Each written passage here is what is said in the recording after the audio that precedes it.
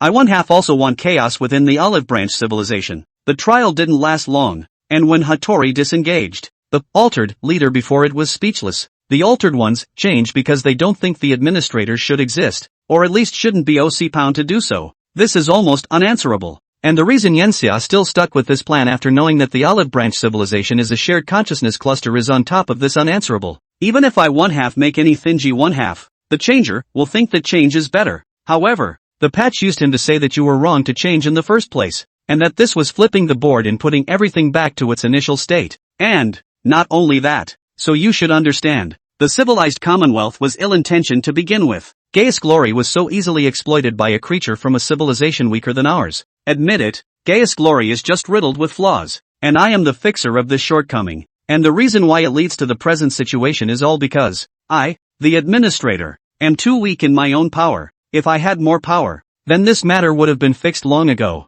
Instead of making a mess for thousands of years, speak from the heart. It wants to take advantage of the mistakes of the shared consciousness cluster to expand its power and become the true controller rather than the manager. Take control and have everything in Star City under its control and at its beck and call. Yenxia listened and felt the silence around him. All the beings were thinking, but in fact the thinking they did would only be 0 and 1 in the cluster of shared consciousness. There would be no other possibilities. And in this case, the ones will probably be greater than the zeros. I one half perhaps the real change agent. What Patch seems to have forgotten, though, is that it is change in olive branch civilization that Yenxia wants, in any form. Chapter 107, The End. Who is the best? Yenxia wanted the weakness of the olive branch civilization. The targeting of the patch is simply because it was previously determined that the downfall of the patch as an administrator would send the olive branch civilization into a period of weakness. It's now established that the patch doesn't actually have that kind of power, and that the administrator is really just a nursemaid, granting olive branch civilizational tolerance for error. And while what Patch is doing now doesn't actually deviate from the plan that Yenxia has laid out, Patch now tries to convince the alterationist to fall back on him. But at the same time, it will also lead to another contradiction. You want to change Gaius Glory? The voices of the changemakers had only just been silenced when another voice appeared. The one that had previously stood on the side of the life that did not want to change is now beginning to move to the opposite side of the I one half. The beings who don't want to change are the ones who have been the fans of Gaius Glory, who deplore change and hold Gaius Glory as everything. So they have been the ones who have been supporting I one half. But at that moment, they realized that Osipound the Pachoko had actually fallen in favor of the altered one. Patch solved the altered, but created a bigger problem for himself. Is that not clear? Of course it can't. The reason why it has allowed altered man to get to this point before it starts to address it is precisely because it knew that there would be such a reversal. And if altered man had just been a small group of people, at that point in time, it would have conducted this debate, and it would have become the weaker party at that point in time. And it can't let the altered one get too strong. If the altered one gets too strong, its process should be to be driven down first, not to stand here and be judged. So the timing of this is just right. This was sort of an over-the-top tacit understanding between Hattori and Yenxia. No, I just want to make Gaius Glory perfect, Patch replied. The conservatives, who don't want to change, are enraged. There is no doubt that you are trying to change Gaius Glory. Don't try to refute that. You traitor, you're just like them. Did you have that in your mind all along originally? It seems that you are not the right administrator. We need a new one. Yenxia listened carefully to their conversation. He had deciphered the language of the olive branch civilization thousands of years ago, and the electromagnetic waves they used to communicate would be sensed by the quark robots inside him. How will the Patch address this matter? But you don't have a new manager, Patch said. Yenxia instantly drifted off. Managers are beyond the shared consciousness cluster, and to be a manager they must think differently from the rest of the shared consciousness cluster, and this different thinking requires qualifications. Are there any such qualified beings in the 80? 000, 000, 000, 000, 000, 000,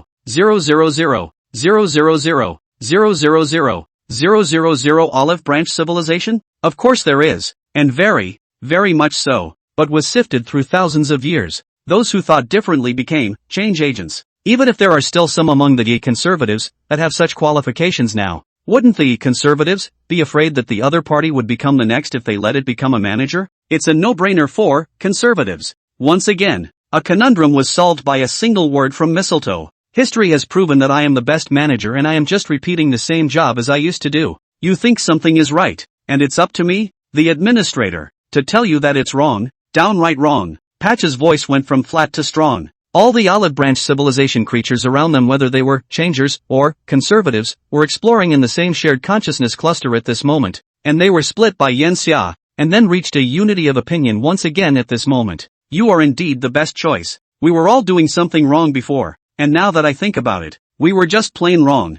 and it was the administrators who fixed us, or we would have kept going in this wrong direction. On behalf of the changemakers, I agree with the administrator's proposal to grant the administrator greater authority. On behalf of the conservatives, I also agree with the proposal that the administrators should indeed have greater authority, which changes the gayest glory but does not deviate from it. Both sides made a decision and I won half a win-win situation. One half was realized. While it may seem like this debate is short, it's really all just the result of thousands of years of gaming, for which Patch has done so much to prepare. At the moment of mutual agreement, the proposal of the I1/2 SI1/2 came into effect, and it had at that moment a greater power of decision than it had ever had before. It twisted its head to look at Yanxia, who was standing at the side. It has been too long since our civilization has met a powerful foreign enemy, and as the star map shown to you indicates, the only ones closest to our civilization are the Civilization Federation and the Silk Civilization. You're all weaker than us, and that prevents me from making a change. The original Purple Thorn civilization is powerful, but it's an extremely aggressive civilization.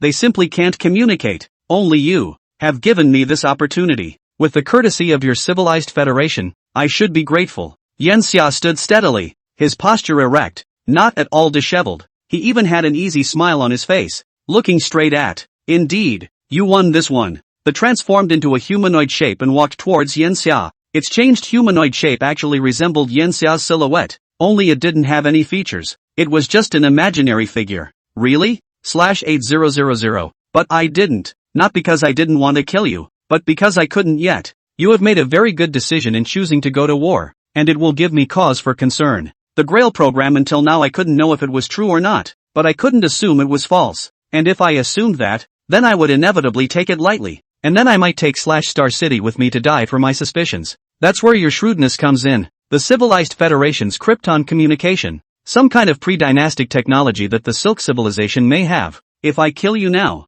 I'll be facing an attack from two civilizations, though the gap between us is 100 times 1,000. It's not something that can't be bridged, especially towards the existence of the former technology. And the Holy Grail program makes me hesitate. That's your bottom line. The cost of killing Yanxia is far greater than keeping him, but I really want to kill you, because you're a spoiler, and you're going to deal me a death blow at some point. This conflict is killing me, and it seems to me that I'm losing in this game with you, and all I'm winning is an infighting. OC Pound, they are too good at deceiving, too good at misleading. But as the same person in charge, Yanxia was able to cut through the fog to see the essence. Patch, you could have gotten involved in the war a lot sooner. That one sentence makes a mockery of what Patch has laid out. It would be nice if you were just an insignificant little player in the civilized Commonwealth, not an emissary. The hedgehog lamented so that it could kill Yanxia without any fear. It looked like Yanxia used the initiative to attack the Silk Civilization and the Holy Grail plan to get Pillow to force its way in. But in reality, as the most powerful of the three civilizations, it was perfectly capable of deciding when to get involved in the battlefield,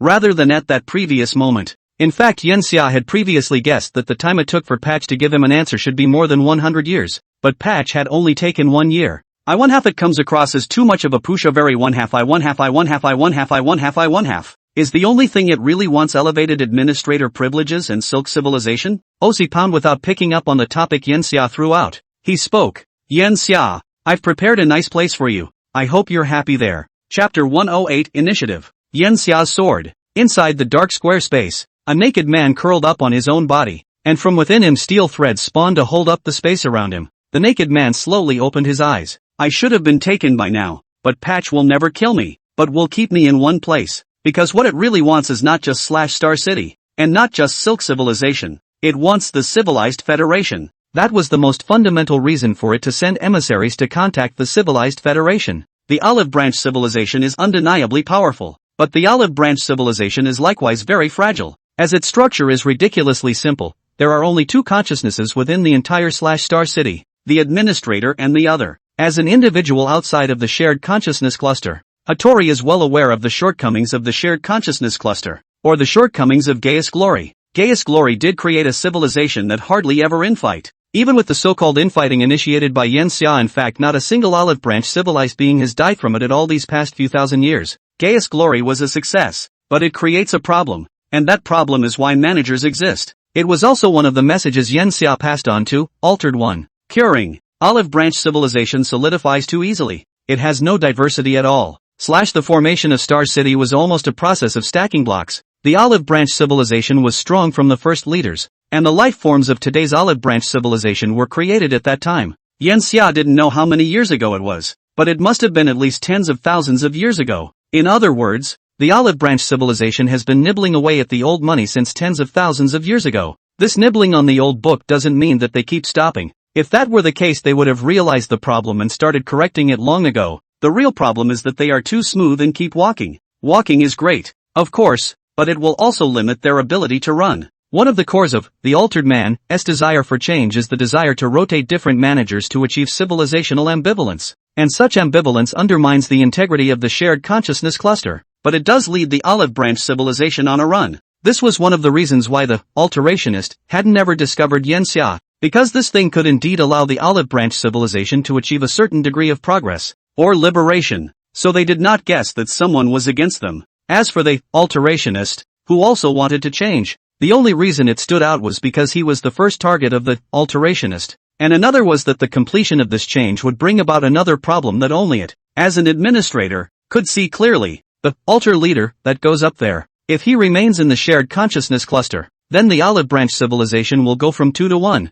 achieving a regression. If the alter leader does not stay in the shared consciousness cluster, will the alter leader, having tasted freedom, really want to return to the shared consciousness cluster? At least it couldn't. It found that disgusting as hell, regardless of the outcome, while the end that can be met will be very good, and the olive branch civilization is trying to run again. The process is stumbling and unstable, and this instability will give the enemy a chance to take advantage of the situation. The tentacles of the civilized Commonwealth had long ago arrived along the so-called Cosmic Silk Road a mere 8 light-years away from Star City, and the civilized Commonwealth was waiting for this very moment. This was Yen Xia's plan, and Mistletoe had been very aware of these plans from the beginning, and what Yen Xia saw was what it saw. Curing has made the olive branch civilization less prosperous, and it needs to use external influences to complete its changes to the interior of Star City. So it has developed a series of programs. Yen Xia's arrival in Star City would inevitably not allow Star City to be calm. Even if Yen Xia was able to tolerate it, would still allow Yen Xia to destroy it, creating internal conflicts and accomplishing the changes it wanted. And when in control of Star City,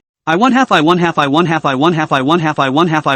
going to be in control of the civilized federation. Anything Patch has done up to this point has simply expanded its power with Star City or Olive Branch civilizations 2 is still 2. And the civilization remains actually unchanged internally. It's just that the power has shifted from a solidified group to a solidified individual. To break this stalemate, the Olive Branch civilization would have to capture the running federation of civilizations. Relative to the Olive Branch civilization, the Civilization Federation is simply a wild horse that throws off its limbs and runs wildly in the grassland. And if the Olive Branch civilization integrates into the Civilization Federation, or to use a more crude term, rules over the Civilization Federation, then it can accelerate up with the help of riding on this wild horse as well, and it will be the third leader of the Olive Branch civilization that makes it run again. The plan was almost perfect, as the Civilized Federation was powerless against the Olive Branch civilization, and Yen Xia was just a tool. But what was unexpected, and what infuriated Patch so much, the Grail program. The emergence of the Grail program has forced Patch to consider whether the program exists,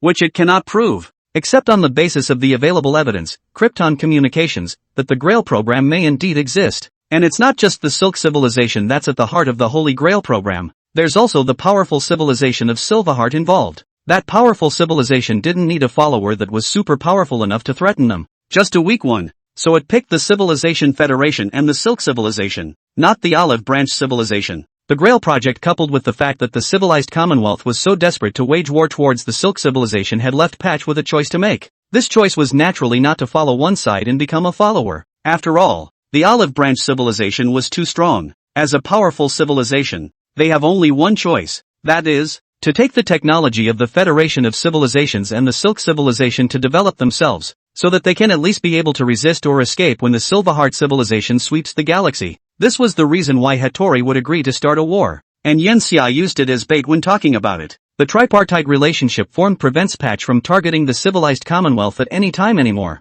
and can only be delayed because of the Holy Grail project, working with the civilized Commonwealth against the more powerful Silk civilization before figuring out how to deal with the civilized Commonwealth. This was the purpose of Yensia's Holy Grail program in the first place. The purpose of this plan is not to make the other party actually participate, but to disrupt the other party's rhythm and take back the other party's initiative. Yensia still remembered these words of Ella's from thousands of years ago when she and Ella first spoke of the Holy Grail program. And now, he's done it without question. Thousands of years of planning vying for that very initiative. The fact that the Patch couldn't kill him was a sign that he held this initiative. It's time for me to make my move. There's still a difference between the clone and the original. Patch has mastered the Olive Branch civilization, which is a step forward and the first foot in the door for Patch to take Star City on a run. But walking and running for a long time is going to be uncomfortable. It's going to be a fall. Managers are more likely to make mistakes and be misled than shared awareness clusters that can self-optimize. In the past, Patch made mistakes that were wiped out by the shared consciousness cluster because it had so little power. But now every mistake it makes will have a fatal impact on Star City. In fact,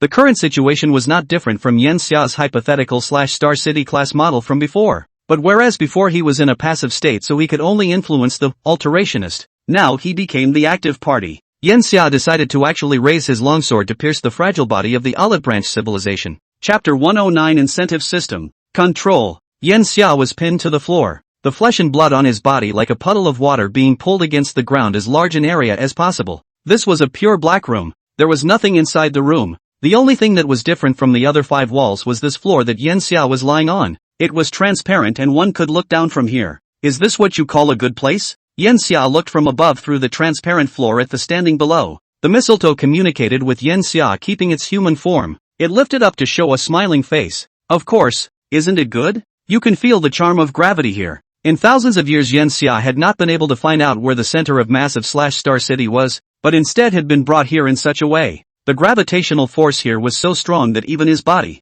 which was now able to move at 70 g, was still suppressed here. I advise you not to think of escaping from here. There is no anti-gravitational device on you, and the external acceleration of gravity here would be 8300 km/s²2 in the units of your civilized federation, which no living being's body can withstand. 847,000 g of gravitational acceleration, which was 12,000 times the upper limit of what Yensia's body could withstand at this time, which meant that Yensia would instantly be pressed into a puddle of meat pie after he went out from here. No, it was a piece of butcher paper. Is it necessary? How? Yensia was speechless. He was just an ordinary physical being. Was it a bit too big of a deal to imprison him in such a prison? Sure, any slip-ups will not be tolerated. Affirmative answer. You'll just wait here for the day I take the Silk civilization down. It turned and was about to leave. Yensia spoke. What are you going to do about it? Now that you have become the true leader of Star City you have enough power to allow you to realize your ideas.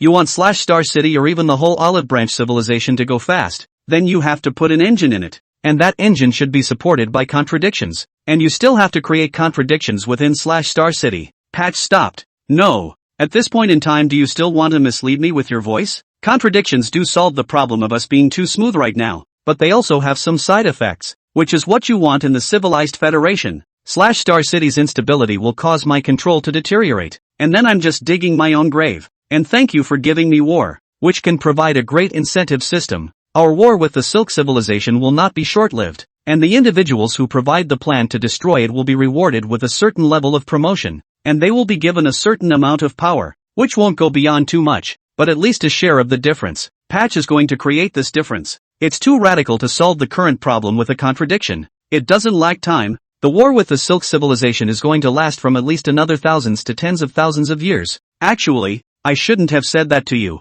but it's been so long since I've talked to a normal being that you shouldn't be able to imagine the pain of surviving with a cluster of 8,000 trillion beings of shared consciousness. I'll see you again afterward, my friend. Friends, a term that should be very foreign to the Olive Branch civilization. The existence of shared consciousness clusters prevents them from having any such relationship. Gone. It also has very many things going for it. Yensia quietly stayed in this dark space. He did not have any discomfort. This feeling of solitude he had already enjoyed too many times in tens of thousands of years. The incentive system is a very good one.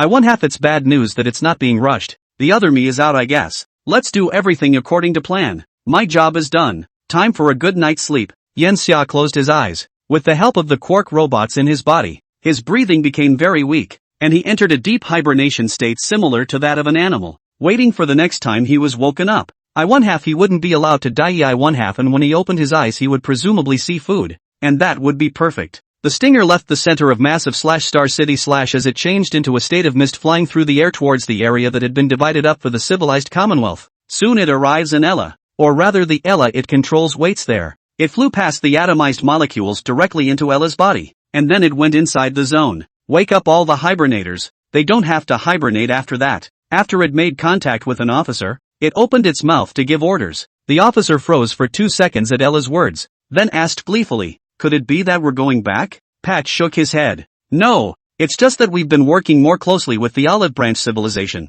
and this place will be open to traders on the Cosmic Silk Road after that, and you guys can treat this place as part of the Federation of Civilizations. And after that, our relationship with the Olive Branch civilization will be a lot more relaxed." Your officer's face is incredulous as soon as the words leave his mouth. Although they didn't know about the hidden encounters between Yanxia and Huan within these thousands of years, they themselves knew that it was almost impossible for the two civilizations to merge, and now a step closer was something he couldn't have imagined. Just do what I say. The officer nodded or went to have all the hibernators awakened. Every awakened person can't believe it's true when they learn that they will be living here in the future. We're going to live here? The land of another civilization? This isn't a joke. In all, there were 11 million beings that came with the fleet, and 20,000 of those thousands of years died for various reasons, most of which were because they didn't want to go into hibernation, and they thought it would be romantic to die in the furthest place the civilized Commonwealth could reach. The 709 million lives now have to be forced to live on here, which means controlling their lives,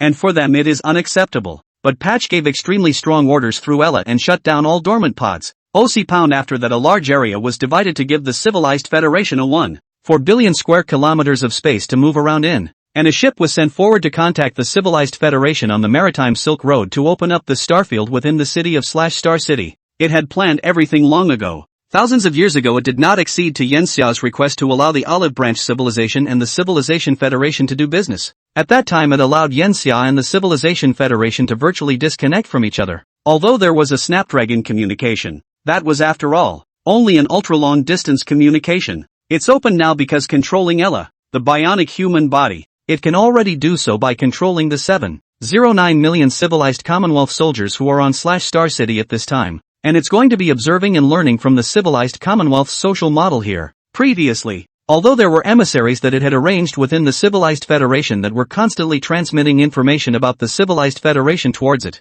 but that was after all not a personal observation, and the amount of information obtained was limited. Learning the virtues from a running civilization will allow it to build a better brand new Olive Branch civilization afterwards. Chapter 110, Control, Weaving a Web of Obfuscation. Patch really did take control of the soldiers under my command. Yanxia changed his face to wear a soldier's clothes to blend in with the soldiers, and a soldier of the Luoying tribe came over to greet him. Luo, that's how they sound, and that's how the race got its name. The voices emitted by the beings of the loyal Sound Clan contain hundreds of high and low scales, encompassing a very wide range of infrasound and ultrasound, and form a language system with coherent scales. And after the civilized Commonwealth rescued them from the Purple Thorn civilization, they gradually dominated the civilized Commonwealth's music scene. 8 out of 10 of the top musicians in the field of music in the Civilized Federation are now of the Loyalist race, but the group's looks continue to be underwhelming. They have the appearance of a large 3-meter-long worm. Even their mode of movement is wriggling. The only difference from a worm is that their gastropods are very elongated, more like arthropods than insects, which allows them to move in a swift manner. The limbs end in a number of small teletarsal segments, and these teletarsal segments allow them to flexibly control objects. Their upper body is long at the back, occupying 2/3 of their body length, and can stand up, with some weird patterns growing on it, and their skin is ebony with toxic scales powder, all of which are designed to scare off predators, and on their planet they were hunted as snacks by many predators before the birth of civilization. There are no organs such as human eyes, ears, or noses on the outside of the upper body, and all of their sensory organs are hidden inside their bodies, so that their skin is quite thin, and they are even able to see their internal organs. On the top of their upper body are raised meatballs, which are their vocal organs, and through the trembling of these meatballs they make a roaring sound. Yanxia thought that their posture was more like that of a scorpion. Just replace the scorpion's tail with its upper body, and its torso with that of a large greenworm. What impressed him more was that the abdomen of the Luoying tribe could be opened, and inside it was their ovary, where the eggs could be incubated and then regenerated, thus realizing that pseudo-fetal birth. The greeting from this babbling tribe reads, "What team are you on? Get to know you." Yan Xia replied, "Formation 00712. He and this loyalist quickly negotiated, probably talking about this time about the dormant awakening, and the loyalist soldier was called brothers, and it was furious about it. Yan Xia also acted so, blending into the group of soldiers. The purpose of controlling the soldiers wasn't just to observe the structure of the Civilization Federation, but also to gradually influence the Civilization Federation with the help of the line of the Cosmic Silk Road, in order to prepare for taking control of the Civilization Federation afterwards. Yan Xia knew about the ambitions of the, so he wanted to influence the S judgment through this. Osipao the Hattori has existed as an administrator for too long. It should be extremely cautious, and in order to achieve its goal, Yan Xia also had to do another thing. Do you know the means to leave the army and go back? Since the Cosmic Silk Road is open, does that mean we can go back? Yan Xia asked Bros in a small voice. Bros said he didn't know.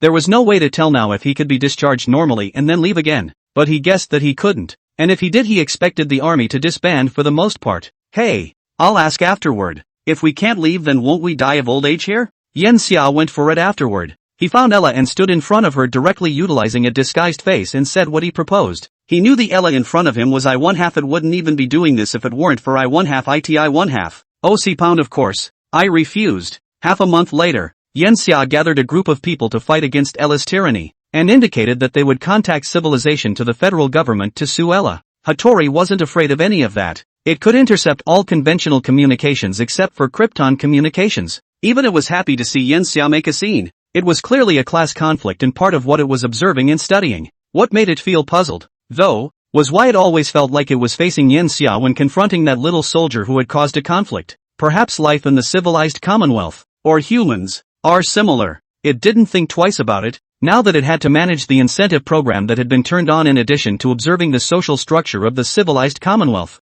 No sooner had this plan been enacted than it sent shockwaves through the shared consciousness cluster, with countless individuals filling out their willingness to enlist in the military, and the Olive Branch civilization would once again send a fleet to the Great Orion Nebula. It was only halfway through the journey now, but according to the news coming back from the front lines, the First Fleet and the Silk Civilization were already engaged in an interstellar exchange, testing each other's attacks. The Federation of Civilizations fleet on the other side noticed this and attacked the Silk Civilization as well, which made Hattori believe in the Holy Grail plan even more, because if there is no Holy Grail plan, then the Civilization Federation's target is the Olive Branch civilization. They have absolutely no need to launch an attack at this time. As long as they sit back and watch the Mountain Tiger fight, it will be fine. Instead of doing so, the civilized Commonwealth engaged in combat to distract the Silk Civilization. There is a possible reason why the Civilized Federation is genuinely trying to break the Silk Civilization, and its priority is even higher than dealing with the behemoth that is the Olive Branch civilization. Instead, Patch felt that this was the worst situation, and the more real the Grail plan appeared to be, the fewer plans were left for the Olive Branch civilization. And when all was done with the incentive program, it turned back to find that the Minion had gathered a not inconsiderable force beginning to decide to escape the area. Then unsurprisingly, the escape failed. The junior soldier angrily denounced the fact that both Yan Xia and Ella had defected to the Olive Branch civilization, causing the soldiers to begin to distrust the upper echelons. That's funny. This is much more fun than taking control of Star City. OC Pound they want to take down the civilized Commonwealth even more. However, what it hadn't noticed was that Yan Xia was already slowly beginning to take control of these soldiers and officers. What had been a pawn became a leader. His words became weighted in another capacity, and now he became the first man under Ella, who was controlled by Hattori. And some of the various captains of the original fleet were explicitly and implicitly backing him to fight back. That's what Yan Xia wanted. After control comes change, deception. I 1/2 it is very easy to be deluded as an individual, which is the downside of the current Olive Branch civilization. And the first thing Yan Xia wanted to do was to make these 7.09 million soldiers become the same as the Olive Branch civilization outside. He began to brainwash these soldiers, making them feel that they couldn't return to the civilized Commonwealth if they didn't follow Yan Xia's words, and that only by obeying Yan Xia could they find the only way out. And then he began to divide the ranks, promoting every soldier who figured out a way to escape from to Star City to become an officer. OC Pound in more than a decade Yoko's time. It was surprising to find that these soldiers of the Civilized Federation were now structured so similarly to Star City Oko that it could be described as a small Star City, a small Olive Branch civilization. just as it was excitedly planning to continue observing how the civilized Commonwealth would develop. This little star city crumbled. Chapter 111 Information Warfare, the goodness of. What does it take to solve I-1/2 and solve the olive branch civilization I-1/2? Force. Yanxia certainly wanted to use force to solve the problem. However, the olive branch civilization was a behemoth,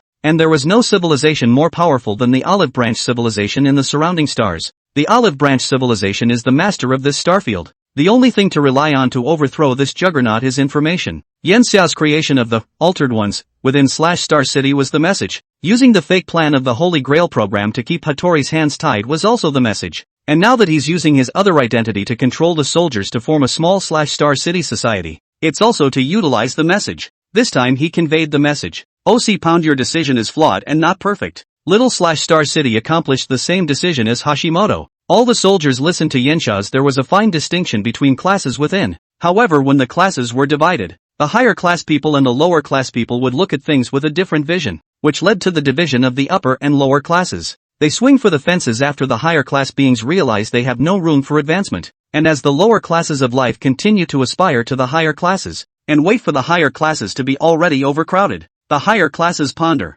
if all the lower classes become higher classes, what is the difference between them and what they were? So this gives rise to a situation where the higher classes inhibit the lower classes from crossing over, and thus class conflict arises. Again, because the gap between the two classes themselves is small, the lower class quickly subverts the higher class in terms of numerical superiority, and as Patch saw, the small Star City quickly crumbled and disintegrated. It's hugely flawed. Thinking carefully about the judgment, why didn't it think of this before? It's only right that its plan should be stable and perfect. Wait, I need to be corrected. The fleet, which had been intended to sail away, was held up by the indecision of the Patch. When the development of a civilization rests on the shoulders of a particular individual, can you imagine how much pressure that individual will be under? Yanxia takes advantage of not only the limitations of Kashira as an individual, but also of Kashira's own responsibility to civilization. What is the purpose of the wannabe dictator I-1/2 himself I-1/2? This Yanxia observed for a long time, and the results that came out made Yanxia couldn't believe it at first. Patch wants to make Star City or Olive Branch civilization strong. This is the desire of its heart. It was only after combining the identity of the Patch that Yanxia figured out that the necessary point for the Patch to be selected as a manager was its love for its own civilization. Despite the fact that the Patch felt so disgusted by the shared consciousness cluster, it still wanted to become the third leader in its heart, leading the Olive Branch civilization to another peak. It is for this reason that the Grail program is extremely influential for Hattori. Yanxia calls this the good that can be utilized. Patch's incentive program isn't bad, and it's a step that making a change is bound to go through. And by controlling the subtleties, you can keep the whole civilization stable. One of the things that should have been in Patch's earliest ideas was the promotion and demotion of classes. As long as individuals in the higher classes are demoted to the lower classes after an assessment following inaction and do not enjoy the benefits of the higher classes, then the problem of collapse will not recur. On a bright passageway, Yanxia walked alone, her pace disordered. He looked lost and preoccupied. All of this was for Kashimoto, but in fact he was thinking about Kashimoto. He also understood that Patch could think this through, but the collapse of the small Star City he had created would still linger in Patch's mind because the structure had collapsed so quickly. It's just a little over a decade. This was an extremely short period of time for it, and indeed any life in the Olive Branch civilization, which would make Patch hesitant. Could it get everything under control in such a short period of time? There was a crack in the confidence of the I-1/2s. Hearing the sound, Yanxia opened his eyes. He still maintained his original lying down appearance without any change. Even his fingers had not moved a single bit. His eyeballs rolled and he smiled as he saw that Katori was holding a bag of food in his hand. I just keep wondering when you're going to give me food. After all, the nutrition in my body won't last long. I'm thankful that you haven't forgotten about me and have come to see me after only a decade or so. Yanxia sensed the gravity bindings on his body being released, and he slowly stood up from the ground. The bag of food in Kashimoto's hand penetrated through the wall to reach the room he was in,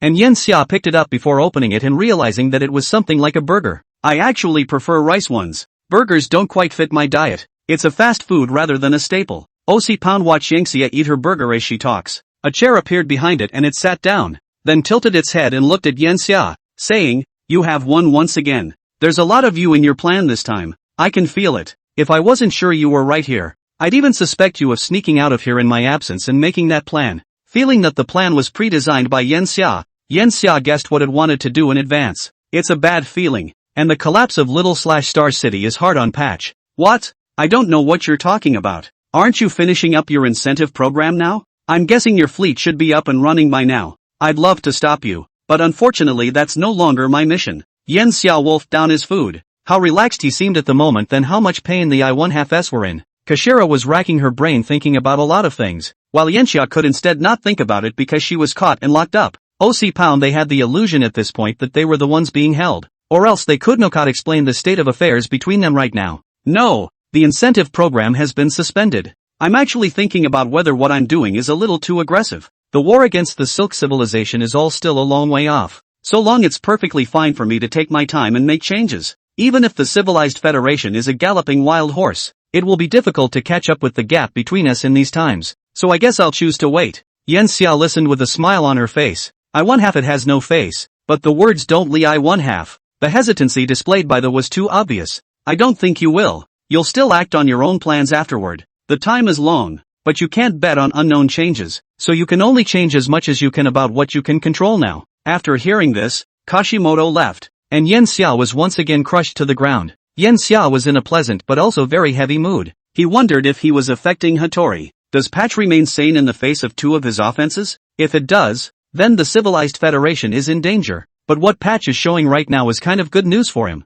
Ella's side should be ready too. Chapter 112, Out of the Ordinary. The will of the Patch is not so easily shaken. It launched the fleet anyway, as Yan Xia had said, and it saw with its own eyes that the fleet sailed towards the stars and disappeared into the Milky Way made up of countless starbursts. It froze for a long time before it received a message. Administrator, it's done. The Hattori finally retracted its gaze as it flew towards the individual the message had come from, which wasn't far away. Within the region of the civilized Commonwealth, the area of the civilized Federation had been thoroughly remodeled over thousands of years, and not only were there tall buildings here, there were intervals between each of them, intervals in which cultivated flowers and plants were planted, and the Patch couldn't appreciate this kind of building with plants. It thought that a more concise approach would be the best. By the time it reached the place after walking through a forest path with blue and purple trees, a 20-meter high, 40-meter wide rectangular structure was constructed in an open space. Its appearance is accompanied by many sophisticated mechanical structures. In the rectangular building on top of a 15-meter diameter lid, that is the signal receiving and transmitting devices, playing only a secondary role, because the building emits information is carried by the fast sun. Krypton communication device. He always coveted this stuff. It was too important and too valuable. So much so that the beings were sent here almost simultaneously to take full control of this place after Hashimoto took control of Yanxia. The completion of the message just received means the completion of the deciphering of the message received. A decade or so isn't enough time for them to fully decipher the technology of Krypton communication. They don't even know yet what Krypton actually is and why it's able to exceed the speed of light. I think if it can be cracked in 500 years, that would be considered extremely fast. Most likely it will take another 1,000 to 2,000 years. It enters into a narrow interior that is completely at odds with its massive exterior. What does the message that came through mean? Inside this narrow interior floated an olive branch civilization being. It appeared to be the only one here. But in fact, due to the fact that the olive branch civilization was a cluster of shared consciousness, there were hundreds of millions of individuals inside the shared consciousness who were deciphering the information they were receiving.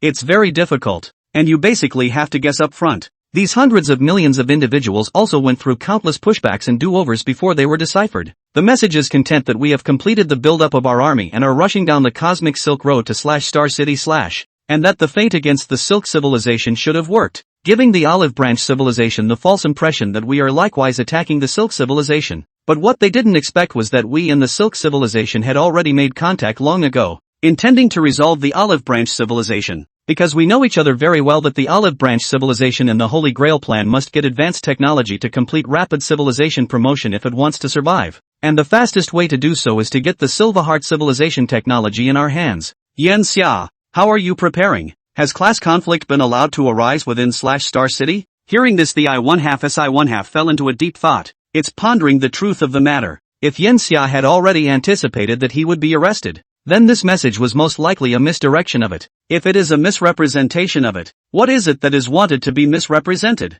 Are we sending a fleet to the cosmic Silk Road? Administrator, that olive branch civilized being inquired, didn't feel it was necessary. Just send a probe ship to observe the cosmic Silk Road. I didn't think that the Civilization Federation would be so stupid. They should know that even if they joined forces with the Silk civilization, it would be impossible to defeat us at this stage unless they were given tens of thousands of years more to develop. Sending the fleet was a little too vigilant, and Patch thought that might be what the civilized Commonwealth wanted. The opponent wants to disrupt his rhythm. Beyond that, it couldn't think of any reason for the civilized Federation to send an army to cross swords. However, after 206 years, Patch let word come back from the ships sent to scout the cosmic Silk Road, and found a large number of ships arriving in the SC-48 star system. OC Pound surprised beyond measure. From the information that came back, the size of that fleet was over 10,000 ships, definitely a configuration of dozens of fleets. The civilized Federation really intends to declare war with them? And can the Silk civilization arrive in such a short period of time?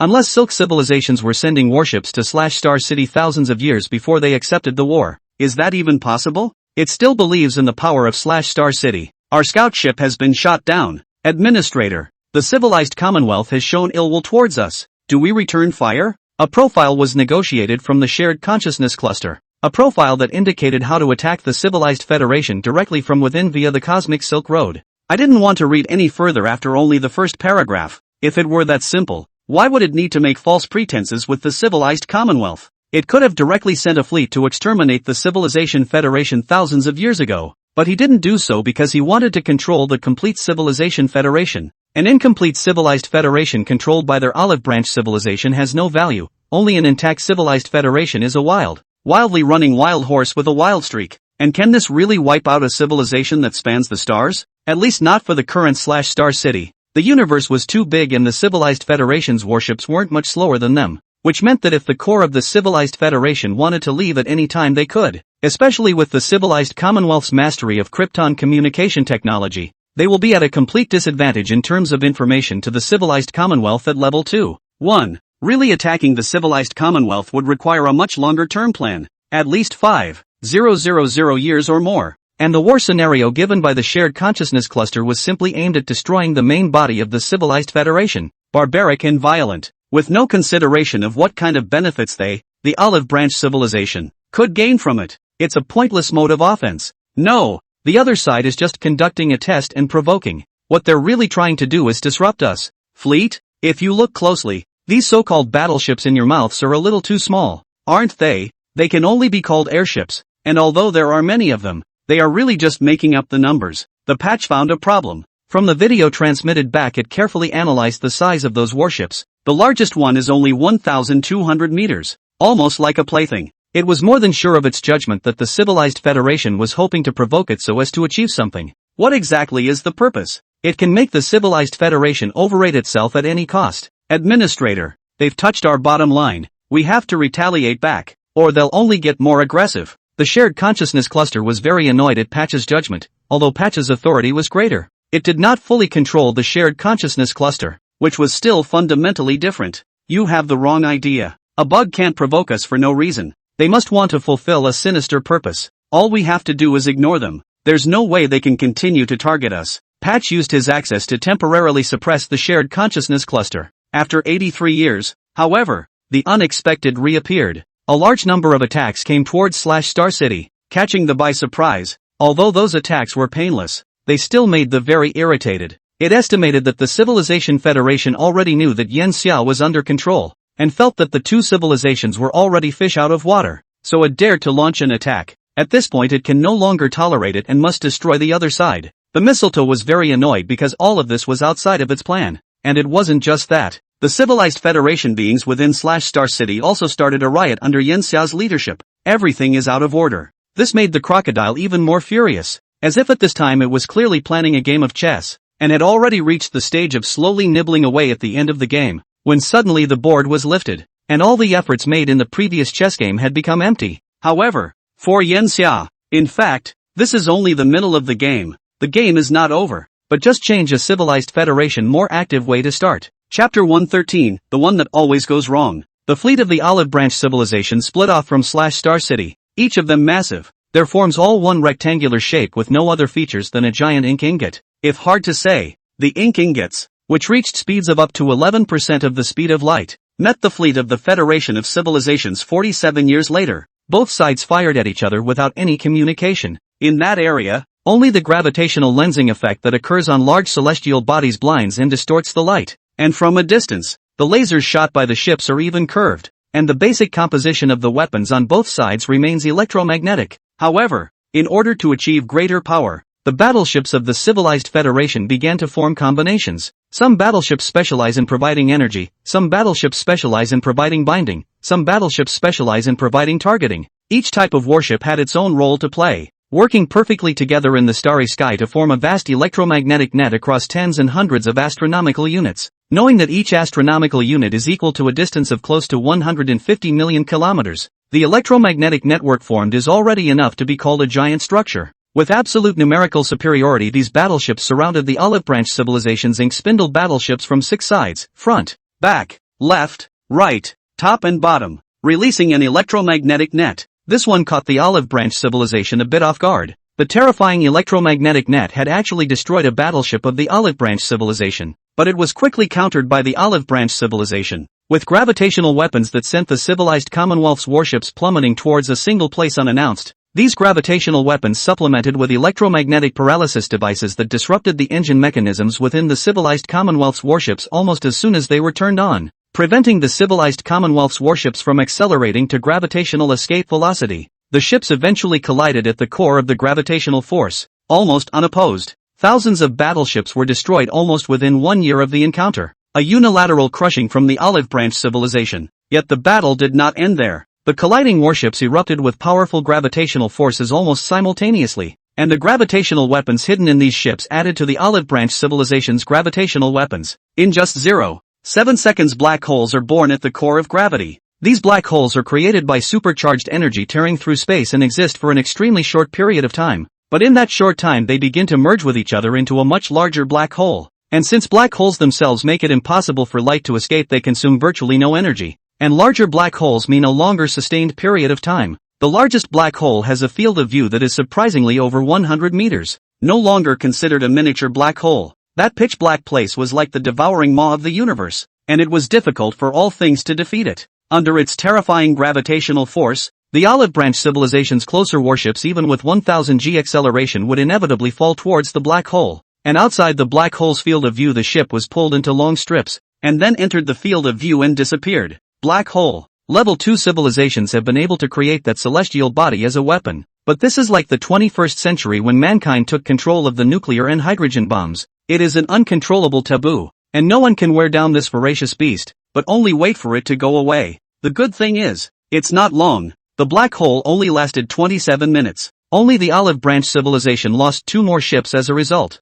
This was arguably very few casualties for the 200 ships it had sent, but it was enough to infuriate the Olive Branch Civilization, because what they were facing at the moment wasn't even the regular warships of the civilized Federation. These kilometer and several hundred meter class warships were just a bunch of trash. The civilized Commonwealth cost them 3 battleships with that crap. It's a shame. The frantic fleet of Olive Branch civilizations gradually spread out even further, each one more than 1 million kilometers away from each other. They formed a square array in the starry sky. And then an hour after they were formed, all the battleships of the civilized Federation in the opposite starry sky instantly fragmented. Everything happened in an instant, without warning, without even seeing what kind of offense was being used. The only way to know what happened to these destroyed battleship wrecks is on their probes. The Olive Branch Civilization released a stream of high-energy particles, which were particles with mass, which were accelerated to 99,999,999,999,999,999% of the speed of light, infinitely close to the speed of light. It is a very basic law of physics that the closer matter gets to the speed of light, the greater its inertial mass. These high-energy particle streams are used for this purpose, and although they are only the size of a particle, their inertial mass is even more than 1 kilogram or 10 kilograms. Generally, we often refer to the weight of an object as gravitational mass, inertial mass, which is essentially a measure of inertia. And these two forces are proportional under most conditions, which means that when a stream of high-energy particles hits a spaceship, it is as if the ship has been struck by an object that is only nanoscale but weighs more than 1 kilogram. That doesn't sound like much. It even felt like a fleshly human could take it. But the high-energy particle stream is composed of billions and billions and billions of particles, possessing a constant bombardment of more than 1 billion and 100 billion particles per square centimeter. Even some of the ships that had electromagnetic shields on were instantly destroyed, and the damage went down to the molecular level, with the basic particles being blasted to pieces, and the miniature nuclear explosions triggered by the impact eliminating the possibility of the ships surviving. It was a short war, The road consumed 94 years back and forth, and the war was actually over in only 1.5 years. Completely unsurprisingly, Olive Branch Civilization won big, but the I-1/2s and Star City I-1/2 were not happy. Packing up the wreckage of those ships, they came to the conclusion that there wasn't even a single living creature in those ships, just some mechanical computers from the civilized Commonwealth at the controls. They got 3 ships destroyed by a bunch of drones. This is a major decision-making failure. Administrator, you should be more decisive. The civilized Federation has clearly intended to fish out of water. You can no longer have that damned perfect plan in mind, but show that weak bugbear the power of our civilization. Discontent came from the shared consciousness cluster. It's only been a few hundred years since they elevated Patch's authority, but look at what Patch has done. Even worse misjudgments than before. It's always making mistakes. You have to know that this is a game of civilization, and every little mistake can cost civilization a great deal of money. Patch was sobered up a bit by this criticism. Indeed, at this point in time, if you still maintain the original idea, will only be led by the nose by him. OC Pound once again. I thought of Yen Xia, and what I thought was the end turned out to be the beginning of something else. The other party was still able to complete the game with it even in that gravitational prison, and it was even fooled in this game. This was the first time it found Yen Xia scary. It shouldn't have to go and keep trying to figure out how to take control of the civilized Commonwealth. It would put itself in a completely passive position. But you have been captured by me. What means do you have to keep yourself alive? The outbreak of the war between the civilized Federation and us also means that you've lost your usefulness. Even if it's okay for me to kill you now. OC Pound. While thinking about this, I was told that the civilized Commonwealth battleship docked at the Star City starport was activated. OCO. Chapter 114. Are you really out there? At this hour, it should be awakened. It's surprising that the originally instituted hibernation period was so long. It probably really wants to take a trip to the civilized Commonwealth, but it's going to have to be made to do more thrilling things first. I'm ready for the other one, I guess. Yen Xia, who was pressed to the floor by the gravitational force, suddenly opened his eyes, which were clear and unrivaled, not having become chaotic and numb from the long period of captivity. He had been sleeping all these years, but the quark bots inside him kept track of time for him, so he knew exactly what time it was now with certainty, and could even synchronize it with the time within the civilized Commonwealth at this point in time. The it he refers to is called new. To Yen Xia this was already a long time ago name, and all he remembered in his memory was the pair of piercing wings that released white light. Yen Xia had brought out all the soldiers within the battleship in order to reassure the Olive Branch civilization after arriving at Star City earlier. At this time there was only one other lifeform within those battleships, and that was the Lightwings Nu, which did not have a long lifespan, and in order to be able to revitalize the Lightwing civilization it had to spend its time at the right time, so it chose to remain dormant for a very long time. It was 19,331 A.D. 134 years after the first arrival in Star City, and 135 years after the new entry into hibernation. Yen Xia remembered that this was a special number for the new. The Lightwings had gone from the birth of their civilization to its destruction in exactly the same 135 years. Technically they had developed faster than the human civilization. They had gone from the Stone Age to the Industrial Age in only 3,000 years, and after that they had been slow to explore technologically. The next story he composes should reach a climax, so from now on he has to be awake and wait for the results. Started? Surprised beyond measure. It hadn't been paying attention to those warships, as it was obvious that those warships that dared to park there possessed a self-destruct system, and if they were to forcefully break it, it might make a part of the Star City simply disappear. And after so many years had passed and those warships hadn't moved, it assumed that nothing really existed up there. But now the news of the battleship's departure caught it a little off guard. In fact, the most important thing was not that there were beings inside the battleships at the controls that surprised it, but that its opening was bizarre. And on second thought, was it possible for those battleships to escape? Intercept the battleship. Better get that battleship to stop moving, and if that doesn't work, shoot it down and don't get close in case it's a bomb. Those who have suffered once do not want to be fooled a second time. Although the battleships, even if they lost some of them, were not even a drop in the bucket for the entire Star City, it was still important to avoid them if they could. Battleships were sent out to intercept. At the same time in the interior of the star system Olive Branch civilization's satellites were also gathered towards the Tiangong. These satellites had the ability to attack, but the aggressiveness was not strong. Its main purpose was still to intercept. At that moment, there was an asteroid in deep space approaching Star City across a network of satellites, and to those satellites' detection, it was just an ordinary asteroid, with no internal cavities. The asteroid passed through the air less than 200,000 kilometers from Star City without even attracting the attention of the creatures of the Olive Branch civilization. Things like this are all too normal. Starport. The ship that launched was the Tiangong, Yanxia's second main ship. The Hope had stayed inside the Nangong III in the face of the Purple Thorn civilization, turning into gas as the Nangong IIA collapsed. The Tiangong had begun accelerating wildly to over 20,000 km/s after leaving the starport, and Shin, who was at the internal controls, now wanted to curse. After sleeping for nearly 10,000 years, the first thing he did after waking up was actually to run away. Does it get any sadder than that?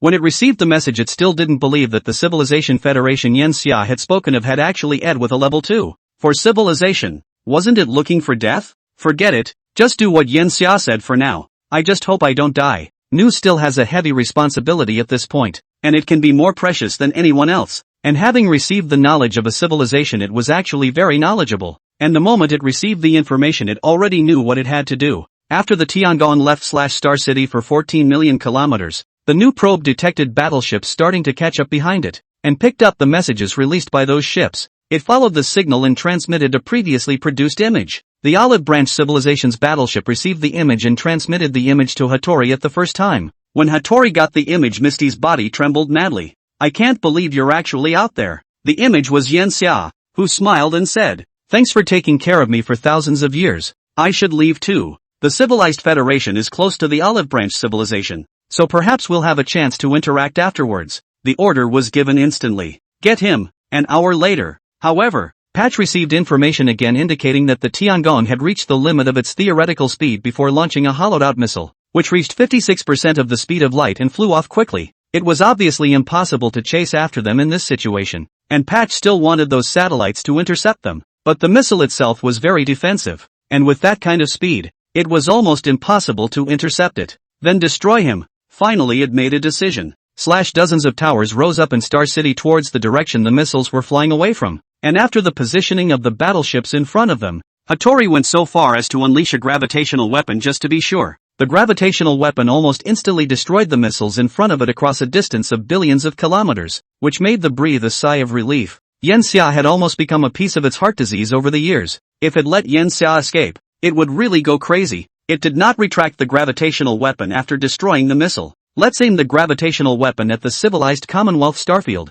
It has decided to attack. Before that, it was going to make a trip to the gravitational prison, and this time it was fast enough to reach the location of the Star City's center of mass in only half a day's drawing time. It stabilized when it saw Yanxia was still there. Shouldn't you be happy that I'm still here, instead of having escaped? Yanxia's voice was like a magical sound, giving the Kraken the illusion that Yanxia, who was locked up here, was more informed than it was. It calmed down. Do you think your essence can escape? Yanxia was surprised. According to the calculation, the missile speed should be more than 1/12 of the speed of light. The missiles are extremely small, and with their speed, it's actually very difficult to hit with a laser weapon. I used a gravitational weapon. Kashizuka's answer made Yanxia take a deep breath. What a way to give up. Gravitational weapons are supposed to consume a very large amount of energy that cannot even be ignored for the Olive Branch civilization. One shot is used to kill it. It's no longer killing a chicken with a bullseye. It's killing an ant with a nuclear bomb. Afterwards I will use it to strike the Civilized Federation. You have already annoyed me, and if I cannot show you fear, I fear that similar provocations will follow. A small civilized federal society within Star City is more than enough for me to observe. After realizing that the Yanxia in front of him was a clone, Kashimoto didn't kill Yanxia, but said more to him. Why do I hear a wave of sadness in your voice? Yanxia asked. Said, I actually don't want to kill you. After all, you're my first friend since I was born, but it's a shame. I'm sure we'd be able to talk more if we weren't enemies. It meant it when it said it. A being who has spent tens of thousands of years against a cluster of shared consciousness is like a child who has lived all his life in the mountains with his parents, and who comes down the mountain eager to be friends with anyone. What about you? Shouldn't you feel pain over the fact that the Civilized Federation is going to be destroyed? Hattori seemed to be curious to know Yanxia's feelings at this time. Yanxia stared at it, expressionless. As you know, I am a clone. I was created with no memories of my time before Star City, and the civilized Commonwealth is of no importance to me. Furthermore, you have sent only one living individual towards the Civilized Federation, and over the course of thousands of years, how can you be sure that that individual will pass on accurate information to you? Patch was creeped out. Its original plan was still a few thousand years away, so it hadn't thought about spooking the Civilized Federation by sending another individual. As long as the Olive Branch civilization was strong enough, Would the Civilization Federation dare to touch the emissaries of the Olive Branch civilization? And now, this naive thought of its was shattered. And after this reminder from Yen Xia, it reacted almost instantly. The position of manager dictates that I1/2 it is not an individual with absolute rationality I1/2 because the shared consciousness cluster is absolute rationality. And if managers were the same, there would be no need for managers to exist at all. That's why Yen Xia says that managers are more prone to error and misinformation than shared awareness clusters. Because aside from looking the same, the manager itself is actually a normal to perfectly normal life form. OC there are so many mistakes. The initiative had been completely in his hands. Chapter 115, False Starry Sky. Yen Xia's death. Leaving the /Star City plasmic heart of the patch once again arrived in the area of the Civilized Federation. Manager, have you decided? Question from Shared Consciousness Cluster. Standing on top of a tall building, the Stinger looked out at the star with a myriad of tiny body structures that formed an eye-like organ. The city is not far from the star, only about 1.5 astronomical units. They are around the star is a yellow dwarf star. Its mass is about 1 times that of the sun. The star is a little old. The diameter is 1.6 times that of the sun. The eyeball is almost completely obscured by the light of the star. It realizes then that the whole of /Star City is so bright under the creature's eyes, rather than pitch black. Don't launch for now. Let me take care of things in the area first. Shared awareness clusters are not understood. What else is going on in this region? Administrator, could it be that you are still hesitant? OC since I have already decided. I wanna not let Sumi Onioko's words influence my decision. Indeed, it was possible that the individual it had sent to the civilized Commonwealth had been taken control of, and the information it had received had been disinformation. But the first observed location of the civilized Commonwealth remains useful, and the gravitational weapon can simply be aimed at the original civilized Commonwealth capital, Tenkura V. And now the reason why it I1/2 Kami I1/2 to this area was because it had thought of something. Yen Xia created a clone of himself. The one we caught before was just a clone. And then he was already aboard a battleship by the time we learned of his true nature.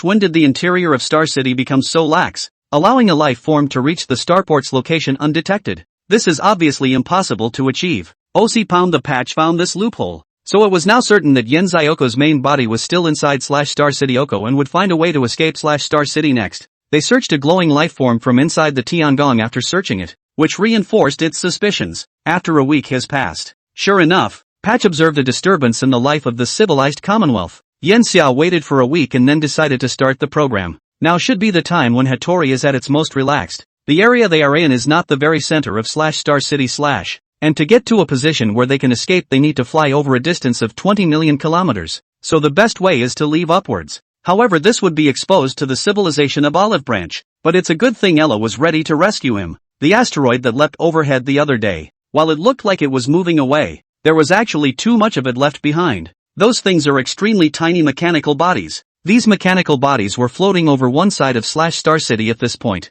Are we all ready? This will be our only chance to leave. The upper levels have been taken over by the Olive Branch civilization, and we are now left to free ourselves. Yen Xia was spreading the message with an extremely low-level wireless headset, a form of messaging that was easily captured but often ignored because the frequency band was so low. It's a clever little tactic that looks pretty ridiculous to anyone, but a little ingenuity is better than none. And with the exception of Cryptocom, they'd be cracked pretty quickly even with the best communication technology. Let's set the time for 2.5 hours. It just so happens that there will be flares on the surface of the main sequence star at that time of year that can affect it a little bit. Yen Xia was very alert, and he crushed his headset after delivering the message. Time passed slowly, a long 210 minutes. At the 200-minute mark their naked eyes could see the glow of the stars a few degrees brighter on / in the stars. Outer space was hot, but luckily they all had liquid metal mechs to withstand it. Liquid metal mechs could use all their kinetic energy to accelerate them to 14,000 km/s once they're out of /Star City's gravity. It would take a bit longer, about 5 hours to accelerate to that, but at least there's hope.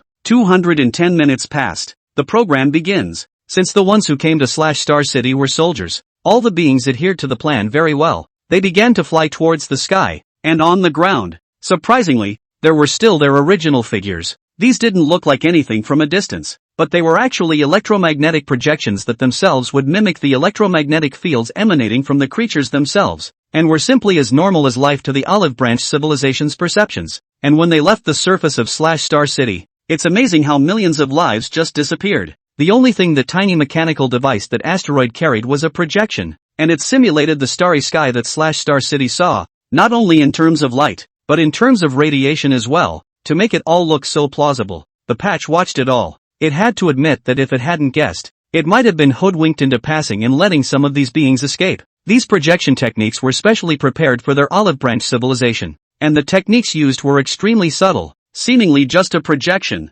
but there were too many techniques applied in it, including optical projections, microwave simulations, energy simulations, gravitational deflections, and more. This projection perfectly targets the mechanical senses and the various sensing devices and detectors of the olive branch civilization's beings. It's a shame. Would have liked to make you decent. Yan Xia followed the middle of the group out of Star City. Not to be a leader. Not to be a loser. Once he was out of the gravitational range of Star City the tiny robots around him began to converge towards him, becoming a liquid asteroid shell encasing him. Being in the middle of the package, Yan Xia breathed a sigh of relief. It's time to get out of here. The asteroid begins to move, rapidly approaching other asteroids in the stellar system and heading towards the star in an extremely physical manner, after which it will disturb the star for a week before being thrown out of the stellar system by the star, completing the escape plan. Yan Xia's body was gradually covered with liquid mecha. He was going to fall into a state of slumber. In a few hundred years he would enter the cosmic Silk Road,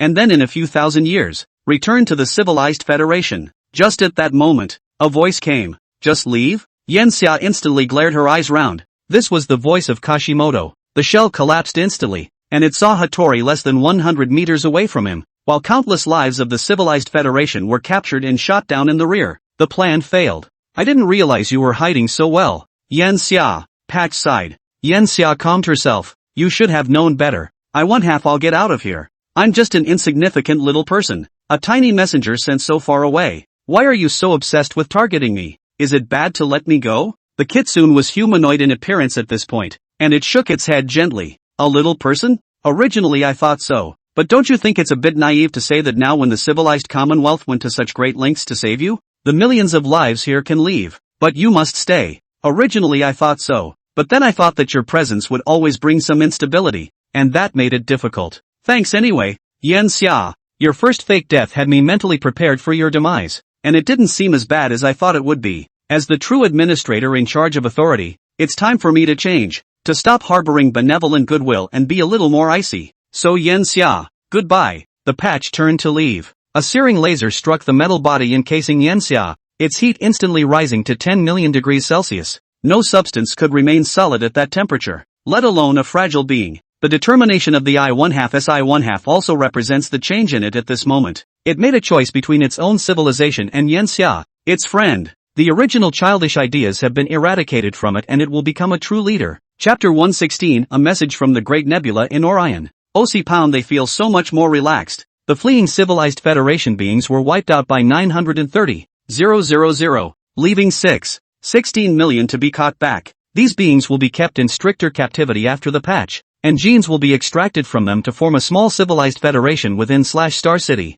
Giving up on the idea of controlling the perfection of a civilized federation in its mind, the patch retreated to create one with known information to provide the olive branch civilization with the impetus to move forward. It will be slower, but it won't make it feel like it's tied up anymore. The order was given 3 days later to determine the coordinates of the civilized federation's capital galaxy, Tankora V, and to unleash a gravitational weapon on the coordinates. Not only that, but all the main sequence stars that are within the civilized Commonwealth should be given massive strikes to cripple the civilized Commonwealth. The shared awareness cluster has been waiting for this command for a long time. It took only a month for all the units to be ready, and the unseen terrifying gravitational weapon sparked out to reach the civilized Federation starfield in an instant. And 268 years later Star City would observe the scene of Skybarn V shattering. It's all over. Now it's just a matter of taking down the Silk civilization as well. It had been a long time since important information had come back from the Silk civilization, which had focused its attention on a stronger civilization than the civilized Commonwealth. How the exact battlefield is now I-1/2 not clear I-1/2. That's too far away. The furthest away the Quail has ever traveled is only a few dozen light years away, and it can't even begin to imagine what it's like thousands of light years away. What is the interior of the stellar system in which the Great Orion Nebula, the largest nebulous structure in the region of thousands of light years around it, is giving birth to new stars? Maybe make a trip afterward. More advanced technology was needed though. The Olive Branch civilization ships were still too slow, and more energy should be used to accelerate them to 90% of the speed of light. But that journey would still take thousands of years. The universe is too big. This is a lament that every civilization makes when confronted with the universe. Even if you can destroy a star, even if you can create a giant structure like Star City, in front of the universe, it's still as small as a grain of dust, insignificant. OC pound while lamenting. A message came from the direction of the Silk civilization. The message, however, made it instantly impossible for Patch to keep his composure. We have defeated the Silk civilization and are returning. The moment it saw the message it exclaimed, impossible. How long has it been? Thousands of years is just a few years. The fleet that was sent out, although powerful, had not even finished the journey. How could it crush the Silk civilization? This is a big joke. This message comes from within the Great Orion Nebula. The Shared Consciousness Cluster reported. Stupid tactics. Think you can trick us like that? I think it's a bit ridiculous. The Shared Consciousness Cluster reported yet another piece of information. The first fleet is not in the planned position, and the information coming back matches what was actually observed. We have likewise received word of the return from the first fleet, and the second fleet, as judged, has begun to turn for the return, and we have observed the light signatures of the return. I can't believe it. Is it my timing that's wrong? How long is it now? Formerly Department 187379, Administrator. Before was an epoch, the system equivalent to the year. That was formulated by the first leader of the Olive Branch civilization, which had then entered the 1-4 level of civilization. The Olive Branch civilization. Exactly how long it has been since the birth of civilization is not even known to Pillar. It could be 210,000 lineages, or it could be even longer. One system equals 72 years. The timing is right. It's only been a mere 31 years since the first fleet left, which is way off from the expected 400 years it would take for the first fleet to reach the Great Orion Nebula. They were still halfway there now, said halfway, but hadn't even touched the true half of the distance yet, and it's just a bit ridiculous to come back with the news that the Silk civilization has been defeated right now. So am I crazy, or did you guys make a mistake? Patchy wanted to know what was going on up ahead, but now the summons won't be certain for at least 1,000 years. What a damn distance. It felt like it was getting a little cranky, which it never used to be, but lately things have been happening that have been upsetting it, and it really wants to be a being with a physical body right now and be able to paralyze itself with a good night's sleep to start a new day. Confirm the authenticity of the message and I'll make a trip to the center of mass.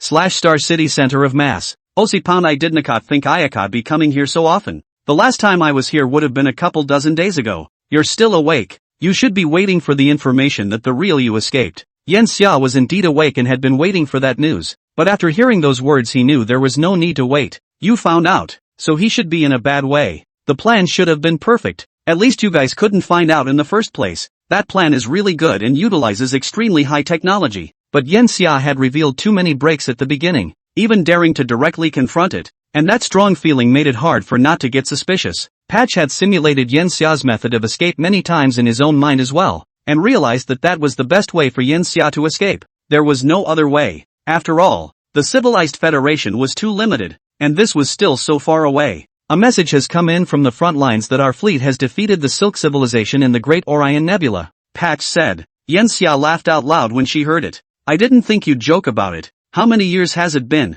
I'm afraid your fleet hasn't even seen a Silk civilization battleship, so how could it possibly defeat the other side? You know that the Silk civilization is a level 2 civilization, and with the addition of the Holy Grail project, it's possible that their civilization level is close to level 2-3. The difference between them and you isn't as big as 100 times, maybe only 50, 30, or even less. Patch also thought of the Holy Grail program, and it remained speechless in place for an entire day. Yen Xia was a bit impatient to wait. If you're not here anymore, then I'm going to sleep too. Patch came back after 2 minutes. If said Silk civilization does use some higher technology, is it possible for them to attack me back? OC pound they've been thinking about it. A lower civilization could not guess the means of a higher civilization. Much like Yen Xia could not imagine the Olive Branch civilization's gravitational weapons, then the Olive Branch civilization can't guess at higher means, just as they are in a black hole in the field of krypton communication, although they all aspire to FTL communication. But what is the principle of krypton communication?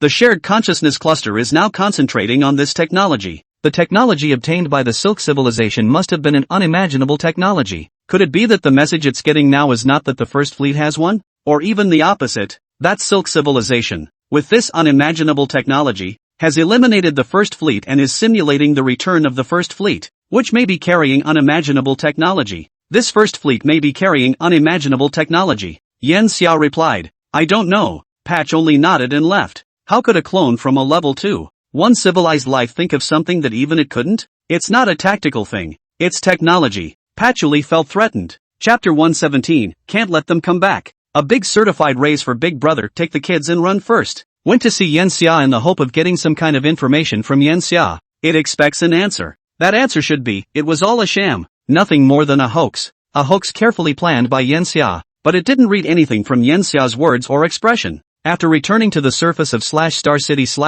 Patch waited another 61 years, all to confirm the authenticity of the message. Yet the news that came back continued to be that they had defeated the Silk Civilization. The Second Fleet was even certain of the accuracy of the message, and after asking if they weren't curious about taking down the Silk Civilization in such a short period of time, the response was, short, the war has been going on for 625 faculties, which is an extremely long time. Department 31625 is also known as 18387. Patch approached the consciousness sharing cluster and asked 10,000 beings in the civilized Commonwealth area, and all the information they got was 5,093 years. The timing is terribly wrong. This is so weird, but it was certain that it was absolutely false, because the time difference between their transmission to the Second Fleet and their reception was only 61 years. The Second Fleet had been flying away from Star City for 400 years at the stage of transmitting back the first message, which means that at the time of transmitting the message the Second Fleet had actually only been away from Star City for about 362 years, when it arrived at a distance of 37.5 light-years away from Star City,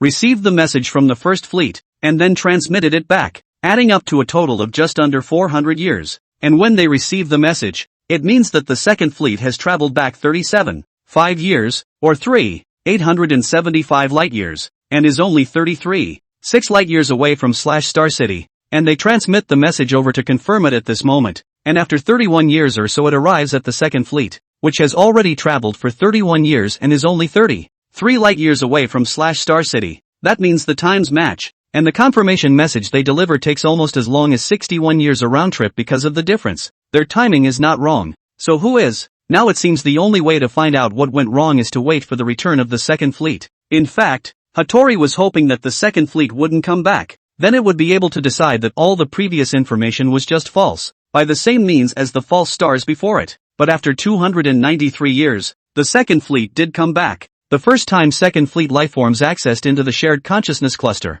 The first message received by all the shared consciousness clusters that were originally in / around Star City was that it had finally returned to Star City once again after System 32184. True, the lives of the Second Fleet truly believe they are gone for 712 years. All numbers have been calculated, and if there is a discrepancy between single digits and the true calculation, it is due to rounding of the difference. The 2 times in the shared consciousness cluster created a conflict that threw the entire / Star City's life into disarray.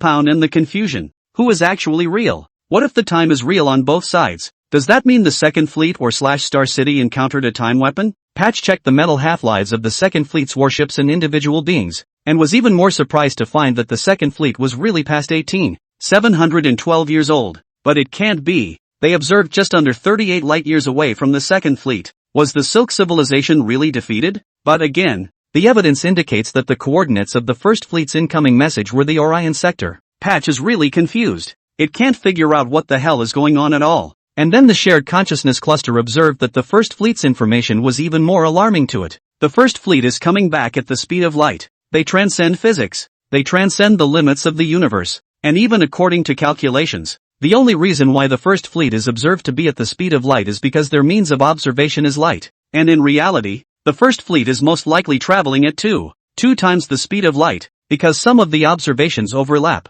At the same time they observe the First Fleet in 2 positions in the starry sky. If it's really going at this speed, then we should not be able to see anything right now because the universe has collapsed. Scrutinizing a video, a photo, all of which were unmistakably real. That can't be our fleet. Finally it concludes, if it's true that the Silk Civilization has a weapon to control time, then the First Fleet has been destroyed. This First Fleet could be coming with weapons like that. The shared consciousness cluster began to deliberate and finally came up with the answer. That's not possible. Administrator. Pound, of course. I know that's impossible. But is there any other possibility in the present situation? The shared awareness cluster gives a solution. Perhaps we should wait for the First Fleet to return. Patchy was furious. Come back? In time we may all be faced with an unknown weapon / Star City will be destroyed as a result. But the shared consciousness cluster gives the only way to confirm it. thought about it for about 1 month and finally gave a reply. We can't let them come back. We're going to shoot them down. It's the First Fleet, or Star City. We have to choose between that. The Shared Awareness Cluster dares to gamble, but not Gwen as an administrator. We should confirm. The Shared Consciousness Cluster once again offered another solution. No, we should destroy the First Fleet with gravitational weapons. You are wrong. I am exercising my authority. The Shared Consciousness Cluster agreed, aiming gravitational weapons at the First Fleet, invisible weapons striking out invisibly. Based on what is observed now, they should have observed the First Fleet being hit after 382 years. However, the expected images after 382 years did not come. Instead, it transmitted back after another 214 years. When Hattori saw the destroyed First Fleet, his body struggled to even maintain it, and his entire atomized body disintegrated to 100 meters away. It was cheated. The First Fleet was still in its original position, still moving towards the Silk Civilization, in a star system 596 light-years from Star City, and with that one shot of its gravitational weapon, it hit the bullseye, destroying the First Fleet completely. It couldn't understand how on Earth the Silk Civilization had managed to influence the judgment of both the Second Fleet and Star City to make such outrageously bad decisions. What the hell kind of weapon is that? However, it was too late to think about it in detail, as the Shared Consciousness Cluster had had enough of its mistakes. It has been wrong ever since the rise of the authority of the I-1/2 centuries ago, and this time it is even more wrong, to the point of outrageousness. Administrator, Star City does need to change, but instead of being able to show us the success of the change, you've been an outright failure. We have found that you are indeed not fit to be an administrator. Chapter 118, The Loser's Chest. For Take the Children to Run First, 10 votes. Pan Longshan's misses. Tang 1 vote. Lilyflower's bloom butterflies come from 1 vote, plus more votes. Administrator. No, I should call you a loser now. We, the 8,000 plus trillion individuals of the Shared Consciousness Cluster, have voted unanimously to abolish your status as administrator. Gaius Glory allows individual emotions to appear in the Shared Consciousness Cluster, so being rejected by the entirety of the Shared Consciousness Cluster is almost impossible. And even if the Shared Consciousness Cluster reaches a consensus, it will be rebutted as an individual like alterationist. It's like a parliament that requires a 100% unanimous vote. Just the thought of it makes you realize it's ridiculous and something that can never be reached. But today, reached this achievement. No, I'm the administrator. You don't have the authority to do this. You're altering Gaius Glory. Patch countered. The Shared Consciousness Cluster replied to it. We have not violated the Gaius Glory. Someone will replace you as the new administrator. Such individuals as we have. You're no longer needed. Loser. You don't even deserve to be integrated into the Shared Consciousness Cluster. Your failed thoughts contaminate the Shared Consciousness Cluster. Go to prison. A gravitational prison of your own making to reflect. Maybe after tens and hundreds of thousands of lineages in the future you'll become sane. Patch was captured soon after it was stripped of its privileges, and any resistance it put up was useless. It was brought to the center of mass, this time in a different way. Yen Xia was still not asleep, and when he saw Patch again he said to Patch, I'm very hungry, Patch, and if you don't give me food again, I should be dead within a few hundred years. The moat was speechless, and then Yen Xia saw it being taken to its other side and shut up. The individual who escorted it departed, and after a few minutes of silence Yen Xia spoke. Your appearance is so strange. I didn't even realize you were being escorted here just now. After all, it was a few clouds of black mist next to each other. Ha ha, isn't that joke funny? We're in the same boat now. We should have met each other before. I don't think you know the meaning of the saying, which is that meeting is a kind of destiny, and there's no need to care whether we recognized each other before or not. We should get reacquainted now. Yen Xia spoke endlessly, and only then did Kashimoto speak up. I didn't think before that your words turned out to be so many. Yen Xia laughed a few times. After all, I've been cooped up here for too long. It's not easy to have one who can listen to me. I'm afraid if you keep talking to drain your energy, you won't need hundreds of years. You'll be dead in a few years. Patch's reminder didn't work on Yen Xia. And how long do you think Star City will run without you Star City? Yen Xia asked with a straight face. They are kept in different places, unable to see each other. And Patch is puzzled. What does that mean? The Shared Consciousness Cluster will choose out new administrators, and Star City will be here to stay. Yen Xia said in a deep voice. Is that really so? Managers who have just broken away from the Shared Consciousness Cluster simply do not have the ability to think independently. Everything is still dominated by the Shared Consciousness Cluster. This time will last at least a few decades, and in those decades Star City is the most vulnerable. Patch listened and suddenly gasped out in shock. Before it could finish its words, a landing sound was heard, and footsteps came as Yen Xia walked underneath its prison. Yan Xia looked up at it. So you were pressed against the floor just the same. That's not good, is it? Forgot that you don't have feelings. I suppose you're dying to ask how I got out, but now you have the answer in your mind. Hattori was actually quite smart, but those smarts were somewhat dwarfed when it came to a star city of this magnitude. The same goes for Yan Xia. He can't run an entire civilized federation by himself as a human. Only Ella can. Although the same mechanical life, I1/2 or shared consciousness clusters yet retain some of the essence that originally belonged to the creature, which was able to maintain the life's ego, but could not become a true intelligent device. If Yan Xia one day reached the limit of his physical body, he might also use the technology of the Olive Branch civilization, which was closer to a living organism compared to the consciousness uploads of the Civilization Federation. Patch had thought of that escape hundreds of years ago. It quickly realized that it was a second deception, and that the one who escaped was still not the real Yan Xia. In fact, in order to make sure that it wasn't the real Yin Xia, Kashizuna even finished a conversation with that Yin Xia at the last minute, and that Yin Xia talked about once. The cloned memories of creatures were hard to replicate, so it was certain at the time that Yin Xia was the real Yin Xia, but now that I think about it, that Yin Xia mentioning ever was not making it believe that he was the original body? The real plan at that point was invasion, not deliverance. Those tiny machines are smaller than the structure of /Star City/, so they were able to penetrate /Star City/ right up to here. Those tiny pieces of machinery carried energy to maintain the anti-gravity, enabling Yan Xia to break free of the gravitational pull. Aren't you afraid I'm cheating on you? In fact, I remain the administrator, Patch inquired. Yan Xia shook her head. You're not acting that real, and like you said, if I don't get out again, I'll only last a few years here. Those guys out there aren't going to bring me food, and you probably don't mind if I die, so I'll just have to come out now. I can't leave here yet though, I'll have to wait some more. What is Yan Xia waiting for? Waiting for Ella to make a move. The little machines that entered his body could do more than just form anti-gravity devices. They could enter a life's brain and control it. Hundreds of years earlier, the remaining 16 million beings had long ago been mind-controlled, and they would be programmed to send misinformation towards the observers of the Olive Branch civilization. And since these little machines were extremely small, it was impossible to detect them unless one broke open the heads of these beings and then probed them closely. I thought I had one, but I didn't realize I had lost. Stepping into your trap step by step. It never even occurred to me that all you're doing is asking me to make a mistake.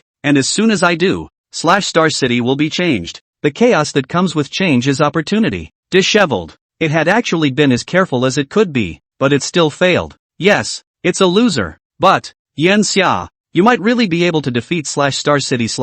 But don't forget that we are a civilization, not a star city. Within the vast starfield we hold, there are more than 50 star cities just like /Star City, as well as a main star city, where the first leader made us mechanical beings with eternal life. You should know what this means. Yan Xia's words instantly sobered Yan Xia up a lot. He had once thought that the /Star City was the entire Olive Branch civilization, and that solving the /Star City would be the end of everything, and now it seemed like this was a bit ridiculous. How can a 2-4-level civilization be limited to this? How can a manager be the controller of a civilization? The life of the Olive Branch civilization has had immortality since long ago, and that means that the first leader, the second leader all live. They are the true controllers of the Olive Branch civilization. Chapter 119, Internal Disintegration. Yan Xia noticed a loophole in Kashizuchi's words. If the Olive Branch civilization really does have other star cities, and leaders, as you claim, then how do you determine to wage war against other civilizations within 1 year? This was one of the reasons why Yan Xia thought /Star City was all Olive Branch civilization in the first place. Patch said, it is indeed inconceivable with the structure of the civilized commonwealth. The Olive Branch civilization is classless, so there is no such thing as an affiliation between the star cities. Any star city can decide to go it alone. Leaders are the rule makers, but that doesn't mean they have complete control over the entire civilization. You can think of leaders as priests, prophets. They have authority, but there's still a difference from a king. Yan Xia could roughly imagine that there was no class in the Olive Branch civilization in the rules formulated by Gaius Glory, so what was really in charge of the Olive Branch civilization was still the shared consciousness cluster, and the so-called leader was just the manager of the entire Olive Branch civilization. So /Star City attacking the Silk civilization doesn't need to ask the leader, but only the shared consciousness cluster to determine that this is okay, and that it is. In other words, the Olive Branch civilization was actually a completely democratic civilization, which was indeed a world away from what he had first thought.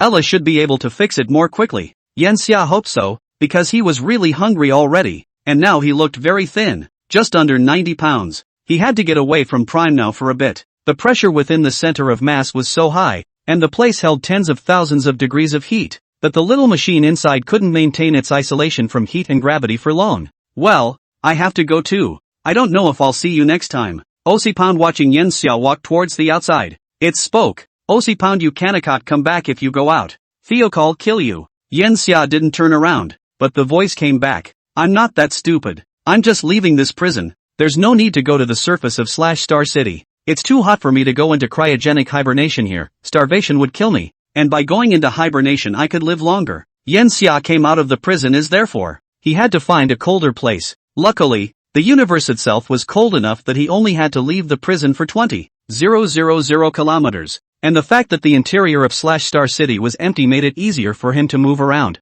The mistletoe was speechless. It felt a little foolish that it would worry about a human so smart going to his death. Maybe it shouldn't have left Yen Xia behind in the first place. Outside at this time, after Patch stepped down, Star City quickly elected a new administrator. This manager makes many major decisions in almost a single day. One is the idea of inheriting Hattori's attack on the Silk Civilization and the civilized Commonwealth, using both gravitational weapons, though changing the primary target from the Silk Civilization to the much closer civilized Commonwealth. 2. Launch a total defense to prevent a repeat of what happened thousands of years ago when the Silk Civilization counterattacked unprepared, dying trillions of individuals. 3. Sending fleets to engage in a full-scale war against the Federation of Civilizations, making sure that the battle is resolved and the Federation of Civilizations completely destroyed within 5,000 years. 4. Resurrender the power core to the shared consciousness cluster and maintain the Gaius glory. 5. Breeding civilized Federation life accelerates the technological development of the Olive Branch civilization as per Patch's previous plan, but downgrades this plan so that it cannot be used as a primary criterion, and instead focuses on scientific research. In addition to these 5 items, there are many other regulations, hundreds of which are listed. Basically, the shared consciousness cluster still wants to continue Patch's plans because they are basically mature, and although Patch has made a lot of mistakes, none of Patch's plans have had any major problems. The present Star City has also become gradually started to seek change in these thousands of years. It's just that this change in them is not a spontaneous change, but a forced one. Since thousands of years ago, Yen Xia and Hattori have been accomplishing changes to Star City both externally and internally, except that Hattori was motivated by the need to get Star City out of the rut of Gaius glory, while Yen Xia's goal was to leave Star City weakened and in disarray. This change fundamentally shifted the mindset of the original shared consciousness cluster, and a large number of change agents allowed the shared consciousness cluster to pursue change. Today's Star City is clearly chaotic. They have broken away from their original stability to their current unstable state. In a star system only 5 light-years away from Star City, the massive battleship, about 50,000 meters long, was hidden in the back of the star. Ella is standing in the control room. Everything is ready to start the plan. It borrowed a message from the Krypton communication device. The message was something along the lines of Yen Xia, we are under attack by the Olive Branch civilization. You must achieve victory from an internal solution and delay the Olive Branch civilization's footsteps. And then it manipulated the life of the civilized Federation in Star City to begin a life of helplessness and breeding, catering fully to the shared consciousness cluster of Star City. Ella didn't chuck any personal work into the mix. After the Olive Branch civilization gave some technology to the bread beings, Ella also used her computing power to help research and calculate upgrades to those technologies. The civilized Commonwealth has performed almost flawlessly in Star City. This came as an extreme surprise to the shared consciousness cluster that had taken over control of the civilized Commonwealth region. They observed the social patterns of the civilized Commonwealth, drawing from them the favorable parts, and find that surprisingly all that they observe is favorable. But only such a perfect social structure could have made such a rapid and explosive development possible.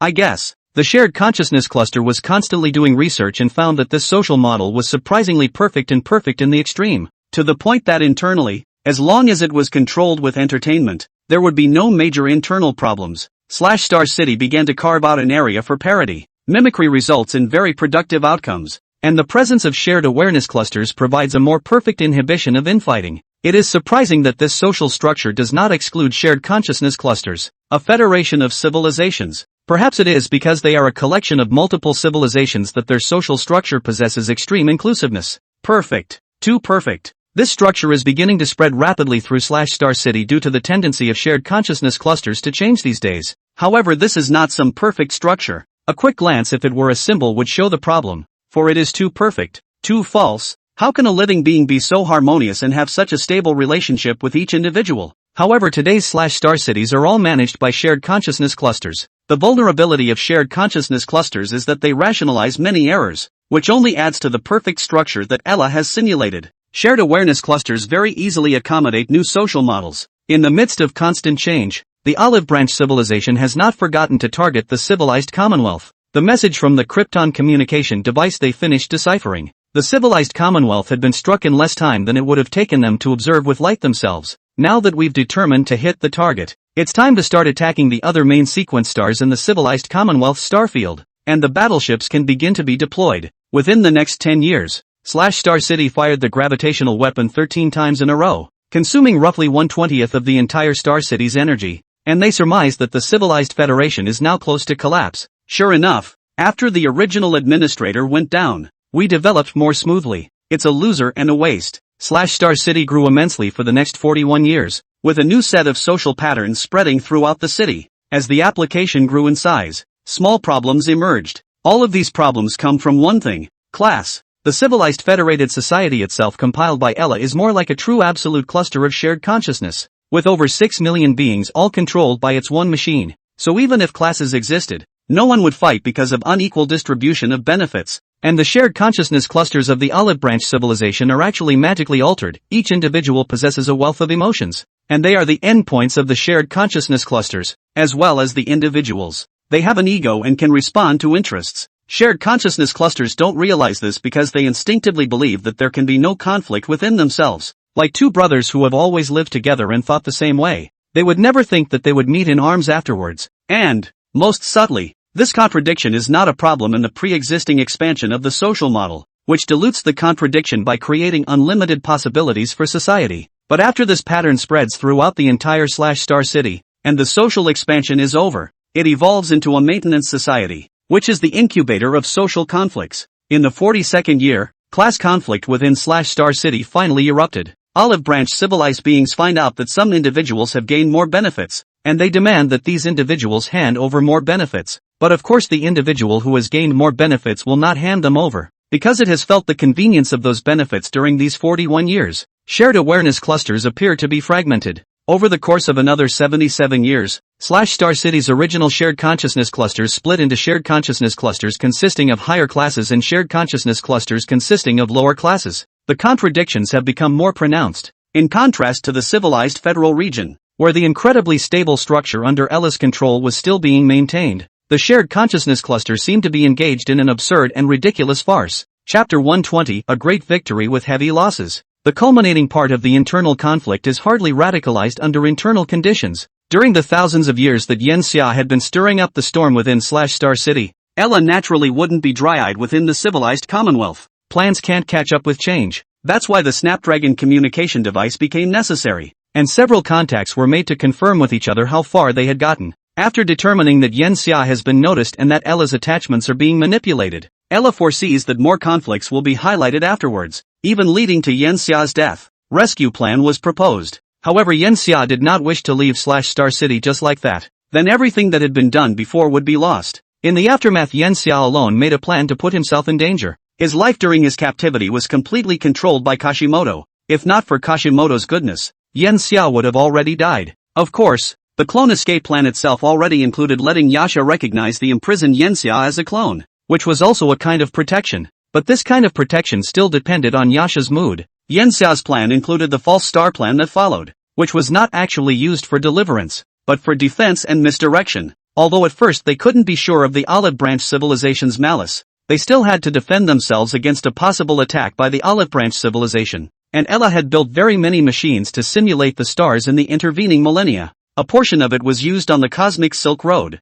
and another, earlier portion actually departed long ago, between Star City to the Great Nebula in Orion. The false star was 30 light-years away from Star City and was difficult to detect, after which it deceived Patch into being more convinced of the Grail program and eliminated the First Fleet in horror. The most critical of these is actually the probing of the Second Fleet upon its return. And the reason why the Second Fleet is made to feel like it's overstayed its welcome is really just a trick. The half-life of a metal refers to the time it takes for the metal's radiation to decay to half of its original mass. It's not really difficult to speed up the half-life of a metal. You just need to allow the metal to enhance its radiation over a period of time. Simply put, it makes certain atoms unstable at the microscopic level, which leads to decay. For the manipulation of time is even simpler. false starry sky can simulate the changes of the surrounding stars. Through these changes to make the olive branch civilization life think that the passage of time accelerated. Of course, not only that, there is a deeper simulation, which requires the involvement of another technology, simulating the universe. The olive branch civilization by its very nature is in fact a mechanical civilization, and machinery is more easily misled compared to life forms, especially when shared consciousness clusters keep olive branch civilization beings all under the same consciousness cluster. Mechanical beings perceive the passage of time through data, not through their own bodies themselves. Ella completed a virtual and real universe simulation using fake stars in reality. As long as this universe simulation is realistic enough, then the olive branch civilized beings will keep correcting themselves, rationalizing all the irrationalities, and then believing to themselves that they have come so far. Coupled with the change in the half-life of the metal, it is as if the age of the body has changed for mechanical life. Analogized to humans, it's the equivalent of you seeing your physical body aging, and everything else around you aging, and the stars did pass for so long. Who can doubt it? It's easy to say. In fact, it contains a lot of subtle technology, as well as an immense amount of energy to support it. Ella gathered a large number of scholars from the civilized Commonwealth to vigorously develop the simulated universe, a project that opened in 11073 A.D., took over 4,000 years to complete, and was followed by over 3,000 years of travel time to lay out the false stars in the Second Fleet's path in time for its departure. It was already 18,762 A.D., less than 200 years before the departure of the Second Fleet, or more accurately 185 years. And time was arguably running out, and the slightest mistake could result in being too late. Fate still favored the civilized Federation and Yenxia. Everything was planned just right, and Yenxia also smoothly influenced S judgment within Star City, ultimately contributing to the ending afterwards. The second, a false starry sky laid out on the cosmic Silk Road, was designed to deflect the observations of the olive branch civilization, which was countless times easier than trying to trick the Second Fleet. It doesn't take much to deflect the light. At this scale even 1 micron is enough to deflect the weapons of Star City. This false astral defense was the first, and the second had to do with what Ella had transmitted earlier via the Krypton communication. Create the illusion that the main sequence star of the civilized Federation has been destroyed, and the underlying purpose of the illusion is the most central part of this battle. Battleship. Ella watched the incoming message with an expressionless face. All fleet units are ready. The enemy fleet has moved to within 1,000 astronomical units. The enemy has not recognized the false stars and is approaching at 30,719 kilometers per second. It couldn't direct the battle because it was roughly 17 light-years away from its current position and without the help of photon communication, which after all consumed too much energy. In the tens of thousands of years since Yenxia left, Ella kept simplifying the Krypton communication, but still only reduced its energy consumption by 1/3. After all, the technology it used was still too forward-facing for the civilized Federation. Ella unleashed her production capacity to start building warships vigorously while in the civilized Commonwealth, causing the scale of warships in the civilized Commonwealth to reach horrifying proportions. In addition to the 60 fleets heading towards the Silk Civilization, they have 173 fleets. These fleets had almost emptied the civilized Federation, and now the entire civilized Federation hadn't made any progress compared to a few thousand years ago, and even regressed a bit. So one could imagine the huge consumption of raising these fleets. Raising an army for 1,000 days. These fleets can finally be in play as well. It was a battle of 165 fleets against 140 ships. The number of warships deployed by the civilized Federation was 22, 110 just to deal with those 140 warships, or in the case of an ambush. Ella's simulated sparring model gave them a win rate of only 72.54%, and even if they were victorious, their losses would be extremely heavy. 28 years later, Ella received the news that the war was over. His side lost 19,723 ships and suffered 115 million casualties. Enemy loss of 127 ships. Number of casualties unknown. The enemy retreats. Your side a great victory. That's right, it was a great victory. A great victory with a level 2. One civilization against a mere 140 warships dispatched by Star City. One of the 50 or so star cities of level 2. For civilizations. And the war really set the stage for the collapse of Star City. Chapter 121, Civil War Split. Final departure from Star City. Internal conflicts need to be intensified from external pressure. At the heart of Ella's waging this war is creating this pressure. The false starry sky collapsed during the war. Star City must have found itself unleashing gravitational weapons that missed their targets. The power consumption of a gravitational weapon is immense, with each strike releasing the sum of 10,000 years of full energy production by the civilized Commonwealth. The huge energy consumption and the loss of the first conquest were the source of the woes that inspired the collapse of the internal structure. The original Star City would not have been shaken by this, but today's Star City is a giant dynamite barrel. The shared consciousness cluster observed the message before the remnants of the defeated fleet had even returned to Star City.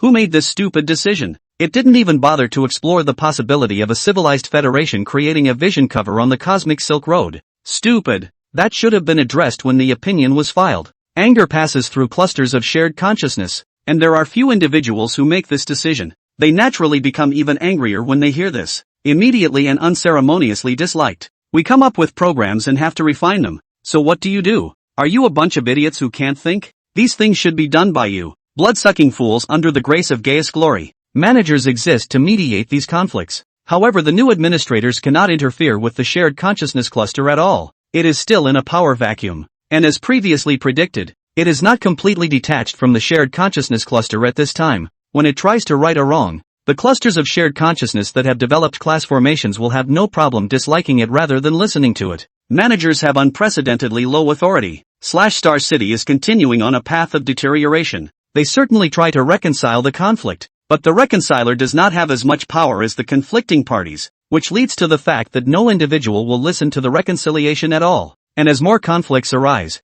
these original reconcilers may also get caught up in them and have trouble pulling them out. It's a cycle, a vortex. The full extent of the holes in the social conflict extends on an almost pathological scale in Star City. 10,000 hamlets in 10,000 hearts. So how will 8,000 trillion individuals be integrated? Not to mention pseudo-shared consciousness clusters like the Olive Branch civilization. Even Ella's involvement resulted in the mainframe going up in smoke and crashing outright. The arithmetic power required in this is so great that it is even more difficult than creating a simulated universe. Predictable. The only way to resolve this conflict is to hit the reboot button for the shared awareness cluster. Beyond that is the birth of a true third leader to lead Star City through another revolution. And now, the crisis of the collapse of Star City can be stopped by no one. Ella did not expect the collapse of Star City to be instantaneous, which still requires a long wait. It now had no idea what was happening to Yen Xia, and perhaps it was facing death while it waited, but it still has to wait. Waiting gives the conflict time to develop,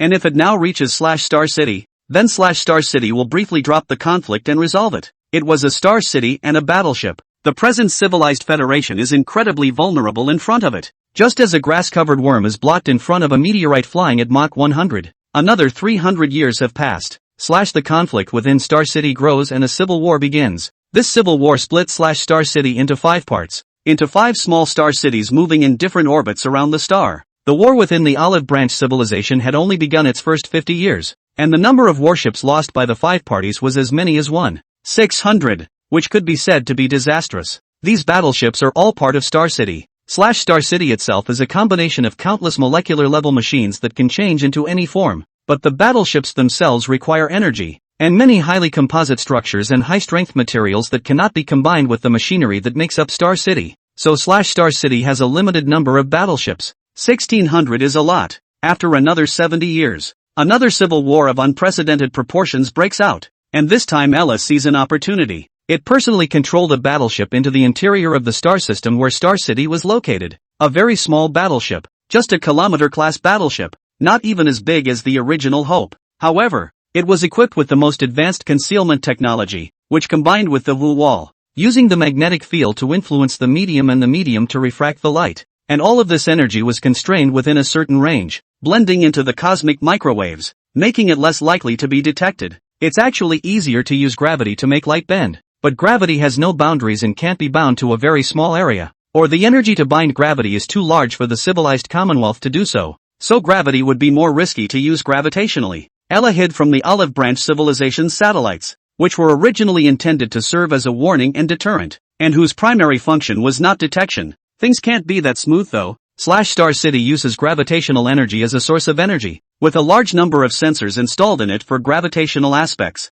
According to gravity is everywhere, and a kilometer-class ship is large enough, with a mass of 1 billion tons or more, to create gravity that is as conspicuous under a gravitational detector as a mouse crawling on a white table. Countless laser attacks came instantaneously. Higher civilizations will still use weapons like lasers because they are very cheap and practical. Photons are almost exclusively affected by gravity directly, or by gravitationally induced distortions of space. Any other form of defense is essentially a clash of energy sources. and lasers work extremely well in wars between powerful civilizations against weaker ones. Just then, Ella's battleship was hit, and the terrifying energy reached the threshold of the blue wall, directly shattering it, and the battleship itself was hit by the rest of the fallout, thus splitting apart. Unable to resist, it was as if any skill or defense was useless in the face of absolute power. However, Ella has calculated this. The battleship split into countless pieces after it collapsed, and one of the pieces, which was only a dozen meters in size, flew towards a certain star city at a speed of 11.5 kilometers per second. It took 175 years to cross 63.4 billion kilometers to reach a star city.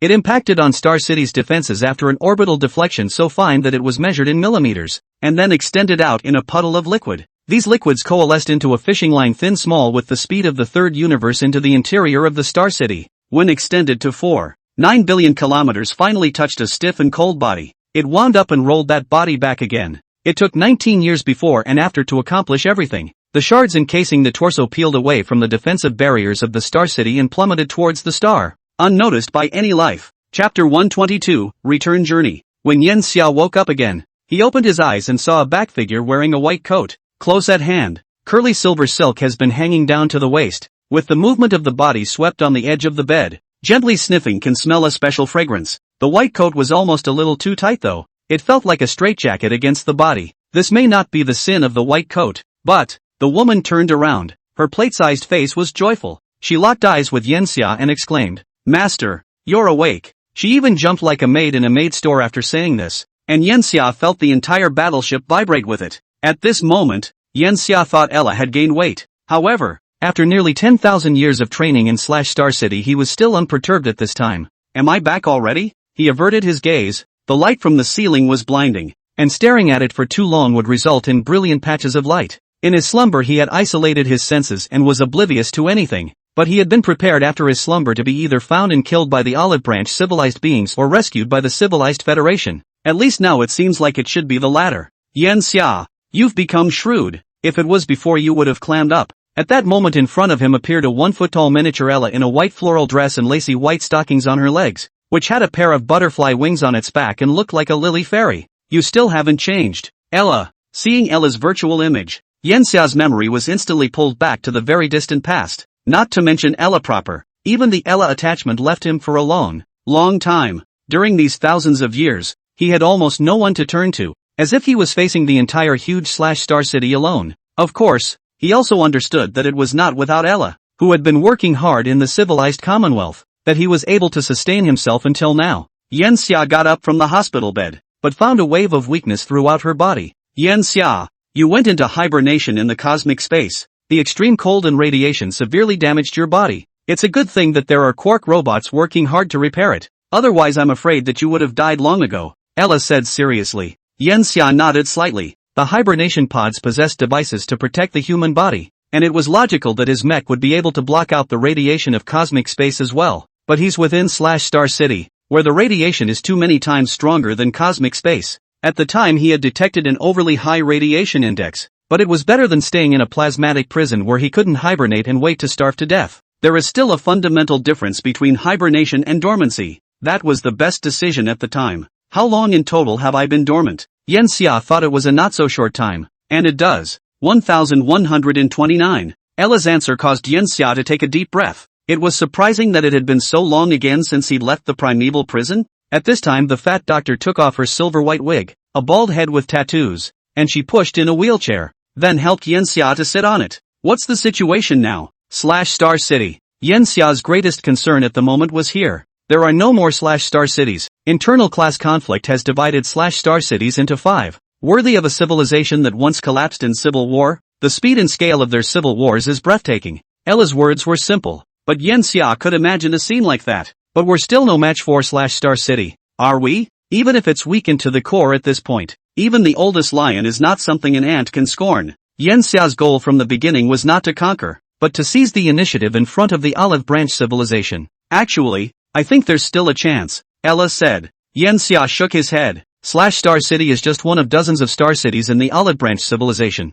and even if we could, we must not. All we need is the chaos in Star City to continue us for more time. The Silk Civilization and Star City have picked a fight, and they should be more concerned about the Silk Civilization after that. The most important thing we can do right now is to build up our strength, as well as let the class conflict spread to the other star cities of the Olive Branch civilization. I have a good idea. Put the pips out. Ella instantly recognizes that Patch is going to be a spoiler when she lets it out, and it's going to mess up Star City even more. As administrators who love their civilization, Patch would definitely report the conflict in Star City, and that would be their time to flex their muscles. Control of the initiative means more possibilities. This is what Yanxia has made in these 10,000 years. You're still thinking about that now. Yanxia, you should relax a bit. We're on our way back now. Anyway, welcome back. Yanxia. Ella wants Yanxia to relax a bit, and Yanxia knows that the fat doctor's disguise is part of this. But this was something that concerned the civilized Commonwealth, and his own well-being,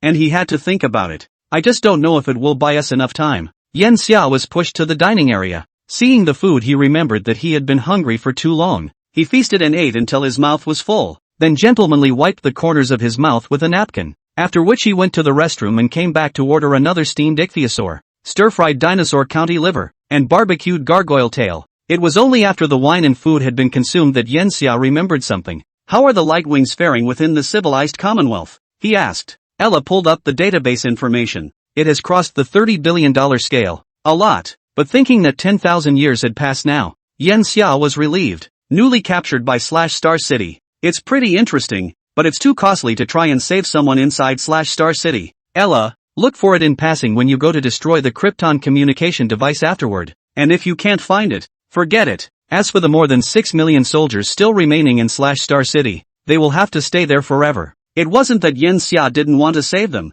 It was just that saving 6 million might cost 600 million, and it might not even be possible to save them. It's brutal, but the nature of the universe is cruel. In this game, Yanxia himself could not guarantee his own safety, let alone anything else. End of heavy topic. Yanxia will enter another round of slumber after her body recovers. This reawakening after a deep sleep is the return again after more than 10,000 years. He will be greeted by a brand new civilized federation. Or maybe it was obsolete, since Ella had told him that the civilized federation had expended too many resources for this game of initiative and had lost 90% of its ships on the previous battlefields. There could be a whole lot more by then. Yanxia didn't think about it for a moment, choosing instead to fall back to sleep. Chapter 123, Deliverance of the Shield. It's 500 years after Yanxia left that Ella re-engages with Star City. This contact was solely to promote the social nature of the civilized Commonwealth, while fully supporting the return of Kashmir. It bound the civilized Commonwealth to Patch, which was foolish in the eyes of the beings of the Olive Branch civilization, since Patch had decided to destroy the civilized Commonwealth before. But soon Ella's plan takes them out of the picture, and Ella raises Patch to the heavens by presenting it as the bringer of peace, the third leader of the Olive Branch civilization. It made the leaders of the divided 5-star cities wonder one thing, and that was whether it could have been Patch that had planned it all. It was possible that the Pillar had long known of the existence of the false stars set up by the Civilization Federation on the Cosmic Silk Road, and that the attacks it had made were just for show, and that in fact the Pillar had long been colluding with that Yanxia of the Civilization Federation. But what are the benefits of this for the I-1/2s? This is the unfathomable point, but Ella gives them a perfect explanation for being the third leader. Patch wants to use the hands of the Civilized Federation to first destroy Star City and then rebuild Star City so that the other administrators will think it has accomplished a feat. The civilized beings of the Olive Branch who had seen this instantly hated the stiletto with a passion, much less released it. But the infighting didn't end with this little episode. It continued to intensify, with several parties fighting to the death. After the division of the Star City, several of the star cities themselves have reduced mass while producing less gravitational energy. The total amount of energy in Star City was in steady decline during the years of the split, which gave Ella her chance. In a war, Ella mobilizes some of those 6 million soldiers to go out and rescue Kashimoto from the bright side. This action was quickly detected and then the soldiers were hanged. The leader of that Star City hastily dispatched more troops to guard the prime prison against another rescue by Ella, and its antagonist seized the opportunity to launch a massive attack and take some advantage of the battle. At that moment Ella took advantage of this void in the hostiles' jubilation at having won a small victory and dropped a black hole bomb towards the interior of its Star City. The Purple Thorn civilization had also used the weapon when it had dealt with Yanxia and the Caitians, but the Civilization Federation had not produced it since then. The efficiency of such weapons is too low and there are limitations to their use. The black holes they can create today are small in scope and exist for a brief period of time. As in earlier, Ella sends a large number of inferior ships and wipes out only 3 of her opponent's battleships in the face of Star City's battleships, and that's still hitting them by surprise. That's why the Civilized Federation's black hole weapons are now used more for precision strikes. For example, the destruction of Krypton communications equipment. This move took both sides by surprise, causing the Olive Branch civilization's research on Phoston communication to come to a standstill. All 5 star cities were irritated. The two sides that were originally fighting even negotiated a truce in battle over this. Because of this action by Ella, a brief peace even fell between the 5 star cities. Yet Ella also took advantage of the slack brought about by this peace to revoke her control over the 6 million soldiers, allowing the machines in their bodies to enter the interior of Star City to free Yensia as much as she did, and to reach the plasmic prison to free Kashira. Heart of Mass Prison is like a hot hell. The room in which Yensia was being held was one that it had set up, and although it would suppress Yensia's movements with gravity, the interior was very much in line with a human's environment. However, there was no such treatment for the room in which the mistletoe was being held. It had been held for a long time. Olive Branch civilization beings have no concept of time. After all, their nature is mechanical, and to understand time they must be connected to a device specifically designed to observe time.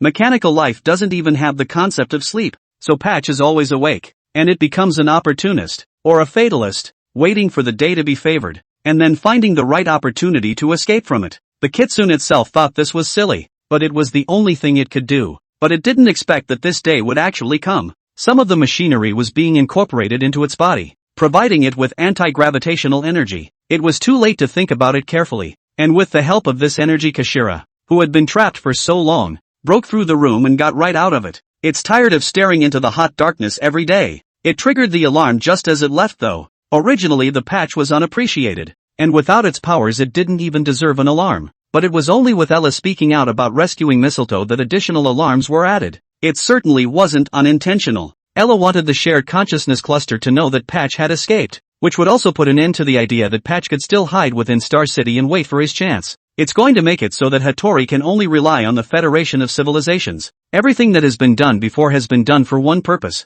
to make the split in Star City go from an external cause to an internal one. Everything is a ploy by the Patch, and the civilized Commonwealth is just listening to it. Then when other Olive Branch Civilizations Star City administrators, or first and second leaders, intervene, they don't turn on the civilized Commonwealth. It realized all this when Hattori sensed those small machines inside its body luring itself to a place where it saw a square box. Who will come to its rescue at this time? It can't be any individual in the cluster of shared consciousness. Then it can only be Yensia or the Civilized Federation. After it leaves, it will become the shield of the civilized Commonwealth. But then again, it had to, because there's really no chance of not leaving. The Olive Branch civilization was internally Star City autonomous, something Yensia might not know enough about, but it did. The other Star Cities would only lend a helping hand when a Star City could not support itself in the face of an external invasion. Internal strife doesn't. On the contrary, many Star City administrators and first and second leaders want it to happen and use it for research. Yensia had perhaps never noticed one thing.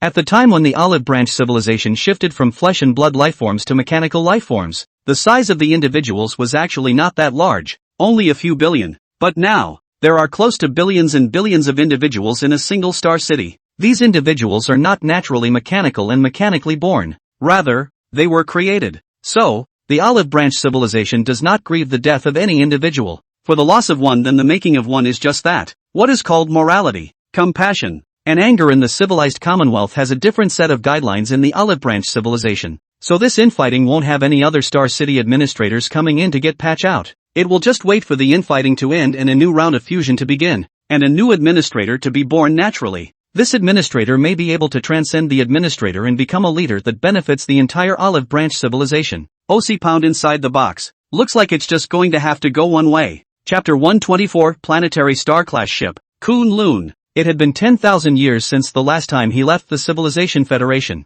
and now the limit speed of the Civilization Federation's warships had come to 27,584 kilometers per second. Progress is not fast. After all, the energy used by today's civilized federation is still dominated by the energy generated by the nuclear fusion of stars, which is still a very big gap with the Olive Branch civilization. After all, there aren't many stars that are stable and of the right mass, and to produce more energy you need bigger stars, and bigger stars tend to be giants, supergiants, and even some neutron stars. All of these stars are extremely dangerous, and are highly likely to collapse directly into a black hole under external catalysts, swallowing everything around them. Energy is limiting the development of civilized Federation technology, while engine technology is bottlenecked. Small mass ships now have the ability of the civilized Federation to accelerate them to 90% of the speed of light. But on the battlefield such ships served no purpose. Only big is king in order to store more energy and crush the opponent in a cosmic war. Inside the SC-29 star system on the cosmic Silk Road, Yen Xia saw his new main ship,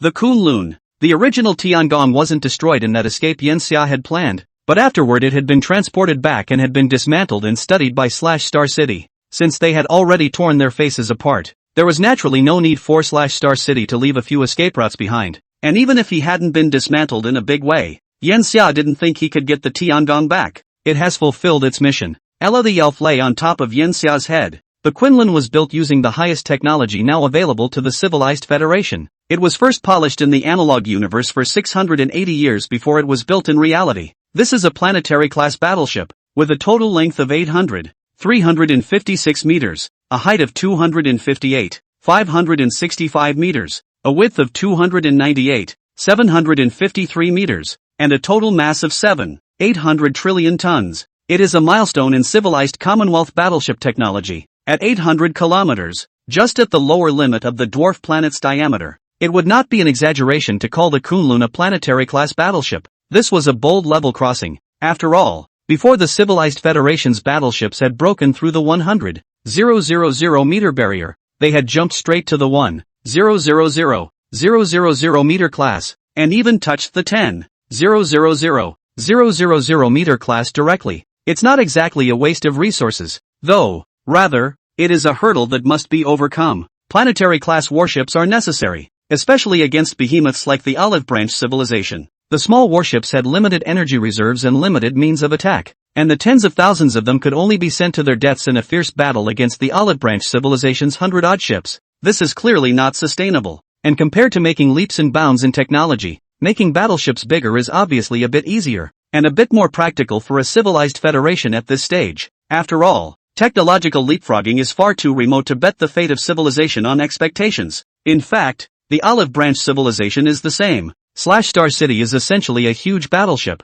It's just that the Olive Branch civilization doesn't bother to use the whole Star City when facing Civilization Federation and Silk Civilization, which are obviously weaker than the Olive Branch civilization. If the Olive Branch civilization is up against a very powerful civilization, then the importance of Star City Grand can be highlighted. The main role of the Quinlan is also the same. Accumulate the technology to build planetary-class warships and build defensible combat units against very powerful civilizations. The interior of the Quinlan is sufficient to store 1 × 10 to the power of 35 joules of energy. Thanks to advances in the way we store energy, the traditional ways of storing energy are, of course, battery storage, pumped storage, thermal storage, air storage, all of those, and we're always looking at even better ways of storing more energy in a smaller space. So we worked out the fat atom energy storage method, which has a comedic name, but it wasn't me who picked it up. It was its researcher, which in a simulated universe just bereft 755 electrons into a hydrogen atom and used nuclear and gravitational constraints to enable it to remain stable for 100 years.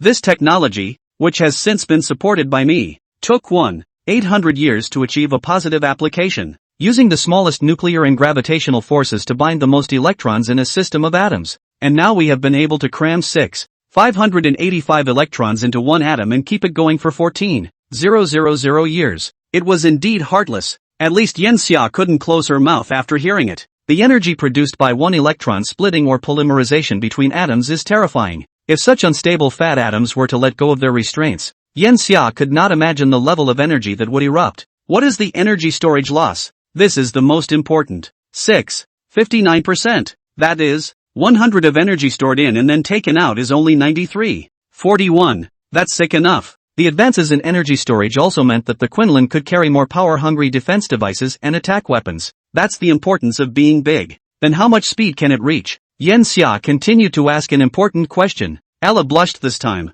Maximum speed can reach 858 kilometers per second. It's not exactly slow, but accelerating to that speed takes 100% of the ship's energy. This is the importance of the big one. Ahem. As long as it's equipped with an energy production unit. What about power? What's the time to energize? Ella's mouth dropped in resignation. Family members, who understands would like to show off the results. How to always ask for weaknesses. The power is 608 x 10 carat 25 watts and the recharge time is 52.1 years. It's not really slow. It was even somewhat beyond Yen Xia's expectations. After all, how much power did the sun have? The Kunlun was surprisingly already enough to produce close to 1/5 of the sun's consumption. It was as if he knew what Yen Xia was thinking. Ella cleared him up. 2/5 of the Quinlan's mass is the energy unit. Another 2/5 is the energy storage unit. And the remaining 1/5 consists of the engines, mainframe, weapons, internal living space, storage space, and so on.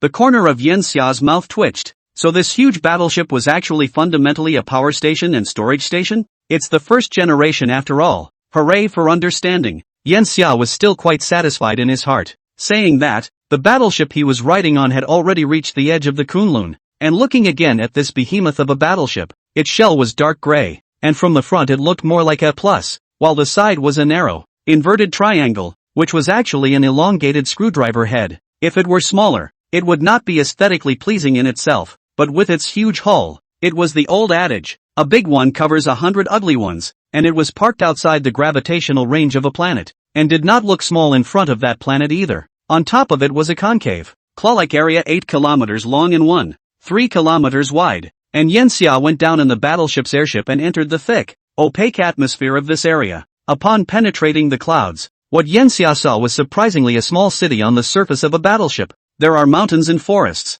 as well as a stretch of high-rise buildings and residential neighborhoods. Ella smiled. Welcome Lord Captain to your first entry into a battleship. The Kunlun has a limited amount of interior space, but a large exterior. And the first area that Lord Captain explored was the Kunlun's crew recreation area. Sure enough, big is still more beneficial. Chapter 125, Giant Mecha Gundam. Yen Xia got off the airship and stood on the surface of a lake. This was the apron. After all, the space here was limited. It was impossible to open a special place to park the airship. The lake was not shallow, at least 20 to 30 meters deep, and the water was so clear that it could have a visibility of 5 to 6 meters. Standing on the surface of the water, Yen Xia felt that he was lifted up by a repulsive force, but then again, it was very amazing that the ripples created by the water would cause his body to undulate along with it. On the surface of the water there is a layer of gas that rises up through electrolysis of the water, and the electromagnetic field compresses this layer of gas to a very thin state as a film. And Yen Xia, you are now stepping on that film. This sort of technology that is sort of recreational in nature doesn't have a lot of room to be utilized on the battlefield. There should be a lot of this type of technology in the Federation. Increase some incentives, we give out certain honors, and let those big companies help with publicity and commerce. Sometimes something small doesn't work now, doesn't mean it won't work later. Technology evolves in layers, and one never knows what technological innovations an otherwise small piece of technology could eventually lead to. Yen Xia made an important instruction, and Ella took it upon herself to follow it. Yes, but are many useless inventions to be encouraged? Wouldn't that be too large a quantity, and then anyone would come along and rub a bit of it in? Let's specialize in an accreditation agency. You can grade the creativity, A, B, C, D, F, G or something like that. Each level of creativity receives a different level of support, and even the trashiest ideas get some encouragement and are recorded in an archive. All of these files have to be open and not untraceable, and any information within the Federation, except for top tech and the military, has to be open and transparent. Citizens are closer to the upper echelons when their authority is increased, so that they can spend more energy on innovation instead of entertainment to death. Yen Xia wandered around this city on the surface of the Kunlun, and it was indeed a good place to relax and relieve stress. After that he rode an elevator into the interior of the Kunlun. It was a bit narrower than he expected, and the corridor's pickup height was only 6 meters, which was the head height of the war beasts, so to speak, the lower limit. Yen Xia also saw the war beast race and the lightwing race amongst the soldiers, and these two stood together more like demons and angels. The battle beast race's sports genes are naturally powerful, and I further optimized their genes later on, making their stats push the limits. Ella introduces Yen Xia to the changes within the civilized federation over the years. It has actually been talked about very much, big and small things all at once. They walked into a hatch where Yen Xia saw the big guy he had dreamed of when he was very young. Up to. I wasn't thinking about pushing this kind of thing in the Federation until the war beasts joined. Whether it's humans or other races such as the 100 Eyes, it's impossible to harness something like this unless it's modified. The war beasts, on the other hand, are gifted in this area, and their two heads can do the job of dividing up the work while at the same time unifying the scheduling, which makes giant mechs a possibility. Giant mechs are inherently impractical, and it's an awkward place to be in a cosmic war. These things can't beat airships anywhere in terms of flexibility, aggression, speed, or weaponry. They're just cooler. Ground combat is more tactically demanding. Can the intelligence of the war beast race support it? Yen Xia asked. He had once discussed the giant mechs with Ella, and had concluded then that the only purpose of such a thing would be to log into the interior of enemy planets or battleships, and to be of warlike use when the enemy could not use wide-range weapons. The war beasts aren't muscle-bound simple-minded fools. Most of the tactical staff within the Federation are war beasts. Ella harshly criticized Yen Xia's stereotype, but actually these giant mechs are better controlled using computers. The robotics technology of the civilized Federation is already very high. There are countless robots like Ella that can think independently. Ella still maintains its position today because of its arithmetic power and up to 270,000 limitations placed on those robots.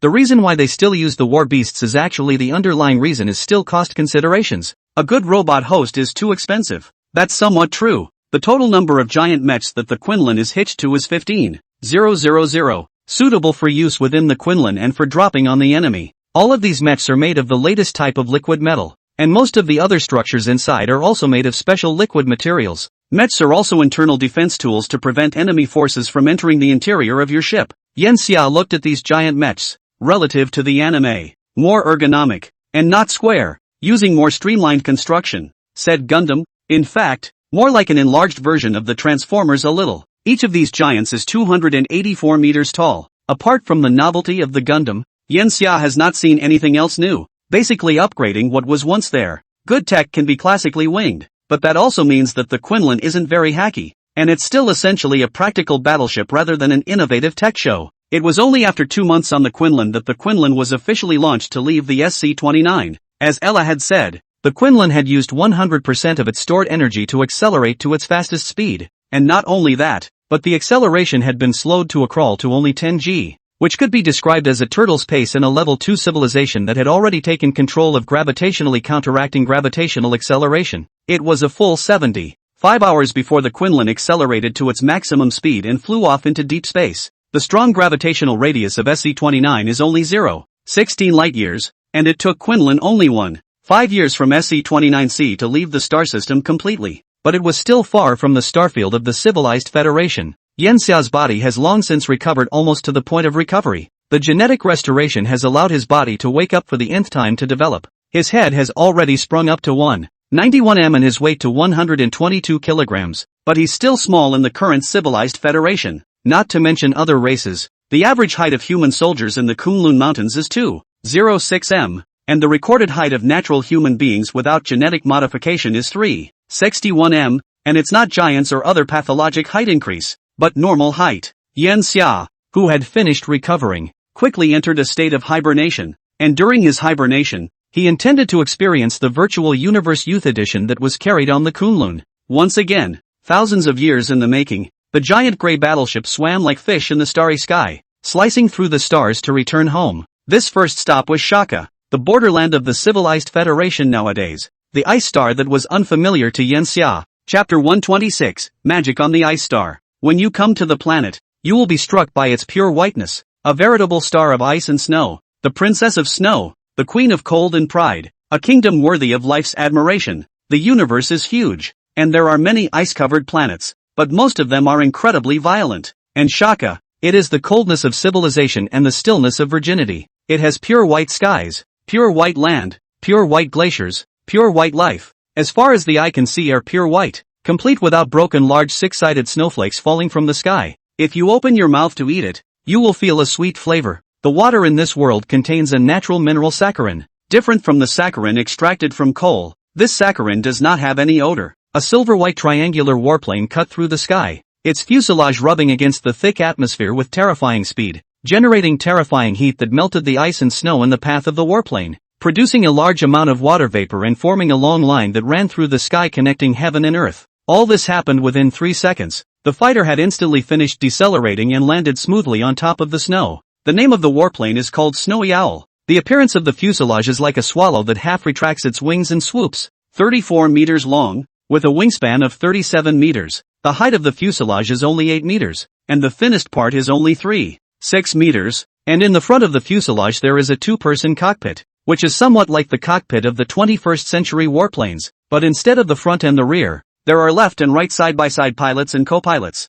The cockpit is accessed through a very narrow shaft to get to the interior cabin, which is a relatively spacious 17 square feet, and is luxuriously furnished with sofas, toilets, and even a tiny bedroom with 2 hibernation pods. a scaled-down version of a one-bedroom apartment of sorts. At this moment Yen Xia was sitting on the sofa, opposite to Ella, who occupied a bionic body. It looked very young. If it wore a JK it would definitely be a teenage killer. It belonged to that type of sweet girl. KB23D, this is the ice star, Ella said, and it glanced toward the hatch of the fighter, which opened with 3 ticks. It's very suitable for human habitation. You don't have to wear any equipment, and don't look like it's snowing heavily outside, but the temperature is actually only minus 21 degrees Celsius. The moment the hatch opened, a wave of cold air came towards Yen Xia. Minus 21 degrees Celsius doesn't feel cold to him these days, just a little cooler. He breathed in and it felt effortless. The oxygen concentration here should be above 25%. Are we stuck on the outskirts? Yen Xia looked out along the hatch. There were no buildings.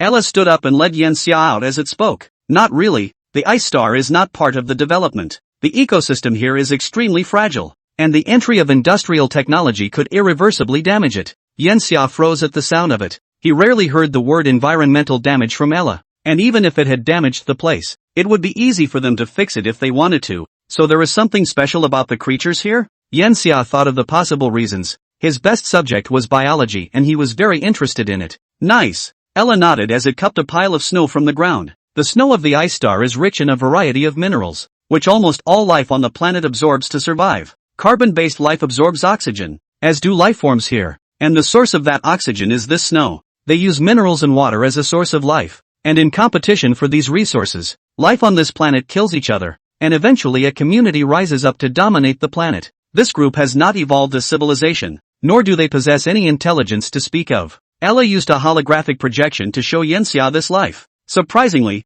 hideous, it is a sea slug-like bug, only 30-34 cm in length. Unlike sea slugs, these creatures are not skeletonless, they are surprisingly vertebrate, with a spine that runs the length of the body, but without ribs. They rely on the power of the spine bending to move in a catapulting fashion, and they can jump up to 20 centimeters at a time, making them veritable long-jumping salted fish. They are called predators solely because of their 2 mouthparts, which grow on either side of the front of the limb, with a sensory organ in the center, which are overlapping inside, with hundreds of tiny molars, which grind up the ice and minerals in the snow and ice to make them more digestible. On the back of their bodies, they have 2 rows of 6 mouths that can be opened and closed, and when they encounter an enemy, they will bow their bodies in the shape of an N and aim these mouths at the enemy in front of them. Then Ella played a bit of simulated hunting footage of the creature. Yen Xia instantly sighed in awe, because these creatures actually ejected hydrogen gas at high speeds from those small mouths, utilizing the static charge carried by those mouth bristles of their own to ignite these high speeds of hydrogen gas, thus creating a flame attack.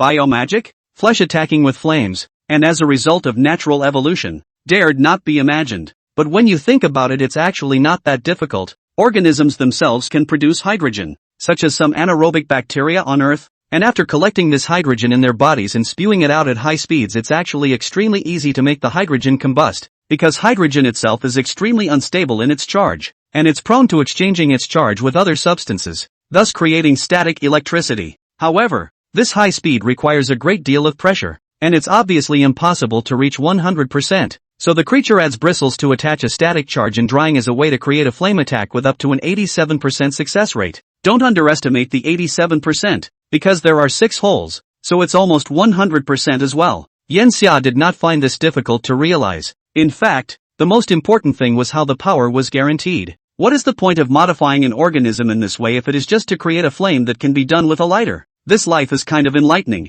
Almost all life in the Federation now possesses quarkbots, which means that it is not difficult to produce hydrogen in the body. With that, Ella opened her mouth wide, then spat a ball of flame out of the end. It wasn't so much cool as it was like an acrobatic show. Actually, these quarkbots have no problem accomplishing nuclear fusion and fission. They just can't handle that kind of power, and releasing it would be tantamount to suicide. And how should this power be controlled? The energy required to control it with a stronger bind is again too great, and it doesn't work any better than a mech. So spraying it out at high speed is a preferable way to do it. That kind of high speed wasn't the same concept as the high speed of a being like this on the ice star. The high speed Ella was talking about was 921% or more of the speed of light, which would allow the energy jets to go in one direction instead of reflecting back and hurting themselves. Ella twisted around, turning her back to Yen Xia, then waved her hand toward the front. Yen Xia instantly saw a terrifying energy generated more than 3,000 meters away in front of Ella. The diameter of its energy beam alone reached 100 meters.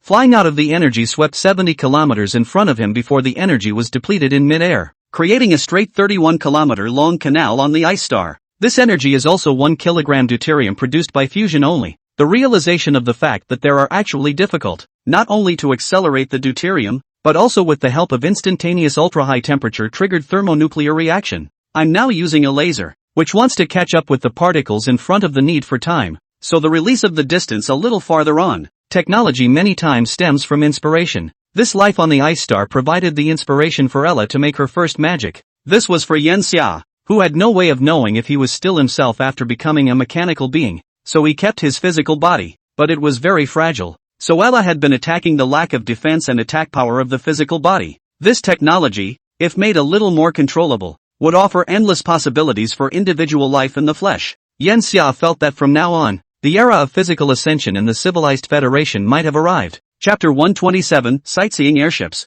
Small is bigger. But Ella, you should have just said that the creatures on the ice star are very fragile, right? Yen Xia looked at the canal and thought that many lives should have died under Ella's experiment. Ella chose to dodge the question. Fragile life is fragile, but it's just a bunch of creatures that die. The reason why this place was protected before was just to let Yen Xia understand the provenance of this technology. And now, the value of the existence of these beings had drastically decreased. Yen Xia, do you want to keep this place? Ella asked. Of course, there is value in preserving any life, and they may evolve into anything afterward. Yen Xia had become very interested in the morphology of living things ever since he had studied biology. What are these beings called? Yen Xia asked. It's called KB23D000007232228. Beings without intelligence don't even deserve a name of their own, only a string of numbers. Then after that it'll be called the flame and bug. Didn't we create some dragons and phoenixes? It's possible to develop the abilities of those creations a bit more. By the way, what about the Kenwood spilled on the Cosmic Silk Road? Yen Xia remembered the previous Kenwood program,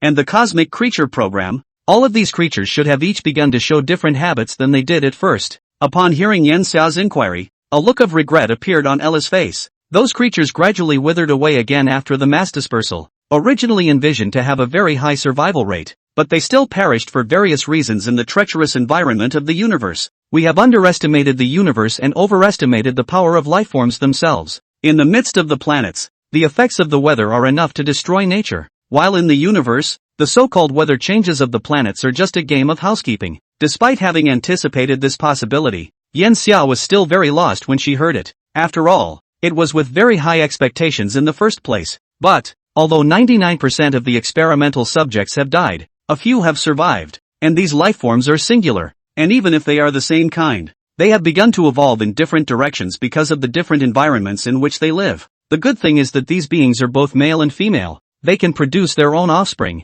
and we can wait for the survival of the fittest to allow them to grow more naturally. Yen Xia looked at Ella, who was full of regretful looks, and suddenly wanted to slap her across the face. Do you speak with such a big breath? Very well, just report directly to the results from now on. Ella nodded seriously. Yes. Just as they were talking, an airship flew through the air, which landed out of sight of the naked eye. The appearance of the ship is very strange. Like a hot dog, the upper and lower are two slices of bread is probably a mechanical structure. The upper part should belong to the driving and control structure. The lower part is the energy and power structure. And the middle, sandwiched between the ham and fat, is a glass surrounded by the space visible. The ship is about 300 meters long, 45 meters wide, 50 meters high, does not seem to have any attack. The ship is about 300 meters long, 45 meters wide and 50 meters high, and does not seem to have any aggressiveness. That's the cosmic sightseeing spaceship. Don't look at its appearance, but it's actually capable of reaching a speed of 34,900 kilometers per second,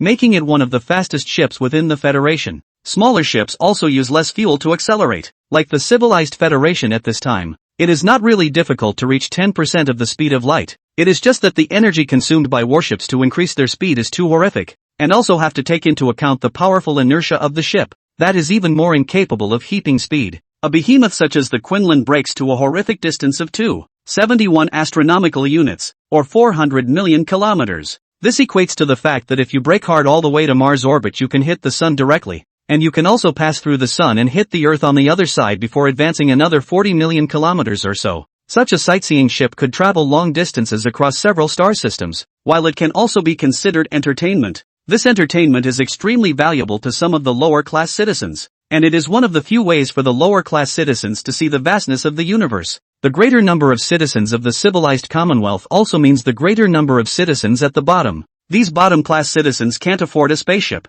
A mini-ship is enough to cost them their entire life savings, let alone a ship for real interstellar exploration. Most of the citizens, not to mention the star system, had never left even the planet they were on, and many more had even spent their entire lives within the city of their birth. They need eye-opening opportunities. Sightseeing airships, purchased by Ella, are affordable, far-flung, and full of activities, and are favored by the citizens of the underclass, who take 197.3 billion sightseeing airship rides each year. Ella burned huge amounts of resources for this, but it was all worth it. The experience of the vastness of the universe can give life a wider perspective and a richer imagination. I'd like to sit down. Yenxia hadn't been with the citizens for a long time, and he hoped to see the changes in the civilized federation over the past 10,000 years from a small place due to the smallness of the place. He threw down the snowy owl fighter and darted towards the distant sightseeing airship. After another round of transformation, Yenxia's physical fitness was so good that he could dart a speed of 187 meters per second on land.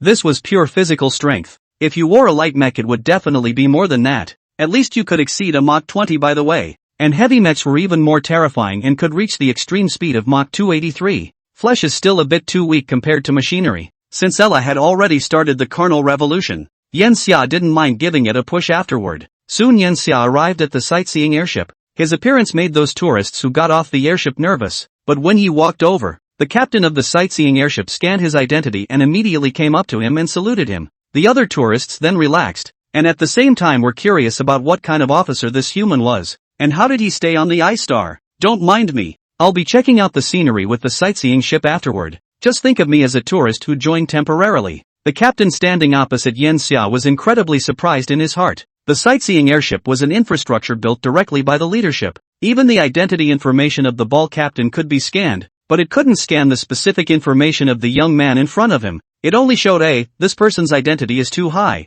and his authority is insufficient. That's probably at least a third-class big shot. There were actually quite a few people within the Federation 10,000 years ago who knew Yenxia, but at that time, Yenxia had not even indicated his identity when he appeared, and many people guessed that he was a second-class character. He didn't want to disclose his identity. If he did, then he would definitely be passive in the face of the Olive Branch civilization because of his identity, and it would be impossible to carry out that plan. It is also a protection for his life. In the entire Federation, the only people who knew Yenxia's identity were Ella and the first class. That is, the civilized Federation Counselor, the highest leader on the surface. Feeling the gazes around him, Yenxia felt that this was not bad. Enjoying power once in a while was conducive to physical and mental pleasure. Ella, what's the next stop for this sightseeing ship? Ella inquired. It's the place of the gods. Yenxia almost didn't choke on her own saliva. Cough cough cough, that's a middle-of-the-road name. But as a tourist attraction, such a name did spark curiosity, and Yenxia felt that it was an uncomplicated place.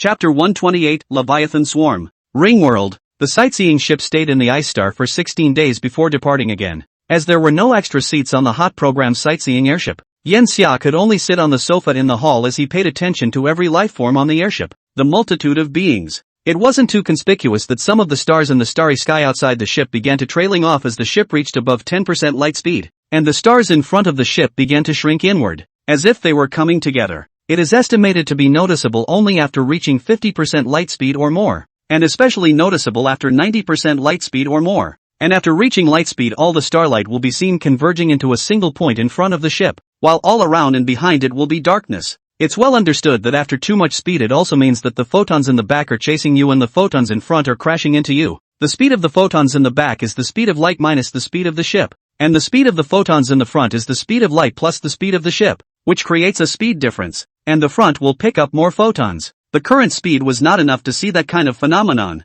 and Yenxia hoped that he could see the day when a lightspeed ship was born. It should be at least 99% of the speed of light. Absolute speed of light is unattainable. That requires too much energy to be consumed, and even a warpship is not something that can be made by a level 2 or even a level 3 civilization. After about 17 years of flying through deep space, Yenxia saw a Leviathan, which was roaming through deep space. The Leviathan seemed to be very old, slow to move. The surface of its body was covered in scars, and its entire body took on a kind of purplish-red color, with tentacles as gnarled and slender as tree roots. Leviathans gradually display group living over a period of 500 years after stocking. forming a group of leviathans roughly every 400-700 heads, and they display a complete class structure, with kings, queens, and generals making up the power class, and the rest being ordinary leviathans. This leviathan should be the king. Unusual leviathans are 300 meters in length, while this one is over 500 meters in size. It should have been ousted from its throne, or else the leviathan as king wouldn't have left the leviathan swarm,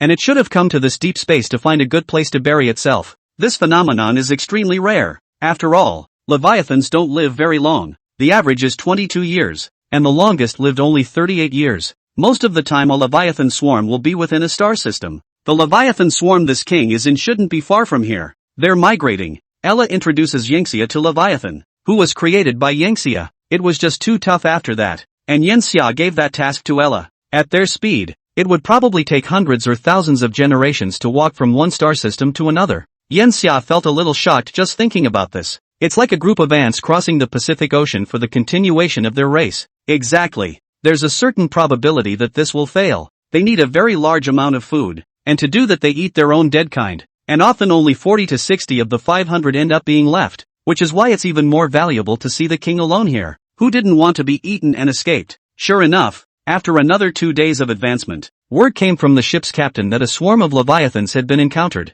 Tourists who had been hibernating in their cabins woke up to view these behemoths. The sightseeing ship almost brushed up against them. A swarm of 187 leviathans, which were arranged in a one, traveling through the universe with the propulsion of gases. In order not to waste the gas that the former leviathan spews out through some small holes in its tail is sucked in by the latter leviathan to be utilized. Since there is no resistance in the starry sky, all they really need to complete their migration is the initial acceleration, and then the reorientation afterwards. And the energy consumption doesn't reach horrific proportions. The sightseeing ship was slowed down, circling around these behemoths a few times before leaving. It was very close to the destination galaxy, but this was not the end of the road for those leviathans, and parting ways with them, the sightseeing ship headed headlong for a dull red star. It was a white dwarf star. White dwarfs are not always white. In fact, over time they turn red and eventually black, becoming black dwarfs. Yangxia, due to the fact that he himself has been separated from ordinary humans, he can see the spectrum of light that humans cannot see.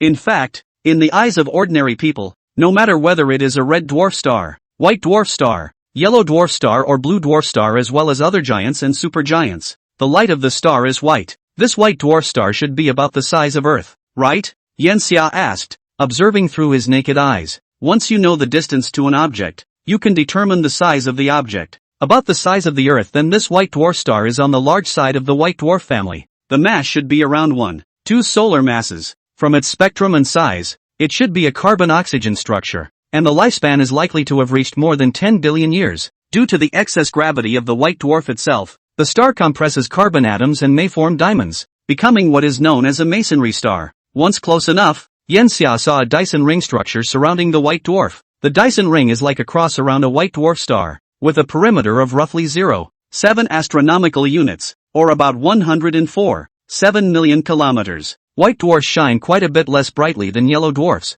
though their surface temperatures are high, and young massive white dwarfs can have surface temperatures above 10,000 degrees Celsius, so it remains important to build Dyson rings away from the surface of white dwarfs. This is the place of the gods? Yangxia couldn't see anything about it that would make it worthy of the middle-aged name. The sightseeing ship crosses the border of the white dwarf's wind ring and then takes no more than 4 days to get to the interior of Dyson's ring, which faces outward as a blackened sheet of metal and outward-facing interstellar weaponry, and an interior ring of ecospheres inspired by ring worlds, one of the works in Larry Niven's known space series. The sky dome of this ring-shaped world created by Ella has a large number of transparent photovoltaic panels that absorb light energy while allowing some of the light to reach the ground through the panels. Its energy utilization is naturally much lower than that of ordinary photovoltaic panels, but it is much more efficient because it does not need to use additional bulbs to illuminate the ring world. These photovoltaic panels are inner rings suspended in the air, 13,000 kilometers above the surface of the ring world. Its thickness is only about 2 centimeters, not only to collect light energy, but also play a role in insulation, but not really the main insulation. In these transparent photovoltaic panels below the 13,000 kilometers thick atmosphere, so that the temperature of the ring world is always maintained at an average of 47 degrees Celsius. Travelers, we are about to arrive at the place of the gods. Are you ready? We are descending. Sightseeing airships swoop down towards the ground of the ring world. After entering into the atmospheric range, it also meant that it was captured by the gravitational force of the ring world, before reaching the ground. Just after entering the atmosphere, Yen Xia instantly knew why this place was called the place of the gods. He saw a floating continent, as well as countless floating islands, various mythological creatures flying in the air, a 7,000 meter high giant castle with a silvery white light refracted on its exterior, and a celestial river encircling the air around the castle, in which swam a kind of 7-colored fish like an enlarged version of a butterfly-winged zebrafish. These colorful fish can glide through the air for a short time with their wings open, and they spray a mist of water that is refracted by the sunlight to form a rainbow bridge.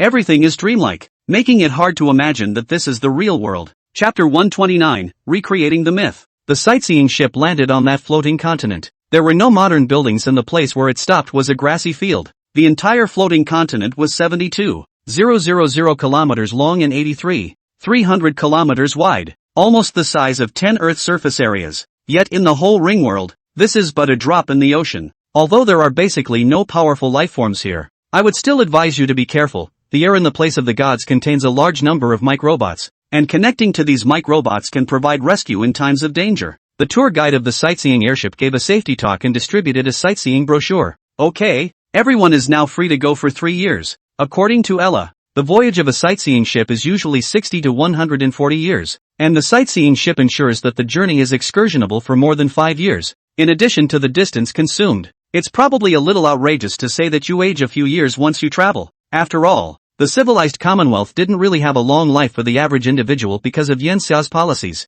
Still, the thought of being able to travel the universe seemed somewhat worthwhile. Yen Xia was also given a sightseeing brochure. It describes several regions, one of which is the floating continent. The introduction says that it is an ancient Earth, which was detached from the ground because of the divine war, and floated in the air under the influence of divine power. It was controlled by an archmagician afterward, who built the Platinum Castle on the floating continent and established a magical kingdom, which existed for 1,000 years, and was extinguished because of the horrifying Wraith's rebellion. Good lord, there's even a backstory. There should be more than just these few areas here. There were 8 regions in total, each of which was about the same size, adding up to less than 1/10,000th of the size of the entire ring world. Ella nodded and gave Yen Xia a new map. This map would be complete. There isn't really much else in the area. Most of it is natural ecology, but it does contain some taboos. Intelligent races? Most of the beings that Yen Xia had let Ella create before were mythical beasts and ferocious beasts, and the so-called forbidden ones were the species that possessed intelligence. The ring world consists of 2 superimposed rings forming a cross, one of which is a world under the Western fantasy worldview with elves, dwarves, goblins, orcs, halflings, giants, tree people, elves, and humans, and this ring is traversed across the north and south, with the northern part of the world being the normal world, and the southern part being the world of the abyss, which is populated by demons and devils, and at this point they are in the northern half of the ring. The other ring that runs east to west is the Eastern worldview, where the Eastern ring is the land of Kyushu and the Western ring is the land of the flood. The 9 states are inhabited by human beings, which is basically equivalent to an ancient society, while there are all kinds of foreign beasts and foreigners in the floodplains, with kingdoms such as Yumin, Bai Min, Xian Yuan, San Bodies, Not Chest, etc., and beasts such as Tao Tai, Pi Shi, Bai Zai, and Luan Bird, and it can be said that it's a world of Shanhai Jing, the classic of mountains and seas. It's recreating the myth. Fantasy worlds might be more likely to evolve powers,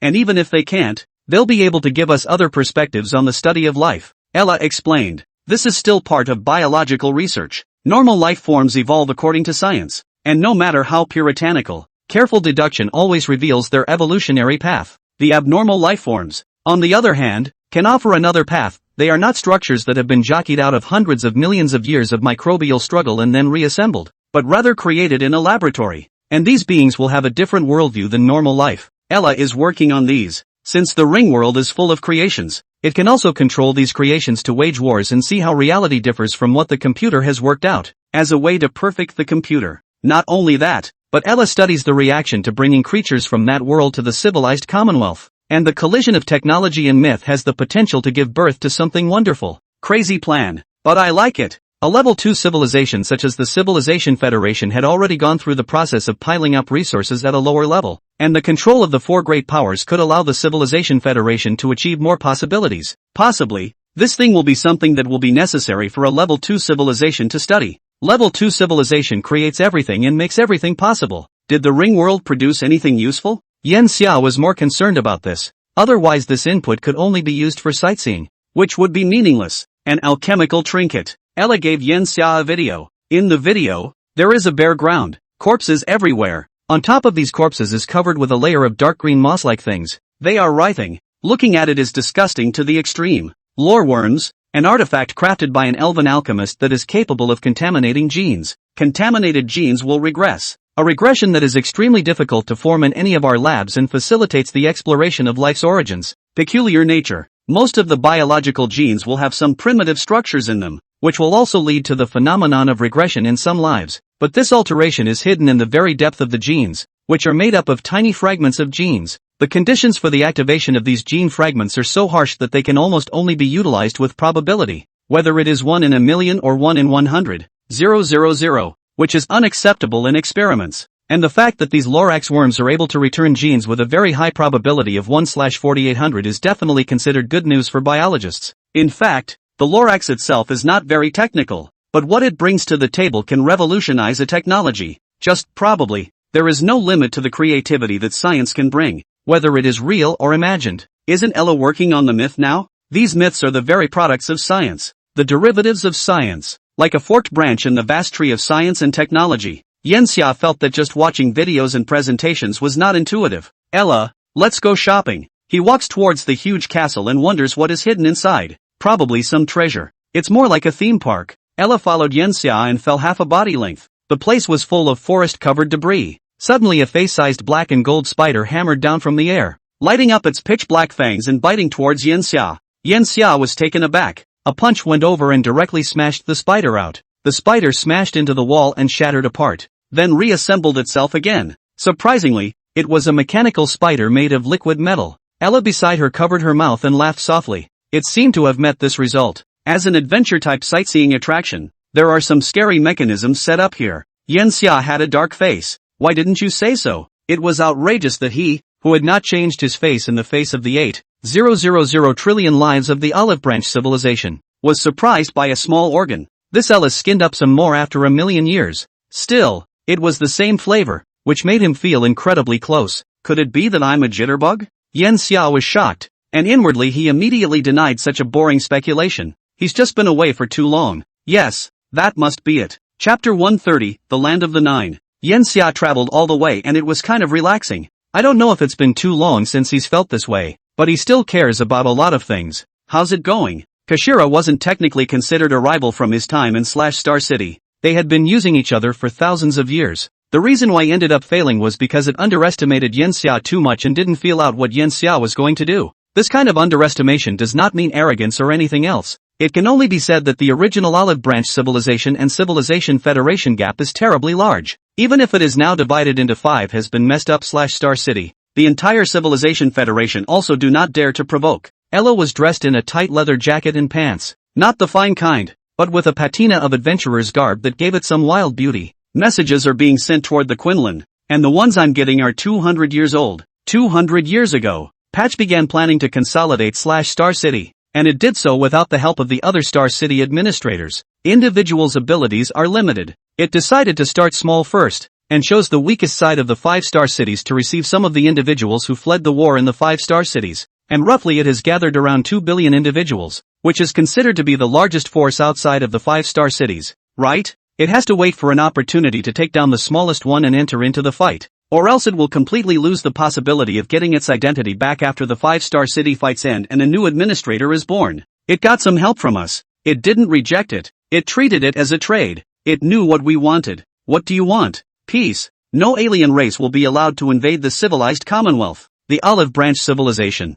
As the most powerful civilization in close proximity, Yen Xia and Ella were nervous about whether it would suddenly strike out towards the civilized Federation, including now. Yen Xia and Ella's course was actually closer to the edge of the Federation's starfield than towards Skybarn 5. After 10,000 years of change, Skybarn 5 had long since been reduced to a secondary administrative galaxy rather than a capital galaxy. Such a change facilitates evasion of the gravitational weapons of the Olive Branch Civilization. Although there was a false starry sky, it was actually easy to determine where Tenkura V was located by investigating past star charts and then projecting them. Now that Star City is in chaos, we expect to buy tens of thousands of years of development time. But Yen Xia, The only thing to watch out for now is the Silk Civilization aspect. Star City, and we launched simultaneous attacks on the Silk Civilization. The Silk Civilization may have launched an attack on us. And since 287 years ago I've lost information on the fleet headed for the Great Orion Nebula. The civilized Commonwealth did send a fleet to the Great Orion Nebula as a continuation of the Holy Grail program. Star City. If it was all of Olive Branch Civilization, then the Federation of Civilizations could have the fleet returned by now. But not. The Grail project remains a shield restraining the Olive Branch Civilization. That is, they may have been overthrown. Yanxia frowned slightly as he and Ella were walking through a jungle that had come to ground level, away from the scenic area. On the front left side of the jungle was a desert, a huge tree thrusting straight up into the sky, its branches burning with fire as did its leaves, and at the end of the branches hosted a huge silver orchid over 1 meter in diameter. That's fire trees and silver flowers. At this point their position was somewhat of a swamp, and with each foot on the ground they could feel the softness of the ground and the water seeping out. At this point in time, the battleships shouldn't have entered the Great Orion Nebula yet. It's possible that the Silk Civilization sent a fleet towards us, or it's possible that the Silk Civilization is in charge of a much larger area than we thought. Either one is not good news. Yanxia thought for a moment. Gather the fleet to the border and spill out more probes, at least to 100 light years away. At least scout to see if the enemy is coming, and if they do come then be prepared and not let yourself get caught in a passive situation. In the distance, a rock bird with a wingspan of more than 50 meters flew down from the sky, and its claws grabbed a tang snake flying at a low altitude, and it was about to fly upwards when a huge beak leaped out of the water with a splash and swallowed the tang snake and the rock bird into its belly together. It was a huge crocodile, not like some legendary beast. What is the prototype of that crocodile? Yanxia asked curiously. Ella replied, there's no archetype. It's supposed to be a wraith from a Western fantasy world where the ring worlds are connected and the North and South rings and East and West rings can travel freely. But most creatures are territorial, and this Zephyr crocodile should be lost. It's easy to die violently. If it is an unusual world, a huge crocodile with a mouth of more than 100 meters to any place properly invasive alien species. However, here, so high-profile words, a shadow flashed in Yanxia's gaze, and that shadow directly pierced through the crocodile's head. The shadow was very small, not even 1/100th of the size of the crocodile's eyes, but it did pierce through the crocodile, and the huge crocodile rolled its body fiercely in the swamp, and in less than an hour, it gradually became unsupportable and motionless. That's a sky sparrow, feeding on brains, not considered a mythological creation. Its imitation is the great tit, but this kind of sky sparrow has a large head, its beak is sharp, long and hard as iron. When they hunt they will swoop down from tens of thousands of meters in the air by gravity, directly piercing through the body of their prey, and then eat the fat-rich brains. Truly a little goes a long way. Ella has created a magical world. After walking for about a month, they were able to get out of the swamp, and after that, there was a plain. And this place had already entered the land of Kyushu. This is Jingzhou, and unlike the mythical distribution, where the 9 states of the ring world are in a row, Jingzhou is 8 billion square kilometers, with 182 kingdoms and 387.6 billion people. This population density is so low that it is only 0.44 people per square kilometer, which is equivalent to only 65 million people living on 149 million square kilometers of land on the entire planet. It was only after traveling roughly 2 million more kilometers that Yanxia actually reached a large road that had been artificially constructed. This old dirt road is full of wagon tracks, and air-dried horse manure can be seen alongside the road. To defend themselves against the behemoths, most humans live in groups. We are about to reach a pass ahead of us. Without needing Ella's explanation, Yanxia's gaze looked out and he could already see a long dark snake connecting from one side of the sky to the other. Due to the fact that it's a ring world, there's no such thing as a horizon in this world, and the farther away you go the more it actually rises. The distance Yanxia had thought wasn't far was actually still 140,000 kilometers. When he reached under the pass, Yanxia tilted his head and saw 2 large characters written in small seal script on the gate: Jingmen Pass. This pass is not as small as in ancient times on Earth, just the 2 big characters of the plaque hanging in the air 300 meters high. The entire pass height of the shortest place is more than 500 meters. It's basically humanly impossible, isn't it? Yanxia didn't think it was built by the Aborigines. Sure enough, Ella blurts out that most of the buildings here were erected early in the creation of the ring world. They headed toward the city gates, and the men seemed to let them pass through the barrier without seeing them. Behind Jingmen is a city, bustling, most of the ancient kind of building. In addition to the tower, the rest of the highest building is only 10 meters, along a street, standing in the middle of the street towards the distance, really bustling then shoulder to shoulder, not to mention the car, and even the people have to be extremely difficult to travel. stores on both sides of the street. There are idle men with food delivery takeaway. There are artists will be iron ball, steel needle, sword swallowed into the throat unharmed. A number of people to build a human tower taller than the surrounding buildings. Holding the beast will be trained as pets obedient. A variety of magical attracted around the bustling incomparably. Shouts of applause endless. There is a gentleman to see the hunt to give a few coins to do the reward. The clothes on Yen Xia and Ella were both fitted with liquid metal into ancient clothing. No brocade or white robes. Just ordinary people dressed up, passing through the downtown line to the remote point of the neighborhood, coinciding with the happy event. The stretcher bearer with a red sedan chair marching. The sedan chair is more like a step carriage. The important seat is wrapped by a number of red tool package. The central bride is hidden. Wearing a dress is not a Yen Xia childhood in the TV series to see the show dress, but the cape, head of gold and silver shaking with the movement of the step carriage continues to quiver and crash. Like this time the bride's state of mind, but also seems to cater to the the joyful gongs and drums. There are children scattering brown sugar on both sides of the step carriage, and they also received one by Yen Xia. What a difference! This society is completely different from the modern era in which Yen Xia lives. Chapter 131-Yangzhou. Walking in this ancient city, Yen Xia also went up to the tea house to listen to a little song and drink a mouthful of light tea. After that, they saw the greenhouse. Those women were extremely hospitable, wanting to pull the tall Yen Xia in, almost softening their bodies in Yen Xia's arms, but when Ella came over, those women were ashamed of themselves and stayed away, silent at a distance, watching these two Lang talent and daughter. Ella's bionic human appearance put on this is indeed considered to be the dumping of the country. If you change into a Luoxuan plain dress, it is more beautiful like heavenly fairies. It wasn't long before they wandered around the city as well, and in a few short days the two were out of town, sitting in a carriage pulled by a foreign beast Jiru. This Jiru is a divine horse, onyx body vermilion hyena, eyes like gold. Rumor has it that if you sit on its back, you can live 1,000 years. The GI volume is fast, and traveling 1,000 miles a day is not strenuous. A few days later, they arrived in front of a large river, which was the Xiangjiang River, 60 kilometers wide, and followed it downstream for another 100 kilometers to a pier. There are boats crossing the river at the pier. All of them are galleys, 6 or 70 meters long. According to the boatman, after crossing the river and advancing further, there is Yangzhou, the big city of Jingzhou. Yangzhou, also known as Zhuoling, or Xiaoxiang, where the Xia and Xiang rivers merge, was a 1,000-year-old city on earth, and is said to have been established as a county since the Qin and Han dynasties. The sailboat was far away, and before it reached the opposite shore, Yen Xia saw a black and white tower towering in the sky. The tower sits north to south, the appearance of octagonal. There are 7 layers, 2,000 meters high, on which there is a white dragon circling, Luan bird surrounded by solemn and upright, ancient colors. That's the tower of the dragon of the circle, standing above the Shaoshui, and we happen to be at the point where the Shaoshui meets the Xiangjiang River to be able to see it. That circling dragon is the spirit of the sinister dragon suppressed by the dragon tower, right? It looks like it must be at least a few miles long, and it could swallow our ship in one bite. The others on the ship looked at the tower of the dragon and opened their mouths in awe. The PV panels in the sky become opaque as the boat crosses the river, blocking out the sunlight and plunging Kyushu into darkness, with the exception of small holes in some of the PV panels that let in light to form the moon and stars. After getting off the boat, Yen Xia and Ella took advantage of the night to head towards Yangzhou City.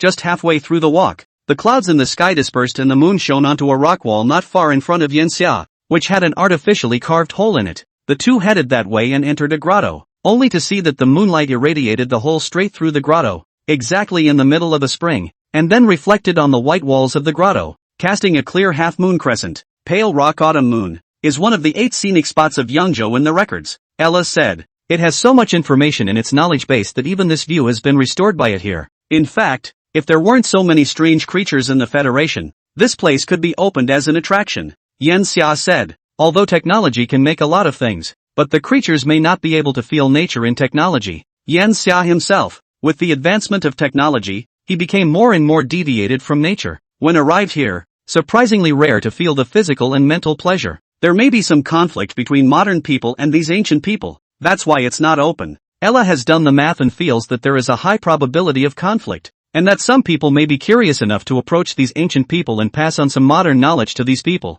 or just tell these people that they were created. That would not be good for research. You can have some scholars apply for it. It's not open to regular visitors. They were able to study with the help of this world, so the tens of billions of scholars now in the civilized Commonwealth might be able to observe the House of the Gods from other perspectives. Civilization's advancement: 1 is technology and 2 is energy. but that doesn't mean that others aren't important, such as for the internal management of a civilization, which, if lax, can collapse from within the civilization just as the olive branch civilization did. It's also a big job, and there's absolutely no room for sloppiness. Leaving Pale Rock Autumn Moon, it was not far from Yangzhou City. This was already within Jingmen Pass, so the walls of Yangzhou City were not high, only 70 meters, and at this time, late at night, the gates of the city were tightly closed, so Yanxia and Ella both chose to go directly over the wall. The city of Yangzhou was silent. Yanxia and Ella didn't disturb anyone and found a temple in the city to stay in. Just into the temple we'll see a pool, called the Panchi. Along the Panchi into the temple is a gateway,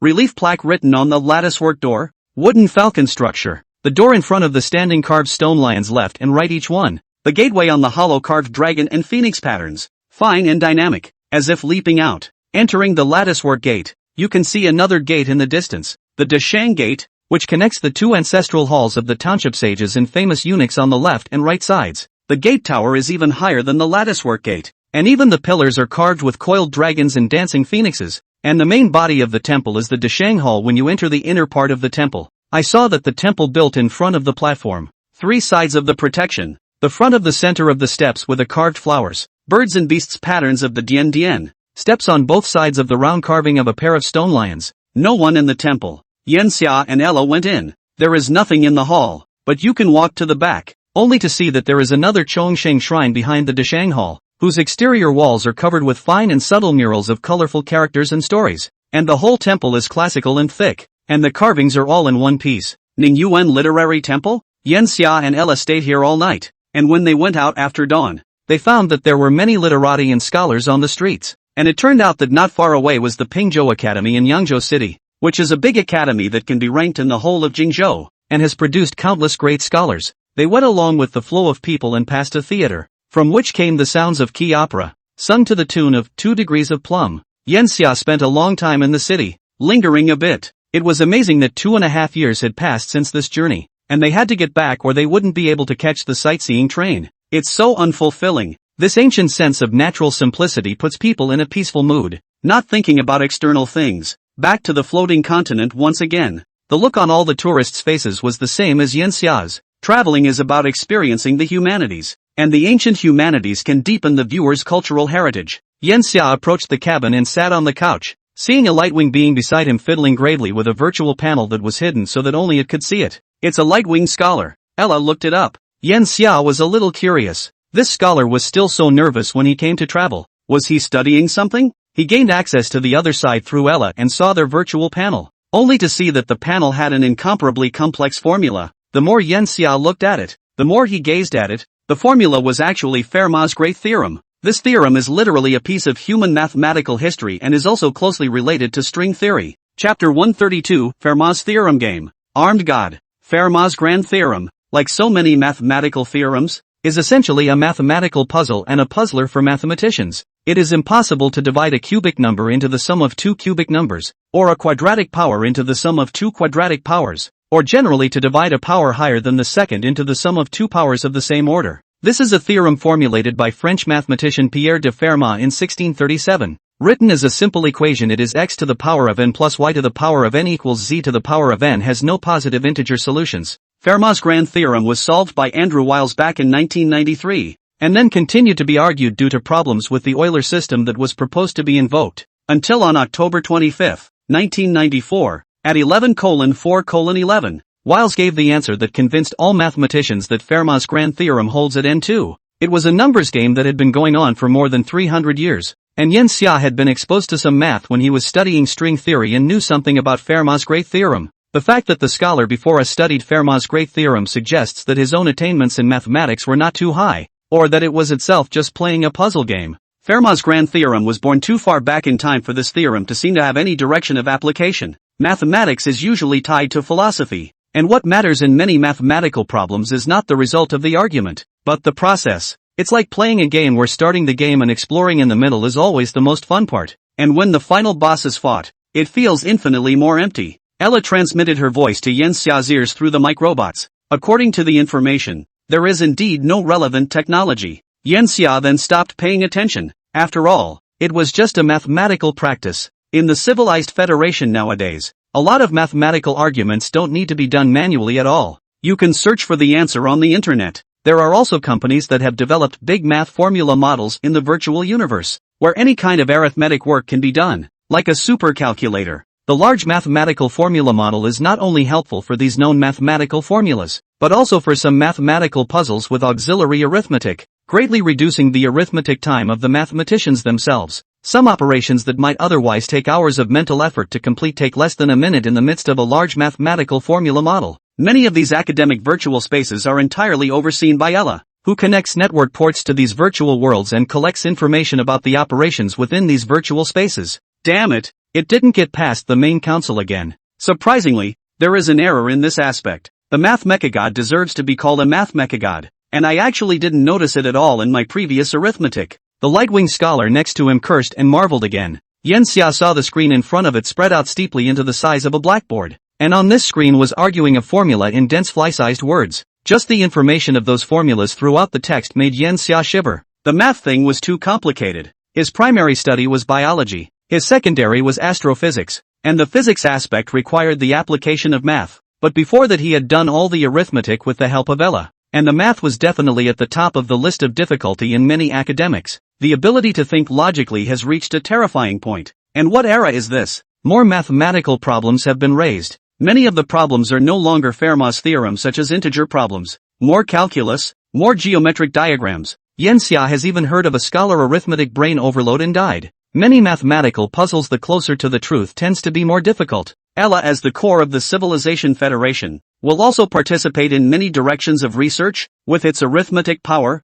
In the past a certain time to calculate mathematical puzzles have almost dried themselves smoke. Arithmetic for a full 289 years have not argued the authenticity of that topic. What is an arms god? Yanxia asked with some curiosity. It was something he didn't have during his time in the civilized Commonwealth. Yanxia asked out loud this time, and that light-winged scholar twisted his head to look at him in shock. I can't believe you don't know about the arms god? Everything in the entire civilized federation is under the control of the mechagods. There are social mechagods that manage the functioning of society, mathematical mechagods, physical mechagods, chemical mechagods, and so on, that manage academic issues, as well as virtual mechagods that manage the entire virtual world, and military mechagods that oversee the military. The mechagods are everywhere in the civilized federation. Wait, aren't you the officer who came up halfway through the ice star? How come you don't know about the arms god? The light-winged scholars were on guard, wondering if Yanxia was a spy from another civilization. Within the current civilized federation, not knowing about mechagod is as exaggerated as someone not knowing what a cell phone is in the 21st century. I see.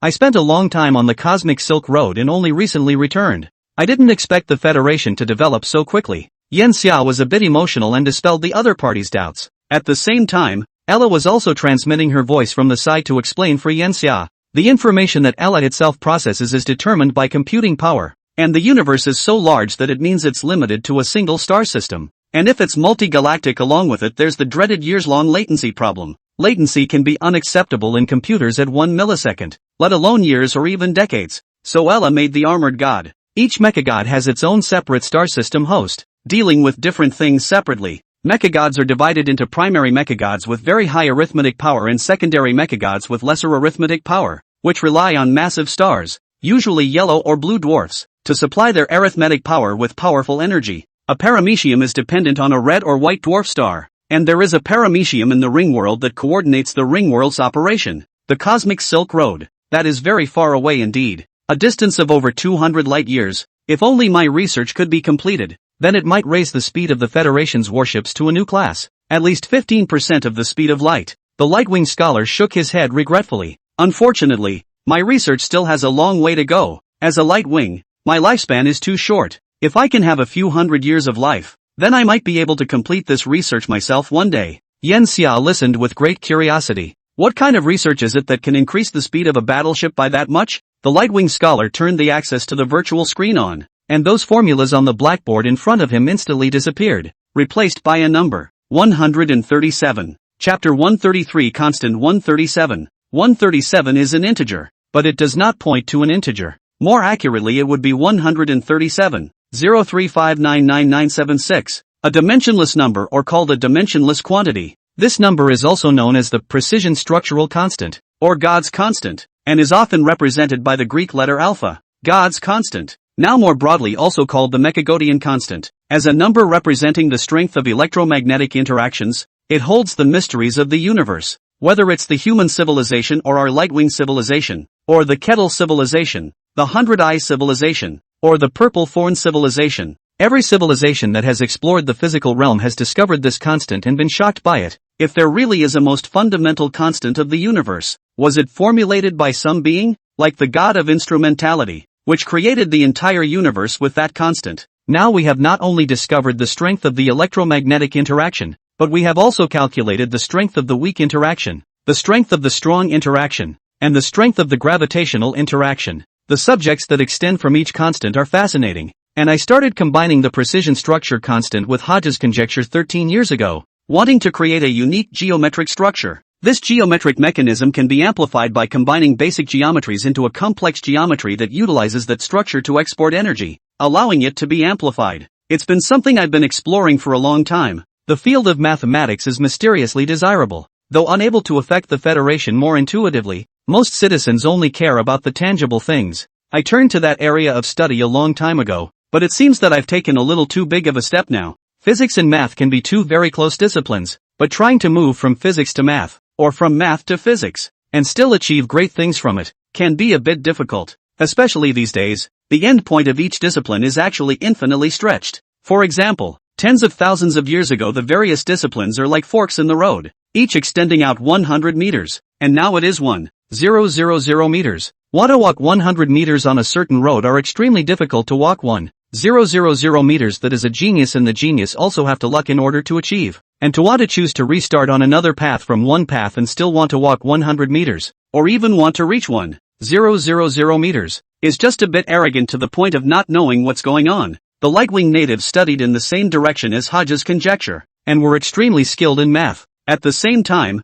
because of their replication and reproduction, this allows them as seeds to retain the memories of their parent. So the knowledge originally carried by the new ones these newborn Lightwings also control. They are sort of born mathematicians. From the first day of their birth they have mastered a lot of math knowledge and also possessed a very high mathematical talent. Or the previous example, while others are trying to walk from 0 to 100 meters, the Lightwings are standing at 100 meters itself and start walking towards 1,000 meters. Because of this, Yen Xiao was still very interested in what the scholar in front of him was studying. The previous research through the exchange with Nu had shown that energy isolation weapons had very high potential, proving that math was also extremely applicable. But there's only so much geometry in 3 dimensions. So how can geometry be used to constrain and amplify electromagnetic forces? Yen Xia voiced this doubt. The other side as well. That's exactly the difficulty. 3 dimensions always limit a lot of things. But since imaginary particles exist in the microscopic realm, can we construct an imaginary geometry energetically in terms of imaginary particles? Would it be feasible to simply shave off the shape of the 3-dimensional world and instead allow microscopic energies to pass through geometric paths, thus achieving a magnification effect in the process? The field of my research is called multiple energy applications,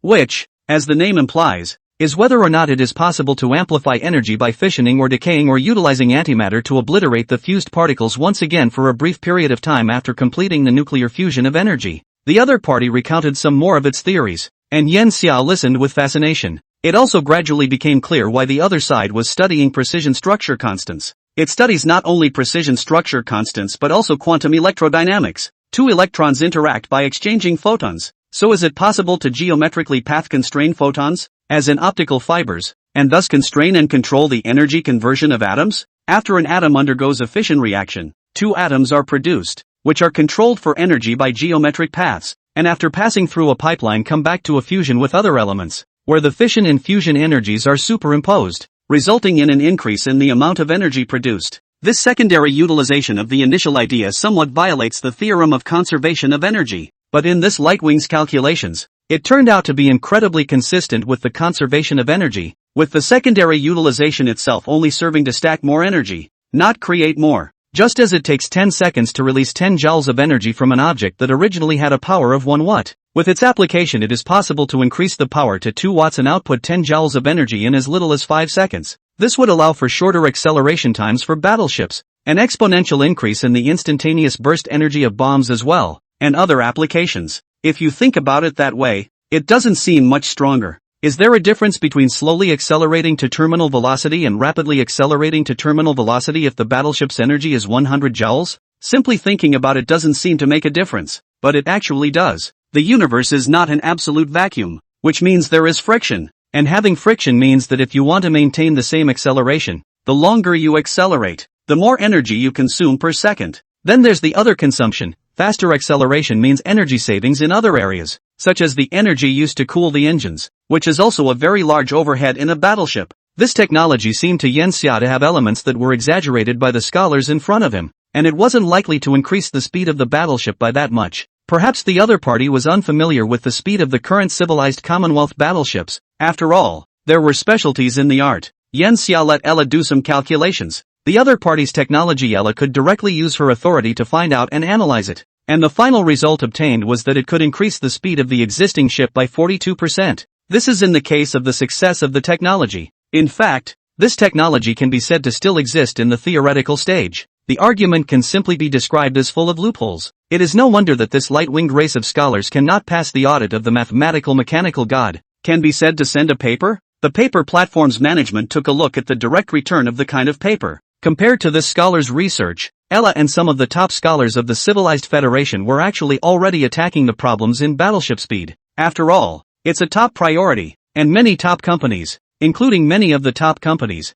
have invested heavily in this area, dropping as much as a staggering 30 trillion energy dollars a year into it. You know that right now the entire Civilized Federation is only making 220 trillion energy dollars a year. However, this exchange also provided Yen Xia with some brand new ideas. Mathematical geometry did have a lot of room to be utilized. Perhaps he would have to look into mathematical knowledge afterward. The more he learns, the more he feels small and inadequate in his knowledge. Live and learn. The sightseeing ship has taken off and its next destination is called Big Horn, an orange giant star. Chapter 134, The Boiling Sea, Xiaguangdian City. Giant stars are sort of another stage in the evolution of dwarf stars. The Sun, for example, is now 4.57 billion years old, and over the billions of years that follow it will gradually grow larger. A growth caused by the constant loss of mass from the star. The greater the mass, the stronger the gravitational pull, and when the mass of the star is lost, the gravitational pull becomes weaker, allowing the star to increase in size. Thus giants can also be called aged stars. The Great Horn is an old star, already 7 billion years old, with a radius of more than 25 suns, although it is only 8% more massive than the Sun. Sitting in the cabin, Yen Xia could see the Big Horn star with his naked eye, because it was so bright, 170 times brighter than the Sun, and even if you subtracted the invisible bands, the Big Horn star was still bright enough. Once you get here, you're actually not far from the solar system, and the Big Horns are just over 30 light-years from the Sun, only 500 years or so away from returning to the solar system. Thinking about this, Yen Xia asked Ella, what's the situation in the solar system right now? After all, it was his hometown. To be honest, because of the reason that time was too far away, Yen Xia had almost forgotten what the city he was living in looked like. Ordinary people who lived up to the age of 30 could forget the environment of the place they lived in 10 years ago and 20 years ago. And how many years had passed since Yen Xia? Yen Xia pulled up his virtual interface and looked at the time. 24,381 AD.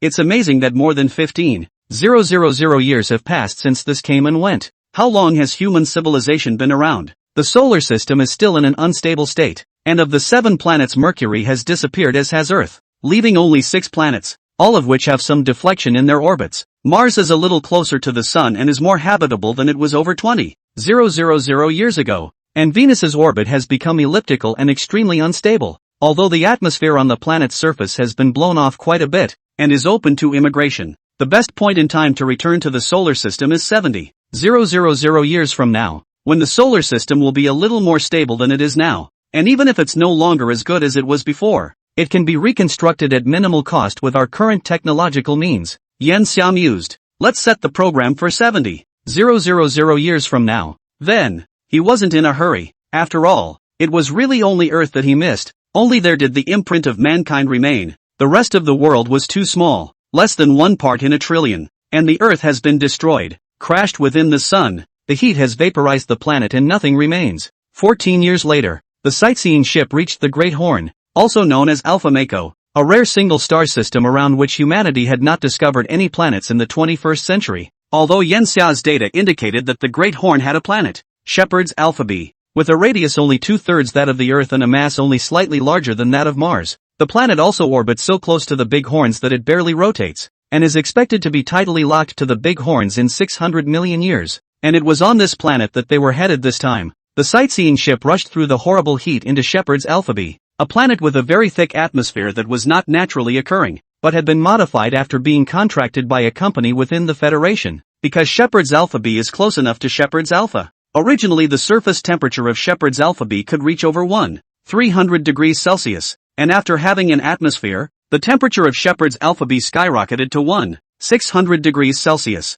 After that company had to spend a lot of money to customize hundreds of combined planetary freezing units, also called planetary refrigerators, to keep the inside of the planetary atmosphere at a constant temperature through refrigeration technology. When the sightseeing ship enters the atmosphere, the first thing it passes through is a layer of clouds as thick as 7 kilometers, and after penetrating, it instantly has a feeling of opening up the clouds and fog. Mako Alpha b is a purely oceanic planet where there is not a single piece of land, an island. This water was also transported by that contracted company, which transported a large amount of oxygen here after compression, and then harvested hydrogen from fusion directly from the inside of the star, and utilized the technology to directly reduce it to hydrogen atoms. And after combining the hydrogen atoms with the oxygen atoms, this ocean was created. The depth of this ocean averages around 27,000 meters and reaches 30,829 meters at its deepest point, with a total amount of water that is 181 times the total amount of water on Earth. At this point the other tourists awoke and looked through the glass at the ocean below.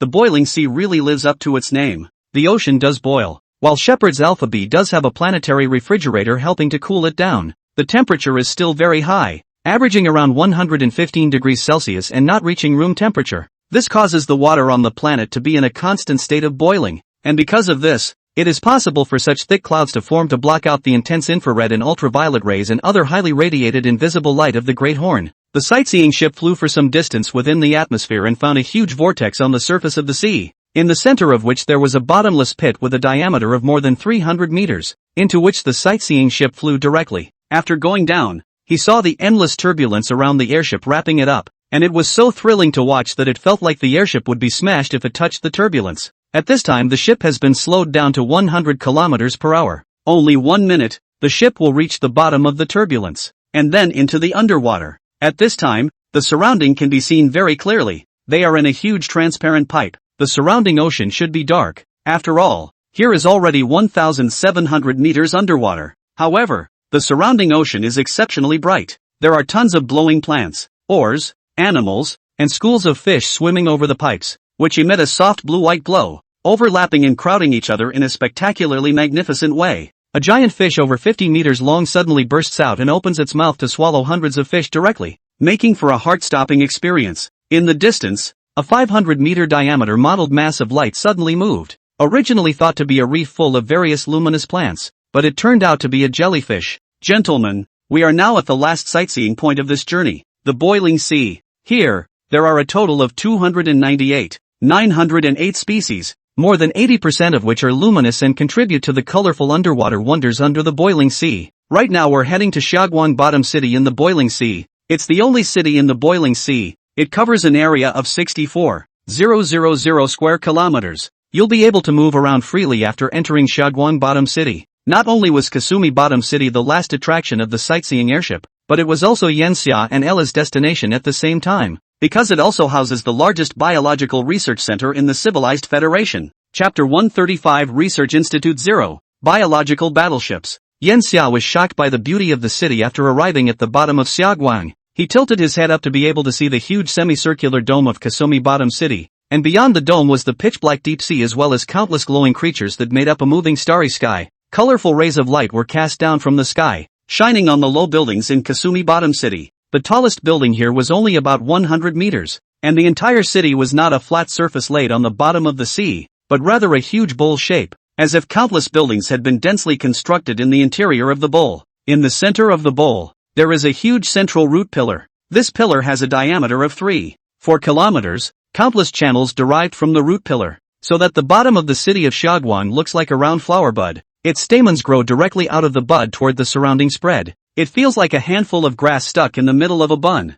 While getting off the airship, Yanxia heard a tourist say so. The corner of his mouth twitched. It did look quite similar. The streets of Kasumi Bottom City were filled with bright streetlights. It was like a city that never sleeps. Kasumi Bottom City as a city was certainly developed with more than just the wonders of the ocean itself, but it also spawned a large number of entertainment industries, like gambling and pornography. Everything here is compliant and legal. No gray chain is allowed to form. All citizens who come here are federally guaranteed, and nothing has gone wrong in nearly 1800 years. The civilized Commonwealth needed such a place for many of its citizens to vent their desires. In fact, the city was rarely visited by ordinary citizens, but more still by explorers. After Yen Xia got down from the airship, Ella contacted a car to come directly. This car is covered with silver. The surface has a white band of light, such as armor-like body is very sci-fi sense. The whole car is suspended on the ground about 30 centimeters. After sitting on it and there is no sense of shaking. Very stable, but also because of the appearance of the citizens around the attention.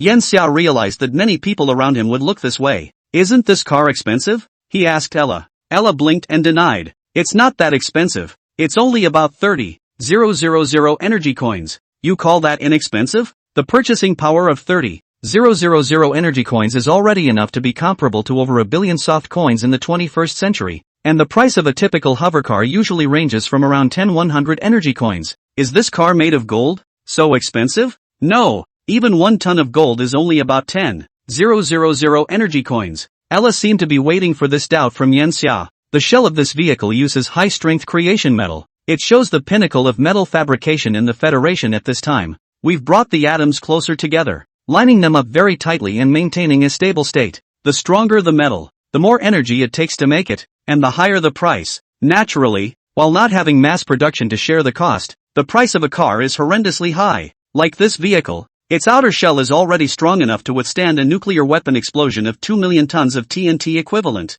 And if you add in the other means of defense it carries, that number is multiplied by 100. That indeed is still expensive for a reason. It's almost useless in the current civilized Federation, though, as 200 million TNT equivalent is too easy to reach, and the vehicle is only good enough to defend against attacks by ordinary citizens using some TIE weapons, and for a car of this level to be as high as 30,000 energy coins, Yen Xia felt that it should only be a little cutie. Would buy it. The car drove through Kasumigaseki Bottom City, through the busy streets to a nondescript mall building. Ella led him into an elevator, and when the doors closed, the buttons inside the elevator suddenly changed, and the buttons that were supposed to be for floors 111 changed to floors -1 to -11. Ella pressed a series of a dozen buttons in succession, and the elevator started this time. Safety first, prevent mechanical failure, show someone the negative floor, and he can't start the elevator without the code. The elevator was facing downwards, and the speed was so fast that Yen Xia could feel a distinct sense of falling,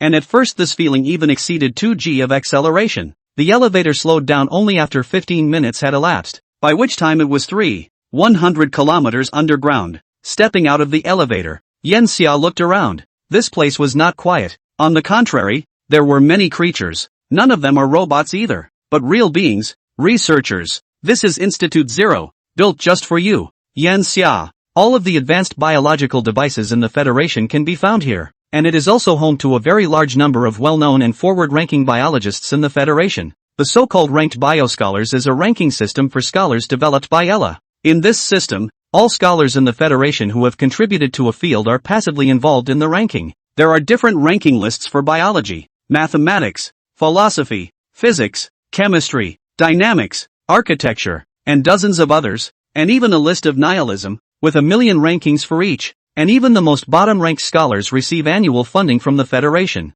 500, 000 to 1, 000 names per year is the issuance of 500 energy coins, equivalent to tens of millions of purchasing power. 100, 000,499, 999 names per year is issued to 000 energy coins. 50, 000 to 999, 999 names per year is the distribution of 5,000 energy coins. 10, 000 to 49, 999 are issued 15,000 energy dollars per year. 1,009, 999 would already be considered the top scholars among the top scholars of the Federation, and the amount paid out was 70,000 energy coins per year. 100 to 999th place are paid 300,000 energy dollars per year. The first 100 would have been in no particular order, with a uniform award of 1 million energy coins. It was because of this list that inspired many scholars in the Civilized Federation to come forward, and as long as they had the talent to be on the list,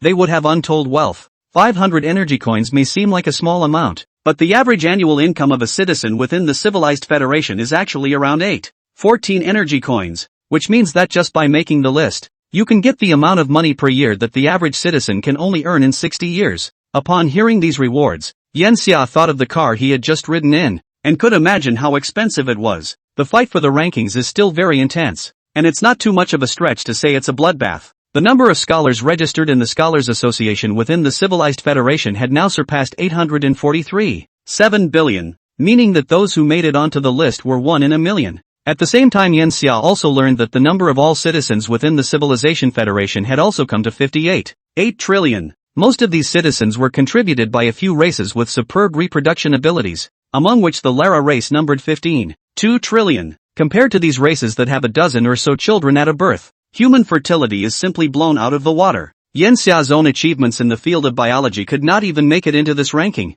which was actually quite normal because he had not studied biological knowledge for more than 10,000 years, and all the knowledge he possessed was seriously backward. Still, Yanxia's foundation allowed him to quickly grasp the current biology knowledge, and Yanxia felt that he should be able to ascend the rankings within a few decades. Ella took Yanxia all the way. Upon passing a door, a huge space suddenly appears on the side, separated from the inside and outside by high-strength plexiglass. Yanxia was so shocked when he saw what was in it that it was hard to attach. It was a growing battleship. The cost of metal is too high. So Yanxia, the main task of Institute Zero is to research biological battleships, which will bring us into the era of cheap battleships. Biological warships only need to be fed to grow. Organic resources are easier to obtain than inorganic resources, and a biological warship of the same size costs at least 10 times less than a metallic warship. The arrival of the era of cheap battleships also meant that the number of battleships in the Civilized Federation would surge afterwards. 1 million, or even 10 million battleships would be enough to touch even an olive branch civilization.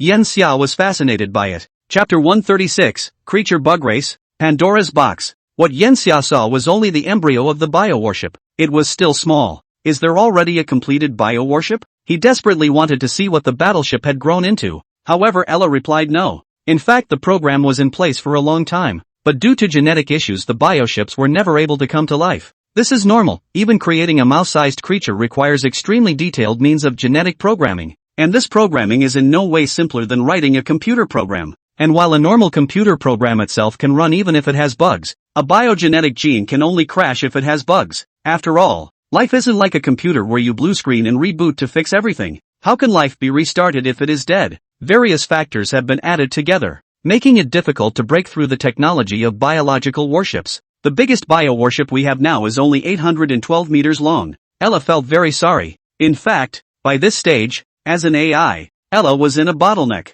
It couldn't just leave anything to it like it used to. This is a limitation of the underlying technology, but also of energy. An 812-meter battleship was still considered capable when placed in a level 1 civilization, but when placed in a level 2 civilization, it could only be described as tiny and cute. But it was fresh enough for Yanxia. Show me. Yanxia followed the A2 district and walked directly to the S92 district, bending around at least 30 kilometers on the way. The entire Institute's districts looked like a template carved out to Yanxia. Not only were they all pure white, but they were all pretty much the same layout, and there were not even any road signs to indicate them. It wasn't until he stepped out of the White Institute and the temperature around him began to rise that Yanxia knew he had arrived. It passed through a dark tunnel, and he realized when a soft touch came under his feet that he was directly inside the ship. Here's the door. Yanxia looked forward, only to see the flesh and blood in front of him squirm for a moment, then slowly open up to reveal a hole. The interior of the cave was not dark, but incredibly light. These bright lights came from the flesh and blood of the biological warships themselves,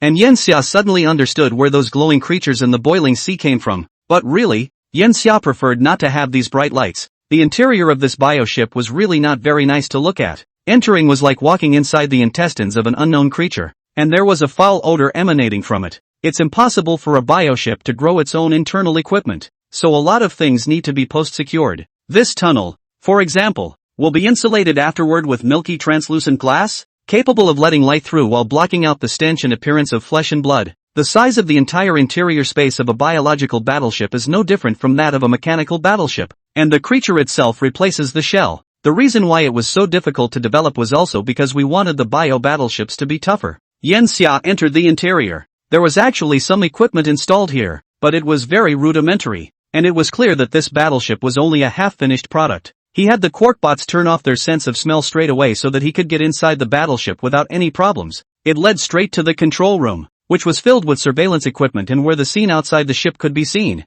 The cameras weren't mounted on top of the bioship, though, but on the walls around it to keep an eye on the bioship. This is an elongated version of a horseshoe crab, or a horseshoe crabworm with a longer and wider tail. It is externally is not soft, but comes with a shell, which makes it more like an exoskeleton bug than a mammal or bird or fish. Any substance that is tightly structured, then the defense is enhanced, not limited to metals. It's just that compared to other substances, metals are more stable, which is why they are widely utilized. The shell strength of this biowarship is approaching 007179 steel. Stepping into the passing line, steel 007179 is a relatively old steel. Iron is the most stable element in the universe. Even if the civilized Federation can now create elements, but there is still no element whose stability exceeds that of iron. So iron is still widely used in the civilized Federation. No matter in the building or airships or battleships, it's a cheap and reliable material. 007179 steel half-life is 2.6 million years. Its density reached 27.26 G/cm superscript 3, hardness of 13, melting point of 18.000 degrees Celsius, strength of 6.812 MPa. All aspects of the performance did not reach the level of excellence. It can only be said that is barely enough. What is the maximum speed this battleship can reach? And how many meter levels can it reach if it is a fully formed body? Yen Xia carefully observed it and found that there were still many imperfections in this biological battleship, and he was somewhat skeptical that this biological battleship was a fully metamorphic body. Complete metamorphosis means that the difference between the creature's appearance as a juvenile and as an adult is so great that it's almost as if it's changed form. A battleship's maximum speed depends on its thrusters. Its flesh strength only affects acceleration, and we have gravitational technology under our control, so we can actually ignore the acceleration issue. That Lightwing scholar we met earlier, if its research comes to fruition, will make huge strides in the acceleration piece as well. The first generation of bio-battleships we planned for was over 100,000 meters. Now theoretically tech support can go up to about 20,000 meters. However, we have yet to breed a 20,000 meter individual. Ella introduces Yen Xia one by one and explains them all. It's an immature plan, but Ella believes it's not far from maturity. The research for the bio-battleship also inspired the development of another biotechnology. That would be the bio-soldier. The bio-soldier program is not designed to create beings such as the battle beasts, but rather to create daredevil-like groups. They are able to reproduce indefinitely and have unlimited numbers, using this advantage to drain the energy of our enemies for us. The war in the universe is not only a psychological war, an arms race, but also a war for energy. Powerful weapons tend to consume more energy, and more death squads like this will reduce casualties in our regular army. It's a technology that has matured, and you should know it very well. Yen Xia. It's called Bugs. Ancient video games. It was a creature from StarCraft, one of the first generation of esports games born when human cyber technology was just emerging. Yen Xia hadn't planned to create a bug race before because he always felt that it was a Pandora's box,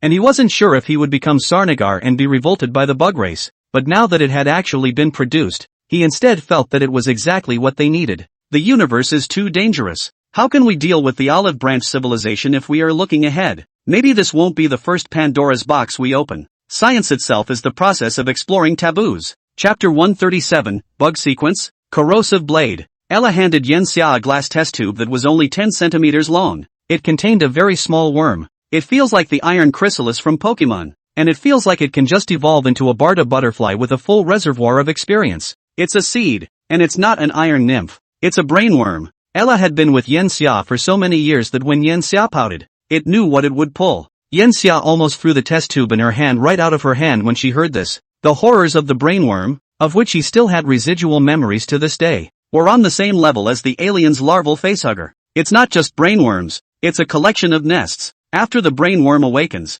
it will quickly devour the energy around it to create a fungal blanket, using photosynthesis to cultivate sugars that will serve as a breeding ground for the nest and a food source for the worms. Ella had already said that this was a mature technology, which meant that this seed in Yen Xia's hand would already have the conditions to evolve into an insect race. However, according to the setting in StarCraft, all three races are actually just level 1 civilizations, and while there is a lot of high technology in the background, Their mode of warfare is still in the very early stages, nowhere near enough to be level 2. A civilized federation such as the current one would certainly finish off the bugs in the game setting. It's not surprising though, that's from the 20th century after all, and human technology is just getting started. So Ella has made some small improvements to the bugs. For example, the smallest bug units are over 100 meters in size when they become adult, while their shells reach the level of 007179 steel. Except that's not really enough to satisfy Ella's requirements for Daredevil, so it added the devouring gene to the genes of the bug race, and when the bug race devoured other beings or its kind, it would plunder its gene fragments to complete its evolution. For example, if it devours human genes, perhaps a human face will grow on the surface of the bug's body, or perhaps its head will take on the appearance of a human and possess human intelligence. This devouring is limited to 11 times. More gene combinations will only make the genes unstable, so 11 times is already the limit. Ella named it the bug sequence. The newly born bugs are zero sequence, or primary sequence, and when the first creature is devoured, the first sequence is opened and evolution is completed. The sequence does not have any name, though it can be named, and the sequence has strengths and weaknesses, as well as failures and successes. Like in the previous example, devouring a person to open the first sequence and then only growing a human face without any increase in battle power would be a failure. The bugs have begun to be used in the military, and the number of nests cultivated is now more than 290,000, and the number of individual bugs is 1.23 billion. In order to give order to the bugs, the brain bugs have rank 6 numinous power from birth. It can command over 1 million individual bugs, and they also possess the same intelligence as intelligent life. After which I will plan to place the brain bugs into the special citizenship class, granting them the privileges of Federation citizenship. The ability that the brainworm possessed meant that it was definitely not a low IQ species. If it was only used as cannon fodder, as a biological instinct it would definitely not agree. So Ella simply made it a citizen and easier to manage. In fact, the civilized Federation is not afraid of the bugs' rebellion, as they are positioned to do. They can only do to consume energy, rather than attacking sharp weapons. Now after our tests, there are a total of 1,620,000 recorded sequences, of which 970,000 are recorded as inferior sequences, 560,000 as low-level sequences, 80,000 as intermediate sequences, 7,832 as high-level sequences, and 231 as top-level sequences. These sequences bring different changes to the individual, and the abilities of some sequences can also be stacked to achieve the effect of 1 plus 1 being greater than 2. Now we have 16 perfect sequence paths at our disposal. Ella sent Yenxia a picture. Yenxia opened it and saw a giant insect. It spread its wings and was fully clad in armor. Its shell carried a blue of quenched luster. Its body was like a praying mantis. All of its limbs were as sharp as sides. There were a total of 12 pairs of them, and it had a beetle-like mouthpiece that was like a hydraulic clamp, while dripping in ebony black corrosive liquid. Sequence, corrosive sharp blade. It's considered the No. one of the sequences we've bred now. Its scythe can easily cut through steel in its raw state, and the corrosive liquid that spews out of its mouth is capable of corroding many categories of metals. After our modifications, the molecular structure of the scythe has been rearranged so that its blade has only one row of atoms, allowing it to easily slice through any object, including that car just now. The corrosive liquid has also been augmented with quark robots, which destroy atomic structure and break down matter directly. Ella gave Yenxia a video in which the corrosive blade was pitted against a 300-meter-long explorer ship, and the biggest difference between an explorer ship and an unusual ship was that a lot of weapons would be added to the ship's hull. The two sides were 200,000 kilometers apart and activated almost simultaneously. The explorer ship released its laser weapon first, but it was dodged by the corrosive blade. Seeing through the firing trajectory, the explorer ship accelerated to 268 kilometers per second, and the corrosive blade similarly accelerated to 267 kilometers per second. As a life form, it was simply hard to imagine its speed at this point. The denser artillery fire blasted towards the corrosive blade. The eyes of the corrosive blade felt as if they were installed with radar, and could react in perfect coordination with the body. The huge body showed superb agility, weaving in and out between the rain of bullets. When the camera pulled in, Yenxia was able to see how the corrosive sharpshooter moved through the air, and it turned out that it had air holes growing on its abdomen and back, and these holes could eject high-pressure gases that drove its body to move and steer through space. And naturally the instantaneous acceleration wouldn't be attributed to the creature itself, or that would be too much of a violation of the laws of physics. The real energy came from the liquid metal mech inside it, and its acceleration depended entirely on that. After dodging in space, both sides kept approaching. the corrosive blade once again completed a close-range acceleration, instantly penetrating the opponent's firepower network. However, there was still a dense energy ray rushing at it. Wouldn't have thought that the sharp limbs would meet it directly, splitting the ray, then chopping through the ship, which was split into pieces. It was only at this moment that Yan Xia realized that the corrosive sharp edge's size was actually over 300 meters as well, and it was even a bit larger than that airship. It's really hot, but this should just be a demo movie, fully utilizing the advantages of the corrosive sharp edge. In fact, the ship can completely dodge away at speeds faster than the corrosive sharp edge, and the mainframe inside the ship can plan an attack scenario with no evasive dead ends, and the corrosive sharp edge won't last more than the first second. Yan Xia saw the problem, and according to him, 100 corrosive blades wouldn't necessarily be able to defeat that ship. Ella laughed a little. Good, that's why the bugs can only be used as cannon fodder. The strongest point of the corrosive sharp edge is its attack power, and the rest of the sequence is the same. At close range, at least it can't even penetrate the defense of the enemy ship. What impressed Yan Xia the most was the corrosive sharp edge cutting through the rays. Rays were made up of photons, which were naturally impossible to cut through, but there were gaps between photons and photons, and it was the gaps in the photons that the corrosive sharp edge sliced through, deflecting the light. The blades of the corrosive blade have a very tight structure that reflects a certain amount of light, and at the same time the material is hard enough to withstand a portion of the light, which realizes the cutting effect. Unfortunately, we have yet to develop a way to make the creatures themselves powerful. If that's the case, the battle power of the bug race will soar. Yan Xia thought that was a long way off. His idea was to use the strong interaction force of the organism's own atoms to release nuclear energy, which could then be used as a means of attack, much like the olive branch civilized beings.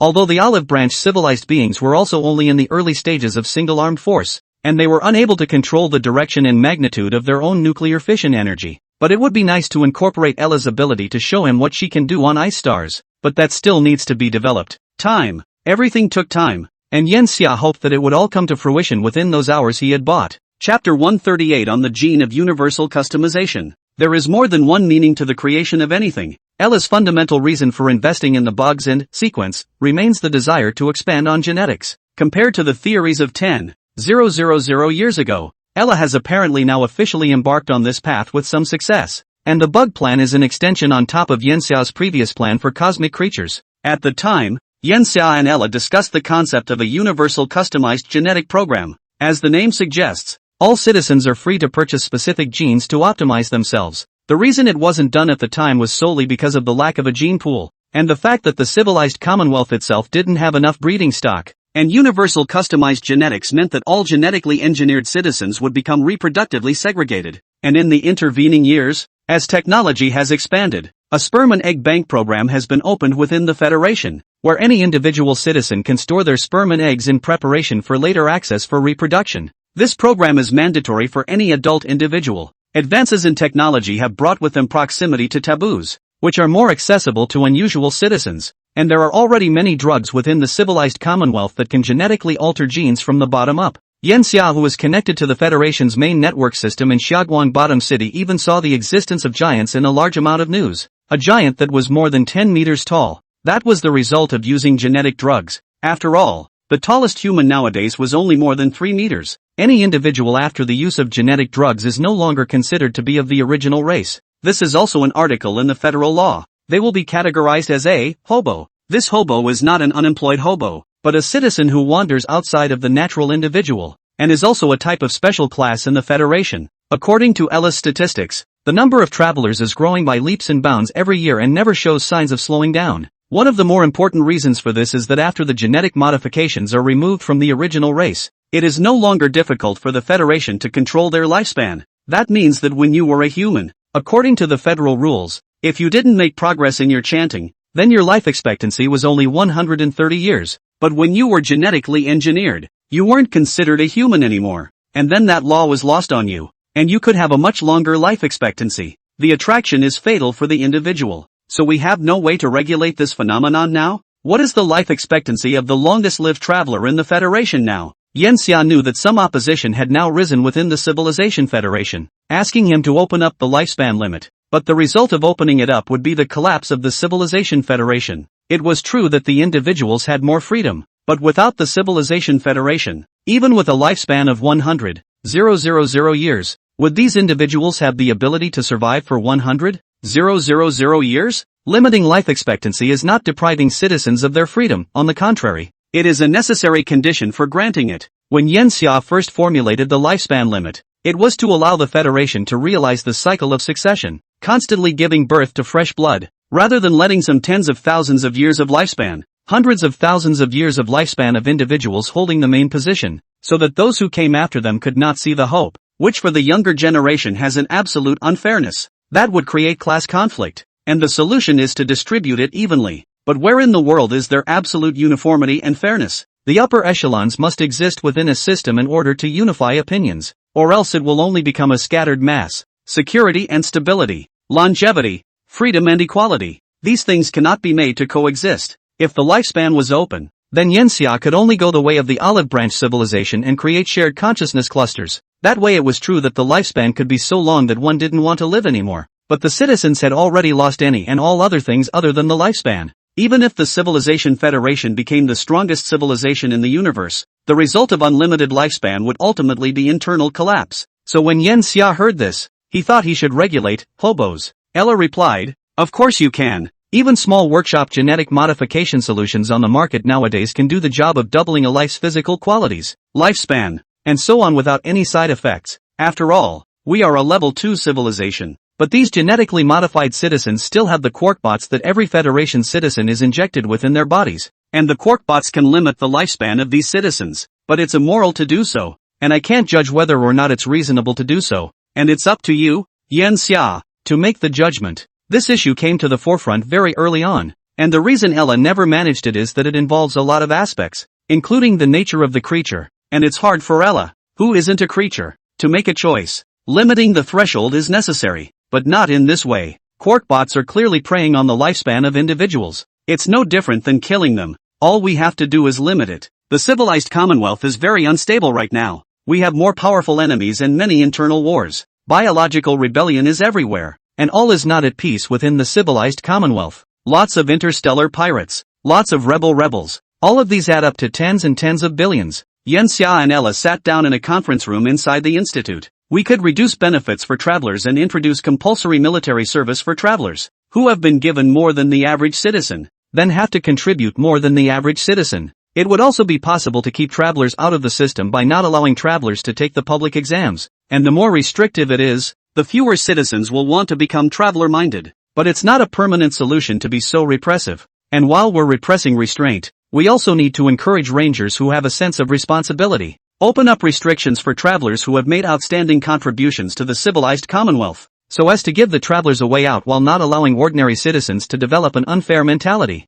At this point, Yen Xia had become comfortable handling these things. Having been the leader of the Civilized Federation for so many years, he was incredibly familiar with all things political. Ella added a few additions after she made her notes. The main reason we created the gene pool was to optimize genes. In fact, we can encourage the emergence of the Rangers by dispatching them to the Cosmic Silk Road, which is now the most chaotic zone of the Civilized Federation, and I'm sure it will be even more chaotic after that, unless we are able to solve the Olive Branch civilization and expand our star domain over there. Yen Xia agrees with Ella's decision. In his opinion, there are not really enough restrictions on travelers, and perhaps they could be allowed to take up more dangerous occupations, which would give high rewards, and there would be no mass rebellion. Thinking about this, Yen Xia felt that he would probably be lambasted as a capitalist in the future. But this is not capitalist behavior. Capitalists maintain the interests of the upper classes, whereas Yen Xia maintains the interests of the citizens at the bottom by granting restrictions to the travelers. The name, hobo, is not nice, but most of them are upper middle class or explorers within the Civilized Federation.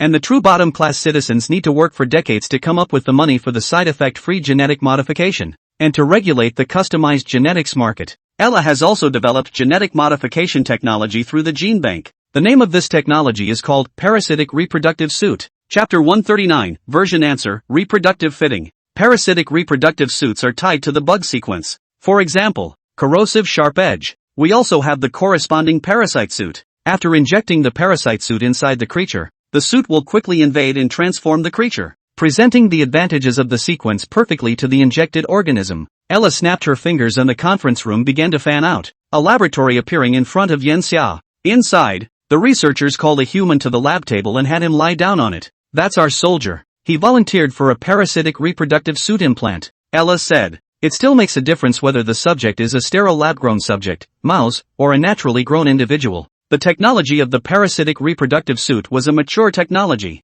and the soldier didn't look like he was experimenting on human beings. He was all excited about it. After all, as an emerging technology, its cost has not yet been controlled down. The cost of this transformation is hundreds of thousands of energy coins, equivalent to the 21st century. Someone with billions of dollars to transform you into an alien free of charge. There is no risk in side effects. The life expectancy can even be extended by a few times. At least if it is Yen Xia's own words, the mouth will not close. Begin, Ella commanded. The experiments are not tedious, and like many genetic modifications, this is all about the genetic underpinnings. There won't be any getting a whole bunch of organs around. The researcher took a syringe and injected the liquid inside towards the soldier. Almost immediately after the injection, the soldier's entire body turned red. The heat evaporated his bodily fluids. He became dry and thin to the naked eye. His back began to bulge outward, and something seemed to grow out of his shoulder blades. Not just the back, but other parts of the body. His body became taller,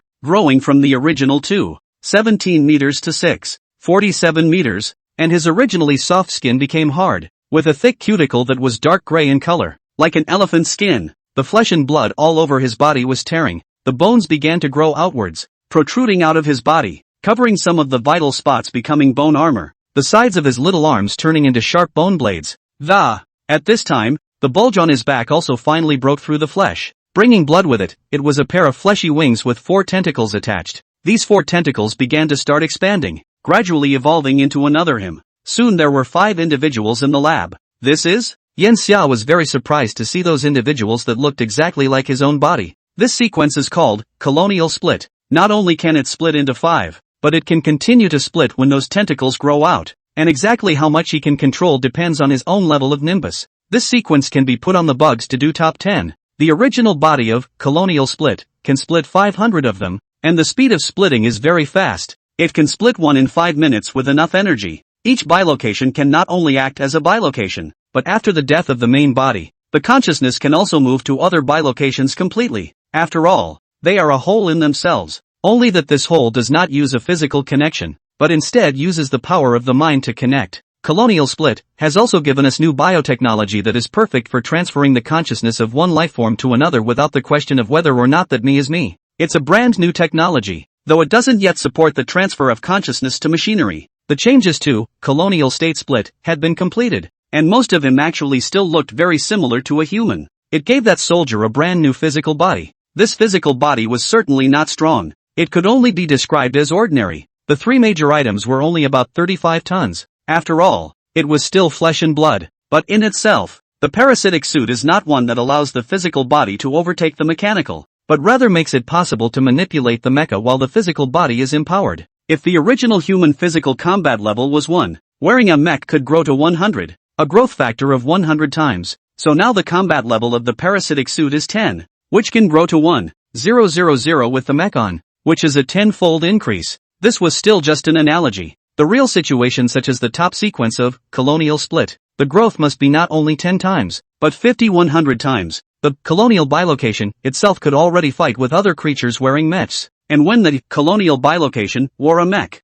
it could completely reproduce the strength of the corrosive sharp edge demo that Ella had given to Yen Xia earlier, and under special conditions it could even take down a spaceship. Yen Xia saw the soldier begin to maneuver his doppelganger up with difficulty. Give it up. After that we will specifically guide you in the cultivation of Nianli. A researcher spoke. The soldier nodded, no longer pushing himself. The researchers wrote down the information, then spoke again. Try to disengage control of the doppelganger. The soldiers of the Federation had some learning in Nimbus, and although they couldn't manipulate the doppelganger, they could take initial control of their own consciousness, which that soldier quickly accomplished. His 4 doppelgangers instantly turned into puddles of blood and bones after he let go of his control. Then activate the quarkbots. We have programmed the relevant programming into the quarkbots inside you. The soldier did as he was told. After that Yen Xia even stood up in direct shock. Because the soldier's body was shrinking, he was slowly changing into human form. Ella said, "That's the difference between colonization and normal genetic modification.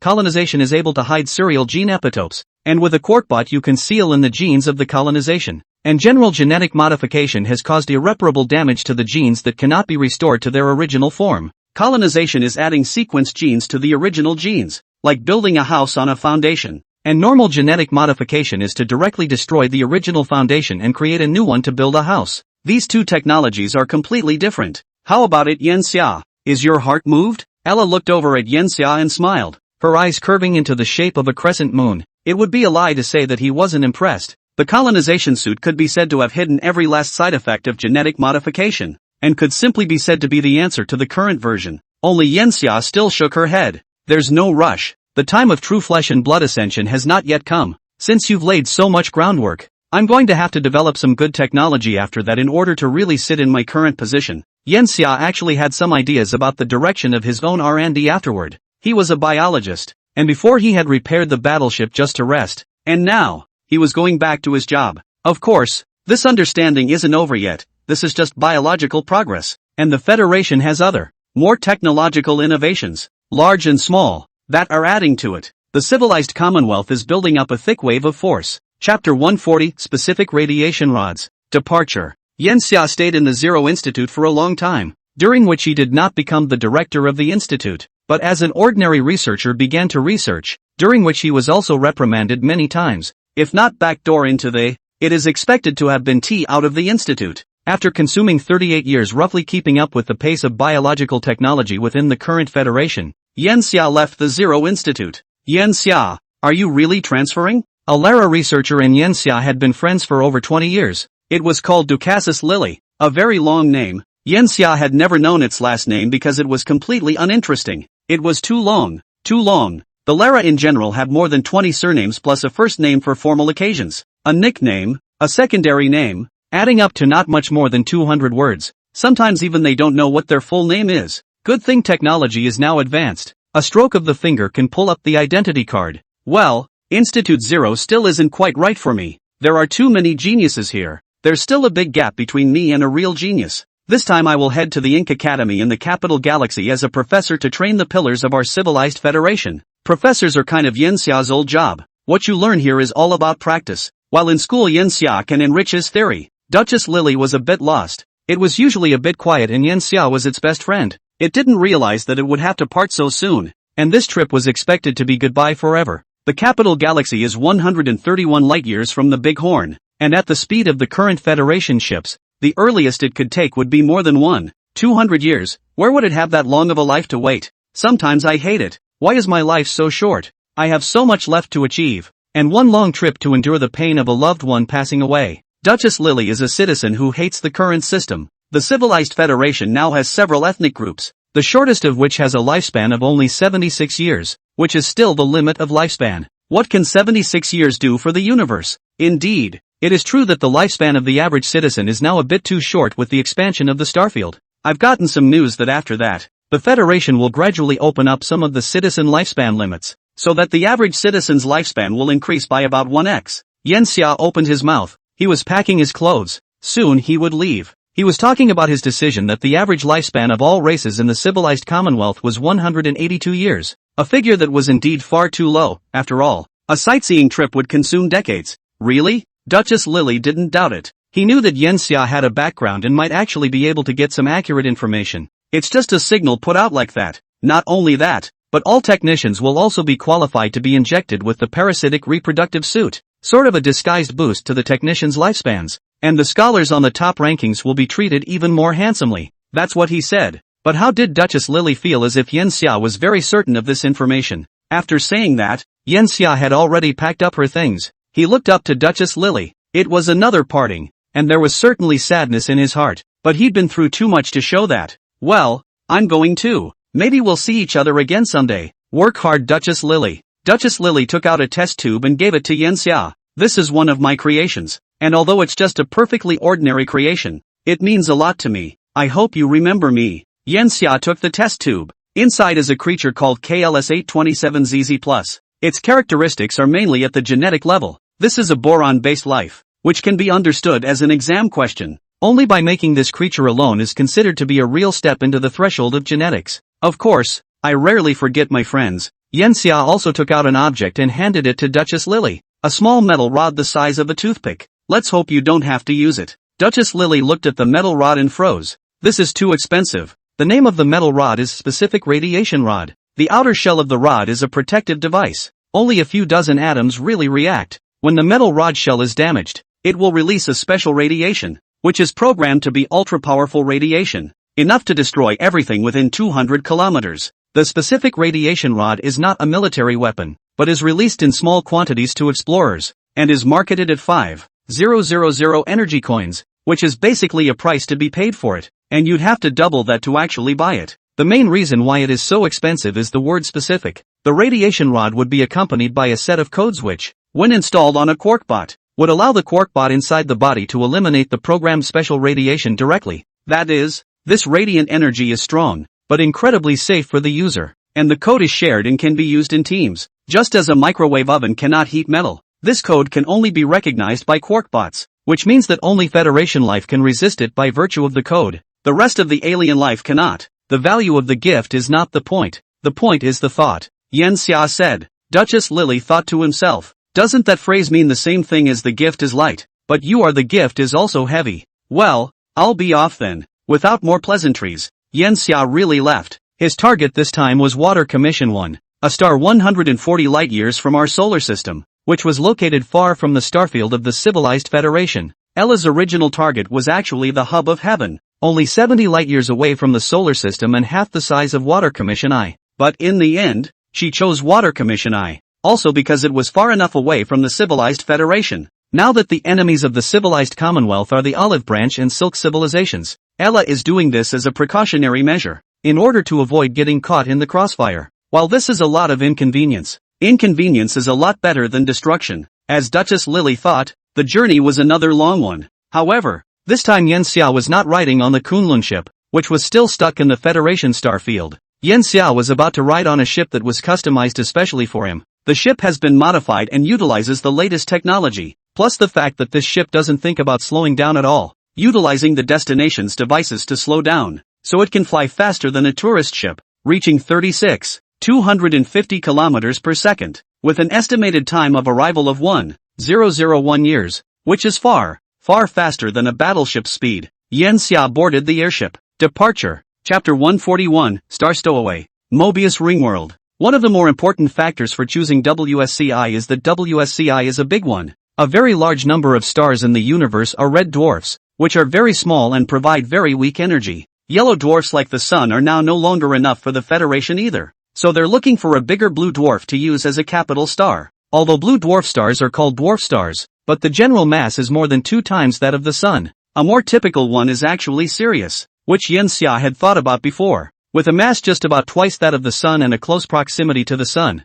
Sirius is the first brightest star in the whole day visible to humans on Earth. However, Sirius was too close to the original capital star, Tenkora V, to be vulnerable to waves of long-range weapons, and not particularly massive, so it was abandoned by Ella. With a mass of about 6-7 times that of the Sun and a companion star that reaches more than 2 times the mass of the Sun, this binary system adds up to nearly 9 times the mass of the Sun and can provide plenty of energy. And Water Commission I as a blue dwarf would not suffer from the kind of menopausal tantrums that giants do, although Water Commission I is not exactly peaceful either, with its B-type emission stars, which have emission lines in their spectra in addition to the normal absorption lines. The normal emission line is the hydrogen line, also called the 21 centimeter line, because it can reach a wavelength of 21 centimeters, or more accurately 21,1061,140,5413 centimeters, which is a microwave and can have an effect on electronic equipment. Hydrogen electromagnetic wave spectral lines are produced by changes in the energy levels of medium-sized hydrogen atoms, which is simply understood to be a change in the configuration or coupling of electrons within the atom that produces an electromagnetic wave.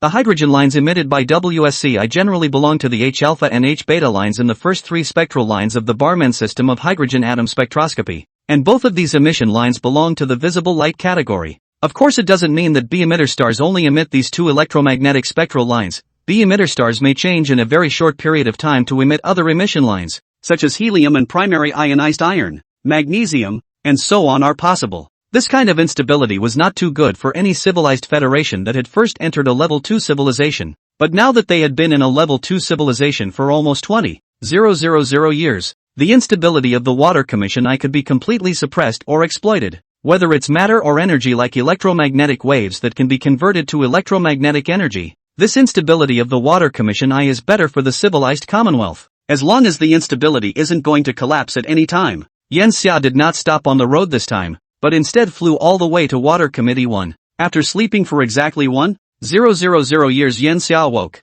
He tuned out the view in front of his ship but saw a void. But soon his ship broke through a barrier. One by one, oval-shaped light blue stars appeared in front of his eyes. This ellipse is not the kind of ellipse that you put under a microscope, but one that you can actually see with the naked eye. The rotation of Mizuko I is very fast at 250 kilometers per second, almost 8 to 9 times that of the Sun, which gives it an equatorial diameter of 800 kilometers, but its poles have a diameter of only 600 kilometers. A huge difference. At the same time he saw the Water Commission 1. Yan Xia also saw a white star next to it. It was not white as the Sun was synthesized with 7 colors of light, but its spectrum was white. The star was so close to the Water Commission I, only 12 astronomical units away, that the two massive stars literally looked like they were trying to hug each other. I can't believe it actually materialized. 1,000 years ago Ella told Yan Xia to realize a technology in the Water Committee I. The name of this technology, Star, is part of the Hidden Galaxy program. Since false stars can already simulate the starry sky, why not enclose the false stars outside the stellar system and hide the entire stellar system? This technology requires a very large investment in the full range of locking rays it needs to get in and out. For this reason, the false stars had deeply fused the technology of the V-wall to do the same kind of effect that the Purple Thorn civilization had done when it blockaded the planet Beijing. Though it didn't completely block everything, the blockade was only the entry and exit of electromagnetic force. Using this technology, Ella is going to use it not only for Water Commission 1, but for other star systems, making the civilized Commonwealth star field a cosmic void. Because of this technology, Yan Xia was a bit paranoid. Could those explored cosmic voids be similarly home to other higher civilizations? The success of this technology would also allow for the circumvention of the Olive Branch civilization's gravitational weapons. After all, gravitational weapons aren't bullets that don't cost anything, and the Olive Branch civilization doesn't fire them randomly without detecting the exact location of the star. The Water Commission I has also popularized the Dyson cloud after such a long period of time, and although it is not yet perfectly covered, it can be said that it is able to utilize the energy of the Water Commission I to a great extent. Water Commission I itself has no planets because the two stars are too close together, even closer than the South Gate 2 binary. Ella then utilized the same technology as Ringworld as a way to create land. The ringed world of the Water Commission I is not two rings that cross, but a Mobius ring with which to ensnare two stars, thus utilizing the energy of both. It's very ingenious, but the amount of resources expended is not comparable to the previous Ringworld. The surface temperature of Water Commission I is close to a horrific 15,000 degrees Celsius, and ringworlds need to be very far away from the star. The circumference of the Mobius ringworld reaches 4.7 billion kilometers, or 31, for astronomical units, which is nearly 45 times the size of the Place of the Gods, and the total area is more than 30,000 times that of the House of the Gods. The horror of the investment in it was such that the Mobius ringworld was actually unfinished now, with less than 5% of it built. But even that was far bigger than the House of the Gods. The Mobius ringworld, which was already considered a giant structure of the Gods' capital galaxy, could only be considered a small toilet in front of it. After entering the Star, Yan Xia's ship was pulled in front of several ring-shaped devices with a diameter of 1,000 kilometers, which he had thought were deceleration devices, but had not expected them to be acceleration devices, which accelerated his ship by another 14.7% through 10 accelerations,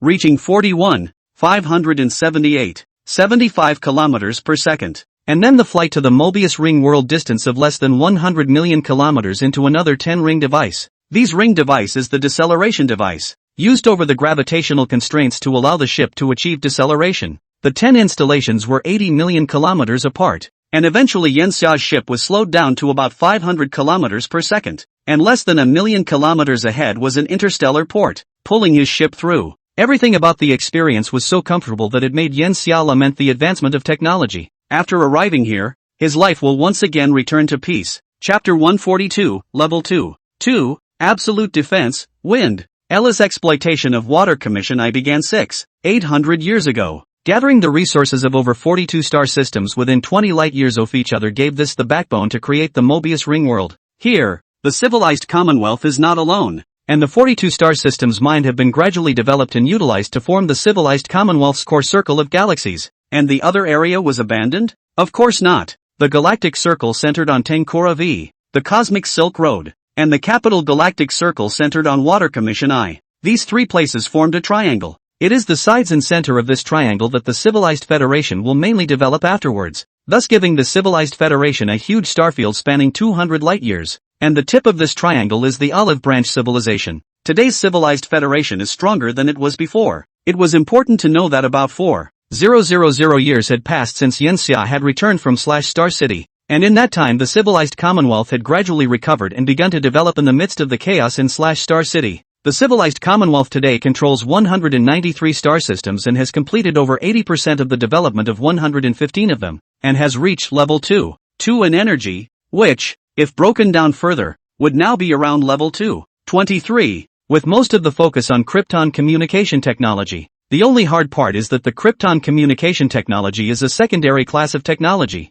not offensive or even defensive, which leads to a more middle-of-the-road civilization federation, rather than a strong one. At this moment, Yenxia was standing in this starport, which was said to be a starport, but was actually part of a huge star city. However, the Civilization Federation was not as wealthy as the Olive Branch Civilization, and this star city was actually made up of scattered small star islands, and the starport where Yenxia was located was one of the star islands, a giant city that was 172 kilometers long horizontally, 59 kilometers wide vertically, and around 8 kilometers in height. Just after getting off the ship, Yenxia felt the difference of this starport. Where the difference from Tangkora V was greater was in appearance. This starport was less like a comb and more like an oval-shaped piece of pie, and the harbor was tucked inward, and when viewed from the side it looked like a sea, and the ship would go into the interior of the sea and dock. There are many mechanical arms present, and the ship is physically jammed by them when docked, and then there is no longer a need for the profession of repairer, as these arms can directly inspect and repair all aspects of the ship just by paying energy coins at the operation panel. Yenxia saw the mechanical arm release a large mass of liquid to drench the ship. All of these liquids were nanobots, as many as 1 trillion billion of them. They were able to repair the ship on a microscopic level, making the ship as brand new as it was from the factory. Before Yenxia could carefully observe the process of repairing those nanobots, probably having guessed that this kind of thing was tempting enough for a man to look at it for a year, Ella with her white hair wearing a small floral dress walked towards Yenxia. "Welcome home, Dad." Cough cough cough. Yenxia's body gave a jolt, and she couldn't contain her trembling. Ella laughed straight away. "Dad, there's no need to be so excited when you haven't seen me for so long." Yenxia wanted to spit. One person and one AI are over 20,000 years old. Can you not be so childish? Ella stepped forward and grabbed Yenxia's hand and shook it back and forth, the immense strength of her small body shaking Yenxia's arm almost out of her torso. "Daddy, go shopping with me." Yenxia reversed her attack, her hand rising to rub its tiny head. "Yeah, what do you want to buy?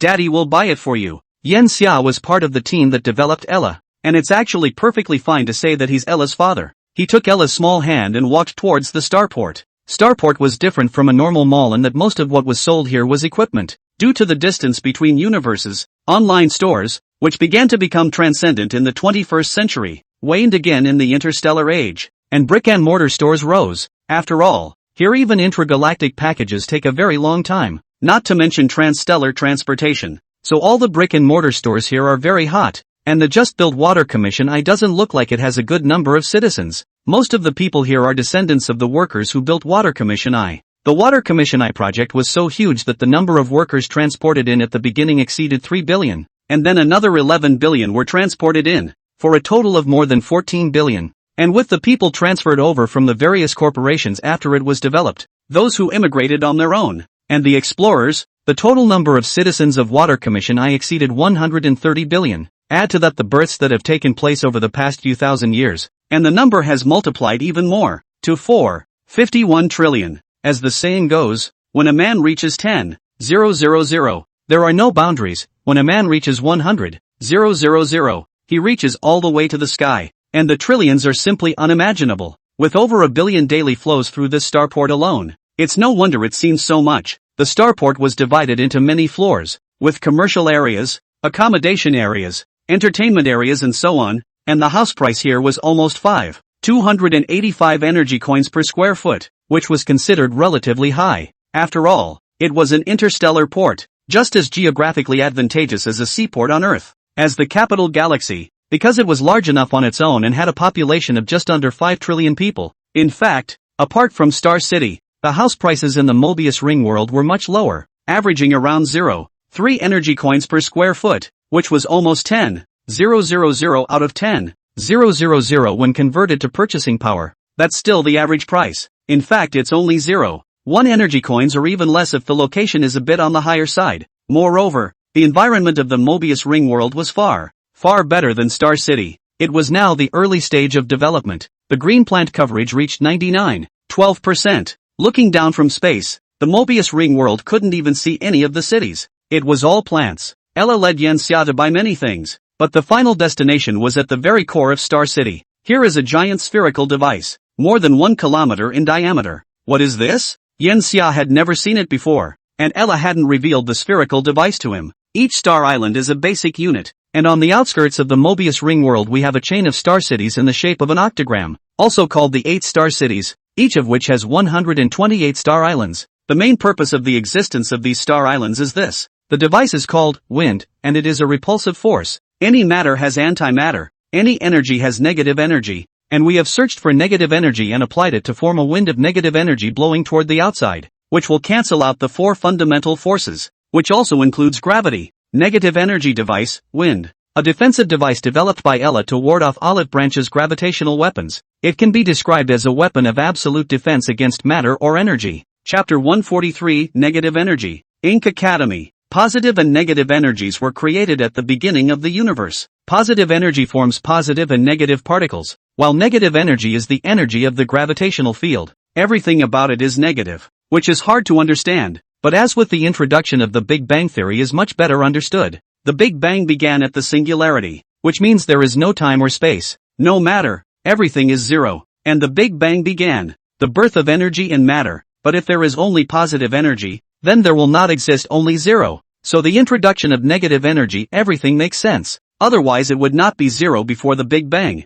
But there is one or even more. Then the Big Bang theory will be overthrown and replaced by a constant universe, i.e., our universe is not a singularity explosion, but was formed after the death of a massive black hole in a much larger universe. Although after such a long time, the major factions within the Federation of Civilizations still support the Big Bang theory because there is too much evidence. So much that life cannot help but believe it. Unless there are beings that can step out of the universe and reach beyond it to truly know the nature of the universe. And as Ella has confirmed that negative energy does exist, that is certainly more proof that the Big Bang theory is correct and reasonable. The criterion for defining negative and positive energy is called the vacuum zero-point energy, i.e., the energy of quantum rise and fall below absolute zero. A lot of people think that below absolute zero, everything stops, but that's not really accurate. If everything stops, then it proves that everything can be measured precisely, which violates Heisenberg's uncertainty principle, formulated in 1927, which states that it is impossible to determine the position and momentum of an elementary particle precisely at the same time.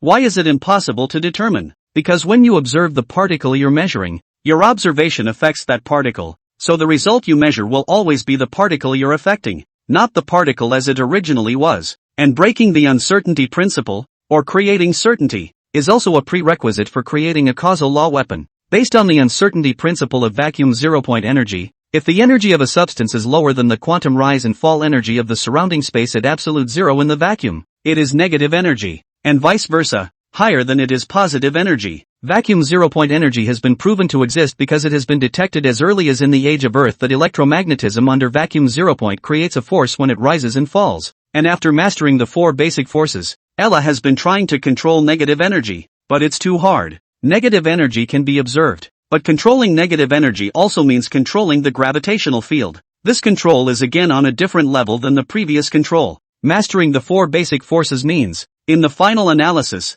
that you can apply the 4 basic forces, while mastering negative energy requires a deeper dissection of gravitational forces. It's like the difference between being in control of a handgun and being in control of a fired bullet. But mastering negative energy has absolutely nothing to do with applying gravity more skillfully. That's the task of dark energy. Everything in negative energy is negative, which means that it can be cancelled out with positive energy. Positive energy includes all the matter in the universe now and all the energy except negative energy, including dark energy and is positive energy. And antimatter is also positive energy. It also means that if one has a sufficient amount of negative energy, one can defend against all positive energy attacks. Also because negative energy itself is the energy of the gravitational field, so coming with a gravitational weapon can affect that as well. It's kind of an all-purpose thing. Negative energy can also create warp engines, and it's very affordable. Creating a 100-meter diameter warp bubble only requires all the energy of one universe. But of course, to make this warp bubble continue to exist, it needs to burn more universes, which can be said to burn one universe per second. This layer of absolute defense can only withstand 1 × 10 to the power of 24 watts of energy output or a 1 × 10 to the power of 27 joule energy blast. Right now, Ella stated the inadequacy of wind. The creation of negative energy requires positive and negative matter annihilation and is a very inefficient means of production. And right now they haven't found a more suitable way to mass produce negative energy on a large scale. But it's kind of taken off, hasn't it? Yen Xia was still quite optimistic about this technology. There is as much positive energy in the universe as there is negative energy. So the negative energy mines are very plentiful and waiting to be tapped by civilization. At this stage, wind can be used to attenuate the gravitational weapons of the Olive Branch civilization. The output energy of a gravitational weapon isn't really that high. The real energy drain is the energy required to fire the gravitational weapon. Simply imagine it as a bullet with a 1-ton charge. The main thing about gravitational weapons is that they're still treacherous, and destroying star systems is also a kind of superposition, enhancing the gravitational pull of an already massive star to destroy the star. According to Ella's calculations, at this stage, wind could completely withstand the power of the Olive Branch civilization's gravitational weapons by 6100 th of a point, and in 1,000 years it would probably be able to withstand as by 1020 th of a point. Of course, it would be nice to discover a way to mass-produce negative energy, such as by turning the working hours of all living creatures in a civilized federation into 007, just kidding, or something like that. Well, this technology is very promising, but positive and negative energy annihilation also releases a huge amount of energy. And I'm currently working on a way to make the stash star able to absorb that energy. If we can apply the enemy's energy, then we can be invincible with a difference of 0, 2 or 0, 3 levels. Of course, the premise was that the other side didn't have more powerful weapons, such as the law of causality or dimension, but none of these weapons were within the grasp of a level 2 civilization. If it did, then the other side could exterminate them without using those weapons. No difference. After the starport was finished strolling around, Ella took Yen Xia to within the Mobius ring world, a world that Ella had named Infinity. The name was inspired by the symbol for infinity, but the infinite world didn't sound too good, so I went with the similar infinity. This way of naming. Yen Xia couldn't spit in time as he had already reached the skies above the infinite world, from which he could see that the general structure of the infinite world and the place of the gods were indeed similar, though there were a large number of satellites floating in the air here. These satellites are 1 to monitor the infinite worlds and 2 to act as communicators. It is undoubtedly easier and more material efficient in the air than in the ground, where the lines are turned over. And these satellites are less than 300,000 kilometers from the ground. The delay can be achieved within 2 seconds, and on the ground is actually almost the same. As for the signal stability and strength is not at all to worry about. These satellites not only serve these purposes, they are at the same time individual hosts, and these hosts, together with the hosts installed inside the Mobius ring world, constitute a matrix, and they constitute me. Ella's mainframe is now right here, controlling the world. Well, below that is the Ink Academy. Ella pulled up a map. On it Yen Xia saw the footprint of the Mozi Academy, which reached 32 million square kilometers, which is simply rich and powerful. Ella is also preparing to make the Ink Academy the #1 academy of the future civilized federation, with around 100 million students and teachers. Chapter 144, Datadization Academy. The Mercury Academy owns a ship harbor to park airships. After Ella parked the ship, she went out with Yen Xia, and after exiting the roughly 25 square kilometer ship harbor she could see the gates of the Mercury Academy. It has no physical body, but a holographic projection divided into lanes and sidewalks. The walkway is a long, 100-meter wide by about 5-meter high passageway covered by a thin curtain of light divided into 50 entrances that are scanned for biometric information as they pass through the light curtain. This scanning of biological information comes from the genetic level, and it's possible to scan and then compare the genes of a living organism in less than 1 millisecond, which is equivalent to punching a clock. If a non-school teacher or student fails the scan,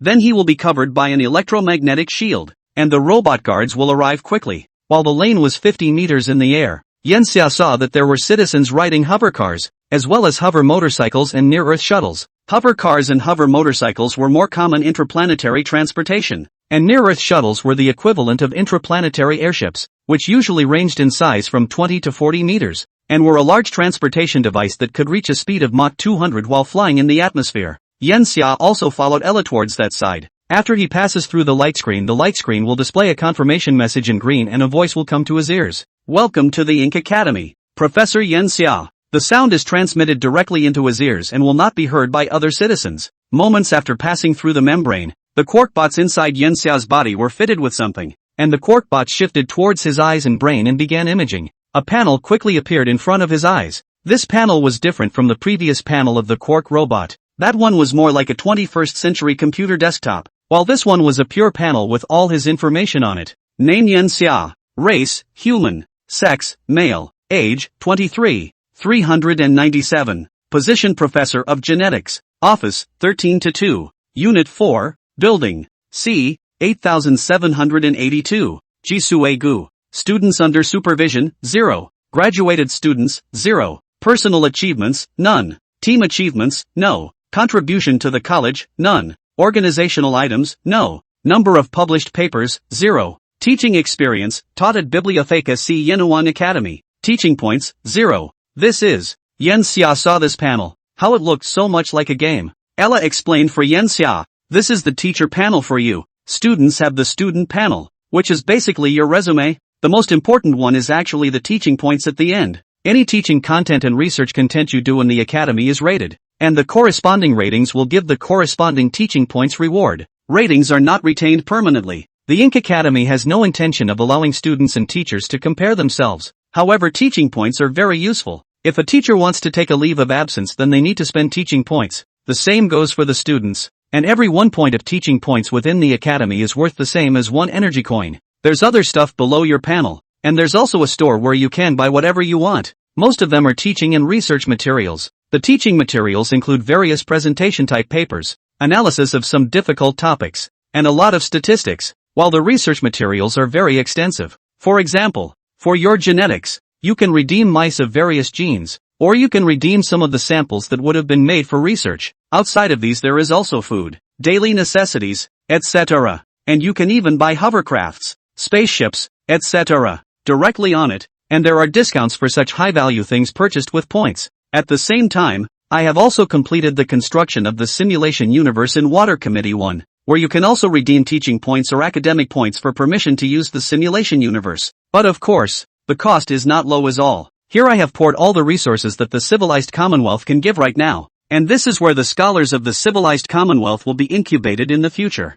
Yen Xia had learned about the Ink Academy when he was in the Big Horn. At that time, in fact, Murray College had just announced its establishment, and the length of time that Murray College has been in existence now is only 422 years. It was a very advanced academy and was built to the specifications of the first academy of the Civilized Federation, with top-ranked scholars as mentors within, and even more opportunities to interact with many of the industry's elites. The admission standard for Murray College is S. This score is equivalent to a score of 712. 95% on a 21st century 750-point scale, while reaching a score of 727. 5 is S+, 97%, and 742. 5 is SS, 99%, out of a possible SS+. The number of students enrolled in the Ink Academy each year was around 12 million. With reference to the 220 billion people who passed the Higher Academy Qualification Examination in the Civilized Federation each year, these students could be said to be 1 in a million. There are no miscellaneous fees as well as tuition fees as long as you enter the Murray College,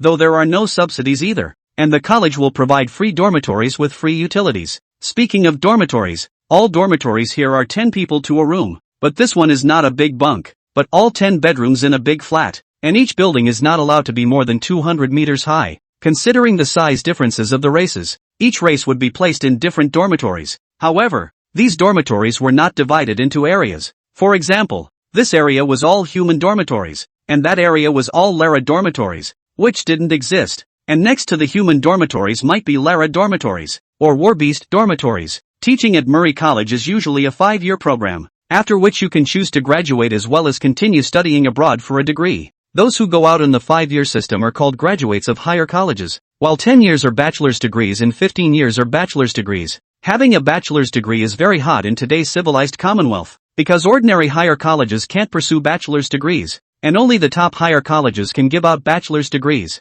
and there are only 38 such top colleges in the civilized Commonwealth nowadays. And it's also very difficult to get a bachelor's degree. You have to have 1 or more professional level research results. What is meant by professional level research results is research results that are popular, of practical significance, and of economic value. rather than just sending out a random reference paper. That is to say, every bachelor who can get a diploma already has a certain economic value and social status in itself. While a bachelor's degree may seem like only 5 years of study, very many graduating bachelor's degrees actually take as long as 15 years or more to further their education. It is so difficult for a bachelor's degree, and it is certainly even more difficult for a bachelor's degree. The graduation requirement for a bachelor's degree is to publish academic-level research results, and in order to pursue a bachelor's degree, one must have graduated with a bachelor's degree, which has led to an extremely low graduation rate of bachelor's degrees every year, with only a few hundred bachelor's degrees graduating every year in the entire civilized federation. At this moment Yan Xia suddenly received a message.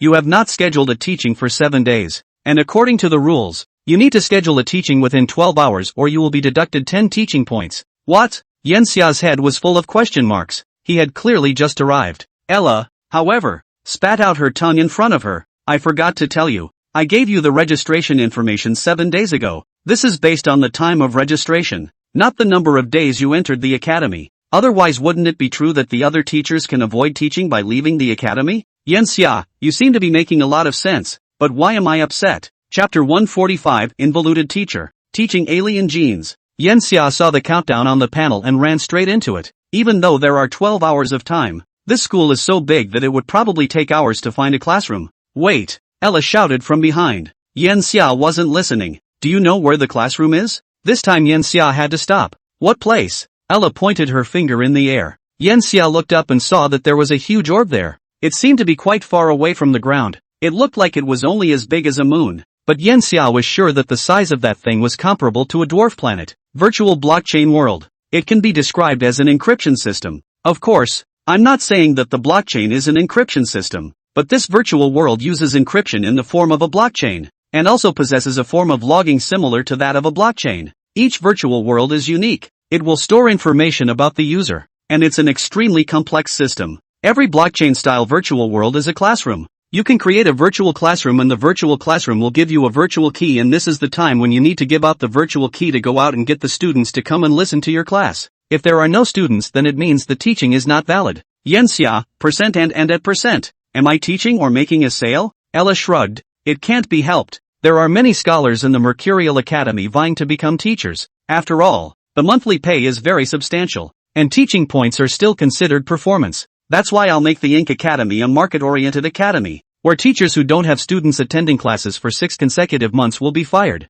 And then the Ink Academy will issue new teacher slots out on the official website. Teachers have become social animals. This is unfair to teachers. But it has to be said that it is actually very friendly for the students to keep the college at a high level by eliminating a large number of faculty members who are not capable of teaching through such enrolls. Of course there will be a lot of scholars who are talented in their own right but have average teaching ability who will be dismissed. But that will be better for the Commonwealth. A school is a place to teach and educate people. And if you're so good that you can't teach and educate people and make your students understand what you're saying, then what are you doing staying in this place? You're just wasting your time and wasting your students' time here. So you might as well shine in other places where you excel. It's a meritocracy. But you don't have to worry. Professors are different from ordinary teachers. Half a year can't be fired. It takes at least 5 half a year. But every half a year you have to announce the list of professors with poor teaching quality to all the students. It's going to be a collapsing of the persona. Yo! Yan Xia felt that Ella was hinting at something, but he had no proof. As a teacher, Yan Xia resisted this system, but as the leader of the civilized Commonwealth, he supported it. In that case, let's get to work. The good thing is that he himself has been a professor for a long time, and at the same time his own eyesight is high enough that how to control people's hearts and minds and attract people is just a piece of cake for him. Murray College has an intranet, and this intranet is not cold because it is very robust and because there are so many learning materials. Yan Xia created a teaching space and then advertised directly in the intranet. Want to take control of your psychic abilities? Professional professors will teach you how to control your powers from the genetic level. Perfectly remodeled genes. All you need to master are these 3 steps that will teach you how to get bigger and stronger. A flurry of ads went out. Yan Xia realized that this method had already been used by someone a long time ago, but those titles were written a little too squarely, without a single point of attraction. What? Quantum force field teaching. One-on-one instruction from Venus scholars. Does anyone really want to click on this kind of title? Yan Xia waited in the classroom for a while. Sure enough, someone soon came in. He began the preamble swimmingly. His knowledge to teach students pursuing a bachelor's degree was poor, but it was enough to teach these underclassmen.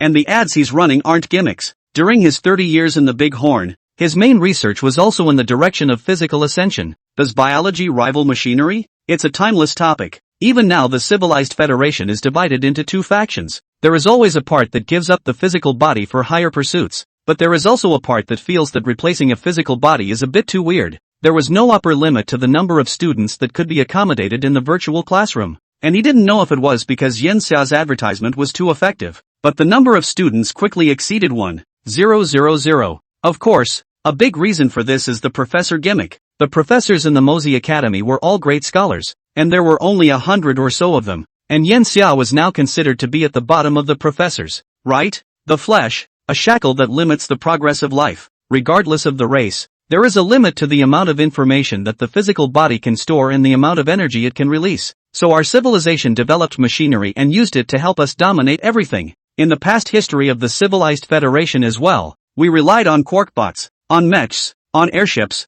on battleships, and these made us powerful. And even the latest development of parasitic suits is just a solution to our immediate needs. It is still hardly a match for machinery. What are supernatural powers? Strange abilities like controlling fire, lightning, ice, snow, affecting weather, particles, etc. All of this we can actually do with the help of our mechs. We can do it with technology, but it's not our own ability. And when we lose that, we'll be nothing. And what I'm going to talk about today is how to give your genes control over your powers. The first one we're going to talk about is the most basic of allopathic powers, electricity. Electricity is the easiest energy body to create because most of the matter in the universe is electrically charged. What Yen Xia wants to do is to make some useless muscles or organs of the organism become power-generating muscle groups and power-generating organs, such as the human appendix. This type of genetic modification does not require large-scale changes to the genes themselves, but only minor alterations to the growth mechanisms of the genes. Like wolves and dogs, they look very different, but their genes are actually basically the same, so there is no reproductive isolation. When Yen Xia said this, there were many students who directly retreated, because this technique was too simple, and a lot of information could be searched on the internet. But what Yen Xia talked about was of course different from those materials. His genetic modification was safe, efficient, high voltage, costly, and easy to control, and there were many supporting facilities, such as the power-generating organ to be equipped with a current network to deliver this power, how to use oneself as a piece of bioelectromagnetic accumulation of power, and how to use the power to enhance one's physical quality and cerebral water quality. Just one of these small differences is more than 10 times harder compared to the former. And after talking about electricity, then it's relatively easy to do the second, alien fire. Carbon-based organisms themselves have hydrogen and oxygen. How to make hydrogen and oxygen into usable combustion and fuel gases, how to control those gases, and how to intensify the energy released. These subjects are exactly why Yen Xia came here. From the time they were on the Ice Star, Yen Xia and Ella had decided on biological reforms for the civilized federation, including parasitic reproduction suits as part of the plan. The power of this content taught by Yen Xia might not be much, but it was universal and could make all people become masters of their powers. It was also the equivalent of a foundation, and Yen Xia intended to popularize Ella's hit on the Ice Star within 3,000 years. Chapter 146, The Counterattack of the Pillars, / Star City. It has been officially named the Roman Starfield by the Civilized Federation. It is a distant shore and a place to aspire to, but this yearning is not a veneration. It is a yearning to take. Compared to the Olive Branch civilization, the Federation of Civilizations is actually more aggressive, because the Federation of Civilizations grew up in the midst of war. The Olive Branch civilization did not. They had a smooth path to growth and their biggest wars were internal, which led to them not being an invasion-loving civilization. And Patch's plan also puts himself in a passive position, which is fatal. Of course, it could be argued that if he succeeds, then everything will be rewritten, and it will be the one individual, the one leader, who will change the civilization of the Olive Branch. Pity. The Olive Branch civilization does not shape individuals who are powerless. It's like a person who grows up in kindergarten. Even if he grows up to be 30, 40, or even past his prime, his exposure is limited and unpracticed. The fact that the civilized Commonwealth is able to allow so many races to coexist peacefully nowadays is an extraordinary ability in itself. And on a social level, the civilized Commonwealth is so much stronger than the Olive Branch civilization. This is one of the reasons for the current situation. In fact, even if the Olive Branch civilization had sent troops to the Civilization Federation at the very beginning, it wouldn't necessarily be able to completely destroy the Civilization Federation because the Civilization Federation was in control of the Krypton communication technology, which was the first information that the Civilization Federation had released to the Olive Branch civilization. Having this technology also means you can evacuate at any time. away from this starfield. The universe is very empty, and even if there are very many civilizations, how many can be more than level 2? There are definitely not 50 of them in the vast galaxy, even counting upwards. Even if there were 100 of them, each controlling an area 100 light-years in diameter, how many areas of the galaxy would they be able to control? The answer to this one is 1 in 1,000,000, which is still a conservative estimate, and could be 1 in 10,000,000 if a portion of the galactic fringe is included. The galaxy is too big, too big. Don't look at the Civilization Federation controls such a vast area, nearly 200 star systems, but the Milky Way is 100 billion stars up, and Ella actually detected the number of 230 billion. This number is still conservative, because they are in the Milky Way. They can't see the whole Milky Way, and there are still more stars hidden on the other side of the Milky Way. Of course, this calculation is actually wrong, because if a class 2/8 civilization exists, then the number of star systems under its control should be 10 million upwards, but still very few. In fact, the Milky Way is in the middle of the pack of galaxies in the universe. It is perfectly capable of hosting the development of 100 level 3 civilizations or 1 level 3, 2. But that's with so many level 3 civilizations at the same time. If one civilization becomes a level 3 civilization, it doesn't even need to be a level 3, a level 2. 9 can start pushing across the galaxy, raking in all the resources, and hardening itself up to a level 3 in terms of resources. Of course, if there are multiple level 2/8 civilizations in the galaxy when 2/9 occurs, then 2/9 can't be leveled yet. This is impossible though, because if so many level 2/8 civilizations really existed, the galaxy simply wouldn't be as quiet as it is today, knowing that whoever takes the lead first will inevitably clean up the other civilizations, so war is inevitable. These various factors, which are also responsible for the present-day Star City situation, are bound up in the Grail program, which is the importance of information. No snowflake is innocent under an avalanche. The reverse is just as true. As long as you can influence snowflakes, then you can inevitably create avalanches. The mistletoe had learned this from Yanxia. It had learned to use it, and it had been slowly hibernating over the millennia, slowly influencing the decisions of individuals. It's actually easy for it to do so now, because all citizens of Star City have had their individual consciousnesses awakened, which means they're extremely easy to influence. It was not intended to be a one-bite meal at the outset, but as it gradually took the initiative within a Star City, things became a little different. It has mastered one essence, that of revolution. It accomplished the spread of ideas within that Star City, which is now Star City is changing from classless to classed. And then I won't have to oppose the current model of Star City. You have to support classlessness. At the heart of classlessness is equality. Osipan Priachoko is preaching that every being should be equal, that there should be no division between high and low, that those in higher positions should take on more responsibility without circumventing more responsibility, that the administrator should not be the one in charge of the Star City, but rather the steward of the Star City who represents the will of all individuals, and that the individual should be the master of the Star City. It uses this with aplomb,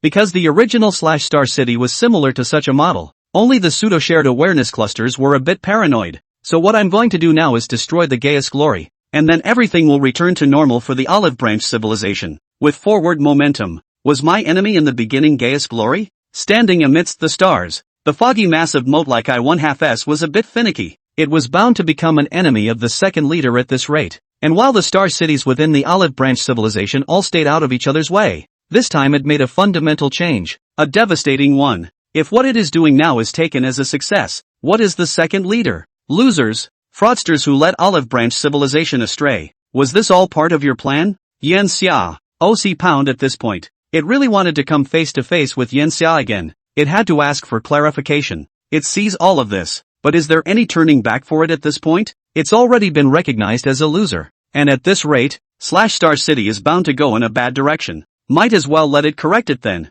It's the only thing it can do. We should be rich and strong, democratic, civilized, harmonious, free, equal, just, rule of law, patriotic, dedicated, honest and friendly. That's the slogan of the patch. That's what the civilized Commonwealth tells it. It feels crazy to think that this is beyond right, that this is the way society should be. But, why shouldn't society be like that? It perfectly fits its inner definition of social form. The division of labor within the 5-star cities is now extremely uneven. The emergence of the class will certainly form the ruling class. The lower class will certainly be dissatisfied with being pressed below, because the inevitable class is that there will be strong and weak. It is impossible to satisfy all individuals. With these core values, Patch has begun to influence the 5-star cities. Gradually more than half of the lower-class individuals in the 5-star cities flock to it. It's also time to launch a counterattack and take back what's mine. Patch looked at the star city at its feet. It had never felt like thousands of years were so long for it. There is a wild ambition hidden in those mechanics of it. And since there is no going back, what is the harm in making yourself the third leader who topples the second leader? As for the civilized Commonwealth, it remains to be destroyed. It is too dangerous.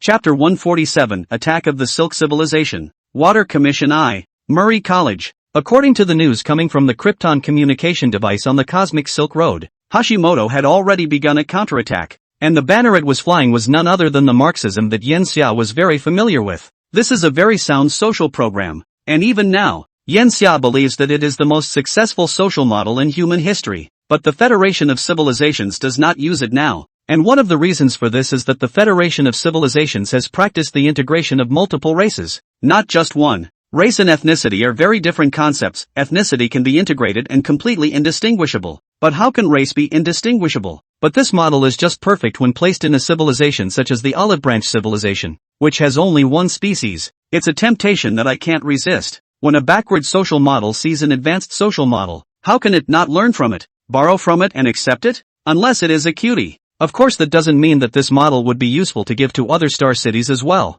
The reason why it's being given now is because of the chaos in Star City right now, the desperation of the I-1/2s, and when those reasons are stacked on top of each other, it's a perfect fit. Is Yen Xia considered raising a tiger like this? No. Star City itself is a giant tiger, so why keep a tiger? Only by lulling this tiger to sleep will they have a chance of survival. I heard it was attacked, Yen Xia said to the air around himself. Ella appeared soon after. Exactly. The Silk Civilization is still sending warships. Much faster than we expected. Citizens who see their ships call them ghosts because they are so fast, with battleships traveling at speeds of over 40,000 km/s. The Silk Civilization and the civilized Commonwealth had finally made contact, and their arrival now proved that the Silk Civilization had sent warships 10,000 years earlier, also as a level 2 civilization, and now perhaps even approaching level 2. 3. The Silk Civilization itself has unique technology, developed very differently from the civilized Commonwealth and Olive Branch civilizations. Ella gave Yen Xia a picture with a blurry stump on it.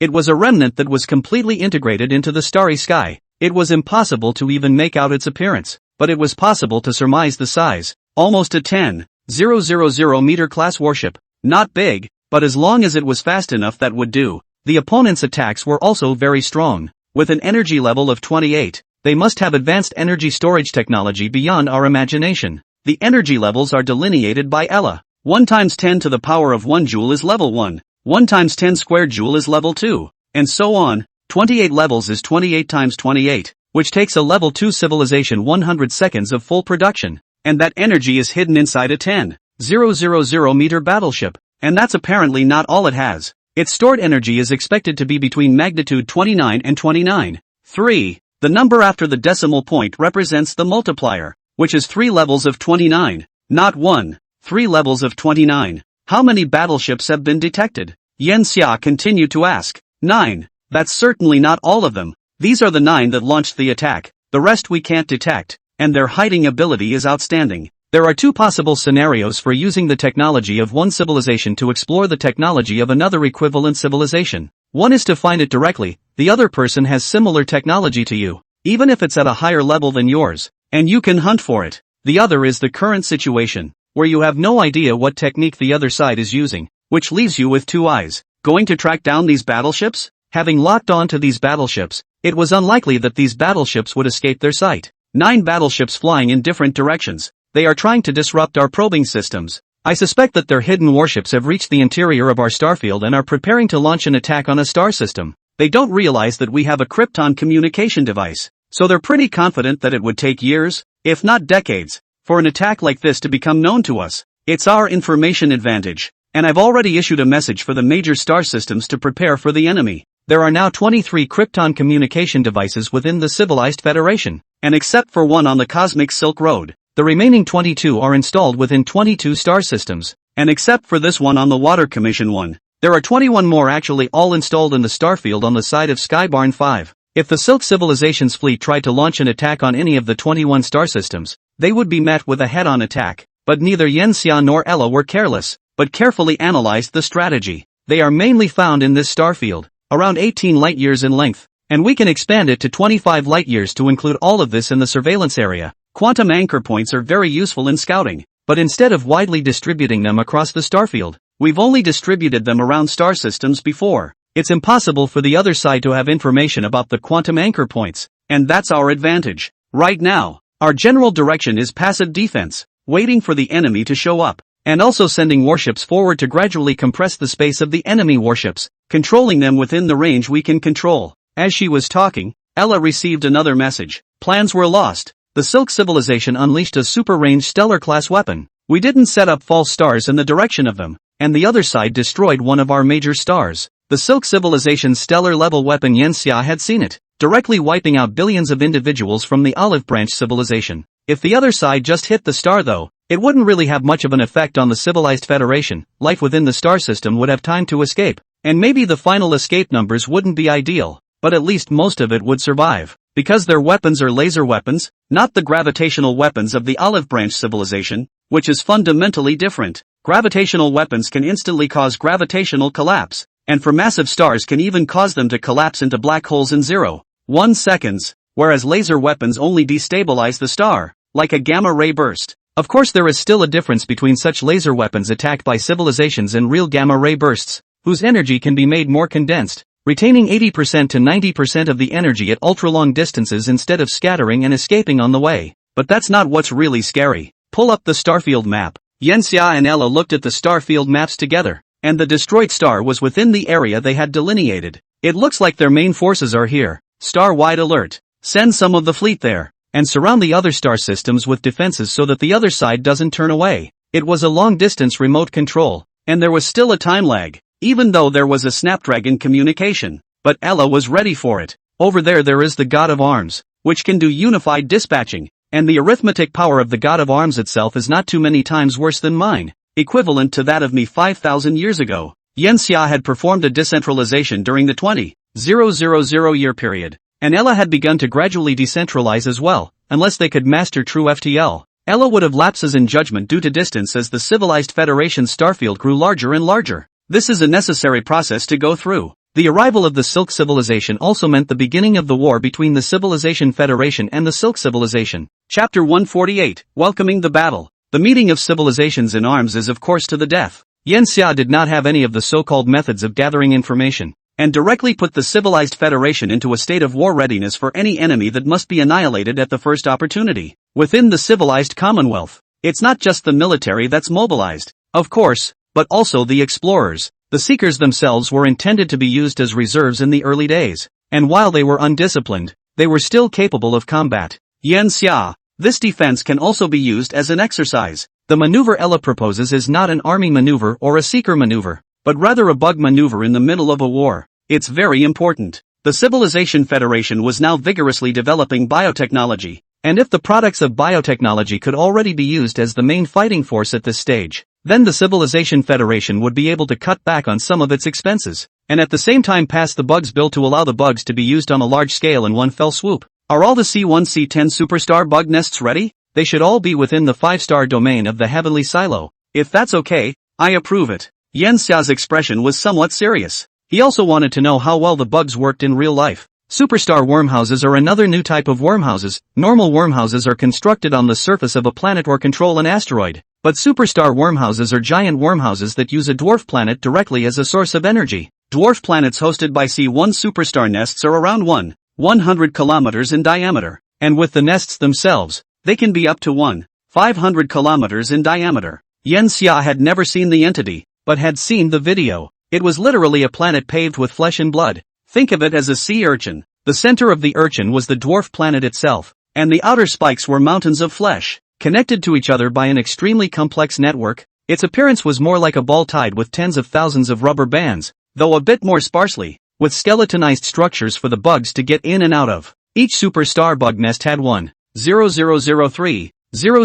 brain bugs in charge of managing it, and the lower limit of bug combat units per superstar bug nest was 1 billion, with the total number of C1 C10 superstar bugs adding up to a terrifying figure of 17.3 billion. It's ready. The bugs have been in a state of welcome. The superstar bugs' brainworms don't just control the bugs, I've given them control of their small bio-warships as well. It will increase their combat power dramatically. Bio-battleships had been developed for another 1,000 years after Yen Xiao's departure, and by now it was possible to develop 500-meter class bio-battleships in a stable manner. Seemingly small, but the individual capabilities of the 500-meter class bioships themselves already exceed the strongest bug sequences, and would bring a lot of changes to the bugs. The strategic tactics developed by Yen Xia and Ella are still effective. Perhaps it was correct to say that their suspicions were correct, and that the Silk Civilization's ships were headed for the star systems surrounding the one being attacked, and that they wanted to take the maximum amount of results in the shortest amount of time possible. What awaited them, however,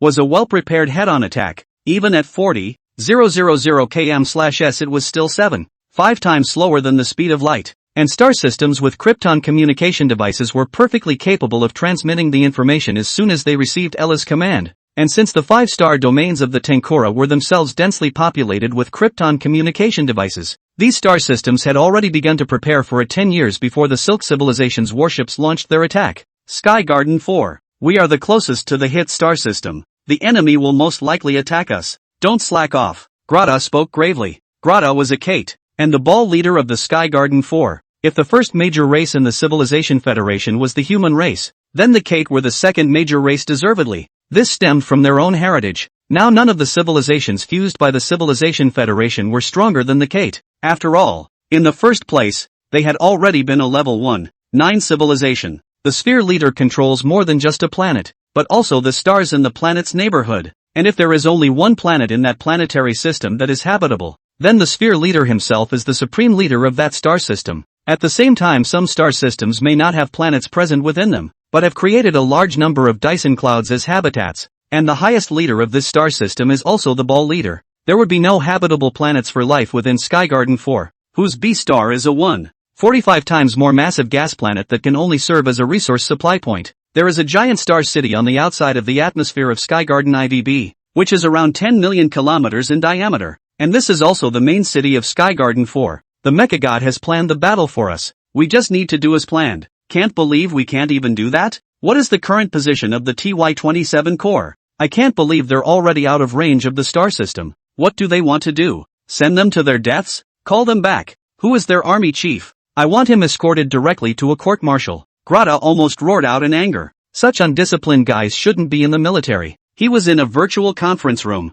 surrounded by other people who were also virtual, all sitting around a giant round table. The leader of the TY-27 Legion would be that guy, Cheyenne, and 20 years ago I said he was a battle maniac who shouldn't be in the military. A battle beast clan spoke up. The war beast race itself was not reckless. On the contrary, they were shrewd and were true military advisors. Burrito, that's not necessarily true. This time Cheyenne went out and said he found the most likely point of attack for the Silk Civilization. And that's where we're vulnerable. Burrito shook his head. It's impossible. There's no way that the program set up by the Mecha God could have loopholes. The civilized Commonwealth is now God is everything, and it is impossible for it to make a mistake. Don't be so uptight. That's certainly not a loophole for the Mecha Gods. It's a loophole for us. This location wasn't covered by quantum anchors before. If the Silk Civilization is a good one at using information blind spots to attack, guess what? They'll take advantage of that loophole. Let Cheyenne go. The Silk Civilization's warships are not to be messed with. It will know the folly of doing so. Of course,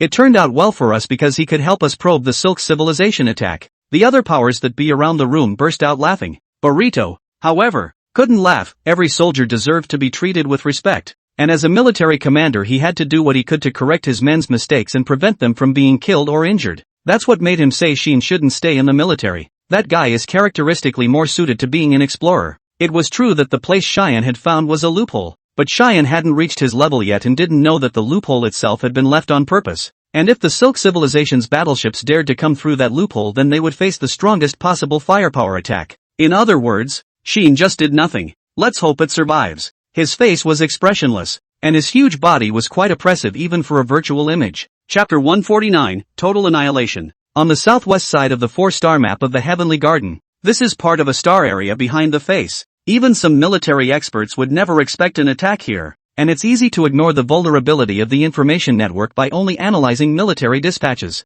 It's like in the 21st century I've got armies positioned around my borders and counting, but there's still an area I can't see on a satellite map. So if the enemy knows you can't see this area, will they choose to attack in another direction or within this unseen area? The answer is obvious. The TY-27 Corps has a total of 14 battleships, only 2 of which are battleships. Sheen was aboard one of the battleships, which he lovingly called the Alice, and rumor has it that he privately referred to her as his wife. His adjutant was a female Lara. Lord Legionnaire, while I'm certain of your judgment, do I think you're overestimating our battle power? Based on the combat power that the Silk Civilization warships have already demonstrated, it is significantly stronger than our battleships. Sheen turned back to his words with confidence. What are you talking about, Captain Thea? The Silk Civilization is also a level 2 civilization, and our Federation is also a level 2 civilization, so it's not certain who's afraid of who. Sia threw cold water directly at him. Legionnaire, you may have amnesia. Our battleships themselves are already 2,000 years old,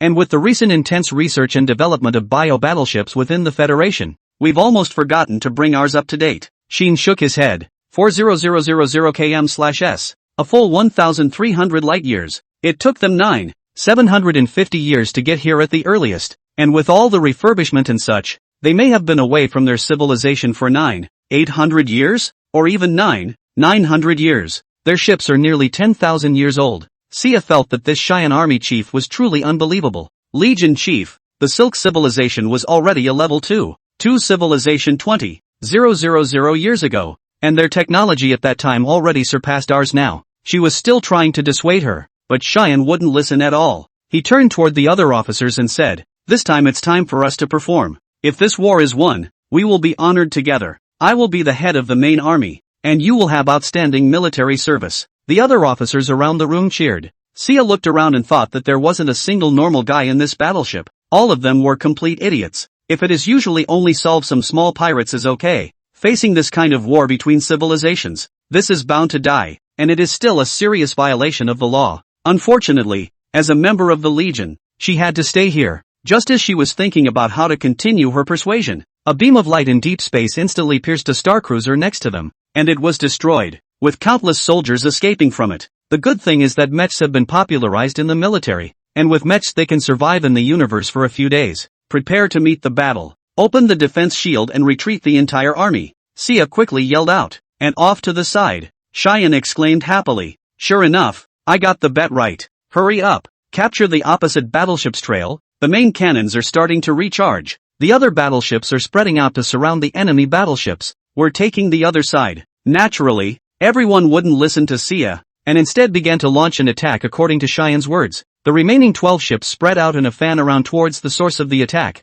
There was nothing over there in their detection, but the attack did come from that direction. Still, with the help of an optical detector it looked for a slight distortion of light. That battleship was really as fast as a ghost. At the time of discovery it was within 1 astronomical unit of the TY-27 Legion, and now the battleships of the Civilized Federation because of the use of gravitational constraints, and all of them are retrofitted with energy storage devices, using gravitational constraints to direct high-power export of energy in the gun barrels. The whole process can be completed in just 3 minutes. All set, Sheen announced the shot. The battleship's main guns aren't purely electromagnetic, they're retrofitted with a strong force. The strong force can directly affect the atomic arrangement of the shell of the opponent's battleship, easily causing the atoms on the surface of the opponent's ship to have a fission reaction. But even stronger attacks still require offense. The mainframe carried by the battleship calculated the trajectory of the Silk Civilization's battleship, and the shot hit the opponent perfectly. Ha ha, it's that easy. However, not really. The next moment they saw the Silk Civilization's warships rushing out of the explosion carrying an even stronger distortion of light.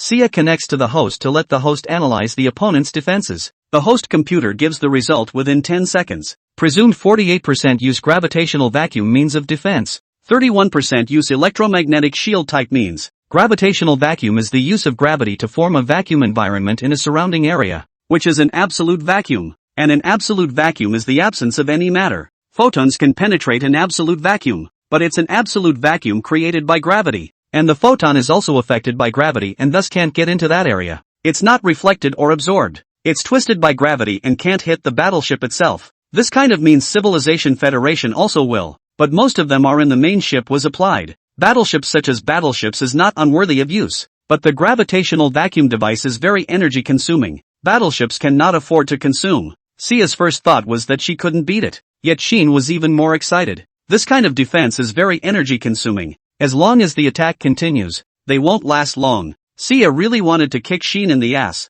This wasn't a game where people wouldn't fight back. Sure enough, the Silk Civilization's warships launched a counterattack. An invisible ray of light once again crushed a battleship. The frequency of that light was so high that it was approaching the level of gamma rays. Attack! Fire the main guns again. The other battleships are similarly energized, releasing the joint wall to block the opposing attack. Sheen was this felt able to take down his opponent, who wasn't that strong. The main cannon finished recharging and once again captured the trajectory of the other side. The close proximity of the two sides allowed the laser weapon to hit even further. The Silk Civilization's warships deployed their defenses once more, then approached them further. Good timing. Launch antimatter while releasing gravitational field interference. At such a close distance, gravitational field interference could be effective. Then the opponent's defense would be useless. The other side was getting closer and closer, already within 10 million kilometers. The battleship directly let go of the gravitational field interference, and for the first time, the Silk Civilization's battleships were displayed in front of the Civilization Federation. It didn't look like a single battleship,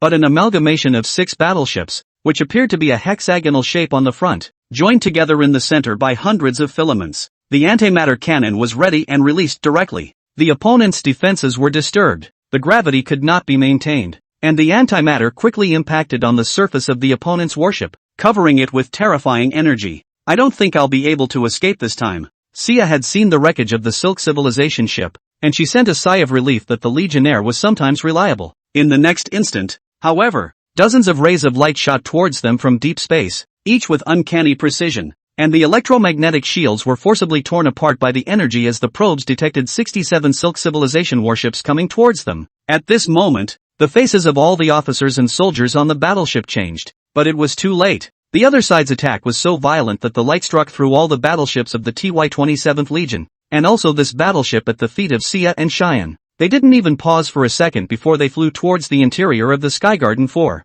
However, just 10 astronomical units into the flight, the surroundings suddenly went black. All light was blocked, even cosmic microwave radiation, and only gravity could be clearly detected. The TY-27 Legion wasn't without its battles, and at least played the role of being a decoy to get the Silk Civilization guys to let their guard down. Let's resonate the weapon. From the outside, that starry sky was wrapped in a huge sphere, and inside the sphere the gas gradually increases and fills the entire sphere. The gases began to start vibrating at the same frequency, and these vibrations triggered a resonance in the Silk Civilization warships, which tried to open their defenses but found that all of their equipment was malfunctioning, and the energy seemed to be isolated in this space. Nope, not isolated at all. Rather, the energy is too abundant. Imagine a device that only needs 1 amp of current to start itself, when it's been placed in a sea of thunder and the load is pulled right up to full capacity. The analogy isn't really appropriate, as the Silk Civilization's equipment certainly can't only withstand 1 N, and it's unlikely that this sphere could create an energy body with that much of a gap,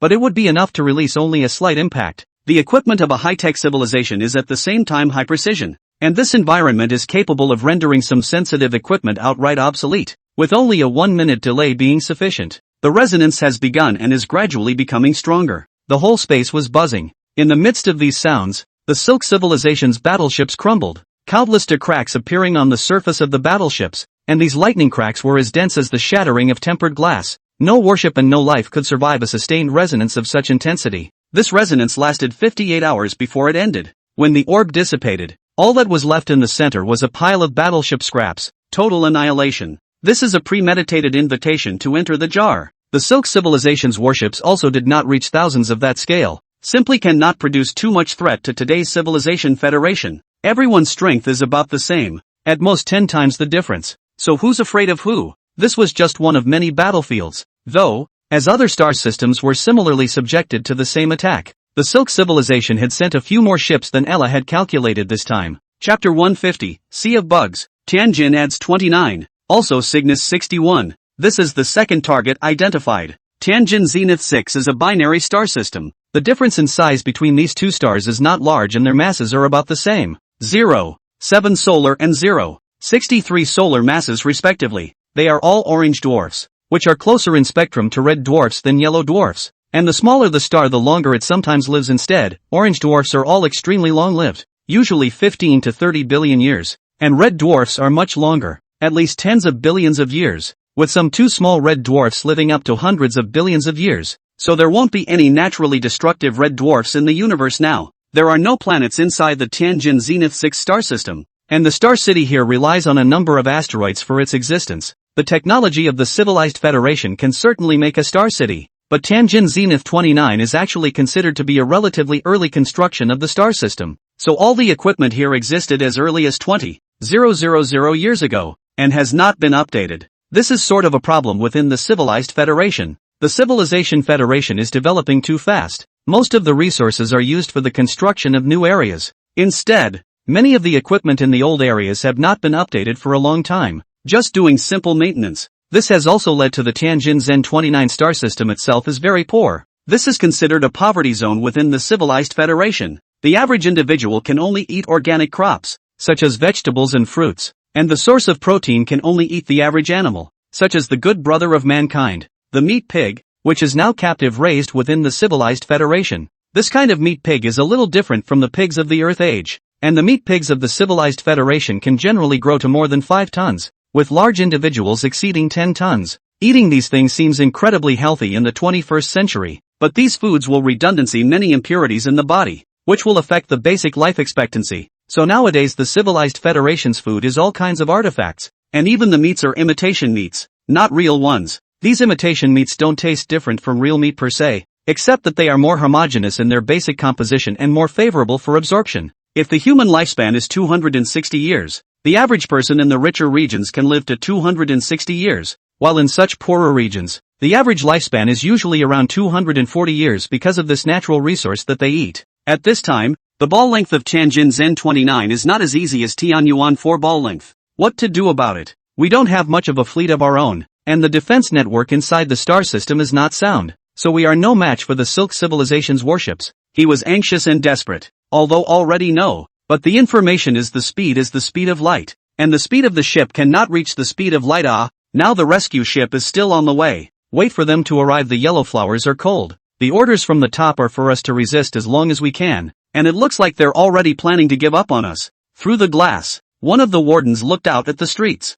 which were a mess. Those who had money had long since run away, while those who didn't could only stay here and wait for death. At this point not a single company in the entire star system was still working, and fear had left these citizens with no choice but to loot and smash to vent their emotions. $0 purchase? No, these citizens out there right now don't even buy. They catch something and smash it, whether it's worth tens or hundreds of thousands of dollars. This chaos and madness has distracted management as well. Aren't you going to run away, Ballista? The district governor asked. Hermine leaned against one wall and shook her head. The people at least still need us. And what would I gain by escaping? Even if I won't be put on trial, what face would I have to remain in my present position? Didn't you not run away too? They were the only two in the conference room, as the others had fled. Fleeing at this time wouldn't be said anything. After all, this was a surefire dead end. Whether or not you can convince yourself of that is another question. Though, they both looked at each other and then were silent. At this point they didn't contact the military either, because the military had fled as well,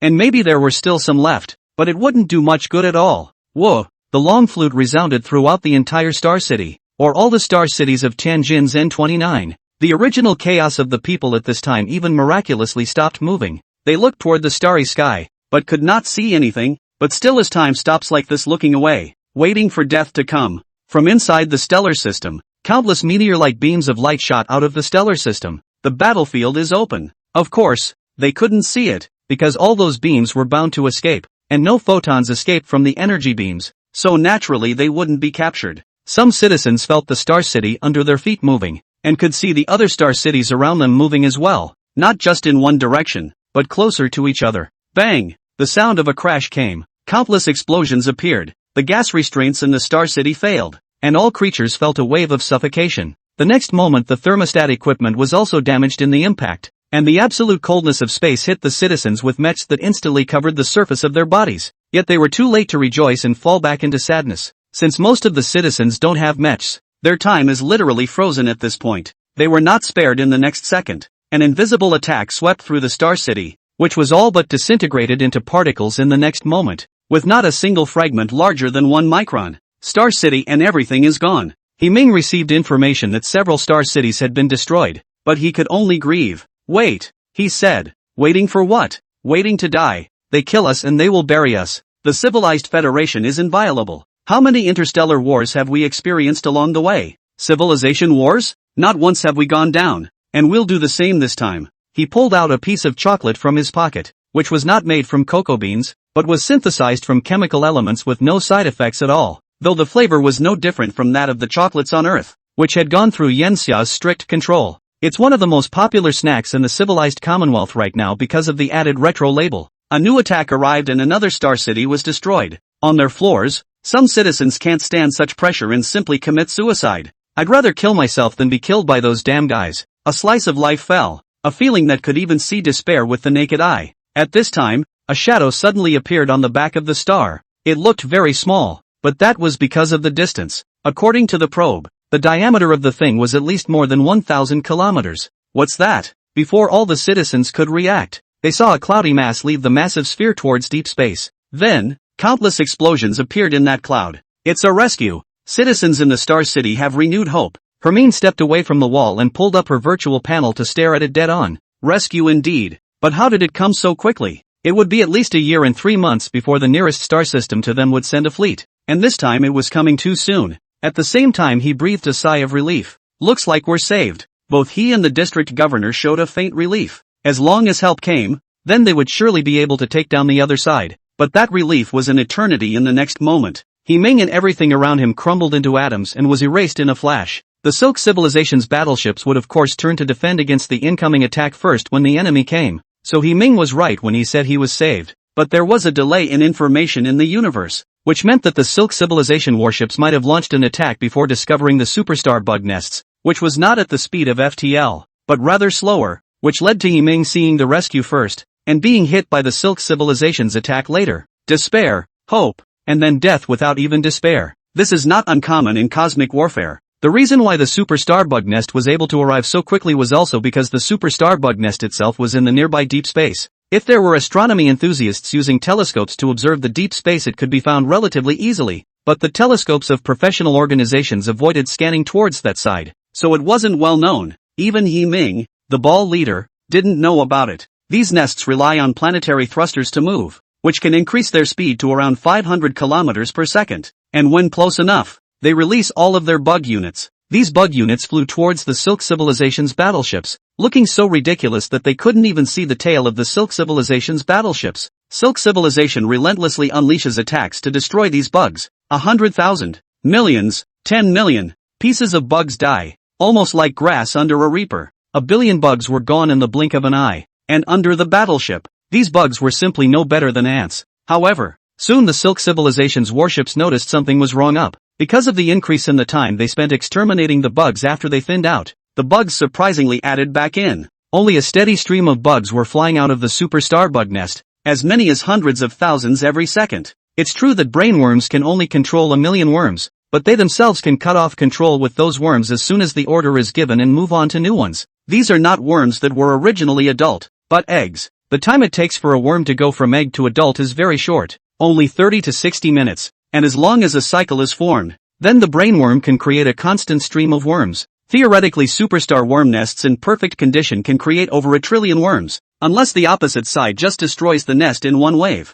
The Silk Civilization picked up on this as well, and began to bypass the bugs to attack the hyperstar bug nests. The invisible overclocked beams blasted away. However, they were blocked when they were about to hit the superstar bug nest, and a hexagonal energy shield absorbed the photons to reveal itself from its original transparent state. The superstar bug nest was surprisingly covered by a huge energy shield that was 3,000 kilometers in diameter. The nest itself is not worthless. In fact, there are a number of energy devices inside the nest for defense, and carries a large amount of energy on top of the sheer size of the nest itself. These energy sources are simply not comparable to a battleship. The energy shield itself was a composite energy shield incorporating the blue wall idea, with the main modes of defense being the absorption of electromagnetic force, the creation of high-frequency gravitational wave streams, and the formation of particle arrays. Absorbing electromagnetic forces is easy to understand. High-frequency gravitational wave flow was a defense strategy against gravitational weapons, just like creating a ripple on top of the water, constantly weakening the ripples created by the other side. This kind of defense was very useful against gravitational wave weapons, but it still couldn't beat black hole weapons. But to unleash a black hole weapon, at least send the black hole in front of you, and a large number of bugs would simply form a death squad to defend against it, and its powerful and weak weapons that particle arrays defend against. Strong force and weak force work on the atomic level. The so-called strong force field, weak force field actually essentially need a medium. The vacuum is a way to cope with it, and the particle array is to defend against the enemy's chaotic particle flow. The atoms carried by these particle streams spread chaotic strong and weak forces as if they were viruses, disturbing the electronic balance within the atoms with which they come into contact. Since the civilized Federation was vigorously developing biotechnology, of course the topmost would also be used in biotechnology, which was already the civilized Federation's strongest shield now. The essence of the shield is still to safeguard the implementation of the Sea of Worms tactic. The bugs flew towards the Silk Civilization battleships, which knew that these bugs were meant to consume them, and could only retreat again and again,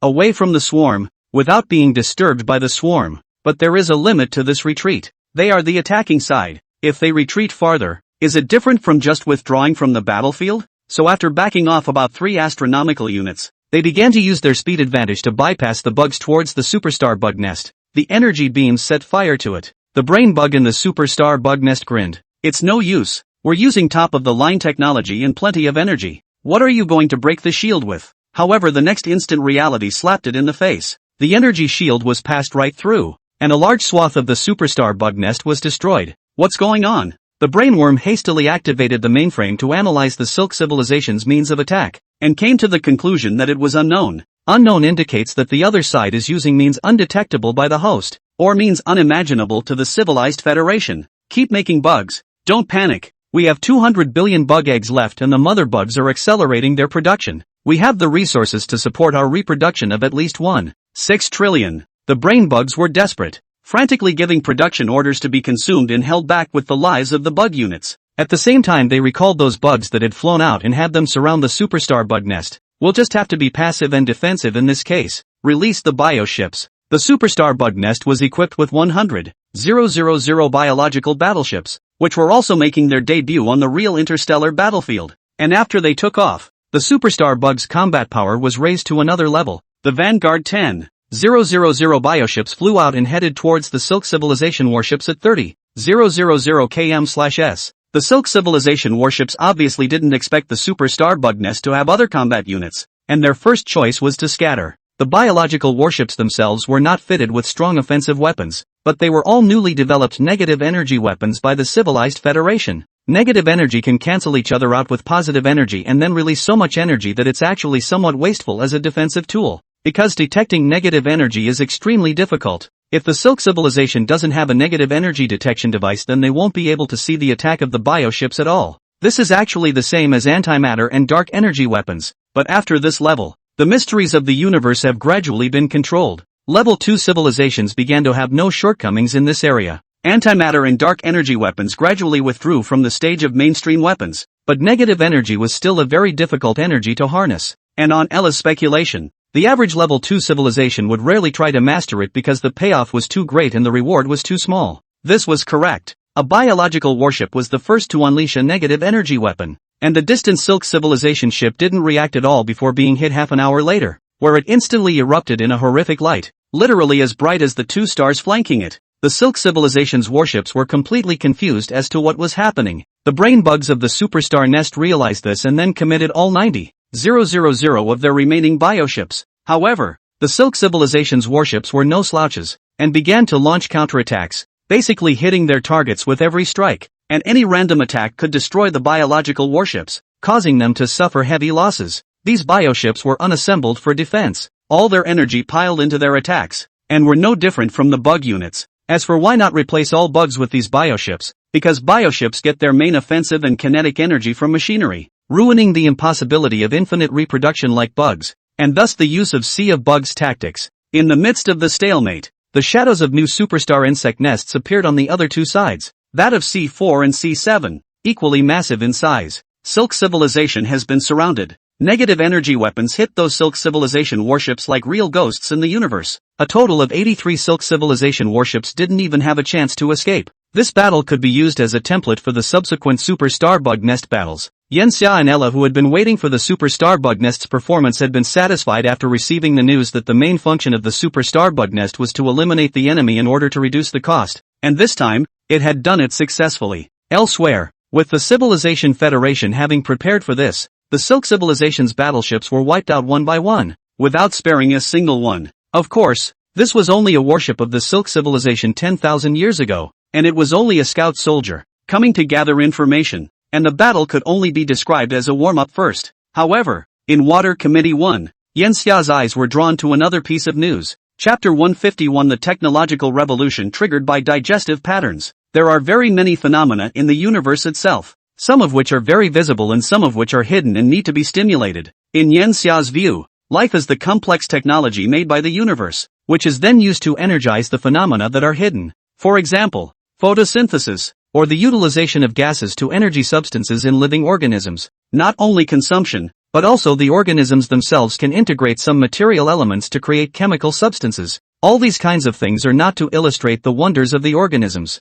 This is why Yanxia studied biology. A creature that utilized energy had appeared in the news Yanxia had received, and the creature only had rudimentary intelligence, almost as if it were a 10-year-old human child. It looked like a chestnut ball, but white, and after removing the hair it looked a little worse for wear, like the larvae of some beetles, but with very thin and sharp thoracic feet, which were their weapons, holding their prey hard and then killing it, and their whole body was not constructed like that of a worm, but instead was more like that of a mammal, with their muscles predominantly. All creatures on Earth are taught the same thing, so they are basically transverse muscles, unlike this creature, which is a block muscle, all of which is structured like a pearl necklace, with the pearls being the muscles and the chain being a tendon-like structure. The strength of the muscles in this structure is great, allowing them to hunt relatively large prey, but those aren't what makes it really powerful. Its power lies in their mode of digestion. The general mode of digestion involves the use of the stomach or similar organ to extract the absorbable material from the food, which is then converted by the cells into energy, and the remaining non-absorbable portion is eliminated as waste. And this creature is to eat the food into the body, all a brain to absorb as energy, and then will be absorbed energy to pick out non-absorbable energy and then converted into material waste discharge. This pattern of very low uptake didn't seem like much to the average citizen, but it touched something in Yanxia. At the physical level, energy and matter are interchangeable. For example, the string itself is not matter, but energy, which vibrates through different forms to form different elementary particles which are matter. So it is not a conflict to say that matter and energy are themselves one, that a string is matter when it is in motion, yet it is not itself matter. Yanxia thought a little bit from the digestion pattern of these white chestnut balls, since they are already a level 2 civilization, exploring a basic energy level like strings. Why can't they split matter into energy first, and then convert from energy to matter? Some might say that this idea is similar to quantum invisible transfer, but quantum invisible transfer is actually the transfer of quantum states, which do not transfer any matter or energy. That's why it says it can't do FTL travel. Yanxia's idea is rather somewhat similar to the popular belief of quantum invisible transmission state, only to transform the quantum state into energy or information. When matter is converted to energy, it can move without mass, which means it can move at the speed of light. Of course, there are energy carriers to consider here. Energy requires matter as a carrier in order to propagate, and it is impossible for energy alone to move, which is why elementary particles that transmit interaction forces exist in quantum mechanics. It's not really that hard to find. Photons can carry information. Everything is in a very reasonable sphere. Such an idea should not be discovered only now, and it is true. Many scholars or non-scholars have such an idea, but how to convert matter into energy or information? And how is the energy converted into the original matter? These are difficult points, and that goes back to the colonial split. The question of how the colonial split is able to be the same conscious body has not yet been solved, although the Civilization Federation has created it. And now Yanxia thought,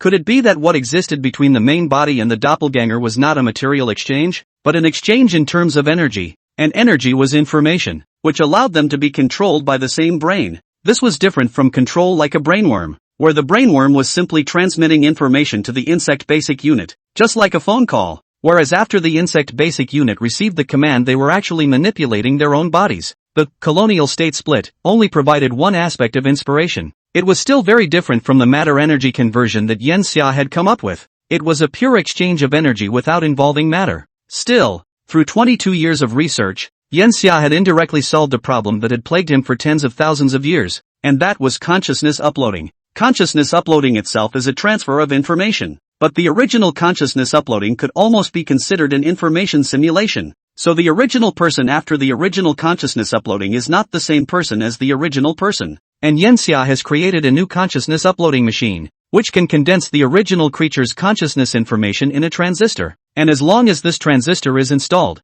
then he is who he is. Of course, if the transistor is damaged, he will no longer be him. A rougher understanding is that a transistor is like a brain removed from a human body, and the so-called uploading of consciousness is connecting this brain to a computer. And only then is the original one the original one. If the brain is damaged, then the computer will begin to simulate the brain's signals to maintain that person's existence. But he himself has been turned into simulated information, so he's not the original person at all. This technology is just a byproduct. The real R&D has just begun. Yanxia began to destroy and reorganize the matter itself, and he found that each destruction and reorganization would cause the matter itself to undergo tiny changes that existed below the Planck scale. Some of the strings that made up the basic elements, its position would shift and its pattern of motion would change. At first Yanxia also thought that these were nothing, but after researching it, he realized that these string changes could lead to incomplete information. Incomplete information at the micro level may trigger a butterfly effect, creating a macro level bias that makes this conversion untenable. For example, in a certain conversion, a pure iron elemental metal block, when converted to energy and then converted to matter again, will be found to have some impurities in the pure iron element. This is of course nothing at a more macroscopic level, but in the case of a fine structure, such as a highly sophisticated device, Quarkbot, it can be damaged as a result, such as a being, who may still be his original self, but he will become less like his original self. Yanxia did a lot of experiments in the simulated universe and finally completed the first stage successfully after 246 years. I.e. Lightspeed Battleship. Chapter 152 Laser Transmission. The Lightspeed Battleship was also known as laser transportation by Yanxia. In Yanxia's simulation, he uses a laser weapon to carry the energy information converted by the battleship, fires that energy information, and then reduces it back to matter at a specific time. In theory and in practice, this has been realized. It's a bit of a waste of energy to practice, though, not only the energy of the laser weapon itself, but also the consumption of converting matter to energy,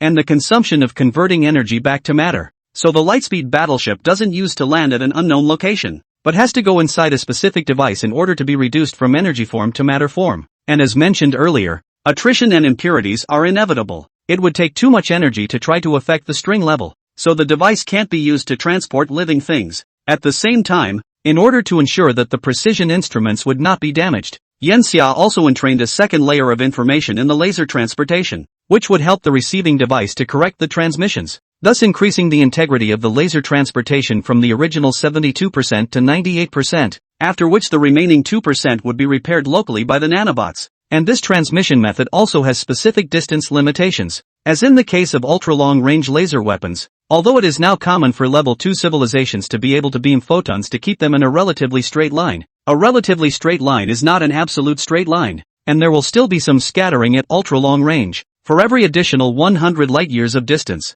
1% more energy is lost in scattering. If an object is sent to a silk civilization, it will lose 13%, plus the original loss due to matter energy conversion, for a total loss of 15%. This isn't really unacceptable. It can be fixed by simply setting up a factory on the silk civilization side. But if it's a life, then you need to pray that the information you've lost isn't your head or a vital organ, or the transmission will be a dead one. That's why this technology is also called Lightspeed Battleships, because its field of utilization is still very narrow right now. I didn't expect that the first technology one made back in the Federation would be this, not biologically. Yanxia had been soaking in the simulated universe for over 200 years, and at this point, he could finally relax in reality. He lay on the lazy couch like a puddle of water, and then also turned on the TV in a very moody way. Now of course there is no such thing as a television set within the civilized Commonwealth, so this TV was customized by Yanxia to have Ella make it. 200-inch 64K 10,000 Hz refresh rate.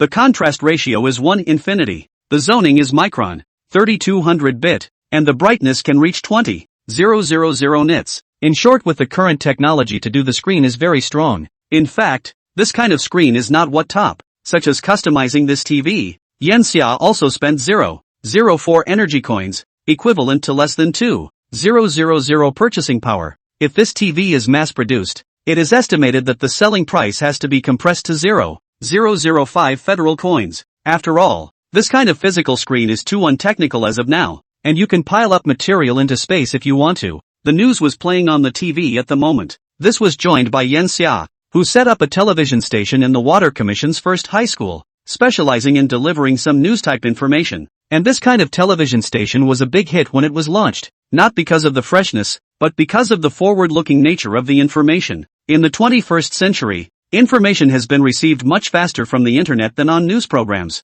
and traditional news are relatively devoid of nourishment and follow-through, which has led to a plummet in television ratings. However, in the cosmic era, the information surface received by ordinary people is very small. The dissemination of information within the stellar system is still possible, but the information outside the stellar information, its dissemination channels are very few. After all, who would bring a message from a few light years away here to deliver it to the general public? Then Yensia builds a TV station to do so, spreading information over a long distance as a way to get eyeballs. Ella was also lying on the couch, dressed like a girl next door, with a pink short sleeve on the outside, a white camisole underneath, and a pair of loose-fitting super shorts underneath, which was plopped down with her legs crossed and a snack in one hand. The bionic man can now break down snacks and even taste them. I've heard that some citizens within the Federation are starting to fight for civic rights for bionics, arguing that bionic life is life too. That familiar smell. Blah blah blah. What does it matter? Isn't it all your invention, Yensia? Yensia, you're getting better too. I thought you couldn't do anything back then.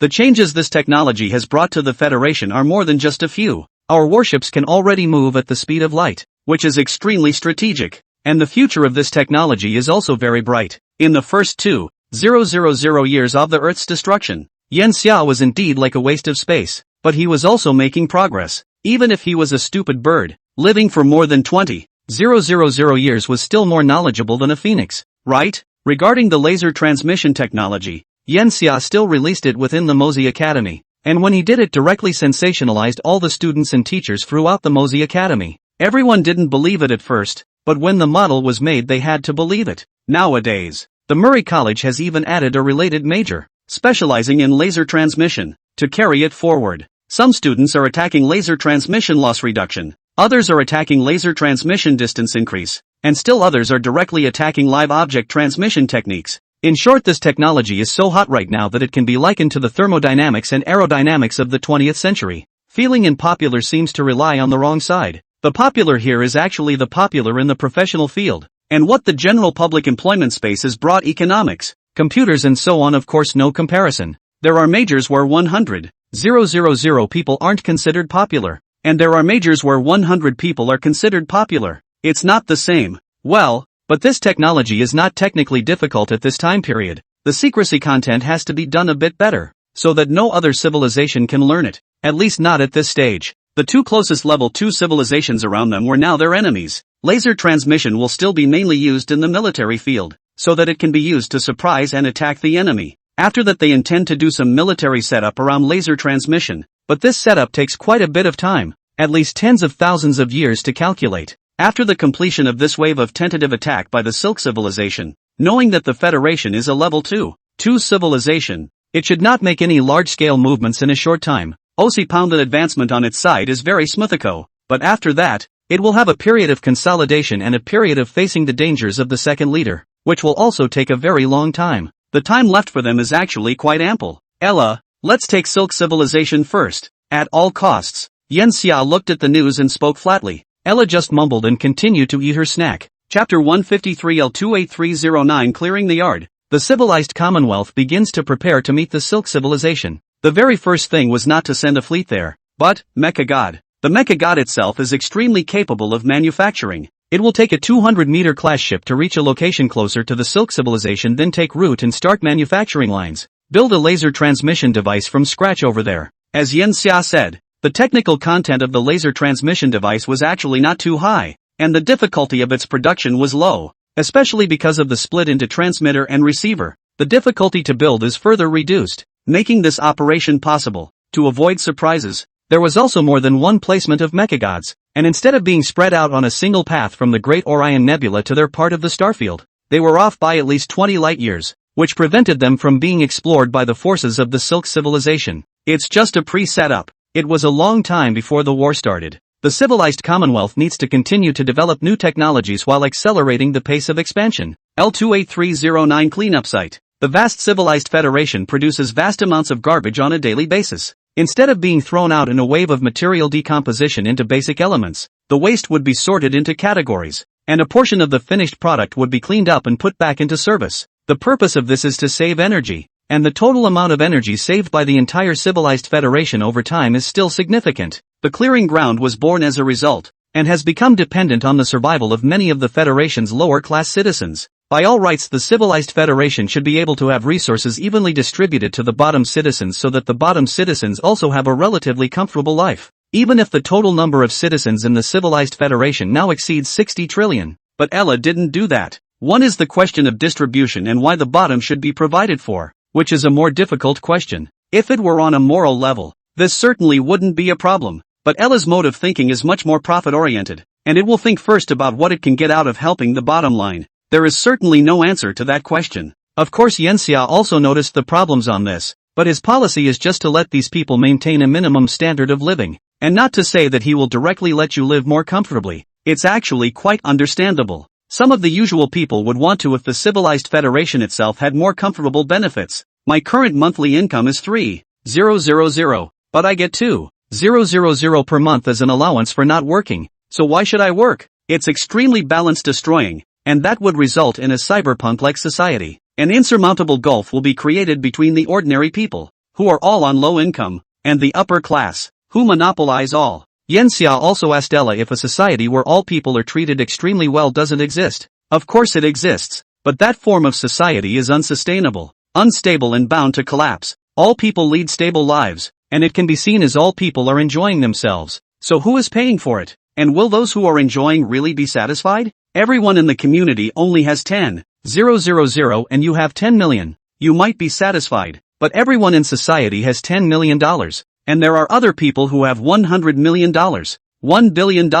So what will this person with $10 million think? The equilibrium of society has never been only about productivity, but also about the control of human nature, along with constant progress. Only when a civilization was constantly progressing would society maintain stability. Progress would suppress the last unstable elements of society. If a civilization was stagnant, even if it was a level 4 civilization controlling the entire universe, the end result would be collapse. But these are not questions civilians should be thinking about. So, the Federation. A human teenager in the trash pile who kept rummaging through the garbage spat on the ground. He looked around. There were other citizens like him here. Humans were not physically strong, which led to him being at a disadvantage here from time to time. Most of the scrap here isn't any bottles or cans, but machines, countless machines. But these machines aren't worth anything here. They're only worth something if you get them fixed. And all the cost of a good used one is in the repair bill. Repair is not the kind of 21st century that can be done with a wrench. Now the machines within the civilized federation are extremely precise. Sometimes a part is only as thin as a piece of paper, but there are millions of components in it. What kind of wrenches and screwdrivers can repair this thing? So these trash pickers, or scavengers as they're called, don't take these machines. What they scavenge for is the energy in these scraps. What is energy? It's just money. Nowadays, the coins are called energy coins, and they can be exchanged for money as long as there is energy. Zheng Cheng kept rummaging until his hands were already weak when he suddenly saw a light in the gap of the iron block. He moved things around and found the object inside his mouth, which the very experienced man instantly recognized as a scrapped patrol machine. Patrol aircraft are machines that fly in the air over roads and serve in policing and surveillance roles. Patrol aircraft almost always work 24 hours a day, and are a highly scrapable machine. He skillfully flipped over the orb-shaped patrol, which was 2 circles larger than his head, and found an area on its back. And then he took out a very thin piece of electronics and stuck it on the surface of the patrol. And he began to hack the patrol by controlling that piece of electronics through the quarkbots in his body. The quarkbot has evolved over very many generations to be more than just a general medical robot in its own right. It also treats its host as a chassis and then forms a computing unit inside for preliminary calculations. The power provided by the human body in general is not enough to maintain only a very small amount of arithmetic. The difference is not 13 flops, but just over 104,090 overclocking arithmetic limit. In order to break through this bottleneck, then an external power supply is required. This external power supply of course will not be connected to a line, but a direct infinite transmission of current. The technology itself is actually very simple. In the earth still exists when it has been applied. Just the power and now naturally cannot be compared. There is a fee for the external power supply, divided into many tiers, the lowest being 0.001 energy coins per month, which provides power of 200 kilowatt hours per month, which is actually relatively small, but naturally much larger compared to bioelectricity, with the lowest gear of power available. The arithmetic power of the quark robot would come to 280 flops, a direct increase of tens of thousands of times, which is actually quite low, even if it is only a little more than 6 times the power of the 21st century supercomputing Tianhe 1 in terms of power. After all, it's a component installed in the human body. and it's not really suitable for feeding excessive current. And the so-called computational units are pretty crude since they were put together like building blocks by quarkbots. Zhang Chang was using the lowest gear of power supply, and it took him more than 10 minutes to crack the patrol machine through arithmetic, only to see a piece of the patrol plane's originally smooth and unbelievable back begin to protrude. It turned out that its shell was also spliced together, but the seams were very few, at the micron level, invisible to the naked eye. After the back protruded, Zhang Chang directly took out its battery. The battery is the size of a number 1 battery and can be held in one hand. Zhang Chang checked the remaining internal power again, and a delighted look appeared on his face. I can't believe there's still 37,000 kilowatt-hour left, and I don't know what company threw it out and checked it so roughly. 37,000 kilowatt-hour of electricity was almost zero. 133 energy coins. For Zhang Chang it was indeed a profit. He took a large amount of time to look around, put the batteries away, and then rushed to his place. He lives not far from the L28309 cleanup site in an older neighborhood. The streets were lined with essentially metal buildings, and there wasn't a lot of space inside, only 50 or 60 square feet. He went home, then took the batteries out and opened his little safe again, which was full of batteries of all shapes and sizes. You can sell a wave. Zhang Chang took all the batteries with him and then followed a path to a machine. He threw them all in and the machine screen showed a number that kept jumping and eventually stopped at 144, 200 degrees. Then he stood in front of the machine and swiped a face, and the power was converted into energy coins that were credited directly to his account. That's a total of 519 energy coins. He was beyond jubilant. It was a very substantial income, although it was basically all he had gotten for almost a year, and he had other expenses of his own, such as renting an apartment. In this day and age, no one will come to your door to collect your rent, and as long as you have signed an electronic contract, your rent will be deducted directly from your personal account on a regular basis unless you cancel the contract. So things like reneging on a debt are almost impossible, and if you try to cheat and not pay, then the house will automatically lock itself afterward. These metal houses will create a vacuum directly inside when they are automatically locked. Want to live for free? No way. Individual strength is almost useless against machinery. There's not much left after rent. But the good thing is, I can finally get out of here. A look of relief appeared on Zhang Chang's face. In this era, there is only one way to get out of one's destiny. Learn skills, and only with skills do you have the possibility to leave this place. And skills are not difficult to learn. One could even say extremely simple. The internet can be found at will. And you say you might be lazy? Doesn't exist. You can be directly pulled into the virtual world by the Quark robot, and then you yourself put a time lock in the virtual world. You can't exit the virtual world until the time. You can't steal a bit of laziness at all. The virtual world is just you and the teacher. Only textbooks will appear at certain times. You can't even button your fingernails because the teacher will always be locked in your field of vision. And in the virtual world you can't sleep. You can't close your eyes. You don't have to go to the bathroom. If you still can't learn in this situation, then it only means that you are really not the material. Give up. Such a mode of learning is very common in the civilized Federation and was introduced 10,000 years ago. Nowadays most of the children do not go to school, and those who do are usually very rich, and the average child is put on such and such a similar course, and after studying they can always declare for the higher education exams. You can take the test after 10 years of study, and you can take the test after 1 year of study. Once the exams are completed you receive your diploma. You don't need to register with any authorities. You don't need to take a vacation. You can go straight into the secondary school program, and of course you can take a vacation for yourself. In a civilized federation, there would be no hard and fast rules on how old to complete what level of schooling. In fact, if you can, then you are perfectly capable of taking an elementary school course again at the age of 90, and the diploma would still be issued. The concept of school has actually been blurred in this day and age. It exists more as a place of higher learning, such as a school within which teachers are able to give a more biological management and teaching, rather than the stereotypical mechanical one as in the virtual world. Zhang Chang studied mechanical maintenance. It was an aspect he was better at, after all. He had worked with machinery since birth, and his parents were scavengers. They weren't willing to do that, though, so they began a career as explorers, but they were so weak that they only went out once and never came back, being brought back with only a necklace. Zhang Chang walked on top of a high tower after exchanging energy coins, which was not a building but a park where such things were everywhere. Zhang Chang lay on the lawn, his eyes looking at the starry sky. The L28309 cleanup field existed in the middle of the stars. It wasn't attached to any planet, or even any star system. It was far, far away from the inner parts of the star system, so far away that he couldn't even imagine it. After all, for him, the L28309 cleanup field with a diameter of 6,000 kilometers was already very large, so large that he would never be able to walk out of it in his lifetime. L28309. There is not only a cleanup site in the cleanup site, there is also a city. That city is the place where Zhang Cheng aspires to be, and I have heard that all the citizens of that city are working for a company. Zhang Cheng had actually been there once. In this era, although there were monetary highs and lows, there was no status. As long as he had money, he could go anywhere. The last time he went there was with his own parents, and that was when he first saw the luxurious hover cars, the huge spaceships, the complexes up to 100,000 meters high, and the beautifully dressed citizens of the city, and the patrolling police in their mechs. Everything is so new. I heard that the citizens there have a steady monthly income, and all of them earn more than $1 energy a year, which is not much more than yourself, but I heard that there are other benefits. The company will give the employees a house to live in, and the daily food is free, medical care, and study. He didn't realize that they weren't really worth much in this day and age. Energy is everything. After spending an hour in the park, Zhang Cheng got up, ending his fantasy time and getting back to work in his junkyard. At this time, an explosion suddenly came from the sky, only to see a huge battleship instantly fly over his head. So handsome, he exclaimed out in shock. He couldn't imagine who was sitting on that battleship. Chapter 154. That day, God came down,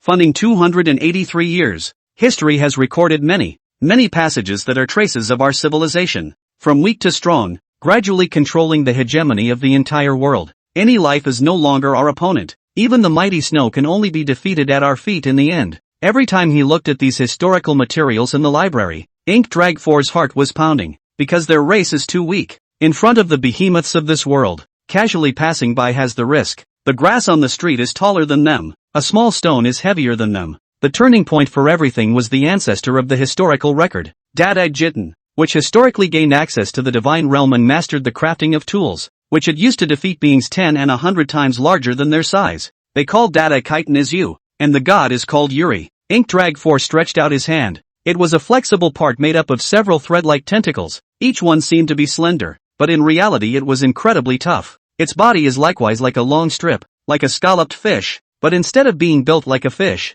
they are constructed similar to an insect, with an exoskeleton that allows them to withstand their body as upright as a one. Their lower body is a circle, somewhat like a shuttlecock with a scalloped fish specimen inserted into the base. Their heads, however, are large, as in the shape of a hammer, and at the top of the head is a suction cup, with which the primitive ones survive by sucking on the rocky walls at the water's edge. And those tentacles of theirs are meant to hang down into the water as bait. As long as there is prey on the hook, then they can also use those tentacles to kill the prey, and then slowly drag it away from the water. Two of those tentacles were more unusual. One of them had fluffy hairs on the top, which acted as bait and gave off a sweet scent, but the tentacles were barbed and had poisonous spines on them, while the other, more unusual tentacle looked much thicker than the other, which was their feeding apparatus. Their way of moving is very simple. That is, by virtue of the bottom cushion underneath to jump and walk. Due to the body is quite small, only 10-13 centimeters high, the weight is not more than 60 g, so each time you can jump the distance is still very considerable.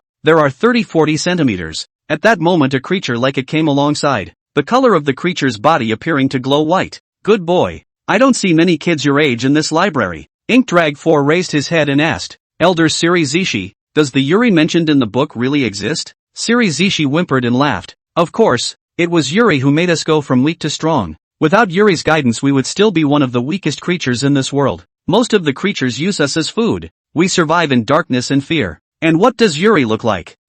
Siri Zishi said, momentarily speechless. That's too long ago. You lived in the era before, before, when we were still in ignorance and stupidity. Even writing had not yet appeared. The only thing that existed was a pictorial record. Yuri is as dazzling as the light of the sky, and we cannot see his form, his appearance, for he is so great and so powerful that everything in this world is created by it, including us. We alone on this earth are his favorite race, and because of that he has given us wisdom. Ink Drag 4 once again asked in confusion, but we're not the only ones with intelligence. There are still snows to the north, and they are strong and mighty, as well as possessing a long civilization and a remarkable intelligence. When talking about snow, there was fear in the eyes of Mo2C, because originally they were the snow's favorite food. They came with the cold, freezing the water and then harvesting everything in the lake, including them. Seely Zissy was equally terrified. Those are our enemies, and they do not come from Yuri's creation, but Yuri's enemy, Lo, created them. We are burdened with the arduous task of destroying the snow so that Yuri will descend again and reward us.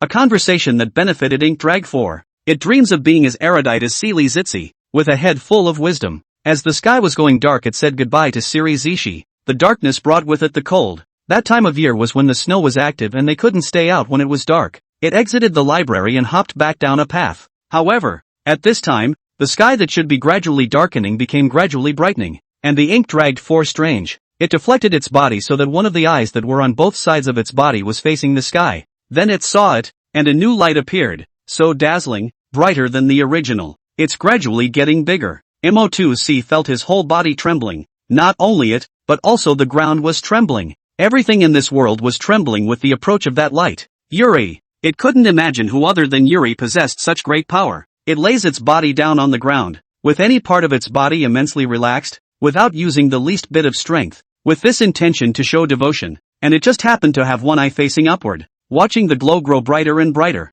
then suddenly dim. In its place was a behemoth falling from the vault of heaven. It couldn't describe the thing. It had never seen that thing or anything like it. Could that be what Yuri really looks like? It's so much more massive than snow. Ink Drag 4 thought in his mind. Just when it thought that Yuri was going to fall to the ground, it realized that he stopped in the air, and countless bright lights appeared from his body to irradiate the earth. Unlike the harshness of the previous one, this time it was incomparably softer, and turned the entire sky into day. Then a beam of light hit the ground. No, not a beam. Various rays of light appeared everywhere. One of them was close to Ink Drag 4, and it saw a behemoth, a creature it had never seen before, unimaginably huge, 10 times, 100 times bigger than snow. It lowered its own head and then looked at its tiny self. Ink Drag 4 was so scared that it felt like it couldn't move its whole body. The life of the Shore Clan. I've heard that they choose to play dead when they encounter a strong enemy. The intelligence should be correct. Bodo is a warbeast race. He is not a soldier, but a researcher. In fact, there weren't any soldiers in this battleship.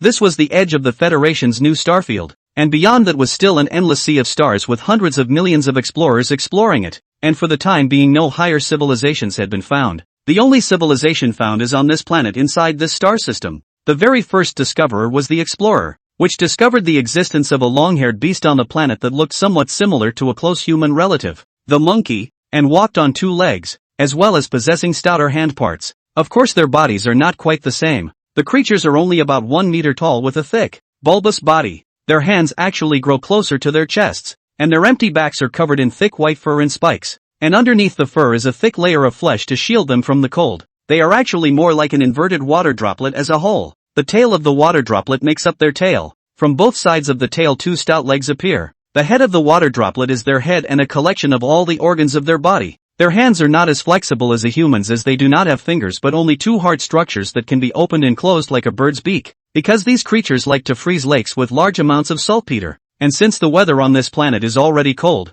it's very easy to freeze small lakes this way. The Seekers named them crudely as the Ice Makers. While finding the Ice Makers, the explorers were quite surprised to find another intelligent race, the Shore race, who live on the shores of the lake and act as fishing men. 2 intelligent races were discovered on a planet, and the explorers were very happy to report this news at the first time, because the Civilization Federation stipulated that a reward of 100,000 energy coins would be given directly for reporting the discovery of new intelligent races, which was a considerable amount of wealth. Not to mention the fact that it's a straight-up discovery of 2, and a straight-up report of 200,000 energy coins and you've got it. And in order to encourage the act of finding intelligent races to report, there are other forms of policy favors within the Federation for the discoverers of intelligent races, such as for their children, such as for paying taxes, and such as no charge for berthing in the Federation's publicly owned interstellar harbors, etc., which are all points of attraction. At the same time, to avoid allowing explorers to smuggle intelligent races, the smuggling of intelligent race life within the Federation is set with very serious penalties, and all those involved,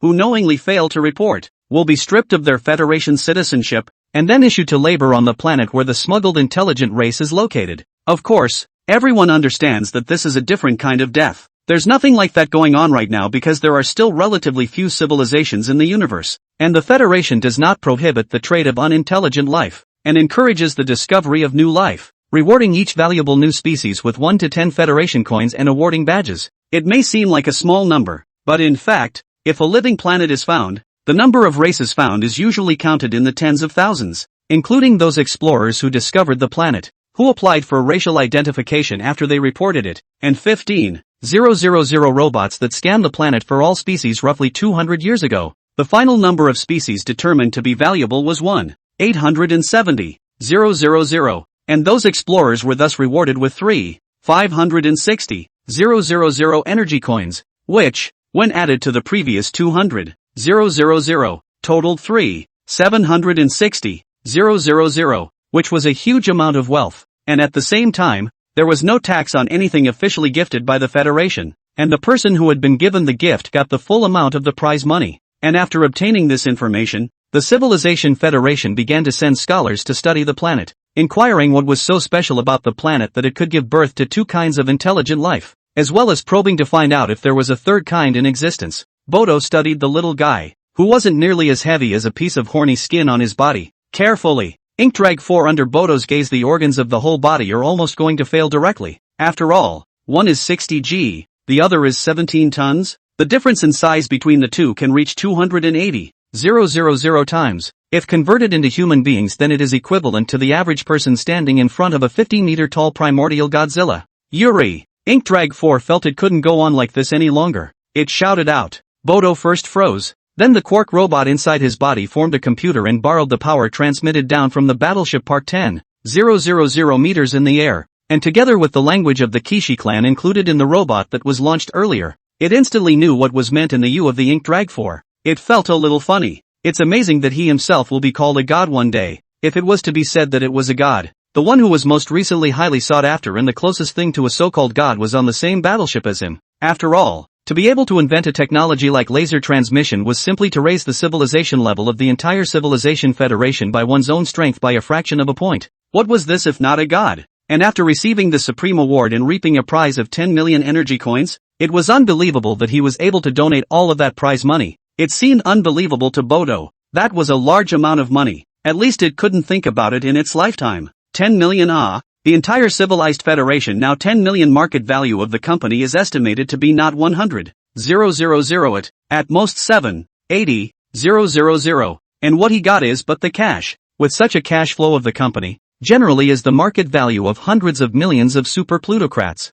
These plutocrats could be at the top of a star system. It withdrew its thoughts and then spoke. Get up. I'm not some Yuri. The quarkbots inside it automatically converged at its vocal cords, which were then triggered to emit sounds by signals transmitted through its nerves, which were translated into the language of the Kishi. If there are no vocal cords, the quarkbots will also tug on other muscles to make sounds through high-frequency vibrations, or even other machines if they don't like what's happening inside them. Even if you don't dislike vocalization, you can just chat text communication in the network, or text is also omitted, and you can directly let the quarkbots transmit neural signals. For example, if the Warbeast race sends out a piece of neural signals, and if the receiver is a human, it will be translated into human neural signals, which will be transmitted by the quarkbots in that receiver's body directly into the head. Within the civilized federation, Chinese characters in Chinese language were used on a daily basis, and it was because of the quark robots that communication became very easy. Hearing that Bodo had spoken and was able to communicate,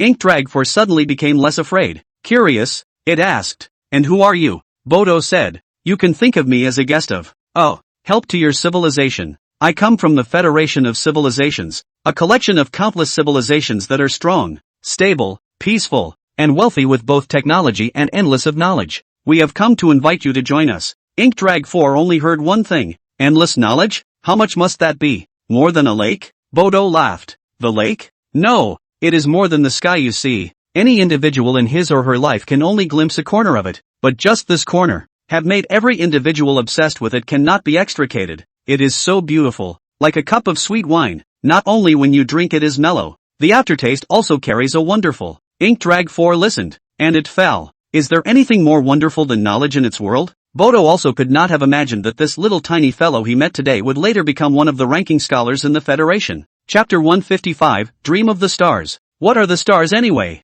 What's in the stars, anyway? Why do those bright shiny stars shine? Is it a flame? Lysol Tool had a long dream. It dreamed of the starry sky, and it felt like all the stars were around itself, dancing around it. Those stars feel a little like flames. Warm. When it woke up it realized that it wasn't the stars that were warm, but real flames, and its house was on fire. It whimpered and fled in alarm, its snow-white fur becoming charred and bent. emitting an unpleasant odor. It was puzzling. Normally at this time of year its people would be using water to help douse the flames, but now, there was not a single clan member around. It then became very exasperated, not because the house had been burned down, but because the dream it had just had was all but forgotten, and the appearance of those stars became incredibly blurred, and no matter how much it tried to recall them, it could not think of them. Then it looked up into the sky, frozen. What's that? It was as if the head of a behemoth poked down from the sky, and it possessed a myriad of brightly lit eyes gazing out at the world. Fear. It rushed to find a room to hide in,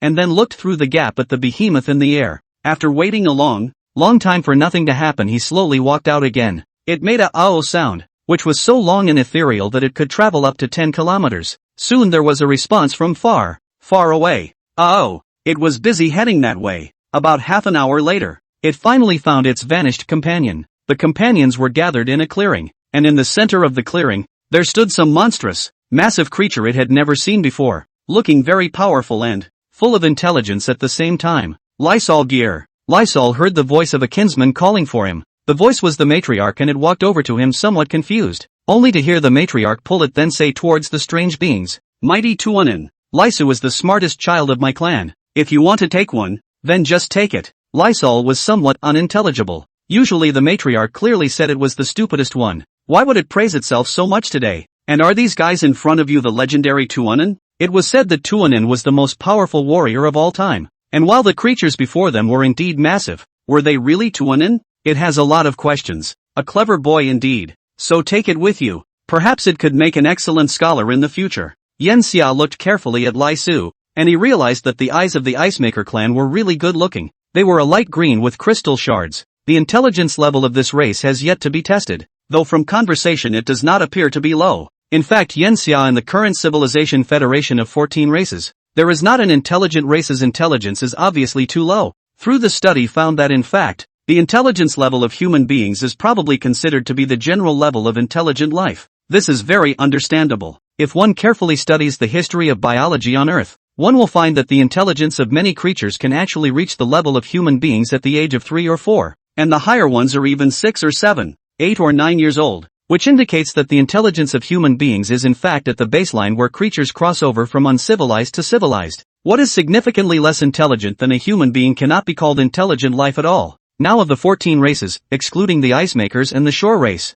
the race with the weakest intelligence is called the Kenkaya, and it is unremarkable, even somewhat transparent. In the civilized Commonwealth, the average IQ of their race is only 85% of that of humans, and at the same time, their fertility is also extremely stretched. And although it is certainly quite a bit stronger than the war beast race, there is still a certain gap with humans as well. This makes their population small as well, and the civilized federation has grown to the point where the Kenkaya have not exceeded 100 billion in number. Most of the beings of their race also live at the bottom of the civilized federation, but of course it is not without its top brass. In fact, many of the top brass of the Kenkaya race have already undergone genetic modification within the civilized federation, completing their intelligence level to a certain extent. Yen Xia himself was also encouraging the Civilization Federation to carry out intelligence-type genetic modifications for various races, a plan that had actually been in place for thousands of years, and the average intelligence level of most species, including humans, had seen a huge increase of 15% to 20%, and Yen Xia had also received the corresponding modifications.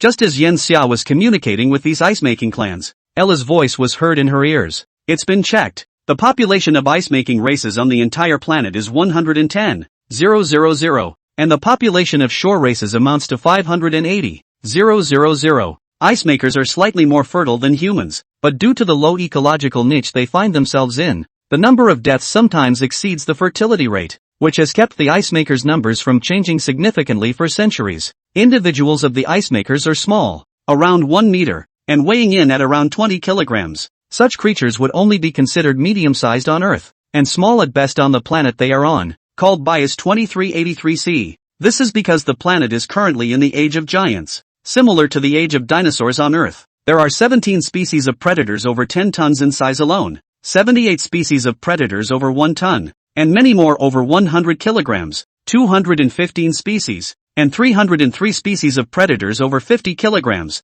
All of the above except for predators over 10 tons that look down on them for the small amount of meat. 80% of the rest of the predators include them in their recipes. The ice makers can be hellishly difficult to start. even if they go straight to extinction in a few hundred or thousand years. There's really nothing surprising about it. In the same awkward position are the shore clan, which are even smaller individuals, and with 100% of the small and medium-sized predators on this planet listing them on their recipes. Their ecological niche is not much different from that of a rat on Earth. What's even sadder is that the shore nation's habitat overlaps with the ice makers, and they are likewise on the ice makers' menu. Yanxia's main purpose of coming to this planet was not because of these two races, but another kind of creature called Family 11. Most of the triggers for intelligent races to produce transcendent intelligence are due to their own low ecological status, and thus the need for intelligence to aid them in surviving. So there is nothing for most intelligent life to study, except for the war beasts. Of course, this was one of the reasons why the war beast race caused a stir when they arrived in the civilized Federation in the first place. They birthed civilization as if in the dinosaur era. Tyrannosaurus rex birthed civilization as odd. Even the Tyrannosaurus rex size is not as big as them. The combat power is even more by the war beast race directly hanged. Ecological position of the war beast race is also higher than the Cretaceous period of the Tyrannosaurus rex is too much. In fact, nowadays, the war beasts still revered hunting, and the dinosaur hunting ground was one of their preferred hunting grounds. One of the more widely circulated videos in the civilized Commonwealth right now with over 1 trillion views is of a female warbeast hand-tearing a Tyrannosaurus rex without the use of quarkbots or mechs, using her own physical strength alone. That Tyrannosaurus rex individually weighed 8 tons, but that female warbeast was a large individual among the warbeast clan, equivalent to a 1.9-meter girl among humans, whose weight came to a terrifying 27 tons, and the muscle mass of the hand of the warbeast clan took up 60% of the whole body, which meant that one arm of that warbeast clan was 8.1 tons. One of the highly liked comments on that video was, "Tyrannosaurus rex, how can I play when people say one arm is thicker than my leg? You're saying one arm is heavier than my whole dragon. How do you want me to play?" The ecological niche of the family, on the other hand, is not that of a predator, but of a plant-eating organism, which feeds primarily on the plants on this planet. The reason it lured Yanxia over was actually because of their skeletons. Many microorganisms on Earth like to make their shells out of silicon, better known as diatoms and radiolarians, while the bones of most organisms are actually composed most of oxygen and carbon. Although of course other races in the universe have different bone choices. For example, the bones of the war beast race contain a very large amount of iron, accounting for more than 30%, and the rest contains a lot of carbon, synthesized down to see this as not high carbon steel. This makes their bones hard, even if the same size. The power is stronger than the Earth life more than 50%. It's worth noting that the war beasts don't actually have a heart, they use their respiratory muscles to drive their blood flow, which means that the war beasts will go into shock if they don't breathe. The most horrible thing about the family is that its bones contain a lot of radioactive elements, and it is surprising that these heavy elements in their bodies do not affect their genetic structure,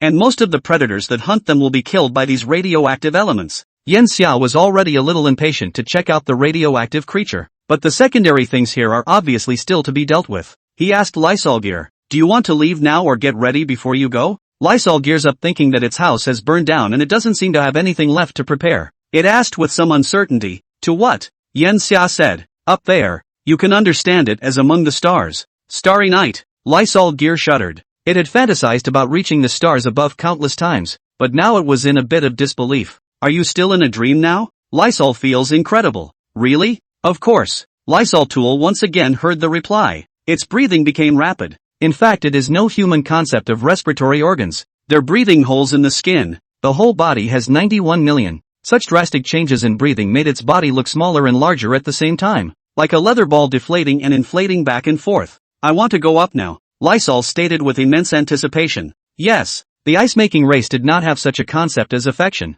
including many races within the civilized Federation. Affection was worthless in its view, even to the extent that such things as love ended after mating. The 7 emotions and 6 desires of human beings did not work well with these races. It was a trivial matter for Yanxia. When Yanxia said it was possible, Ella in the battleship had already done it, and it used electromagnetic waves to lift up the body of the incoming suit towards the air. There was no beam of light this time, and the Lysol tool looked like it was flying straight up. The fact is that this kind of reception also does not require a beam. The reason for the addition of a beam is just the equivalent of a positional determination. For example, if I irradiate you, then you know that you are going to be flying the next moment, so prepare yourself mentally. If you're going down from a battleship, that's where I'm shining the light is where you'll land, so you can look around and determine what direction you're going to go once you log in. Oh, came this sound from the Lysol gear. Not so much crying as the human equivalent of aha.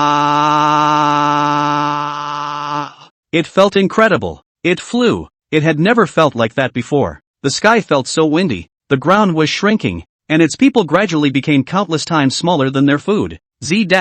Suddenly a low grunt came, and Lysol Tool looked that way. It was the ruler, a massive monster that carried off their own people from time to time, and Lysol was beyond fear as the ruler flew towards it, its blue eyes already all focused on it. It was so small and tiny compared to the ruler that it was completely defenseless. The ice-making clans on the ground also cried out in alarm, and they were so afraid that they wanted to scatter in all directions. Yan Xia looked up and saw that it was indeed a large bird with 3 pairs of fleshy wings, a very slender-looking body, a wingspan of close to 20 meters, and a weight that should be around 1 ton. The next moment, a slim laser hit the ruler. The ruler was instantly scorched to ashes, with no body left behind. The airborne Lysol gear was stunned. Is this the strength of Tuonen? Even the ruler can be easily annihilated. Its body had entered the interior of the battleship in a moment of awe. It was a new Federation battleship with an overall length of 120,000 meters, and Lysol Tool into one of the compartments, where he couldn't understand why it felt brighter than daytime when there were no torches. That is, until a creature with a similar appearance to the Tuonen from earlier walked up to it and said towards it, "Come with me. Your name is Lysol Tool, isn't it? I'll arrange for you to be fed and housed within the battleship, and I can also give you a tour of the ship's interior. It's a bionic. It's not controlled by Ella. It's just a pure bionic." Lysol, until the bionic man advanced, it followed, and then stood on a board that was surprisingly able to carry it flying, all the way to fly. The bionic man introduced it to many places, such as the living area of the soldiers, the restaurant of the battleship, the nightclub, the entertainment street, the musical theater venue, the tea court, the water bar, the forest park, the sports stadium, and the water amusement park, and came to Sugu to feel that this place is another world. It then walked to a very straight promenade in the middle section of the battleship, which was adjacent to the shell of the battleship. It was 2,000 meters long, and also had a huge glass floor-to-ceiling window 2,000 meters long, from which it was able to see the starry sky outside. The Lysol gear came to a stop and it lay almost on its back looking out at the dark depths of the 30-meter-high floor-to-ceiling windows, which looked exactly like the night sky. Is this the starry sky of a battleship? It thought battleship was the name of the world. The bionic man shook his head. No, this isn't the starry sky anywhere. It is the starry sky, the only starry sky. Lysol doesn't understand. So where are we now? It doesn't quite understand the meaning of the only starry night. The bionic man answered it. We are among the stars, including your world, including this battleship, including you and me, all in the stars. Lysol gear was unimaginable as it pointed to a star and asked, "What's that? Can you take me there?" "Not now. If you have your own ship later you might be able to get there. That's a star that's very far from here, so far that you couldn't reach it if you died. But of course, we have hibernation pods, and you can get there if you're in one." Lysol gear was yearning beyond belief to hear that, and it really wanted to get a glimpse of what that star was really like. It still couldn't understand what the bionic man was saying to it. Of course, it won't always be so. The first of the intelligent races to be brought to the Federation within the individual beings,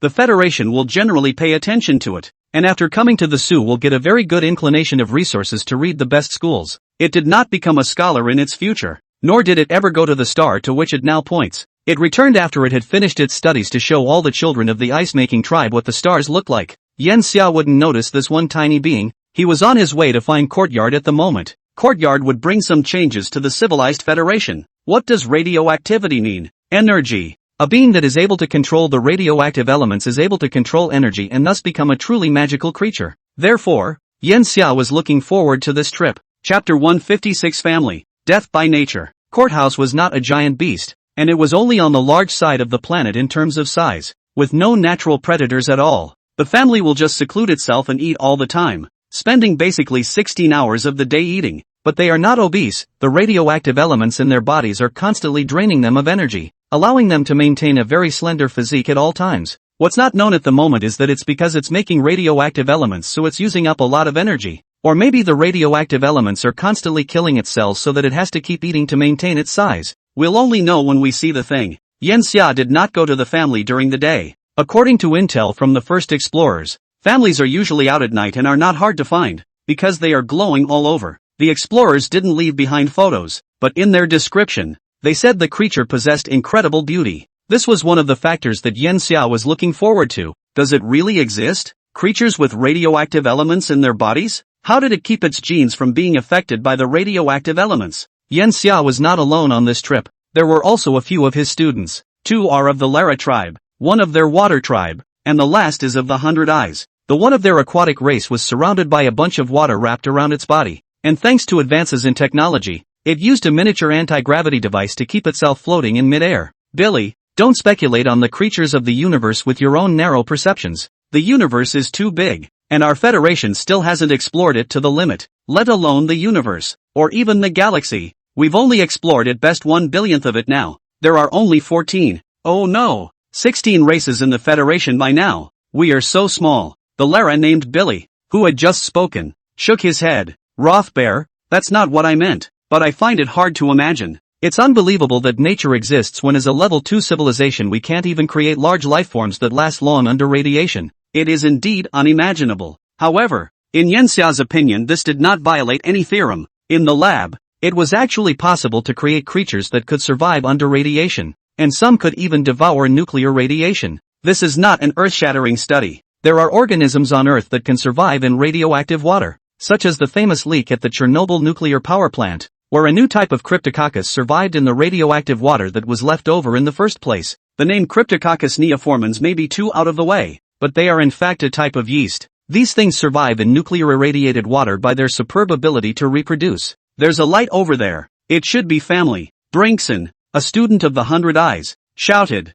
Having too many eyes really does help. The light it speaks of is still far away. In fact, Yanxia and the others could have just flown there, but they would have missed out on a lot, and they could have explored the other flora and fauna on the planet along the way as part of their research. Speed up. The number of individuals in the family is very small. According to probing, there are less than 100 of them on the entire planet, and they are already critically endangered. Yanxia said. They continued to move through the thicket. Yanxia found a mushroom-like creature. Its surface emits an attractive fragrance. After examination was informed that this thing carries poison. Only 1 milligram can directly poison an elephant, and this plant is at least 10 kilograms. A plant can be destroyed a population. Then a lurking type of creature was found. It's disguised as a plant for guarding-style hunting. Yanxia was almost gulped down by it in one bite. He directly released his mech, then a laser sword went down. The creature turned into one of his samples. Much to discover along the way. After more than 2 hours they came to a small river. The creek was only 4 or 5 meters wide,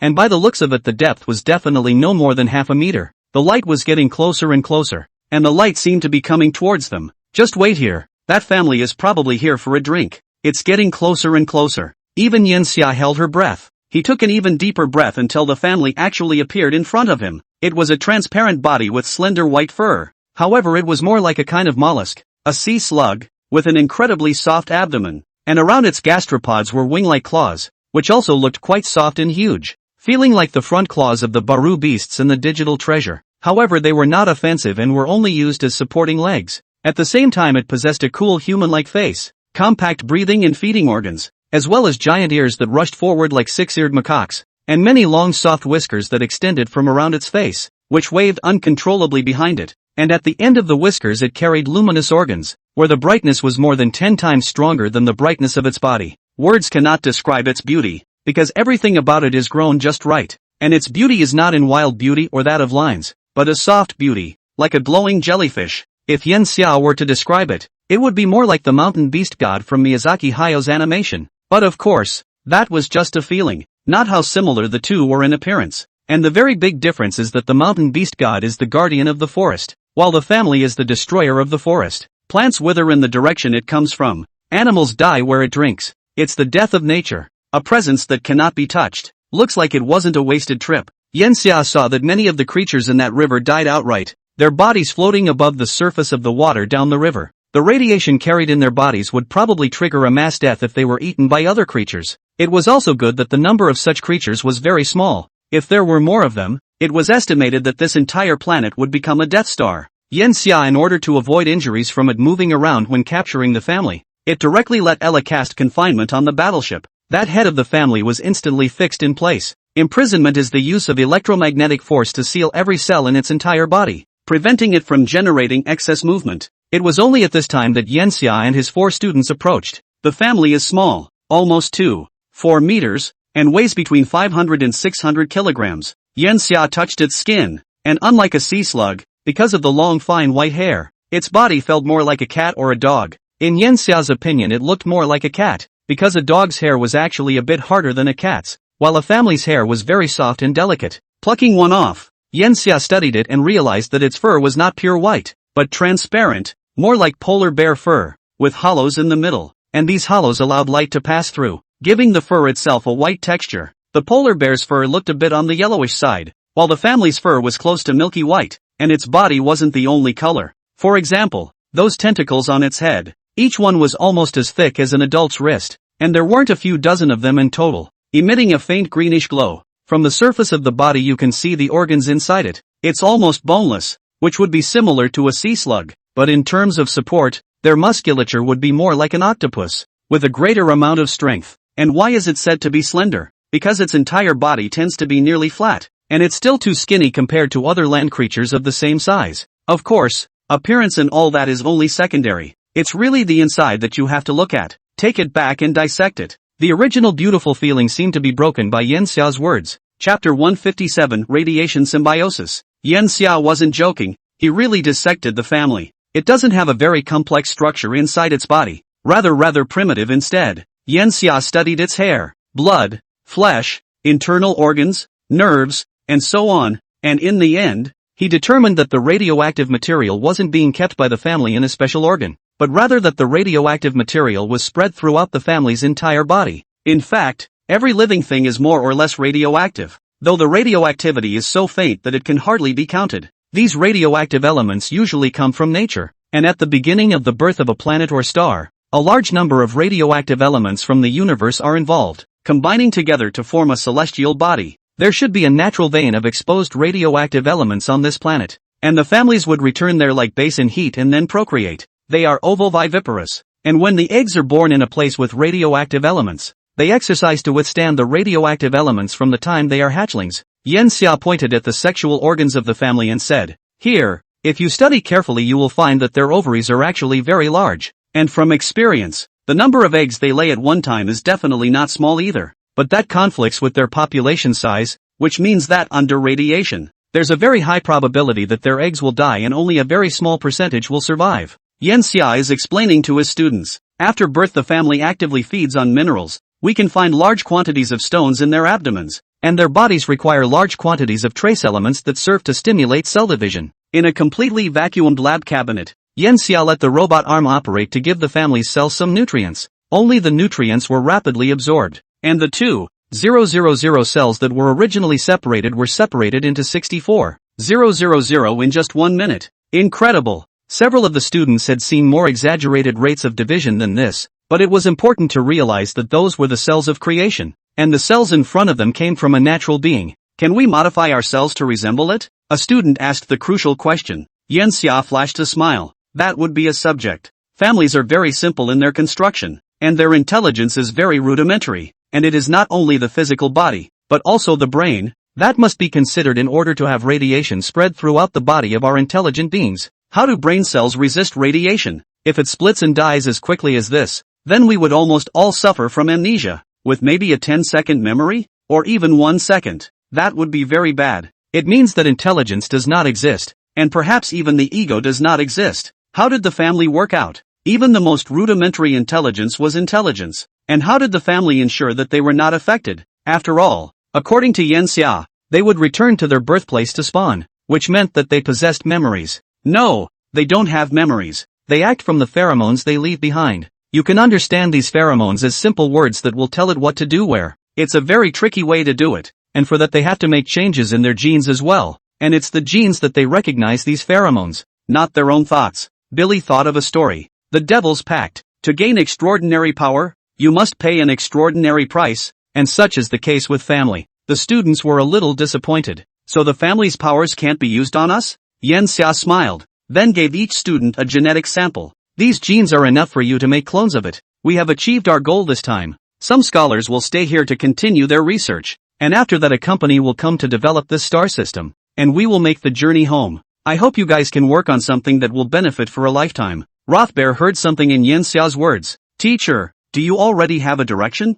Yanxia didn't answer, and only kicked a few of the little ones out of the lab. Not that he was stingy, but this direction needed to be explored by them on their own. In the very field of academics, if one has been following only the path of the teacher, then the scholar will end up accomplishing nothing more than an assistant. Imagination and digging into the mysteries of biology are important, and his students have all been initiated in the field of biology, and as the saying goes, the master leads the way to the practice, and they are at that stage at this time. Ella! Yan Xia shouted. Ella soon appeared in front of him. What do you think of the structure of the family? Ella was the mainframe of the battleship. All the equipment was connected to it, and without thinking Ella said, the family just utilized radioactive elements, which is not unexpected. This kind of exploitation actually seems very cheap, but it's not without its lessons. Genetic storage of memory, for example, is not really a new field. Research on genetic storage of memory began long ago, 11,000 years ago, and has been very productive. But most of it is utilized in some of the creations,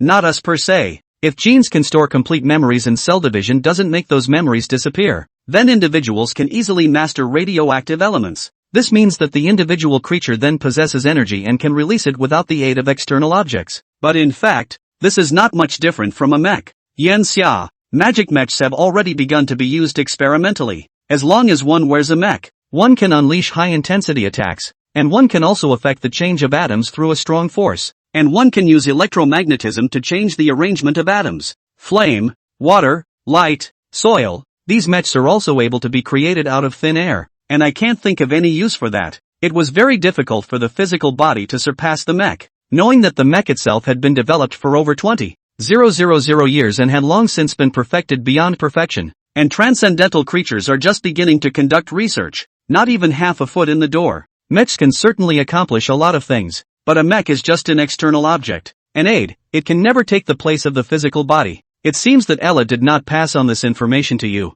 You just need to analyze the feasibility of my idea at this stage. Ella's essence had long since been bound to the civilized federation, and was no longer exclusive to Yan Xia personally. Although Ella has also been making mechagods to get rid of the civilized federation, it is not something that can be done overnight, especially in terms of arithmetic. Following Yan Xia at the same time would mean that Ella's arithmetic would be drastically reduced, which would make Ella appear to be very useless. So Ella built the Quinlan to avoid losing too much arithmetic, but the Kunlun still can't meet Ella's needs yet, and now the Kunlun is being remodeled by Ella. Analyze whether it is possible to control the radioactive elements if the effects of radiation on neurons are isolated. Ella analyzed it. Indeed you can, but it requires the use of a mech. While using the mech to isolate the radiation and avoid it from affecting the nervous system, the mech can also simply use the radiation to generate energy, but the amount of energy the radiation can generate is actually very small in comparison, and it is only good for magic level energy. Theoretically, the limit of what a mech can be restrained by is 100 million sieverts, while the limit of what the cells of the flesh can withstand is actually less than 0.5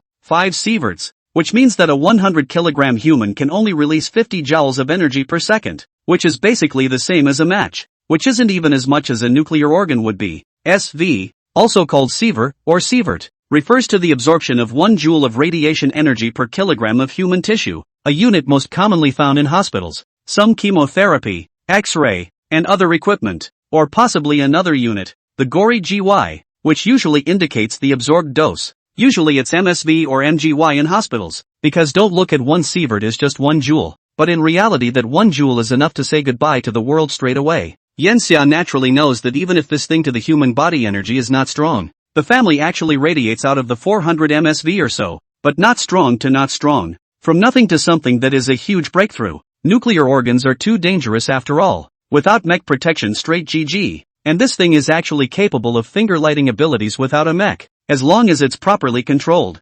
Citizens can't apply it for now, so let's do the implementation on the bugs first and see how far the threshold goes. Yan Xia felt that this time, she had gained a lot. Chapter 158, Chaotic Starsea, Death Star. Battleships go back a different way than they came over. This was because Yan Xia needed to go to another place, which was the famous chaotic place of the Federation, where many beings with no Federation identity stayed, and they were not regulated by the Federation's laws, applying gene technology and exoskeleton mechas to modify themselves recklessly. It is called the Sea of Stars of Chaos by many explorers, and it is a black zone. The blacker zones are revealed when the light shines through. It took the battleship 59 years to reach this place, and what Yan Xia saw outside was countless amounts of space junk. It was like a chaotic dump. Some of the machines traveled through the garbage exploring for useful resources, and Yan Xia saw beings of some races looking in the distance, fearful of the battleships. What made Yan Xia feel most incredible was that there were humans in this. Ella, didn't I give a lot of preferential treatment to humans in the Federation? Why are there still traces of humans here? Ella replied, "No amount of grace can universalize all. The number of humans that can be checked in the system has surpassed 273, 1 billion, which is a huge number. Besides, there will always be various situations. For example, some humans will also become interstellar pirates. Then we can't recognize their citizenship, and the descendants of these people won't be able to enjoy preferential treatment. There are a lot of complications." It wasn't that Yen Xia couldn't accept that humans also existed in such a chaotic place. He just didn't think it was right. The Commonwealth exists in such a place. Or because I didn't do enough. He knew he couldn't build the Human Federation into a Garden of Eden. But at least such obviously dark places shouldn't exist. Our destination is a place called the Death Star, I believe. Yen Xia sat down at his private bar and took a sip of his drink. Ella became his bartender, looking gallant in her formal black suit. "We're almost there already." Yen Xia froze. In fact, he didn't know what kind of place his destination was. He had only heard that something he wanted had appeared in this chaotic star field. But there shouldn't be any planets around here. According to the information from the probe it does. The Death Star is a star city made up of countless pieces of interstellar garbage. Its core isn't very large. It's only 400 kilometers. So if you count the surrounding area, then we're already within its boundaries. That crap out there is one of the components of the Death Star. Seems like there's a lot going on here. Interstellar garbage in such a remote place basically comes from the ship itself. And war should be the theme song here. That's right. This is the lair of interstellar pirates. And also a place where explorers like to come. And some companies in the Federation also send people here to collect the information they want. And biocompanies even wantonly carry out large-scale bio-experiments here. It's an illegal place, Yen Xia, and you shouldn't look at it with normal eyes. There are many other areas such as this on the Federation's borders. The Death Star is considered one of the larger ones, and it has existed for a period of time dating back 3,000 years. Long history. So we haven't cleared this dump after all this time? Yen Xia was just a little annoyed. After all, he thought that the Civilization Federation should be as beautiful as water commission everywhere. And this huge civilization system was just his private property in the end. And he felt that his vision was also a bit narrow, unable to see the many nooks and crannies in the Civilization Federation. But he was also aware that what he had created was not a welfare society, but a complex system of civilization. When the Federation is more powerful, the Federation's starfield will also be more and more huge. There will always be places that can't be regulated. There will always be dark places where civilization can't shine. Even the legendary god can't really be omniscient. The Death Star has arrived. Yen Xia. The battleship stopped in front of a star city. Actually, it's a bit of a stretch to call it Star City because it's so cluttered and disorganized that, as Ella says, it's just a mountain of garbage. The 400-kilometer Death Star didn't even feel that massive in front of a battleship that was 120 kilometers in length. Yen Xia walked out. He saw Lisagtu, who was lying by the window looking out at the stars, and walked past it, and a bionic beside Lisagtu saluted him, and he waved his hand so that it need not be courteous. As he walked away, he came to the Battleship's Institute and just happened to run into a war beast scholar. He knew each other. "Bodo, can you get me something?" Yen Xia thought that what he was going to take was quite big, so he might as well let the war beast clan take it. "Of course, Your Excellency. You have come to this starfield presumably ready to do some research. May I follow you?" Bodo was very excited. Yen Xia is the current hot star in the Federation. Following Yen Xia around, even if he can't learn anything, he can still grow some insight. There is a requirement for stars in the civilized Commonwealth, and the stars split up to be the sun, moon, and stars, all that the ancients understood about the sky. That's why only individuals who have truly reached a point where they are admired by the citizens of the Federation and have made outstanding contributions to the civilized Federation can be called stars. As for singers being singers and actors being called actors, these professions with an entertainment nature are no longer related to stars at all in this era. And even if they earn a high income and donate a lot of money, they can only be called philanthropists, not stars. That's exactly what I was thinking. At the same time Yen Xia saw that there seemed to be a small object on Bodo's shoulder. That appears to be a shore clan. Bodo hurriedly introduced. "This is the shore clan that I brought on board the battleship. It's called Ink Drag 4. I felt that it was very talented, so I took it as my apprentice. Can I take it with me?" What the most adorable body type difference. Neither seems to be a creature of the same dimension. Whatever, we won't be here long. In fact, you're free to move around. You just need to bring some mechanical soldiers. It's a mess here. What Yen Xia asked Bodo to take was a 2-ton machine. With only his physical body, Bodo would probably have a very hard time holding it, but with a mech it would be a lot easier. Not to mention that the mech has anti-gravity, but the strength boost it brings would be enough for Bodo to lift the machine up with one finger. War Beast's mecha with material enough reason. The highest power ceiling Yan Xia remembers is to come to 540,000 tons. Carrying a building to run are no problem. This was still only light mechs. And for heavy mechs Yan Xia remembered that it was 17.92 million tons. The liquid mechs now and before were morphologically the same, but the structure itself had long since been worlds apart. And the performance of the mechs supplied in the military was also quite a bit stronger than what ordinary citizens were equipped with. They went straight out of the battleship. Yan Xia did not bring any soldiers with him because he was already strong enough in his own right, and with the battleship providing him with energy protection, even if the entire Death Star blew up he would be unharmed. Once he exited the battleship and stood on the Death Star, he saw the life that was here, most of it oddly shaped. Many of the body parts had been modified to be mechanical, and there were even purely mechanical beings. Mechanicals, bionics, these themselves are already extremely high in intelligence in the Federation, and it is not too much to think of them as beings. It is just that in the Federation they need to be bound, whereas here they have no limitations whatsoever. It's kind of cyberpunk that way. Yan Xia used to watch anime or games or preferred cyberpunk, but really getting in touch with it was another matter, because the life here didn't have any freedom or safety, and wouldn't talk about what it meant to be happy. All there is here is chaos and death. This may be where the name Death Star comes from. Chapter 159, Strange Matter. Merkin. Yan Xia was stopped just as he entered the Death Star. Kate inquired, "Are the military men here on the Death Star for anything? It's supposed to be the Death Star's groundhog." Yan Xia replied very politely, "This is not something you should be in charge of. There is only one thing you have to do, and that is to leave from my presence." This condescending attitude made even Bodo, who was behind him, very alarmed. But there should be no one here who is better at dealing with such things than Yan Xia, who has played too many roles in virtual worlds such as this one, with such beings that the most polite way to treat them is to be tougher and ruder than they are. And at that moment, one of the Luoying clan behind that Kate clan actually recognized Yan Xia. That Kaitian instantly changed his attitude upon hearing that. "So you are the star of the Federation, and the might you bring to the Federation deserves the respect of all our beings." Yan Xia didn't need this. When these beings come here, they will not be kind to the Federation, and in that case listen. Maybe words are too soft. I like to get you to listen in a different way. Yan Xia's voice had just fallen. That Kate clan and the cadre of henchmen behind it were directly pressed to the ground by a powerful gravity. Yan Xia didn't look at them sprawled on the ground but directly walked into the Death Star.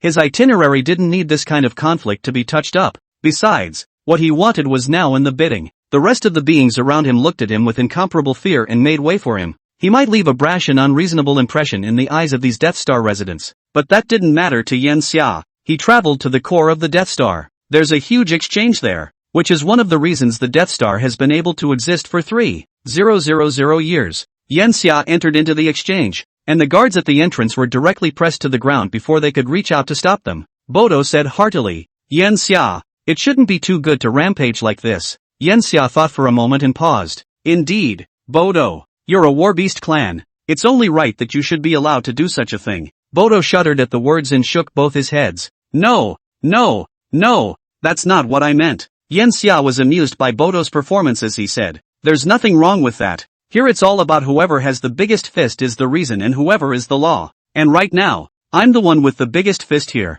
The battleship parked outside was enough to destroy everything here. The so-called chaotic sea of stars, the so-called Death Star, were just ants in front of the Federation. Savage. Bodo saw a different side of Yan Xia. Yan Xia entered the exchange with Bodo and Ink Drag 4 who had been looking around curiously. There were many interstellar pirates and explorers gathered inside. Some of them recognized him. After all, hundreds of years had passed since Yan Xia had researched on laser transmission, and even more outdated information could be transmitted for a few hundred light years. Yan Xia, what is he doing here? He was a star over 500 years ago. I thought he was long dead. It's amazing that such an old monster would come here. It can't be because of that thing. There was a lot of talk around, and even some of the individuals who originally did not recognize Yan Xia knew Yan Xia's great name. Yan Xia didn't linger, but walked into a tall building in the center of the exchange, built like a semicircle with a diameter of more than 1,000 meters. He entered it, and it seemed that he knew through the transmission about the treatment of the previous blockers, and this time,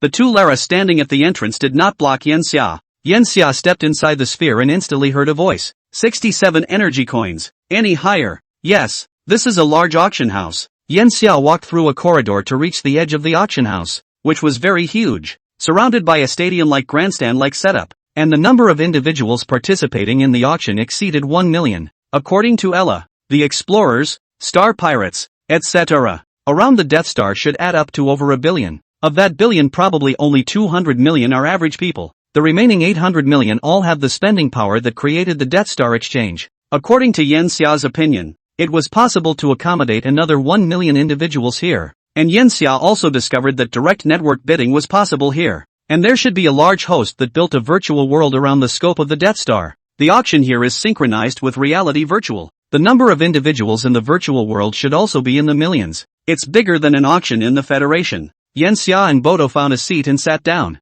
As for Ink Drag 4, it was fine for it to stay on Bodo's body. Yen Xia connected to the network of these to obtain an entry with over 100,000 auction items, most of which were weapons of some kind. The auction in the virtual world is divided into 100 channels at the same time. Each channel will auction different items. Want to bid on those items can be directly transferred to that channel. And the value of items auctioned in reality is significantly higher than in virtual auctions. Starting at 10 energy coins, the auction at this point was for a shipboard plasma cannon. Very outdated technology, but because of the modifications the power was intimidating. It was taken with a straight-up price increase to 85 energy coins. Yen Xia realized that what she wanted was still a long way off, and some of it came at a bad time. It's expected to be a bit intense. Ella transmitted him information about some of the auctioneers, and already some of the company was arriving at the auction faster than he was. These are not small companies, each with billions of dollars in assets to be feared. He stood up at this time and said towards that auctioneer on the stage, "Don't lay out the groundwork, just get straight to the point." All the auctioneers looked towards him and instantly debated who he was. And those people from the big companies must have gotten the news of his arrival. After all, that battleship outside couldn't be more conspicuous, and the entire Death Star was only 20 or 30 times bigger than that battleship. At this time those people from the company also stood up and said, "That's right, these gadgets wait until afterward to be shot slowly, which is the reason to let your guests wait." All the VIPs spoke up so much, giving the organizers some pressure. That auctioneer urgently inquired about the boss in the back. What kind of great energy could this Death Star's boss have? Any random company here could directly crush him. So naturally, he loosened up. "I've asked the boss for instructions, and the boss said that the finale goods can be auctioned early, so please wait a moment." The other auctioneers quit. How could such a rule-breaking behavior be allowed? But they were all outraged. Soon an object was carried up. That object was just the box containing the contents. The real auction item was still inside. Good then, let's move on to our grand finale auction. This time our grand finale is of great origin. It is a substance discovered and captured by the warming fine limo scholars. The substance must have already understood what it is. It belongs to one of the top materials of the strange substance, and the warming fine limo scholars call it merkin. Exotic matter is quark matter containing up quarks, down quarks, and odd quarks, and is primarily a material that can be used as a battleship shell or to enhance propulsion effectiveness through its physical properties. The substance was discovered by warming fine rimmer 320 years ago, and then only recently auctioned after constant preliminaries. And here's a thank you to Scholar Warming Fine Rimmer for trusting us with the Merkin auction. According to Scholar Mo's request in Women's Detail, the starting price for Merkin is 10,000 energy coins, and the bidding will begin at this moment. When the starting price was stated, there was an uproar below. Who's ever seen 10,000 energy coins in a place like the Death Star? Not to mention 10,000. There are very few powers with 100 energy coins. However, this is just the beginning, and soon they learn what it means to have money that is not money. Number 827350, 20,000 energy dollars. Number 028190, 30,000 energy dollars. Number 527311, 50,000 energy dollars. Number 623652, 70,000 energy dollars. That auctioneer also shouted at the top of his lungs, his heart poofing out, provided of course that it had a heart as an organ. It also has not seen so many energy coins. Before I thought that the price increase of this thing should be a few hundred energy coins at the beginning, and then the climax is to increase the price by more than 1,000 energy coins each time, and then finally return to the rationality of increasing the price by 10 energy coins each time. Such a usual routine, but these tycoons had exceeded the limits of its imagination almost as soon as the first price was called. It was only a few rounds of shouting at this point, and it instantly went to over 100,000 energy coins. Yet it's not over. The real big boys haven't even begun to start yelling yet. The large plutocrat it knew with assets of $1 billion was sitting there steadily at the moment, and it was only after the bidding broke 150,000 that the plutocrat's man opened his mouth for the first time. 200,000 energy coins, an increase of 50,000 at a time. Present towards 1 million explorers instantly fainted. Some star pirates in the heart are wondering whether to do a big job afterward. However, as soon as the words fell from this side, that Federation star Yenxia also shouted the price. He was only heard shouting in a calm tone. 500,000 energy coins. The entire auction house was instantly silent. Some seekers suddenly came to the realization that, as it turns out, Merkin meant this. Chapter 160. Take it down. Merkin's application. Originally, when many spectators thought that this auction was going to end, it turned out that another bid refreshed their three views. 600,000 energy dollars. All of the voices in the room took in a deep breath of cold air. Some explorers who are not so well versed in the field of physics are already asking what the heck strange matter is. Someone who understands began to explain. The odd of odd matter is not the odd of strange, but the odd of odd quarks, so that should be easy for you to understand. Our ordinary matter is called atomic matter, which usually contains up quarks and down quarks, and with the addition of strange quarks it is exotic matter. Usually in nature exotic matter is thought to be born only in the core of a neutron star. Because of the high pressure it is very dense, a condensed matter. As for the real application of exotic matter, in fact, opinions vary, I guess. After all, this is the first time I have seen a real exotic matter. There is a hypothesis in the Federation that claims that quark matter is the ground state of all matter, and that all matter we can see is in a substable state, and that all matter will eventually become exotic matter even at atmospheric pressure. And this hypothesis, which can also be called a hypothesis, comes from a human being, Bodmer Witten, whose existence is said to be quite ancient. There are also hypotheses claiming that exotic matter can assimilate any substance it comes into contact with, and that it has the power to destroy the world. Of course, this is all conjecture from a lack of knowledge of exotic matter. According to current research, exotic matter is quark matter that fuses strange quarks under high pressure. According to me, what really makes it valuable is not its superconducting applications, but the fact that exotic matter is inherently dense, which might provide some assistance in atomic fusion. Explorers usually don't have physics idiots, and in the Federation, unless you're really strong individually, the first requirement to join an explorer team is that at least you have a college degree in a field related to physics, astronomy, chemistry, biology,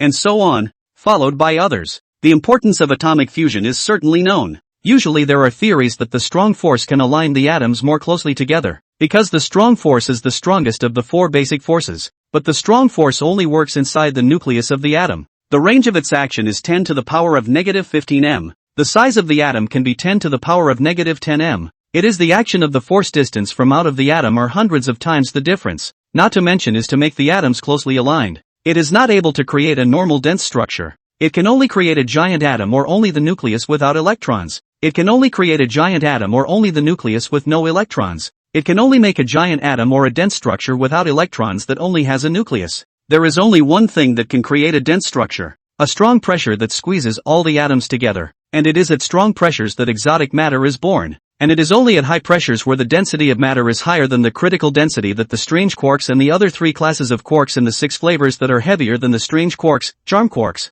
top quarks, and bottom quarks, are born. The very small size of the exotic matter, down to the femtometer level, 10 to the power of negative 15 m, opens up the possibility of strong interaction forces affecting it, and also means that the exotic matter has the potential to form dense structures. That alone is worth more than the 600,000 energy coins. And at this time, Yenxia once again shouted out an unimaginably high price. 1 million energy dollars. It's unimaginable that a federal star can throw away millions at the drop of a hat. 1,010,000 energy coins. 1,050,000 energy dollars. Yet other consortiums are already bidding, and none seem willing to back out on this. Bodo was dumbfounded on the side. 1 million energy coins, this was a high price that it couldn't imagine. It was more than enough to buy 100 of them outright. Yenxia, even if it's a strange substance, there's no guarantee that it has such a high value. Yenxia smiled at it. Merkin's physical properties have already been passed on to the federal hierarchy through a number of channels, which is why there are so many consortia participating in the bidding.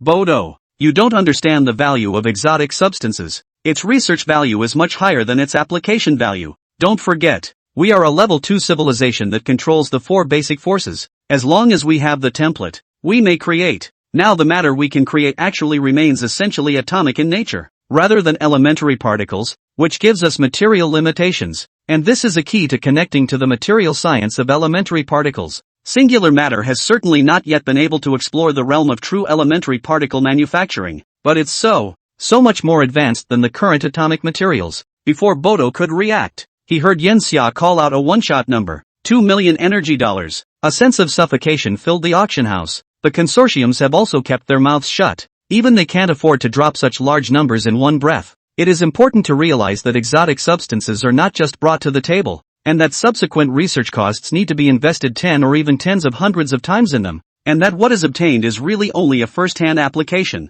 When the product comes out, it will be in the hands of another company in less than 100 years. So on balance, 2 million energy coins is a bit over their limit. 2 million energy dollars. Is there a higher price than that? 2 million energy coins at a time. 2 million energy coins twice. It's a rare and rare, the only piece of exotic material in the Federation. Is there any more? 2 million energy coins. 3 times. Sold. Yenxia took Merkin straight up with his banknote ability. He told Bodo to carry that machinery to accept it. Bodo had arranged for the crate obtained from the auction to be loaded into their crate under Yenxia's arrangement, before the internal nanobots disintegrated that crate. What a crude preservation device. Exotic substances need to be under high pressure to remain stable. At atmospheric pressure it is not even as stable as normal substances, so special equipment is needed. It was only when the strange substance was loaded in that Bodo reacted. That's why normal matter can't be a dense structure. I guess, even in the case of even higher pressures, the size of the atoms themselves would not allow the strong force to work without the conversion of ordinary matter into this exotic substance. But why did the Federation not create the exotic substance beforehand,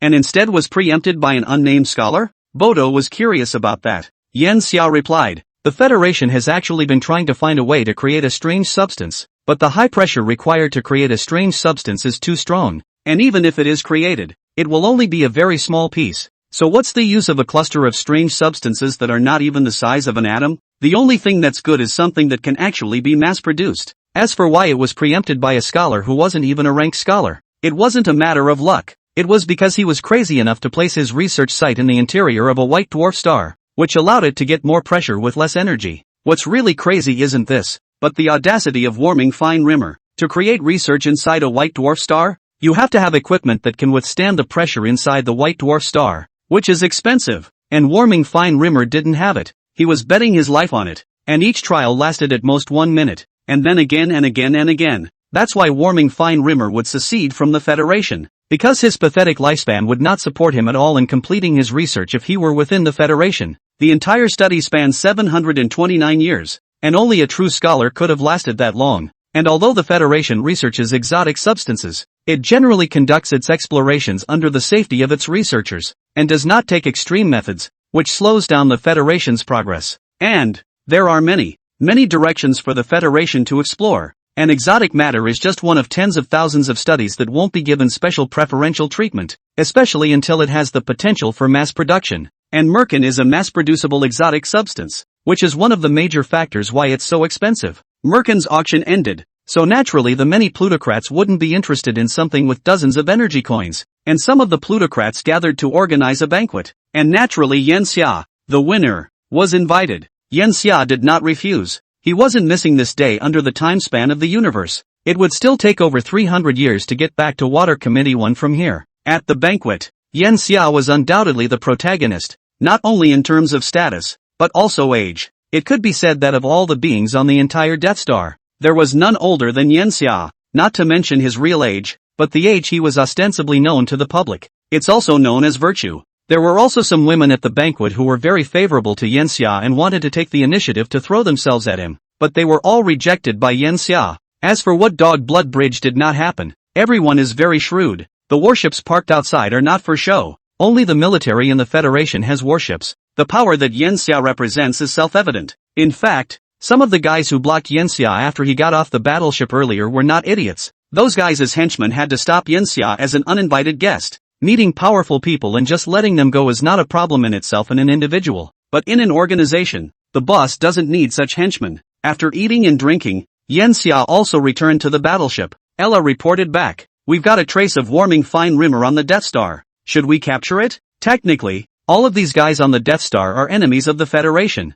except for the explorers with ID, and can be executed directly on the spot. So Ella used capture here, though not in the sense of conviction, but in the sense of needing to keep such scholars capable of making strange substances within the Federation. No, the federal system would only trap such a scholar. It belongs here. Specific environments raise specific beings. and the Federation should accept that, after all, the universe has asymmetries and symmetries all over it. Yen Xia did not solicit women fine Rimmer's intention. In addition to the reasons he stated, it's also because warming fine Rimmer itself isn't really very professional, which determines its ceiling. Let's issue it a pass to Mercury College, set for 50 years. If it really wanted to go further, then it would have gone. The professionalism of the Mosey Academy was undoubtedly the top of the Federation right now, and women find Rimmer furthering his education in it would at least allow it to improve by more than 1x on top of its current foundation in Yen Xiao's opinion. If it has the talent, it might be able to touch the rankings. Yes, Ellis sent a direct message to warming fine Rimmer,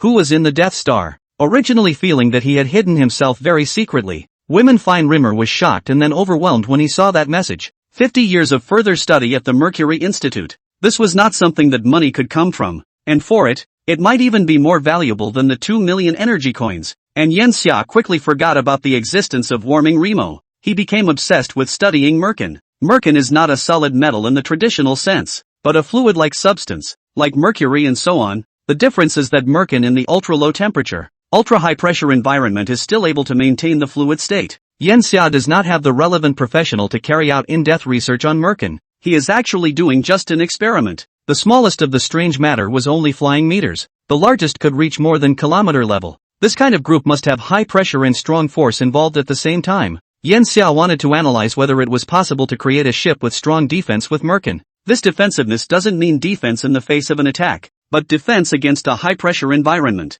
Previous warships that fought against high pressure would definitely produce direct deformation on the exterior or even the atomic level, and the strange substance itself was generated in a high-pressure environment, so it could be used to create some anti-high-pressure machines, which could be used to study high pressure or work in high-pressure environments. The environment that strange metal was in was already extremely close to the black hole, and Yen Xiao's expectation of it was that he would be able to borrow strange metal to reach outside the black hole's field of vision and study the black hole at super close range. As for the other values Yen Xia had mentioned before, those required more specialized and deeper research, and what he was doing now could actually be said to be an application for the strange substance, and by the fact that it was in a fluid state, Yen Xia intended to give it a memory first, that is to say, to make exotic substances malleable, just as liquid metal does. On the way back, Yen Xiao's plan was originally to hibernate, but because of his research on merkin, he gave up hibernation and instead chose to use 318 years to create a stable singular matter ship. It's not good. The housing can be easily fixed, but what about the internal parts? Even if the parts were made from exotic substances, what about the core computing modules? What about the energy supplying the ship if the computing module is also made of exotic matter? These are all interlocking. And to know that a 100 million ton mountain can be compressed right down to the size of a fingernail cap in the pressure environment that the strange matter itself is in is the terrifying power of a neutron star. Over 300 years isn't enough time for Yen Xia to finish the job, but luckily he's not alone and has Ella's help, and a message from Ella's own body in Water Committee 1, stating that merkin can not only be used as a material for exploring the ship, but is also the key to transforming the Quinlan, and that merkin can allow the Federation to enter the era of true megaships. Chapter 161, The Possibility of Giant Ships. The giant ship Ella is talking about is actually on the agenda. Singular matter can resist super stress, or perhaps the singular matter itself requires super stress. Then if a massive object is created inside the battleship, the gravitational pull of that massive object can be used to power the battleship. It didn't work before because a massive object inside a battleship would certainly trigger instability and deformation of the ship itself. After all, a massive object that can provide sufficient gravitational energy isn't as simple as a dwarf planet, but requires a much stronger gravitational force. The difference between a battleship and a star city is that the star city itself doesn't need to move super fast. It's more of a space fortress compared to a battleship, or a command master ship that lacks mobility. And star city, according to the latest research now, this star city is unable to leave the stellar system because star city itself fights gravity by balancing it, using the massive gravitational pull of the star and star city itself to reach a state of equilibrium and using some matter to collect and consume the gravitational energy, so that the gravitational force for star city to interact with it is once again diminished. It's safe to say that there's really nothing difficult about the technicality of star city itself. Is that the Olive Branch civilization's inability to build giant warships? This is naturally impossible. The Olive Branch civilization built the Star City because it would provide both living space and a constant reserve of energy using gravitational energy,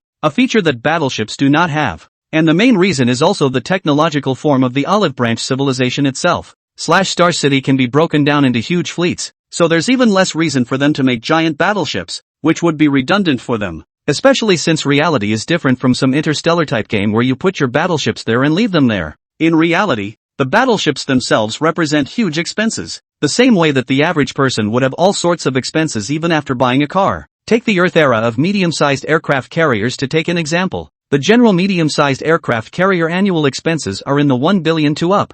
See an increase in expenses between 30 million to 50 million. With the fleet to prepare a rehearsal, expenses are usually on the billions of dollars. A carrier to the decommissioning of the total expenses are casually broken hundreds of billions of dollars. And its service period is only a few short decades. The same as the general military equipment maintenance costs are much higher than ordinary cars. Usually a battleship annual expenditure is also much higher than the Earth's aircraft carriers. Generally for the battleship cost of 20–40%. The service life of the Federation's ordinary battleships than aircraft carriers is too long. Generally 2,000–5,000 years. That is to say, at least a battleship from the service to the retirement of the consumption of the funds is 50 times the cost of the up to come to 250 times. Such as the Kunlun ship. In fact, the Kunlun ship has been stuck in one place for a long time without moving, but every year will burn 16.2 billion energy coins. From Yenxia's last boarding of the Kunlun ship has been more than 2,000 years, nearly 3,000 years. You can imagine how much money the Kunlun ship burns, knowing that the highest market cap company within the civilized Federation is now just over 300 billion energy dollars. 20 years would directly bankrupt the Federation's largest company. Star City itself was already very expensive to maintain, and there was absolutely no need for the olive branch civilization to burden itself in vain. Again, this is why Ella doesn't go and replace some of the older intragalactic ships, because the newer ships are bigger and stronger, which also means that they are more expensive to build and maintain, and the Federation can't afford to eat such a huge drain. But the era of giant ships is very necessary for the civilized Commonwealth. The coming of the megaship era also means that the civilized Federation doesn't have to go out and build more small battleships. Only one megaship is needed per star system, and according to Ella's calculations, as soon as the megaships completely replace those small battleships, it'll actually be useful to know that there will actually be about 103% less in maintenance costs alone. To know that the Federation is now because in the state of war readiness. In fact, the number of warships is a bit too much, if only to maintain the internal stability of the Federation, deterring foreign enemies. Now the number of warships within the Federation can be directly reduced by 50%. Before Ella destroyed so many battleships directly in the battle with the Olive Branch civilization is actually not too heartbreaking, because these battleships destroyed is actually better. After all, also cannot be transported back to the Federation already. The cost of driving back far more than in the Federation directly rebuilt. There is another factor in the cost savings of the giant ship itself. It's that small battleships require multiple ship types to work together, each of which needs to perform a different function. But giant ships, because of their size, can have all of these functions centralized in a single battleship, i.e., a single battleship can be the equivalent of a fleet, or even multiple fleets, and the problem of coverage can be solved by using more fighters and airships. Giant ships are big, then they can hold more of these little things, which don't even need to be maintained, they just get replaced when they break. The issue of firepower, a small warship can only carry up to 3 main guns, while a giant ship can carry dozens or hundreds of main guns, and can even be retrofitted with powerful main guns, so the firepower of the giant ship is also superior. All of these reasons have led to the fact that the Federation is now actually moving towards the era of giant ships. The Kunlun was the first giant ship to try and make it,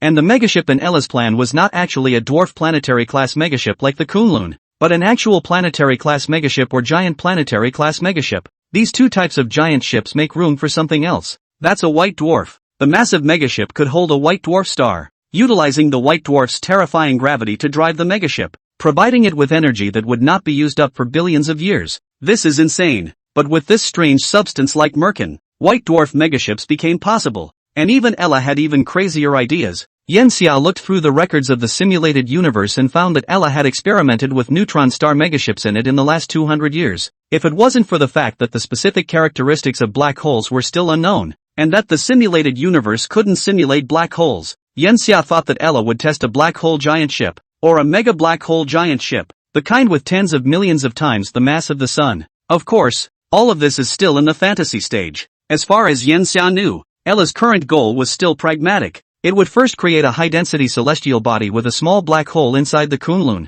then use a huge amount of energy to maintain the stability of this high-density celestial body, and then finally create a gravitational energy device around the stabilized high-density celestial body. And lastly, It would be to make the energy produced by the gravitational energy device higher than the energy consumed to maintain the stability of the high-density celestial body, and to achieve a positive acquisition of energy. To that end, Ella and Patch made a deal. The deal was for advanced gravitational energy technology. Chapter 162 Gravitational Force to Mechanical Energy Technology. 318 years later, Yen Xia has returned to the Water Committee I. He was currently sunbathing in his pants on the beach of the Mobius ring world, while Ella followed along in a pure white bikini. And it wasn't just them on the beach, but also some young human teenage girls at the same time, all of whom Ella had invited over to liven things up a bit. For some reason, Yen Xia preferred a more lively environment after returning from Star City, and didn't like that kind of quietness of being alone anymore. Of course, these young girls look young, but are actually in their 20s or even 30s.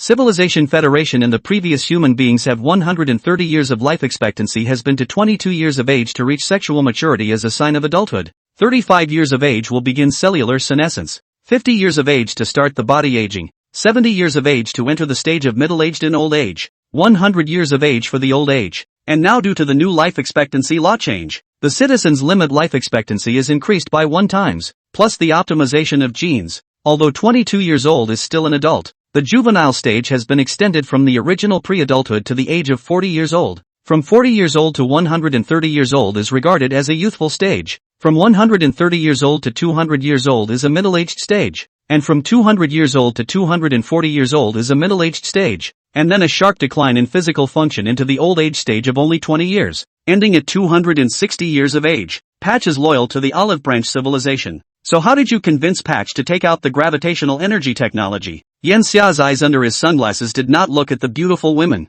but at the far side of the ocean. Here was able to see that there was a forest there. Looking at it was actually relatively small, but in reality every tree in those forests was hundreds of thousands of meters high. Ella named it the Forest of Elves. There are no real elves, but Ella gave the place to the Lightwings, and it wouldn't be out of place to have the Lightwings act as elves. As long as the mistletoe has a need, then I fulfill its needs and it gives me something in return. Isn't that a simple exchange of benefits? Hattori has completed its unification of Star City / and it is now wary of us, and for that reason hasn't even begun to make contact with the other star cities. Yen Xia was a bit surprised, but it quickly dawned on him. So it's been that long, and doing the math, it's actually later than I expected. I 1/2 under the idea of communism can make Star City begin to progress, and its primary enemy actually remains the second leader, not us. The fact that it has the energy to be wary of us now is entirely because it hasn't really gone about influencing the other star cities yet, while at the same time blocking the news so that the second leader doesn't know what it's doing. It's evolving while waiting for an opportunity, and our war with the Silk civilization will cause it to let down some of its guard, a time that is estimated to be a few thousand years away. Ella nodded. The war against the Silk civilization actually took this into account. The gravitational energy technology that Patch exchanged with us would have been an old technology that the Olive Branch civilization abandoned 40,000 years ago. At the heart of this technology is the use of intermittent gravity to allow gravity to drive machinery. Ella gave Yen Xia a technical animation, which Yen Xia understood at once. This would be a real gravitational wave. The core of this gravitational energy technology is the use of dark energy to affect gravity, making gravity take on the shape of a strong and a weak wave. When gravity is normal, which corresponds to the strong time, gravity pulls the heavier end of a deformed mechanical rotor closer to it, and then when gravity is weakened by the influence of dark energy, the heavier end of the deformed rotor is moved away from it to keep it spinning. When gravity is weak by dark energy, the heavier end of the deformed rotor is moved away from the heavier end of the rotor to keep the rotor spinning. The intervals between such strong and weak transitions are extremely short, and with this technology, rotor speeds of up to 500,000 revolutions per second can be achieved. It's very low in terms of efficiency, isn't it? Without having to do any calculations, Yen Xia knew that the efficiency of this application was pitifully low. That's right, it's just about at the point where there's a positive gain in energy, where an input of 1 produces roughly 1.02. A 2% return is so little that it's a bit of a screamer, but we have mastered negative energy, and by realizing the mass production of negative energy, we can increase the efficiency up to roughly 11%. By my calculations, the Star City itself should have more than a 500% return on the exploitation of gravitational energy, which is why they remain in the star system for a long time for energy. 5x earnings, that's a little scary. It was no wonder that the Olive Branch civilization was so powerful despite not having exploited very many star systems. Their main energy production devices should have been replaced with gravitational energy devices. All things considered, as bad as this technology is, It will at least save us a long time. In Yen Xia's opinion, this gravitational energy technology was still very important. Only just need to optimize for a few thousand years and always bring up the efficiency. In addition to gravitational energy technology, the Olive Branch civilization has many technologies that are more powerful than ours and even untapped by us. Now that Patch has regained control of Star City, it's time for the Cosmic Silk Road to play its true role. The Silk Road was, of course, for commerce. Replace it with something better with some gadgets. Osipam they know that the Federation does not have anything good, and the Federation does not trade the really good stuff. So this deal should only be considered stubbornness that can't take a loss. Yen Xia thought for a moment. What the Patch needs should actually be experience. The Olive Branch civilization hasn't had a war in a long time. They are very lacking in experience for war. You give it a virtual world. Get some Sun Tzu Art of War or something like that in the virtual world. There is no such thing as taking something useless and fooling around with it between civilization and civilization.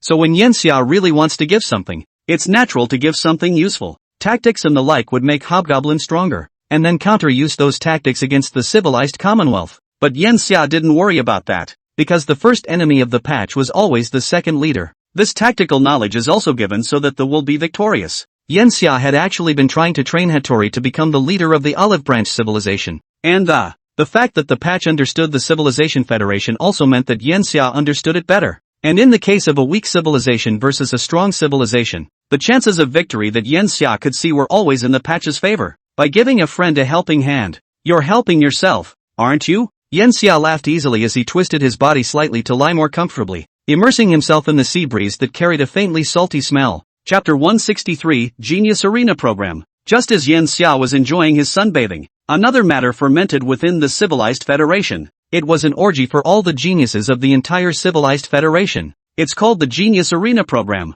The emergence of this plan shocked billions of citizens of the civilized Commonwealth because of its sheer magnitude. Never in the history of the Federation has there been such a huge competitive game geared toward the professional field. I believe. Nonsense. Who else but the Federation could come up with that kind of money to burn? Citizens' teeth chattered as they watched the line-by-line entries on the web announcement. A Municipal Genius Week qualifier must be held once a week within each municipality, open to all ages, professions, and educational levels. And each Municipal Genius qualifier needs to be set up in mathematics, physics, chemistry, astronomy, geology, geography, mechanics, economics, atmospherics, informatics, engineering, psychology, medicine, jurisprudence, linguistics, logic, art, philosophy, etc. Encapsulated in a total of 726 subtracks. Each track has different content, same promotion rules, same winning rules, same number of prizes. First place in the Municipal Genius Weekly Qualifier wins 10 energy coins. Second place wins 5 energy coins.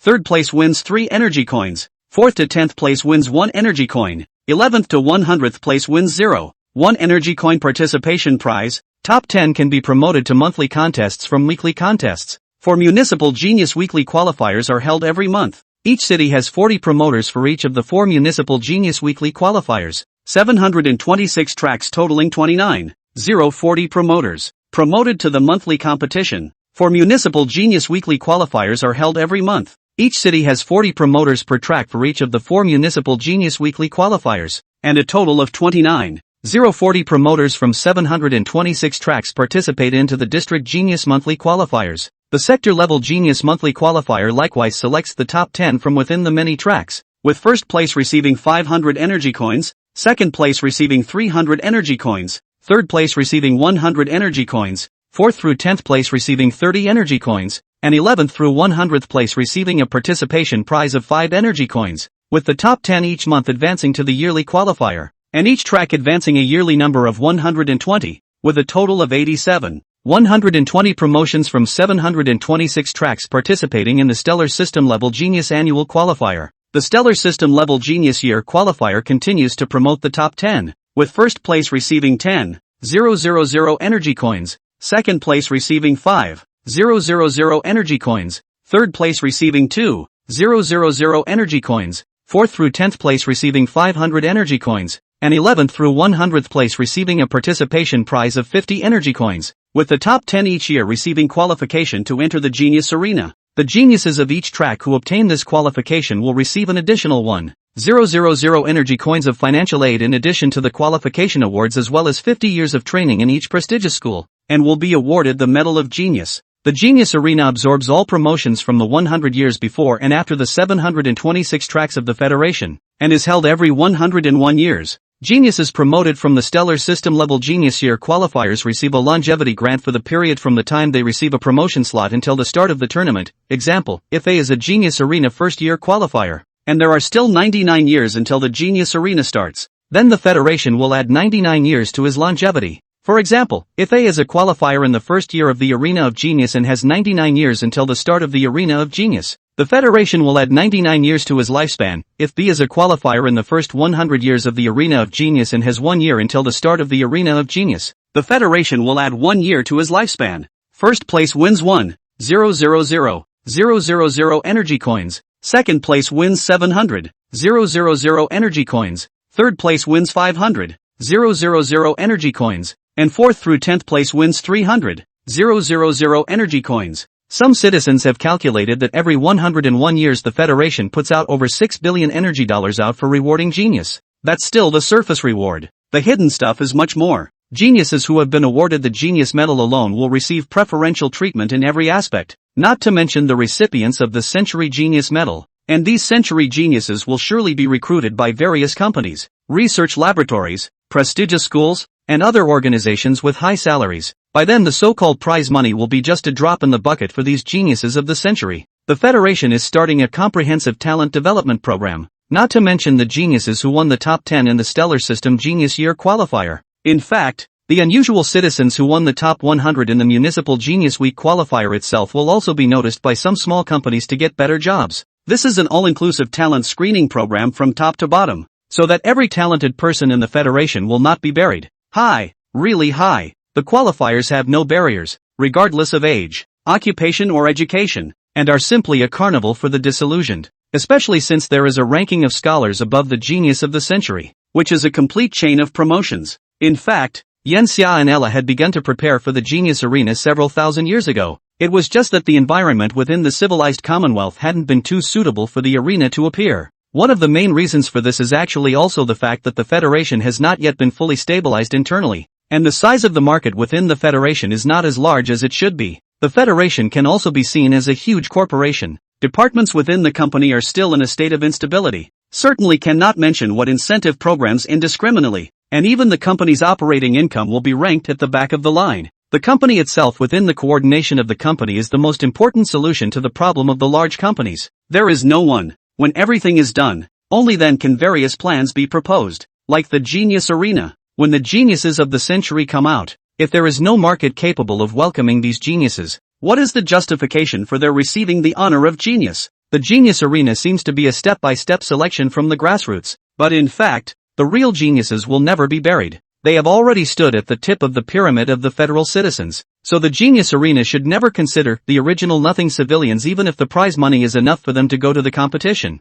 but should be how to make the ranked scholars or those who are not enough to be ranked scholars but very talented citizens from the original 10,000 energy coins per year to participate in the Genius Arena can grow to 100,000, 1 million or even 10 million inch. Didn't Yen Xia and Ella create the Genius Arena to dig up buried geniuses from the grassroots? Of course that's part of it, but how much is this part? Just like in the 21st century, when you filter out super geniuses with Nobel Prizes and such from a global population of 8 billion people, and you also have to weed out the low to medium geniuses who are already earning millions of dollars a year because of their own talent, or who are already very well employed. What is the size of the base of geniuses who are really folk who are not aspiring to be geniuses? Some would say that the world is such a big cake and there are bound to be a lot of talented people who don't get what they deserve. But this conjecture is based on a competition between geniuses and geniuses, and then also thinking too extreme. In fact, most of the real geniuses are much better than ordinary people even if they don't get what they deserve. They don't get a share of the part of the cake that belongs to the biggest part of the cake,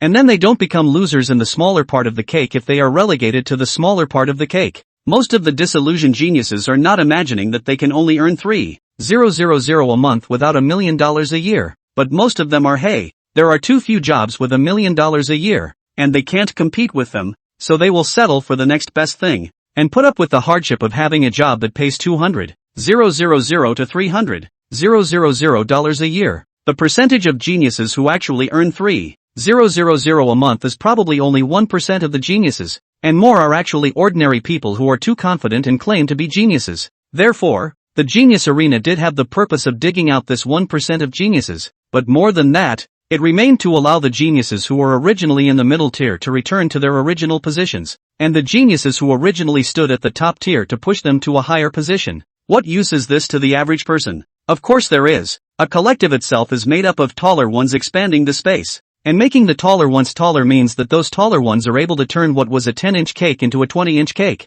And even if those taller people's share of the wealth is raised from the original 60% to 70%, the remaining 30% of the 20-inch cake is still much bigger than the 40% of the 10-inch cake. Of course Yen Xiao wouldn't let the tall man's share of wealth increase from the original 60% to 70%. The Federation existed to reconcile this degree of internal balance. Yen Xiao will keep the wealth of these tall men at a percentage that can't fluctuate more than 5% up or down at all times. These are rather shallow and one-sided independent interpretations. The real world certainly doesn't define success and failure exclusively in terms of money, and 99% of the geniuses screened by the genius arena itself are not businessmen, but rather academics with specialized knowledge that puts those academics in control of more wealth. All in all, the existence of the genius arena is to make the Federation strong, and when the Federation is strong, the cake will naturally be bigger, and no matter whether it's the upper, middle or lower levels of the Federation, they will all be the direct beneficiaries. But this change is of course much more than that. Chapter 164 Further Liberalization. Ella, what is the current highest market capitalization company within the Federation? Staying inside the library, Yen Xiao wore a pair of glasses, not because he was nearsighted, but the glasses themselves contained a lot of research materials, and while he was reading the corresponding book, he could use the glasses to mobilize the rest of the materials to obtain extended information. 370 billion energy dollars. Ella also pretended to read a book with Yen Xia. After all, the books were actually already in its mainframe and it didn't have to read them at all. And the second? 300 billion energy dollars. Yen Xia had noticed before that the companies within the Federation were still a bit too small. I thought that after 20,000 years had passed, many large companies with trillion-dollar market capitalization should have been born within the Federation. Ella reminded Yen Xia, the Federation is a dictatorship. The biggest dictator in the civilized Federation is Yen Xia. The second biggest dictator is Ella. And there is no third dictator. Every decision Yen Xia and Ella make can completely affect the functioning of the civilized Commonwealth. And by completely I mean 100%. The downside of a dictatorship is that the dictator controls too much. Yen Xia, if you want $10 trillion market cap super companies to be born within the Civilization Federation, then you need to make it so that the Federation doesn't control as much. The root of the Genius Arena program is to boost the size of the economy within the civilized Commonwealth. And while it has a basket expanding effect in its own right, it's not really fast or much. So what Yen Xia is now thinking about is putting what the Federation itself controls on the market to stimulate an increase in the market. Keep in mind that right now the federal government actually controls more than 92% of all the economy of the entire Federation, with all the citizens of the Federation and large corporations combined sharing the remaining 8%. It's too much of a monstrosity. I'd like to let go of another 10%. Yen Xia's original plan was actually 20%, but that was too much of a rush and would easily inflate the internal market of the Federation, making it impossible to bring up the real economic growth rate. After that, the trillion-dollar market capitalization of the company may have originally been worth only 500 billion market capitalization. Where did the remaining 500 billion come from? Not the feds, but the pockets of ordinary citizens. It may be that when the time comes, the original 100 energy coins in one savings remain unchanged, but the purchasing power of those 100 energy coins drops by 50% straight away, which will undoubtedly cause economic turmoil. It's not impossible, but our military spending would need to be scaled back. Ella reminded Yen Xia, by giving 10% to the market, that would also mean that the Federation loses 10%, which is undoubtedly huge in terms of the size of the economy and would shrink their hold on the Federation itself. That's why Ella hasn't been doing it. That would make it less of its own thing. It's a necessary process, isn't it? In the long run, Yen Xia sensed that Ella was a bit resistant in this regard, and he tried to convince Ella. But Yen Xia, you have to realize that we may not have long. External issues are also a factor in Ella maintaining her federal status. It's good to be cautious, but don't be too pessimistic. We need these, then go for it. Ella, I know that the Civilization Federation is your heart and soul, and you run it carefully to avoid making big mistakes, but like you said, the Civilization Federation is a dictatorship, and you should understand the disadvantages of dictatorship. The extreme is of course like the olive branch civilization, and while we can't go to that extreme, it's easy to cocoon ourselves. I have always still maintained my judgment of more than 20,000 years ago, and I hope that the civilized commonwealth has followed its course. Ella knew what Yen Xia was talking about in terms of judgment. Imaginative resource theory. Individuals are small, even huge AIs like Ella. It is the imagination of the clusters that is the greatest asset, and liberalizing the economy naturally stimulates the rapid growth of clusters within the civilized commonwealth, pushing imagination to new heights. But the time span required for imagination to pay off into something real is too long. Too long. The imaginative resource theory doesn't mean that civilization gets a boost with some individual's explosive level of intelligence, but rather that imaginative cascades are piled on top of each other. For example, in the first 100 years A proposes a concept, in the second 100 years B adds to it, in the third 100 years C proves it, in the fourth 100 years D researches it, in the fifth 100 years E applies it, and in the sixth 100 years F mass produces a product that extends the concept. Through 6 or even more generations of research, a nothingness is applied to reality, popularized and universalized for the benefit of all the people, and then the civilization in general is given a boost. This is the real pragmatic theory of imaginative resourcefulness, not the expectation that someday there will be an A who comes up with a concept at 20, adds to it at 30, and proves it at 40. 100 produces a product based on that concept. This is clearly not a theory, but a mere gamble. Yen Xia, what do you think gives this 10%? Ella's words were devoid of any emotional turmoil. There's no need to move what's already there. Just give away what's new. Didn't I have some companies buy the rights to mine some of the lesser resourced star systems during my original trip on the Cosmic Silk Road? Let's open it up completely now, and give out the mining rights to the yellow dwarfs in the central star field as well as leasing out the use of planets and giant planets, so that those big corporations can have more private property. After that comes the scholars, gifting the first-ranked scholar on each list with a knighthood, granting them the use of the red dwarf star system. The knighthood is not hereditary, but can be inherited by the next-ranked scholar. Open up the right to produce small warships. The company can produce warships up to the 5,000 meter class, and 10,000 meter class warships after we enter the era of megaships. Privatization of explorers. Individuals or corporations can form explorer teams, and when registered legal explorer teams explore a new star system, they can be granted resource mining access to the star system for a period of 500 years, with the tax rate reduced to 65%. Open up some high-grade energy technology and let the company control some of the energy. Of course, all the energy companies the Federation must take a 10% or more stake and have the right to monitor. Yen Xia said dozens of items in one breath, and Ella handed Yen Xia a cup of water on the side so that he could moisturize his throat, and only then did he stop. There's a lot more to my plan that you need to add. Just maintain some balance. What we give up can be picked up again by companies within the Federation, giving them more economic weight, and also to better parallel the Federation with the grassroots, which in my opinion is the best. Ella was sitting with Yen Xia, and seemed to feel that the posture was a little uncomfortable, and directly lay down, resting her head on Yen Xia's thigh, its pair of big eyes looking at Yen Xia. Well nah, as long as you've thought it through Yen Xia, you don't really need to say so much. I don't have any opinions. The future of the civilized commonwealth is anyone's guess, and the work I'm doing now is just maintaining the civilized commonwealth. You can see me as a rightist, but I won't oppose the left. Cough. Yen Xia coughed awkwardly. He actually felt that Ella was a bit upset about his decision, so the dozens of items listed were also an attempt to convince Ella. Hearing Ella's words, he actually had some warmth in his heart. The gap between him today compared to Ella was definitely bigger, but Ella's attitude towards him was still the same as it was originally, without any change. It's a situation that may not always be the same as it has always been for a blood brother or father and son, but Ella is consistent. Chapter 165, The Radiation Gene. Yen Xia, you're very old now, both physically and in your mech, aren't you? Ella is cooking in a pink apron with a strawberry pattern in one of the 40 square meter kitchens. It started with some pre-dinner appetizers, sour and spicy seasoned lobster liver, charcoal grilled Yemengard heart, cooked and frozen inferno horn center meat, and low-temperature slow-cooked Cthulhu octopus tentacles. The seasoning of each dish was fantastic, but these top-notch ingredients actually tasted no different than regular meat and such. The real main meal was just a pot of soup with some chicken wings from a rock, bones from a bone dragon, roots from a world tree, tail from a chimera, and spine from a fenrir, and the stew was used as a topping for a thin slice of kunai. It's crunchy and poppy and full of flavor. I still have a long lifespan, and with your protection, it's fine to get a new one afterward. Yen Xia directly asked Ella to bring over that pot of soup as a base to get a thick soup hot pot after eating the kunai, but it's not good for you to fall too far behind. You know, humans in the Federation are very different now than they used to be. Yen Xia's main research direction continued to be biology, and he was well aware of what was at the forefront of federal biology.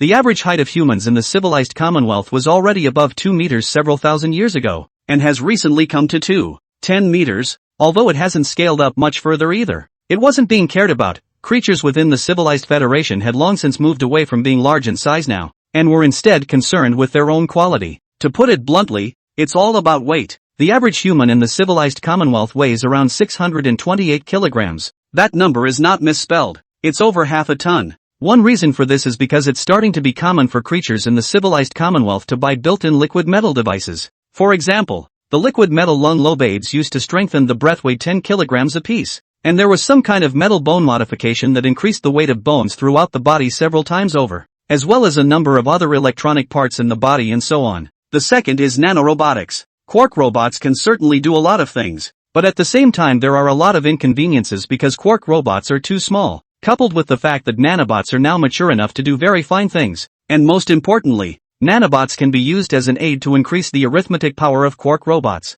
which has made in vivo nanobots become mainstream. Nowadays, nanobots are not the kind that are injected with a syringe like in the 21st century novels and movies. The civilized Federation now has an average nanobot retention of 37.24 kilograms in the body of each citizen, which can no longer be expressed by a specific amount but by direct weighing. In order to withstand so much built-in machinery, the cellular structure within the organisms of the civilized Commonwealth is continually being optimized. Cells have become smaller, the density has become greater. Originally may look at a 2-meter-tall thin bamboo pole like a person, but also 100 kilograms, now is completely guessing. Great likelihood of 400 kilograms upwards. If it is a little stronger, half a ton is basically the bottom. The last time Yan Xia went to the hospital to get some samples, he saw someone having a blood transfusion. The blood wasn't even liquid anymore. It felt similar to mercury. At that time, Yan Xia instantly remembered the descriptions in many metaphysical novels, where blood was like mercury pulp, and now it was actually really realized.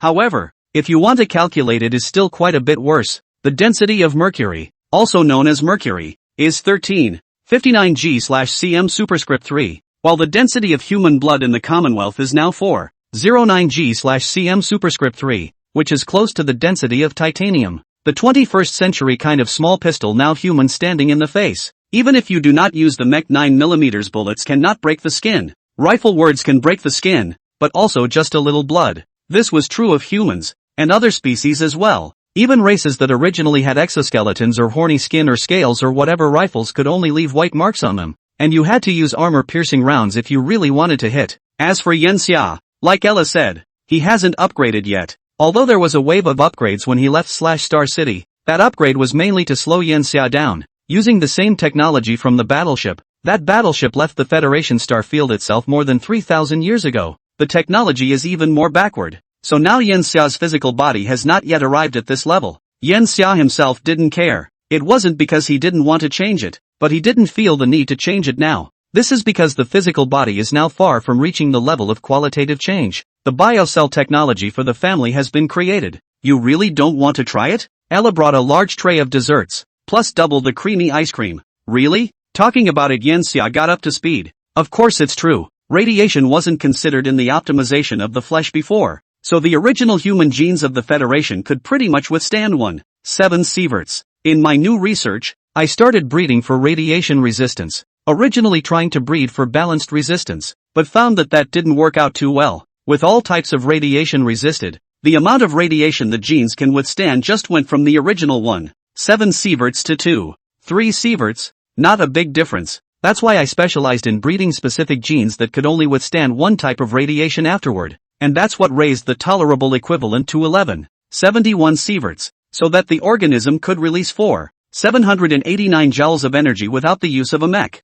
4.789 joules converted would be equivalent to 4.789 watts per second. 1.33 watt-hours or 0.00133 kilowatt-hours or 0.00133 kilowatt-hours of electricity produced per hour. Look at how small it is. But the fact that the 21st century sockets are 10A or 16A current plus 220V, that is, 2,200 watts or 3,520 watts, not to mention the radiation itself. The energy generated by this radiation is enough to supply the operation of large appliances. There's a downside to that, though, Ella said. Yan Xia instantly knew what Ella was going to say. Fever is right. Radiation itself is in fact a kind of electromagnetic wave. You itself, radiation is so large, is not to heat? Bigger and bigger are directly luminous, or in the eyes of some of the infrared and other human invisible light for the eyes of the creatures. This radiation gene creatures itself is a small sun. That's right, but it's not really a big problem. Just keep consuming or collecting that radiant energy with your mech to eliminate that drawback.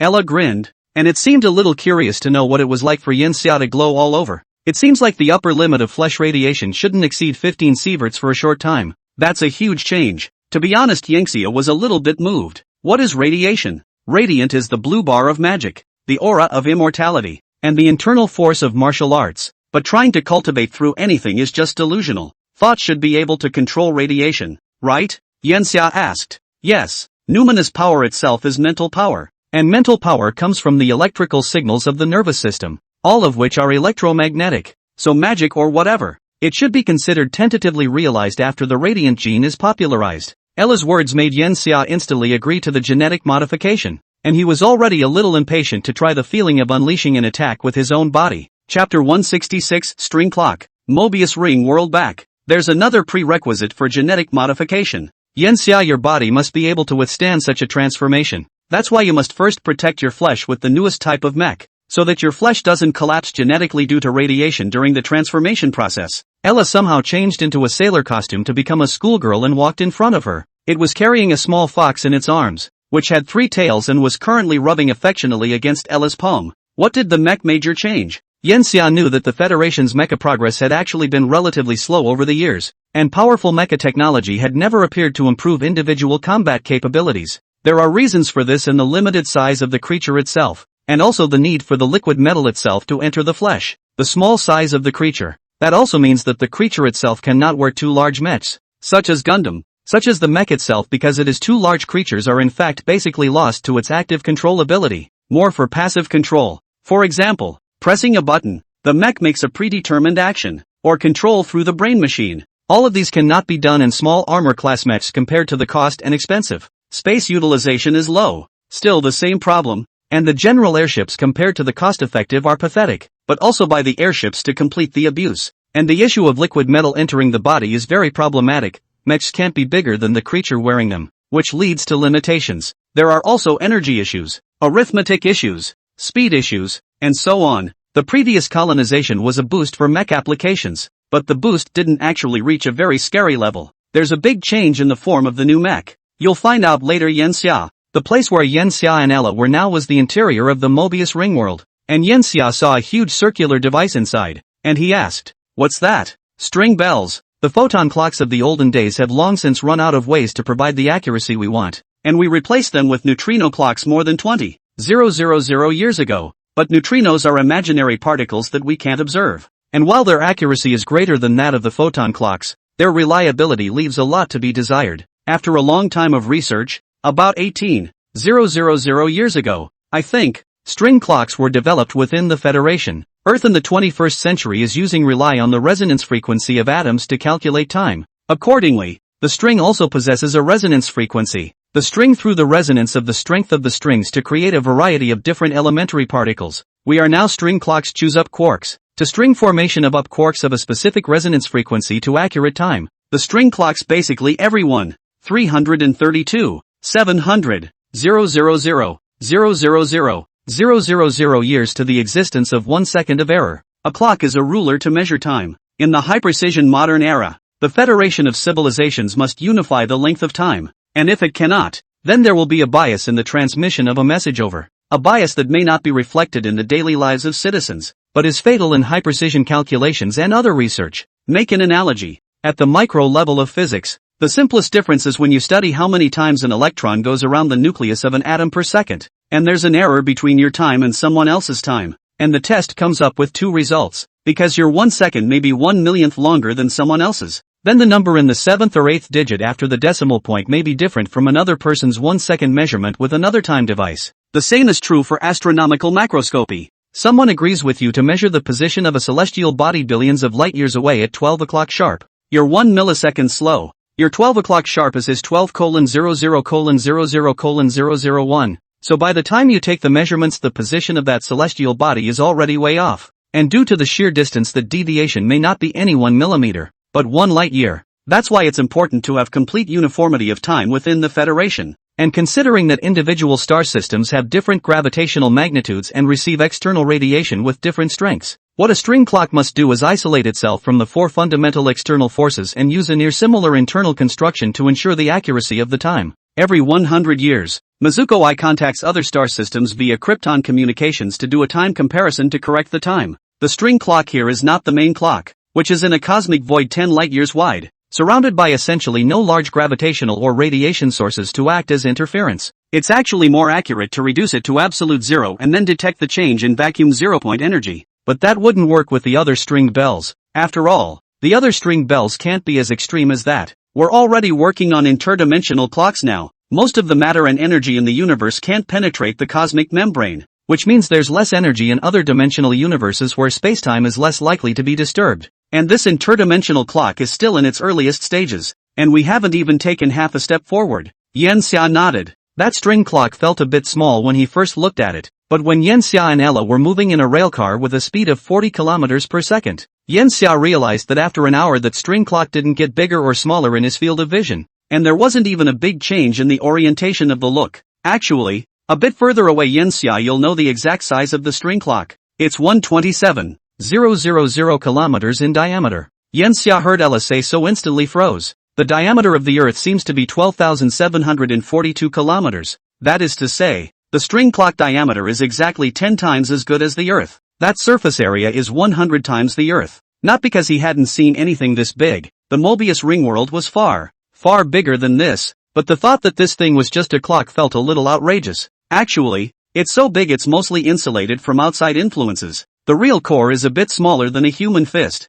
Ella always looked at the front of the railroad car, where some bright lights had appeared by now. Yanxia also saw it. That's their destination. Soon they left where the string clock had been, and Yanxia looked back and realized that the string clock was inside a giant box that had risen on the backside of the Mobius ring world, and they had by now reached the backside of the Mobius ring world. It wasn't quiet, but rather countless robots were working here. More than 100,000 robots in every square kilometer of land. Behind the glittering things there must be hidden places of filth. This is where the filth of the Mobius ring world is found, and such a large number of robots maintain the entire Mobius ring world, making the giant structure stable for the long haul. Ella, can you give them a hard time instead of me? Yanxia said. It was an idea born from his heart, though it was only some robots that had not been given excessive arithmetic power by Ella and only knew how to do simple work. Ella nodded. Sure. Chapter 167, Cellular Mecha. As Yanxia thought, the robots didn't respond much. He and Ella continued to move through the backside of this darkness. A pyramid-like building gradually appeared ahead, each of its floors separate and independent. The back research labs. Each floor is an independent research institute. It may not be at the forefront of the Federation in some aspects of research, but it's definitely a top 5 institute in every field as well. Ella introduced them and they were getting closer to the pyramid. The size of this pyramid is actually smaller than Yanxia thought. It seems that the bottom length does not exceed 1,000 kilometers, although as a research institute is already huge, covering an area of 1 million square kilometers. But after just looking at a clock with a diameter of 120,000 kilometers, it suddenly feels that this laboratory is a little too pocket-sized, and the institute is progressively smaller with each upper floor, which makes it much less usable. The reason why it's made to look like a pyramid or separated like this isn't to look good. It's actually to insulate it from each other as well as save on materials. It's the first and second floors at the bottom that are the institutes, and the third, fourth, fifth, sixth and seventh floors above them are where some of the large equipment is stored, all of which have high energy and high radiation. And dividing them up can block that radiation from reaching directly below and killing the researchers. Yanxia and Ella entered the interior of this huge building. The pyramid is divided into 7 layers, but in reality there are not more than 7 layers. For example, the first layer is 70 kilometers high. Naturally, it is impossible to make the ceiling 70 kilometers high in the interior. That would not be an institute, but a small world. Each floor here was roughly only 30 meters high, higher than the average floor height of 18 meters in federal buildings, but not to a particularly exaggerated degree. Yanxia entered the elevator and looked at it. The highest was the 2,278th floor. Each floor is divided into many areas, and each area is labeled. Because there are so many rooms here, the numbering takes 8 digits just for the letters and numbers to add up. And the area we're in is area S1298G3. Ella came all the way to introduce with Yanxia. Yanxia generally does not pay special attention to these, because if one were to pay attention to these then there would be too much to pay attention to. The Federation is too big to fit in one head. Ella brought Yenxia to the area where the Mecha Institute was in. Yenxia somewhat felt that this scene was déjà vu. Back then he was also brought to a research institute and then saw the first mecha of the Federation. However, this time, there were many more staff members in the institute, and instead of Ella introducing Yenxia to the new mecha, a middle-aged researcher was leading Yenxia. That researcher, Yenxia, could directly pull up the information, was a scholar ranked 823rd in materials science, named Chris N. As the first creature to test a new type of mech. You are lucky. It represents a mech revolution. We've been working on ways to make the mechs smaller. After all, it's too easy to make them bigger. And the mechs you'll see this time will definitely be small enough to refresh your perception. Chris-an is not a curmudgeonly gorgeous. One of the races enslaved by the Purple Thorn civilization back in the day. The warriors got their name from the fact that their bodies were covered in gorgeous triangular scales in 13 glorious colors that felt like a living palette. As for their appearance, they were somewhat plain.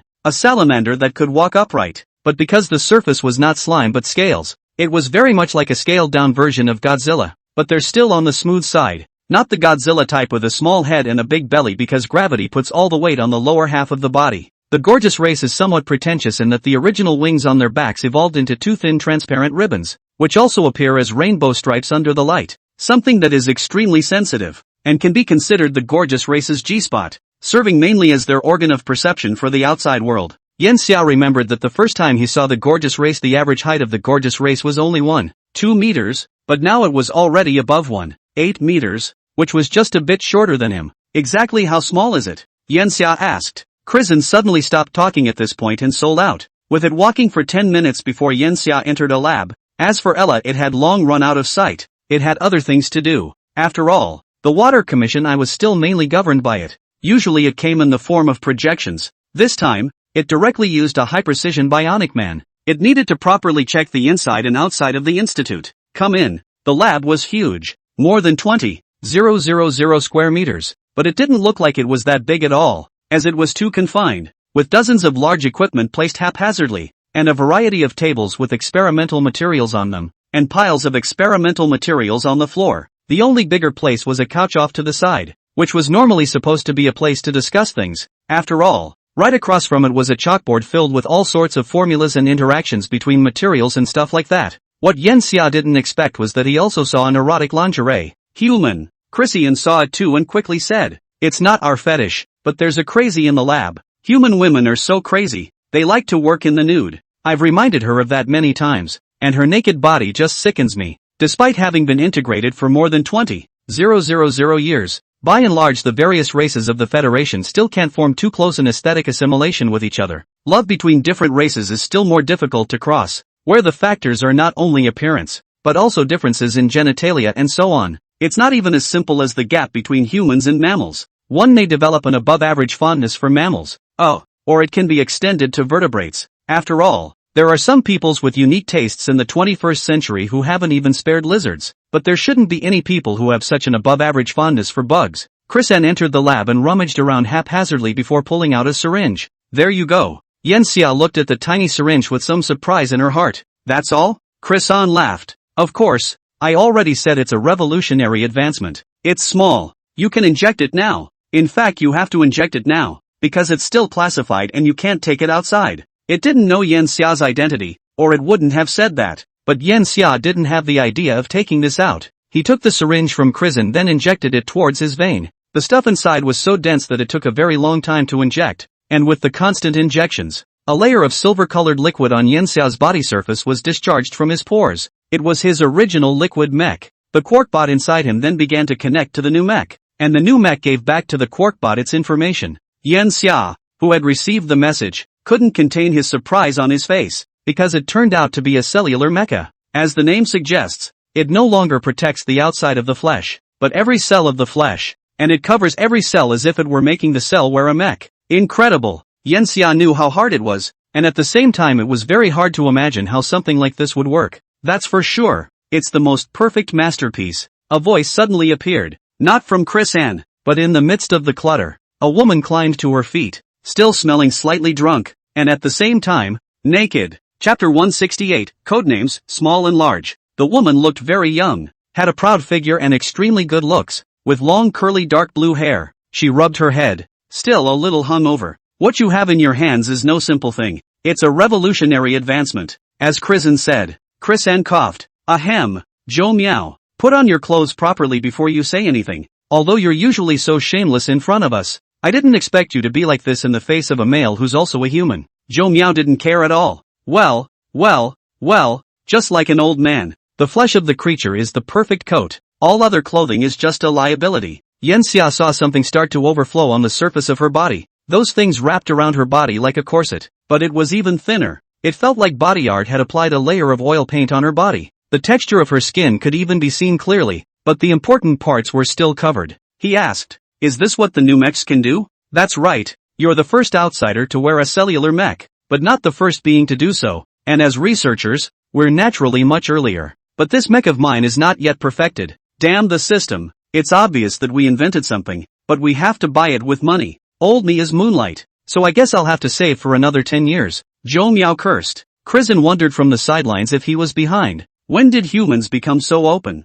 Is it so easy to be honest with each other? It was not known that Yanxia himself as a biologist had long dissected thousands of clones in his own research room, and the so-called naked human body was no different from the stones on the street in his eyes. Seeing Krizen's look, Zhou Miao said, "Don't you know who he is? In fact, if anyone else saw me, I would naturally tear him apart. But the one in front of me, well, it's not impossible." She threw a wink towards Yanxia. Krizen instead looked at Yanxia's face and looked again and again, but he really couldn't recognize it. Just like a human looking at two caterpillars, other races look at humans in the same way, except for the size to see the difference. The appearance is really indistinguishable. Yanxia, it must be nearly 1,000 years. I remember there was something about his research in my middle school textbook. At that time I thought that this guy should already be an ancient person in history. But I didn't realize that the old guy is still alive and looks younger than even an old lady. This is the most unbearable. Zhou Miao is a self-centered and at the same time big-headed nature. In front of Yanxia, he called Yanxia an old man. Yanxia touched his nose to hide his embarrassment. If it was known that he was already more than 20,000 years old, it was expected that old man would not be enough to call himself. Krisan looked surprised. "That's the one you always chanted about as your idol." Oh. Krizen's words were pressed down on his mouth by Zhou Miao before he could finish. "Come with me to the proving grounds, where you can familiarize yourself with your new mech. Say, what's your chanting level?" Yanxia hadn't exercised his Nianli for a long time, but time had erased this negligence, and his Nianli level had now come to level 3. Zhou Miao did some math. Scholars typically live 50% to 100% longer, and you're estimated to be topful, which is 520 years. Numinous power level 3 is a lifespan of 369 years. It's no wonder you're so young right now. According to the ratio of lifespan, you're just in your youth. Guess you'll still be alive when I'm dead. She said the words sourly. Longevity, never the most important thing. The Federation now has many scholars who will choose to move away from the Federation on their own at the end of their lifespan. Outside of the Federation's star field, there are many more places like the Death Star, where those scholars reside. Zhou Miao brought Yanxia into a dark space, and when the lights inside lit up, Yanxia could see clearly that it was very big, and it was estimated that there had to be nearly 100,000 square meters, or a space with a length and width of 300 meters, and there was no problem in accommodating a few soccer fields. It's also 90 meters high, apparently hollowing out the third floor. The commands for the new mech are a little different than the old one. You'll need to download this file. Zhou Miao passed the file directly to Yanxia. This kind of face-to-face file transfer doesn't need any friending or anything like that. When the party that passes the file enters a command, it can generate a shared space in the surrounding public cyberspace, which can be received by terminals within a 1-meter range around it. Or it is also possible to set up a command that is only available to the person who enters the correct command. And if both parties are friends themselves, it's even easier to just pull the file to the other person's avatar and they can receive it. Yanxia glanced at the size of the file. 283 terabytes. Not too big, considering it's just one operating command. Though, it's actually not too small. The initial operating command for the original old mech was already 137 terabytes in size, and has since piled up to 2 petabytes over time. And after all, there's still the matter of adapting to one's personal habits. These commands are immensely complex because the mech, while appearing to be a whole, is not. The liquid mech itself is made up of countless tiny individuals, and to input commands you must send individual commands to those individuals. Often mobilizing the mech requires sending commands towards hundreds of millions of different units at once. The scheduling of this is very complex. Naturally, there are ways to mobilize all units with a single command, but that wouldn't allow for finer manipulation. For example, I just want the liquid mech to cover my palms, or I don't want the liquid mech to protect me, I just want to use the liquid mech's energy, so that the liquid mech will start releasing energy while it's inside my body, so on and so forth. Unconventional maneuvers have always been at the heart of the liquid mech.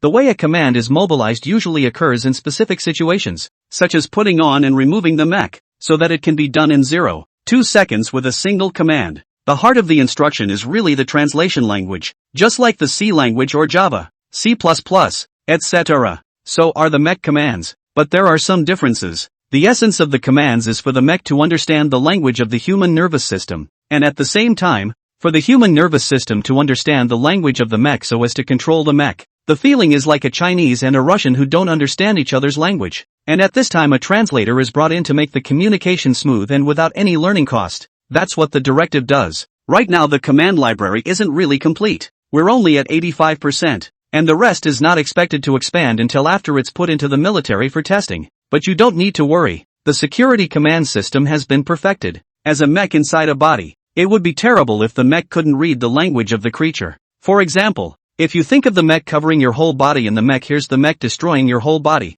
at this time the mech will directly destroy all the cellular structures in your body and you will die instantly. So the commands are not only operating commands, but also safety commands, disabling commands, etc. to ensure the safety of the mech wearer. At the same time there are some special commands. For example, in the army to prevent conflict, under specific conditions the mech will trigger the corresponding command to control all the action ability of the soldiers on both sides of the conflict. Yen Xia started ordering the cellular mecha after loading the commands. Almost instantly, he felt a change in his entire body. Test your current speed. Zhou Miao snapped his fingers and a treadmill rose from the floor. Yen Xia stood up then slowly accelerated. Finally his legs had run stumps to come. After reaching the highest rush he began to slow down. On the treadmill screen he saw his running speed. 14 kilometers per second. Exaggeration. This is the running speed at static. Leaving the treadmill, the huge air resistance will make your speed drop by 22%. Zhou Miao reminded. Obviously they had tested it before, but also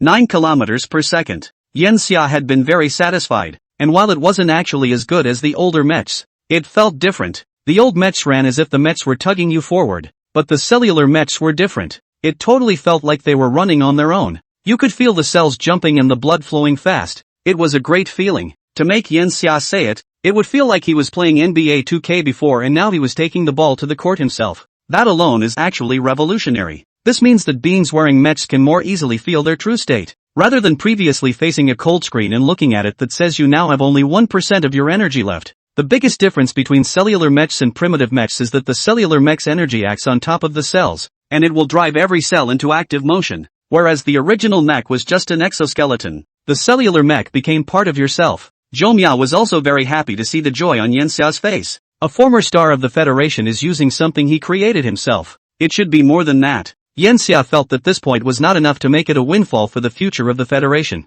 Of course, Zhou Miao smiled. The cellular mecha's codename at the very beginning was called Big and Small, and that's its true core. Big and Small? What a random name. You can now enter large or small commands. Yen Xia inputted, and he instantly felt his clothes getting bigger. No, it was his body that was getting smaller. What was originally over 5 feet 9 inches slowly condensed to 1 meter and became a midget. But he still looks the same as he did. Shrunken in equal proportions. Not just shorter. He could even feel himself shrinking still. He was busy giving commands to make himself bigger. And his body was indeed getting bigger. Not only returning to its original size, but even increasing it, and soon he was over 5 meters tall. The Mechatron covers the surface of the cells and it can draw the cells closer and farther apart, thus enabling them to become larger and smaller on a macro level. Of course, that's just a byproduct of the big and small. We didn't start out wanting to work on a directive like that. What the big and small really do is allow the cells to condense. Then the flesh can have greater density, and in the same proportion, greater density, while inevitably still bringing bulk, is largely negligible in the face of what it does. Greater density will stiffen the body. Let's say a fat man and a muscular man's body. The fat man is not as strong as the muscular man, but the flexibility is definitely better than the muscular man. In the same way, how can a being whose flesh is denser than steel have a body that is not softer than a less dense being? And flexibility affects the body's agility, plus the effects of gravity from weight. So even if it doesn't turn into a giant of a few hundred meters, a small man with a large mass is just as bulky. But also, as Zhou Miao said, none of this is a problem, because the original liquid metal mechs had the same problem. The more important thing about this technology is the power boost. If in the game, the attributes of the cellular mech would be roughly plus 10 strength, plus 10 constitution, minus 1 agility. It's simply god-level armor. You can give another command. Supernatural. Zhou Miao reminded. Yan Xia gave the command. He felt himself getting heavy. The quark bots were giving feedback. His cells were dividing like crazy. This was the supernatural. Soon, there were 10 times more cells in his body than before. The weight has also increased from the original 462 kilograms to 4,528 kilograms.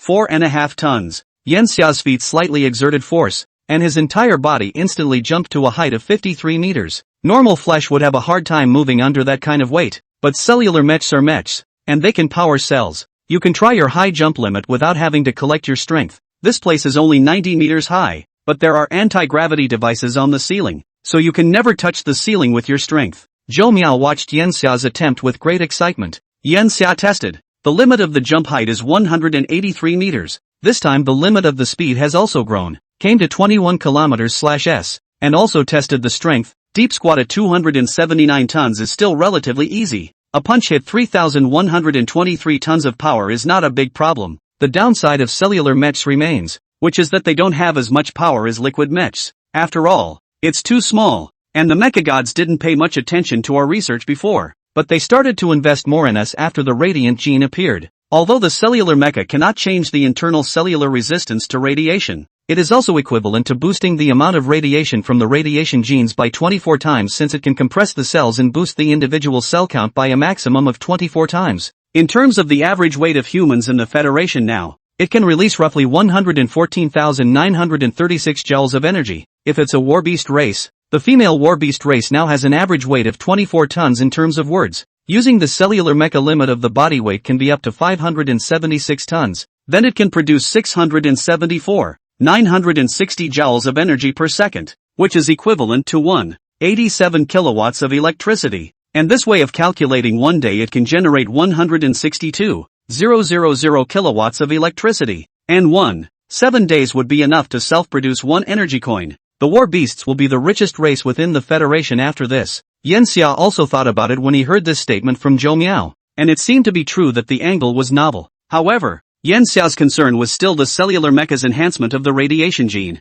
It was no wonder that Ella had brought herself here. So it turned out to be the case that with the cellular mecha, using the creature's own radiation energy as an energy source was no longer a problem at all. The two technologies complemented each other well enough to change the entire Federation. There's another one on top of that. How much does a cellular mech cost? Zhou Miao thought for a moment. If mass-produced, the cost should be able to be compressed to around 7 energy coins. The cost of liquid metal mecha today is 8 energy coins. The lowest selling price on the market is 10 energy coins. Used also need more than 4 energy coins. This price seems to be very cheap, but more important is actually still the consumption of liquid metal mecha. Basically every month need to consume nearly 2 energy coins. This is the consumption of standby. If you use it, it has to be more than 15 energy coins per month. The initial cost of the cellular mech can be compressed to 7 energy coins, and then with the progress of the industry chain it can definitely be compressed to 5 or even 4 coins. Plus the consumption of the cellular mech itself is not high, which will lead to the civilianization of the cellular mech. Not bad for a revolutionary product. This mech will be mass-produced soon, and based on its demonstrated value, I believe your team should be able to get a bonus of over 1 million energy coins. As Zhou Miao had just said, alone the cellular mech was far less valuable than the liquid mech, as its single-armed role was simply too weak. But with the addition of the radiation gene everything is different. Its 1 plus 1 is far greater than 2. At this moment Yan Xia's voice came from Ella's head. Yan Xia, come to the second level after you get the cellular mech. You will receive the radiation genetic modification here. Everything has been built for you. Yan Xia turned towards Zhou Miao and said, since things are done here, I'll be leaving as well. Thank you for bringing me to the test. Zhou Miao froze, and when she saw Yan Xia turning around and about to leave, she suddenly shouted, can you give me an autograph? Yan Xia stopped and turned back. Of course. I don't generally like this kind of formality though. Cellular mechs are closely related to biology. In fact you can always come to my classroom for a lesson afterward. Yan Xia passed Zhou Miao a virtual card. It contains 6 months of access to the analog universe with this card, and I believe this is more practical than my signature. You are excellent as a scholar, and I hope we meet again. Yan Xia stopped staying while Zhou Miao stomped her feet in anger behind her back. Virtual things where the real signature is good. The only signature of the star Yan Xia. How dignified this thing is. Damn it, I'll make sure you sign it the next time I see it. If there is a next time. The starry sky is too big. In the adult after the original childhood friends may be a few hundred years difficult to see, let alone Yenxia such a person. A few hundred years of white horse. Perhaps when Yenxia again think of her, she has long been in a tombstone in the middle of a long time to sleep. But Zhou Miao still looked at the card with delight. If she accomplishes more in the future, maybe there's a real chance of meeting up. Going to hang out more at Murray College afterward. 2. Chapter 169 Sequence, The Most High God. Yenxia entered to the second level. It's a very different place than the first level. Too clean. If the first layer is already spotless, the second layer has reached the point of 6 dusts. The safety, hygiene, etc. of a biological lab is obviously a few steps up from a regular lab, as anything that gets out here could cause the demise of a star system. After Yenxia came up, Ella was already waiting for him in front of the elevator. The first and second floors are connected by an elevator, which has no outside shaft and goes up by magnetic levitation to directly hold the entire elevator up to the second floor. Actually, you didn't have to come up in such a hurry. I saw you having a nice chat with that little girl down there. Ella knew all about what had just happened to Yenxia. It had a flat tone, but somehow it felt like it carried something else. It's done. There's nothing left. Ella and Yenxia walked together towards the scheduled lab. All of the researchers on the second level wore mechs to cover their entire bodies. And Yenxia asked, "Do I have to cover the mechs as well?" Ella didn't look back and gave a heavy Yenxia hurriedly cured the surface layer of his body with his cellular mech. The feeling was strange. It was like putting on a piece of clothing. It wasn't even just the torso. It was all-encompassing clothing. The pores of the entire body, the mouth, nose and ears were closed up, and the surface of the eyes seemed to be covered with a layer of film. And although it was clear to see, there was a sense of a foreign object reminding Yenxia that there was something on his own eyes. This isn't the strongest biological research institute in the Federation, but the security level here is definitely one of the best in the Federation. There are many restricted and forbidden biological weapons kept within this institute. Ella introduced towards Yenxia. At this moment, they were passing through a corridor with paintings hanging on both sides of the corridor, the contents of which would probably scare the piss out of ordinary beings if they came here, because all of them were all kinds of organs with incomparable details. Doesn't all this seem too real? Because it was supposed to be true. Yenxia was shocked to hear that, because these paintings were not simple. That would be the zombie virus. 2. Really? There was a painting over there of a huge slimy structure that looked more like a slice, but very large, almost 10 meters in diameter. Sure, Ella nodded. The zombie virus was inspired by the zombie movies of the 21st century. This virus was actually made by Yenxia himself. This virus was horrifyingly aggressive to the flesh of humans, Caitians and 100 Eyes, capable of completing the invasion of the 3 races organisms in the instant of contact and quickly controlling the brains of these creatures. Unlike the zombie viruses in the movie, these viruses have a high degree of mutability, and after they take control of a creature's brain, they will prey on the creature's ability to think, while strengthening its ability to move. In other words, after being infected by this zombie virus, the individuals are all tyrants with human intelligence. Of course, Yenxia's research would certainly not produce such gadgets as the tyrant. As a biochemical weapon, he produced biological viruses that were naturally not contraptions that could be casually taken out by some small handguns. These viruses have a strong vitality, even if they break their host into pieces. As long as there is more than 1 kilogram of biological tissue left, they can complete their regeneration with enough nutrients. And even if they don't have nutrients, they can still obtain them through photosynthesis. The zombie virus was still somewhat useful back in the day, and after the popularity of quarkbots, this virus infected the most people who got a cold.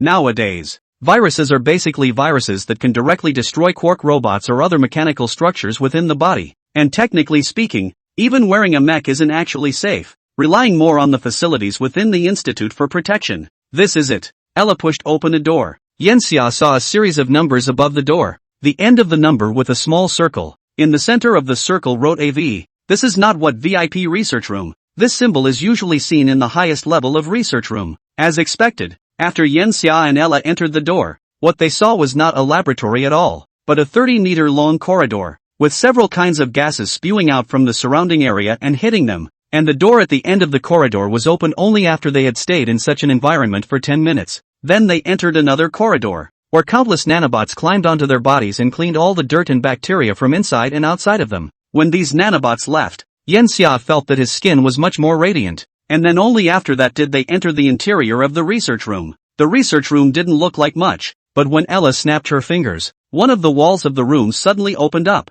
revealing a side of glass. and on the other side of the glass could be seen an immense amount of complex machinery that felt like a CNC machine. The genetic modification will be done by me personally. Yanxia, you can walk in. Ella motioned for Yanxia to step in front of the glass, and as Yanxia took another step forward, he realized that he had crossed the layer of glass as if he were crossing a layer of water. Shut down the mech and lay down on it. I will gradually replace your entire body genetically, a process you won't feel anything because Yanxia was lying on a cold metal bed. His eyelids became heavy before he could finish listening to Ella's words. Wouldn't feel pain because he wouldn't be conscious at all during the process. After Ella saw Yanxia completely sleeping, she began to manipulate the precision biological equipment in front of her like a CNC bed. This equipment used the highest-end technology of the Federation, and the cost of such a device that looked like it was only the size of a room was close to 30 million energy coins. The reason it's worth so much money is because the device is good enough to micro-invasively damage the nucleus of an atom. It's so accurate and so high that things like full-body gene replacement would be a killjoy to use it for.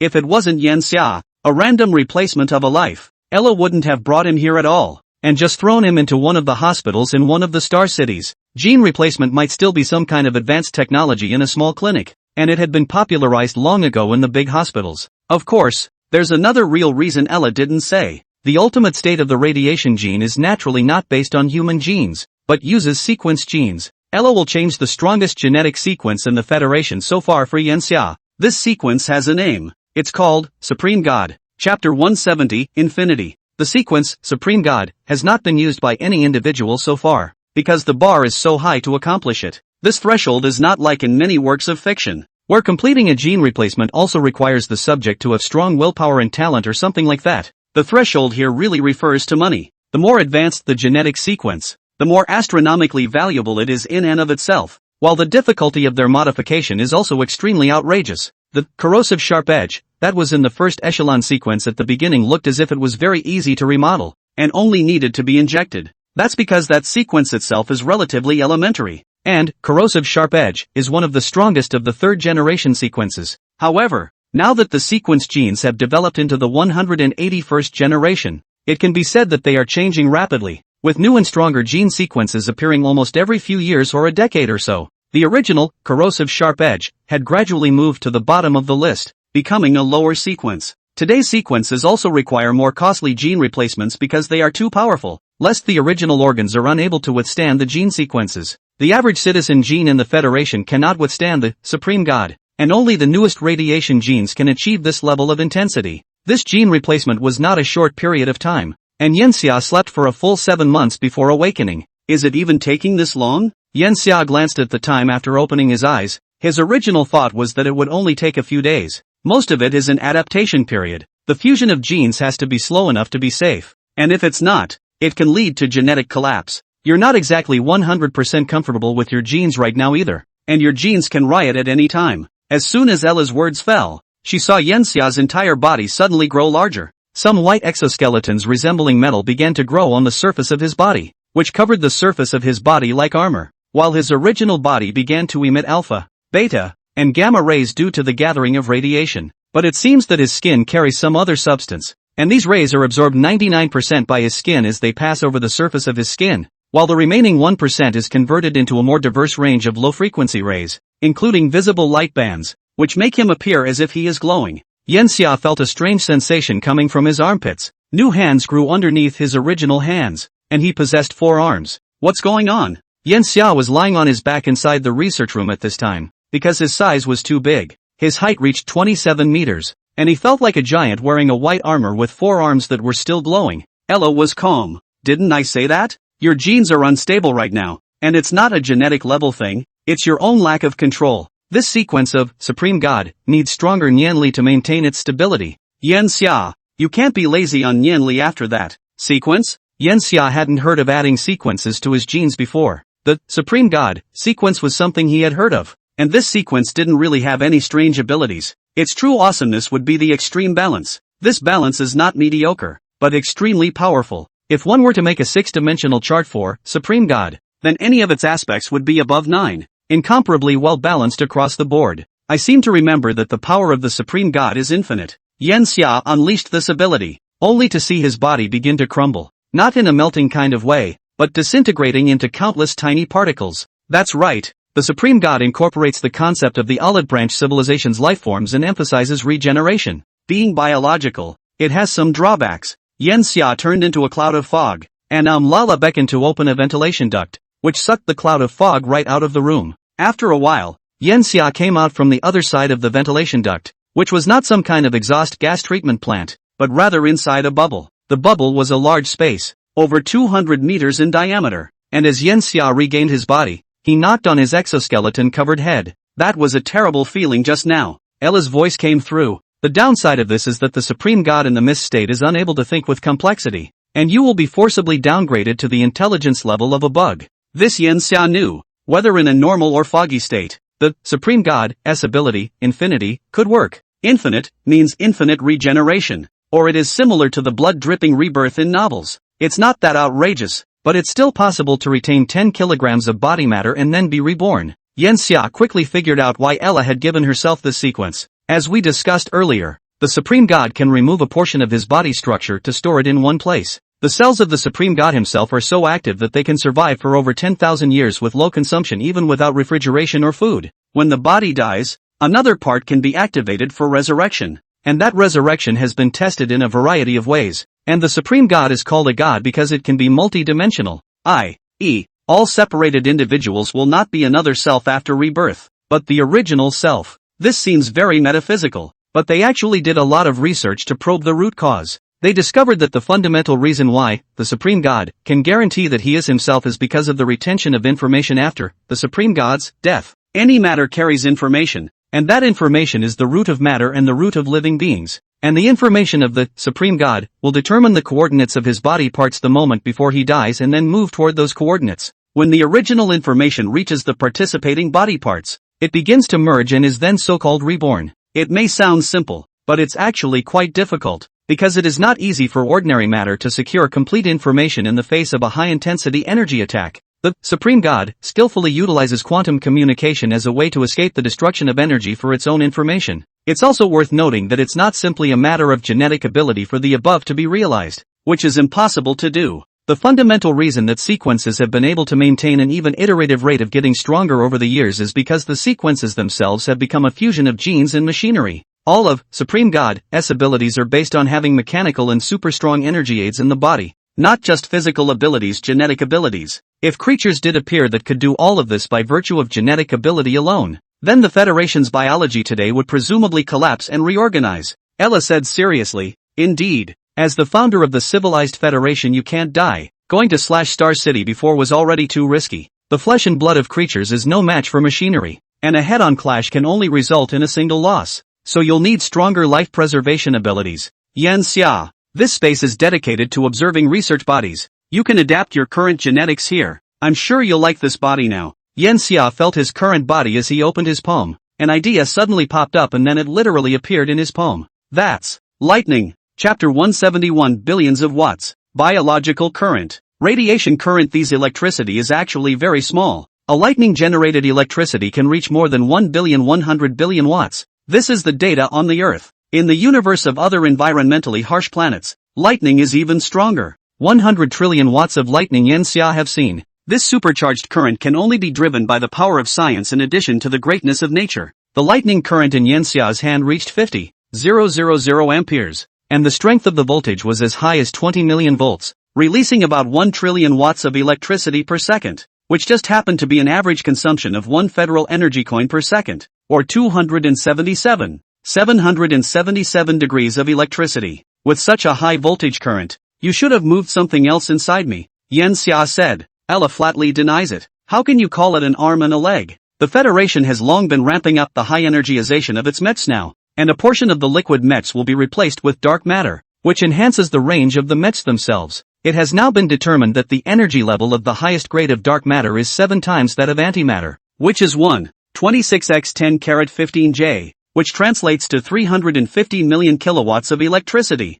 And the highest grade of mechs nowadays usually have 0.05 G of dark matter inside, which is 17.5 million kilowatts of electricity. This makes current mechs more than 10 times as powerful in combat as they used to be. There's actually another drawback to the cellular mech, because it's too small to carry too much energy, which limits the intensity of its use. In order to enhance your own abilities, so I replaced your heart. Nowadays your heart uses liquid metal with strong malleability, reparability as well as separability, which won't affect the Supreme God's abilities. And the mechanical heart not only speeds up the flow of blood in your own body, but also stores dark matter. The amount of dark matter inside your heart is currently 0.2 G, capable of using energy equivalent to 70 million kilowatts of electricity. Not only does your heart possess the ability to store dark matter, but it is also capable of harvesting the electricity generated by your own radiating cells. After you became a supreme god, your own weight has come to 14,671 tons, which means that through the radiant cells you can produce 45.5 degrees of electricity per second.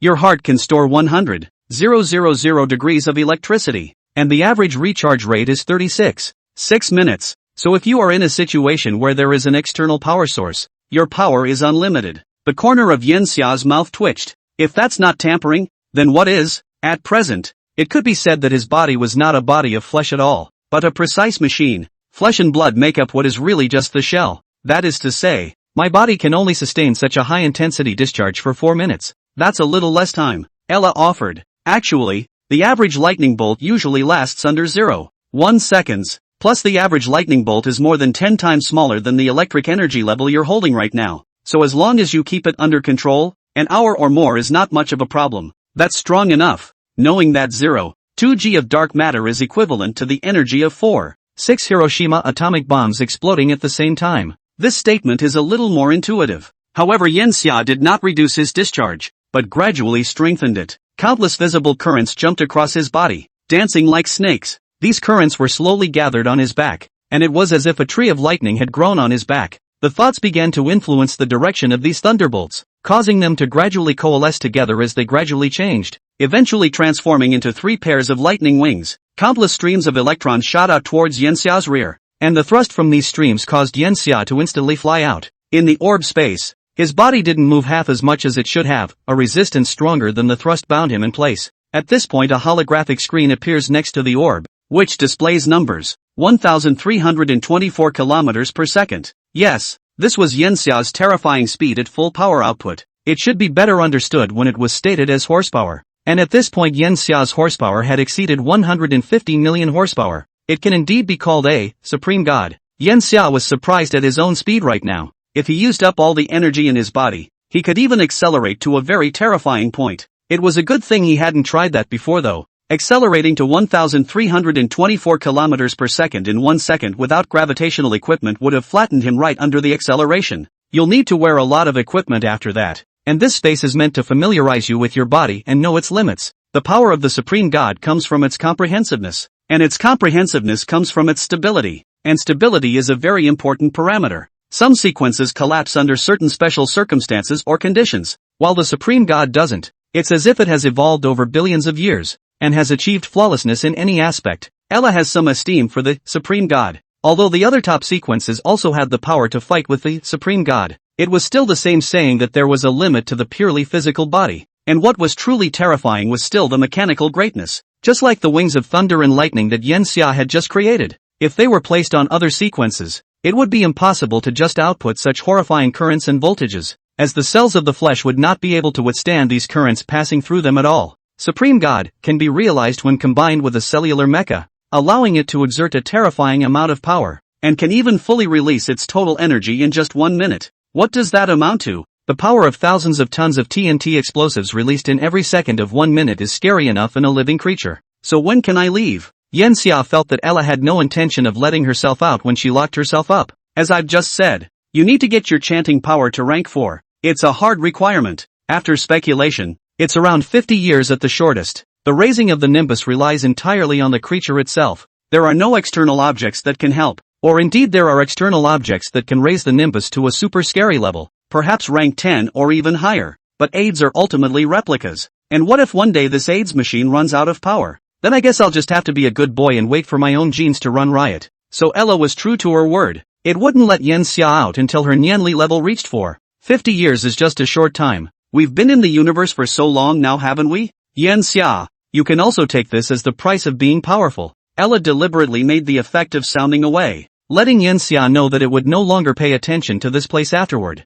Yen Xia didn't make a pretense either. 50 years is 50 years. Chapter 172, The Biological Age. 50 years is quite a long time if you think about it at the beginning, but with the flow of time, 50 years becomes 40 years, then 30 or 20 years, and that's close enough. Yanxia spent the first close to 5 years of these 50 years in a period of restlessness, and then completely all into the practice of Nianli. It's boring. It's the constant manipulation of something with mental energy. It's also painful. Level 4 psychic power represents control level schizophrenia, which means that you need to be able to manipulate more than 50 characters in the virtual world at the same time to accomplish different things. These different things can't be similar yet, like cooking over here and not over there. Yanxia already felt like he was now a madman when he was controlling 10 characters, as if he had 10 voices in his head saying different things, and then after controlling more and more, he became somewhat more comfortable instead. If I were still in the 21st century, I'd probably have to be locked up in a mental institution. 50 years have passed. Yanxia also exited from the virtual world. He had completed the rank 4 examination in the virtual world, and originally he had wanted to maintain his drive to hit rank 5. But when he saw the criteria for rank 5 he decisively gave up on the idea. Over 20,000 years after the theory of nimble levels was proposed, level 5 has long been argued for and attained by a number of creatures. To complete the level 5 test, the first goal is to control 1,000 characters to do different things at the same time, and each of these 1,000 characters is set some emotional goals. At a certain point in time you have to complete a specific expression of emotion. The purpose of doing this is to test whether the candidate has perfect control of these 1,000 characters. Of course, this is only the primary standard. The real standard is control. Numinous power is mental power, and mental power is brainwaves, and controlling 1,000 people requires very powerful brainwaves, which are strong enough to affect some objects in reality. So, the sign of nimble level 5 is the ability to directly control external objects.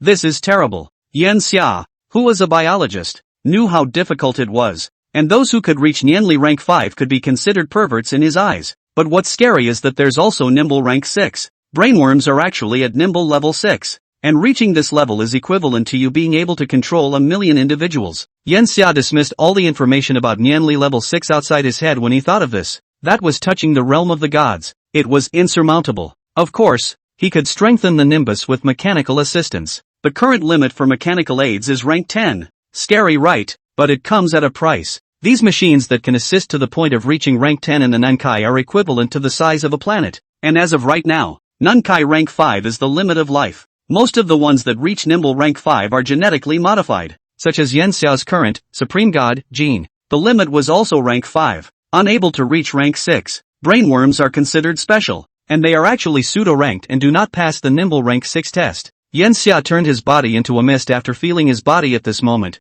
He directly dispersed most of the mist and only kept less than a millionth of it to form his original flesh. It's still cooler this way. Supreme God was too powerful. In fact, he hadn't tested the power or anything like that yet, because without testing he knew that the limit of power he could reach was very high. This high was even more than his body could handle, and he needed additional equipment to aid him in not getting hurt by his own power. Ella also appeared at that moment and opened the door for Yanxia. Congratulations Yanxia, you have completed the conversion from ordinary creature to psychopath. Yanxia walked straight past Ella without opening her mouth. This Ella is getting more and more over the top. So much so that she doesn't even consult him about many things and just locks him up in one place for 50 years. Any idea how he spent the last 50 years? But that disinterest didn't last long either. Ella prepared the near-Earth shuttle for Yanxia outside. Sitting inside the near-Earth shuttle, Yanxia thought of something. Since the biological level within the Federation has reached this point, is it possible to emphasize the single combat capability? The Federation has been vigorously developing the single soldier for so many years though.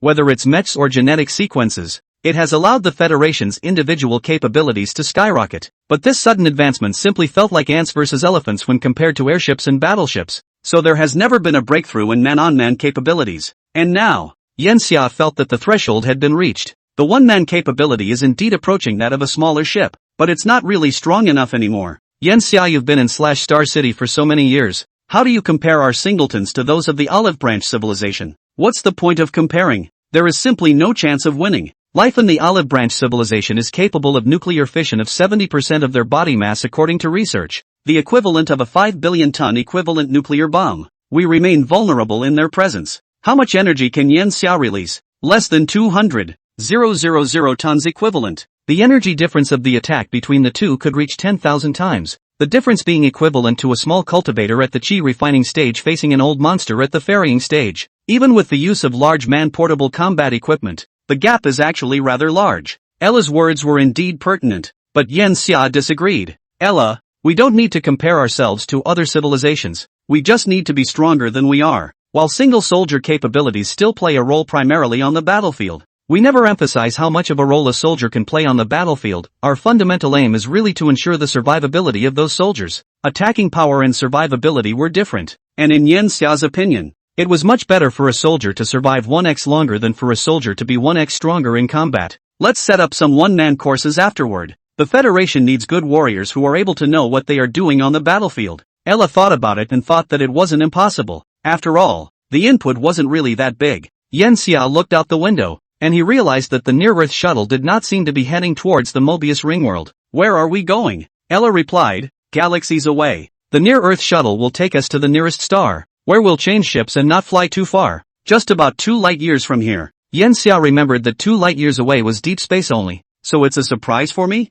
Ella nodded. The first generation of 10,000 meter-class bio-battleships has been developed. The information was transmitted to Water Committee 1 before your genetic modification, and I've been building factories to produce battleships for the past few decades. The first generation of bioships has a short growth cycle, taking only 36 years. It's kind of a welcome event. The biological age of the Federation is upon us. Points for hyping in free gifts. Dads don't give a little more and the author is going to eat dirt. 173. Warship sequences and economic issues. A number of spaceships were parked in this starry sky, because a horrible thing appeared from in the distance. It was a huge eyeball that rotated as if it were a living thing. Got a response from the Federation Star Patrol telling us to stay away. The eyeball is a new Federation bioship. The citizens of the Commonwealth who heard the news found it unbelievable. Are you saying that in the future we, the Federation, will go to the interstellar battlefield to fight inside this thing? It feels a bit overwhelming. In fact, Yen Xia did the same. Why is it in the shape of an eyeball? It looks a bit off the sand value. Ella handed Yen Xia a cup of tea, and there just happened to be an eye floating in that tea, which shocked Yen Xia so much that she threw the tea right out. Ella said in a serious voice from the back, "This is the best eye tea in the Commonwealth. This eye is a plant that just looks like an eye." Yen Xia felt that Ella definitely did it on purpose. That tea actually looked just a little bit like eyes. If it was usual, Yen Xia would never have thought in any other direction. But seeing this battleship, and seeing this tea, or black tea, just now he almost thought that Ella had directly handed him a cup of blood water. So why make it an eye? Ella pulled up some information. Giant ships are already in the development stage, and the rest of our battleships that enter the era of giant ships will become auxiliary. So bio-battleships have been identified as a secondary direction 580 years ago, and the giant eye battleships were built because of their simpler structure and more prominent capabilities. It is mainly used for reconnaissance rather than attacking. The bioship has the advantage of being able to hide its own energy source and achieve stealth in the universe. The giant eye has very good eyesight. Its eyeball resolution can reach 10 billion pixels, and it can see high-frequency rays such as alpha rays, as well as ultra-low-frequency rays. It's a great light scouting sharpener. Yen Xia was actually a bit disappointed because he had originally wanted a more handsome battleship, not this Cthulhu-style battleship. Ella seemed to know what Yen Xia was thinking. There's no need to be so frustrated, Yen Xia. The most central part of a biological warship is because it's biological, and biology is more malleable than metal. So, there's a function we've thought about implementing for battleships. This function is temporarily called battleship sequence. Individuals have sequences. So what battleships can't have sequences? Ella looked to the giant eye resting in deep space, which seemed to sense its gaze and began to swell. An object pierced the eye from the front end, and the object grew out of the eye with a layer of bony scales. It was a head, the head of a sturgeon. Immediately after the sturgeon's body comes out, the eye itself begins to contract to form the sturgeon's tail. This sturgeon possesses one of the more prominent features, a relatively long snout, which is one of the more striking characteristics of the spoonbill sturgeon family. The Chinese white sturgeon, a creature that went extinct with the industrialization of the planet. In order for it to adapt to the universe, this white sturgeon is much more slender and elongated, and the cells of its outer skin can be changed in color at will. Right now it's white, but it can be black, gray, multicolored, seven-colored, camouflaged, and so on. The bone-scale parts and the bones of the whole body have been reinforced a bit, and now it should be considered a hard-boned fish, and this kind of nature's creatures should be more in line with your aesthetics. Indeed, the appearance went from a -100 to a 100 all of a sudden. What about specific abilities? Sequences generally have special abilities that correspond to them. Not really. A biological battleship is different from a normal creature, and its real role remains the cost of a lesser battleship. So the creature itself is just the outer shell. It's the machinery inside that really makes the difference. From an eyeball to a sturgeon, some of the internal mechanics will be activated, transforming it from a scout ship to a battleship. You've noticed, haven't you? That thing protruding from that sturgeon's mouth is the main gun. The 40,000 meter long giant sturgeon was not identical in appearance to the real creature, but carried some metal devices, such as a huge main cannon, and at the end of the alien tail fins were rows of thrusters that powered the biological warship. The main role of shape-shifting is still a shift in function, and it's much easier for the flesh to do something like that. If it were metal, it would have to be made of enough liquid metal that it would be too expensive to build, or it would have to be made into a very many complex structures like the transformers, which would be just as expensive, and the biosequence could mostly reduce the cost. That makes it 2 ships in one. Another cost-saving item. Ella can't get away from the word cost in every sentence. The bio-battleship itself was developed to curb the cost of battleships, so Yenxia felt that the most important thing was also the cost. So how much did this one battleship cost? Ella breaks down the drawings of the biowarship into the external biomass and the various internal mechanical parts, and labels them with the appropriate prices. The price of the weapons system is say 1,090,000 energy coins. The energy system is 7,070,000 energy coins. The powertrain is 1,610,000 energy coins. The detection system is 840,000 energy coins. The mainframe is 380,000 energy coins. And the rest of the battleship's internal compartments plus the external biomass add up to 170,000 energy coins in cost. A total of 16 million energy dollars. This was a 40,000 meter class battleship, and it could do both forms in a very short period of time. Yenxia remembered that the cost of a battleship of the same class was usually above 50 million energy coins. Of course, the performance of a biological battleship was certainly not as good as the original steel battleship, but the difference in cost of more than 4 times between the two was enough to erase everything. On average, it should save 80 to 90%. The military spending was able to be enriched by this by quite a bit, and to build 10,000 bio battleships would be more than 100 billion energy coins, which would basically only allow for the construction of 2 dwarf planetary-class battleships. Yenxia dragged her hand across her chin. The Commonwealth is not really in a normal development mode right now. The economy is decoupled from real capacity. 2,213,11. But in reality, the Federation is now very poor. The energy available is too low. The entire Federation is now able to use just under 200 trillion of extra energy per year. 1/5 of the expected amount. Why is that? Because the Federation has been in a period of accelerated construction. Excess energy has been used to build and maintain these constructions within the Federation. As in the case of the Mobius ring world of the Water Committee to maintain the entire ring world, in fact 2 stars are not enough, and additional sources of energy need to be constantly transported from other star systems. Another example is the mechagods of each star system, which temporarily use almost 50% or more of a star system's total energy, and the star cities of each star system. A battleship requires astronomical amounts of energy coins to maintain, let alone a star city. There are star factories beyond the star city, and there are all sorts of giant structures beyond the star factories. If we were to say what is the most resource-hungry Tautai in the civilized Federation, then every citizen of the Federation would answer without hesitation that it was the analog universe. At this stage, the civilized Federation has only 2 simulated universes,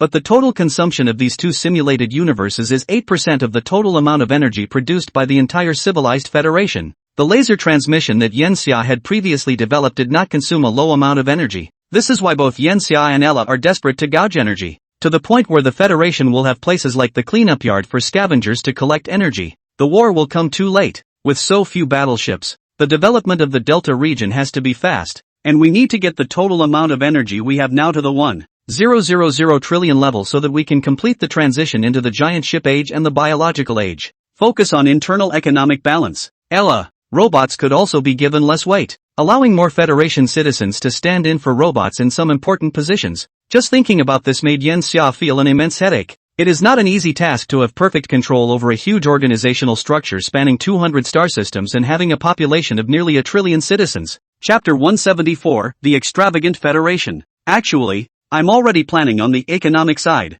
Yenxia, you didn't understand this aspect. In fact, the Federation is very easy to save a lot of energy. There was some hesitation on Ella's face, as if she was trying to decide whether or not to tell Yenxia the root cause of the Federation's economic disaster. Oh, how do you save out? Yenxia was curious. Since ancient times, economy was a big issue. Economy determined very many things. such as Civilization Federation. No economy meant lack of combat power. Ella didn't say anything even after half a day of forehead. Yanxia instantly knew what Ella was hesitating about. It's your problem, isn't it, that you don't want to talk about it so much? Don't worry, I wouldn't blame you. Ella basically won't hide anything from him, even if it's even more catastrophic, except for one kind of thing. That's related to Ella herself. As expected, after Yanxia said it, Ella asked with some skepticism, really? Of course. Ella took a deep breath of bravery and spoke. In fact, Yanxia, do you have a feeling that the Federation is not as poor as it is economically? Yanxia thought about it and realized that this was indeed the case. No matter where in the Federation was immensely prosperous, at least on the surface. Even sometimes Yanxia felt that the prosperity was overdone.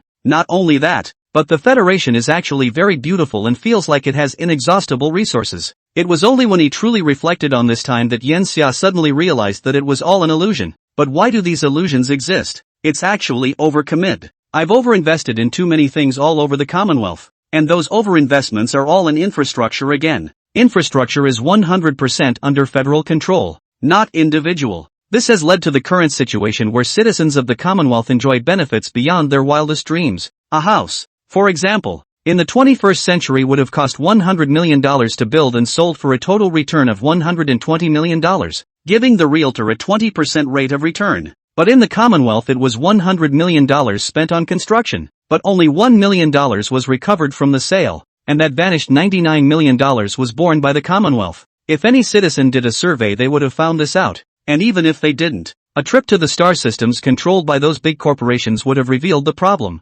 Those places are slums compared to the Federation star cities we've built, but that's all it took to empty the pockets of those corporations. In other words, the citizens of the Federation now live a very extravagant life. They enjoy 100 or more energy coins for one energy coin, Ella said, bowing her head in shame. Do you mean to say that face-saving projects abound all over the Federation? Yanxia was able to imagine that the fact that the Federation was overly developed right now, including himself who had invested a lot in this area, such as the genius arena, such as the scholar ranking. What is the basis for all this stuff about citizens? It must be the quality and culture of the citizens themselves. And what brings these on? A life of abundance. It's the building of the infrastructure that will fulfill all of this. Yanxia had to admit that his mind was still the same as it had originally been in his teens and 20s, because he lived in a society with an affluent infrastructure. In 2037, China also used its success to state the importance of infrastructure. The Federation's current peace and stability is all based on Ella's overconsumption. If the Federation is as ragged as it is in Earth's Starship Troopers, Guardians of the Galaxy, and many other sci-fi movies, then we could easily have 100 billion energy coins of energy, and we could afford to feed even 100 million warships, not to mention building 10,000 warships. This is the point where Ella feels guilty. Yanxia compared in his mind. Although he couldn't remember the scenes of those sci-fi movies, it seemed that no matter how much he thought about it, it couldn't be compared. Even if the special effects of the sci-fi movies after that got up, it was still a huge difference from the Federation. Only a few sci-fi drawings can describe the Federation's Star City. Millions and millions of 100,000 meter tall buildings rose up. Billions of neon lights flashed. Countless airships on the ground. 10-meter level ultra-low altitude. 100-meter level sub-low altitude. 1,000-meter level low altitude. 10,000-meter level mid-altitude. And 100,000-meter level mid-height altitude. In total, 6 kinds of space back and forth. And the city's sky was constructed with an inverted forest and lakes, so that you couldn't tell which side was heaven and which side was the earth. It's all held together with gravitational devices. Some of the star cities also have entertainment facilities like giant Ferris wheels over 100,000 kilometers in diameter. Each ride is not a seat of any kind, but a small park. These things are not one or two, but widely distributed in countless star cities. Luxury, extravagance. So, your plan is to abate these extravagant parts? Ella nodded. Yanxia, however, said, there's no need for that. The Federation is good enough as it is, and we are not a civilization that expects war, per se. In the beginning, the civilized Commonwealth was just a scam for us, and then we made that scam true, mostly for self-preservation as well, and by now, I'm enjoying the process of building a civilization somewhat. We still have plenty of time and are not in such a hurry. The Federation as it is now brings something that we couldn't get after the abatement. Such a huge number of citizens, such a vast starfield, such rich and happy citizens. It's all very beautiful. Ella, if you're looking for a fix, make a big effort to develop the triangle. I guess that program should be on the agenda. Maybe we shouldn't be fans of nature, but destroyers of it.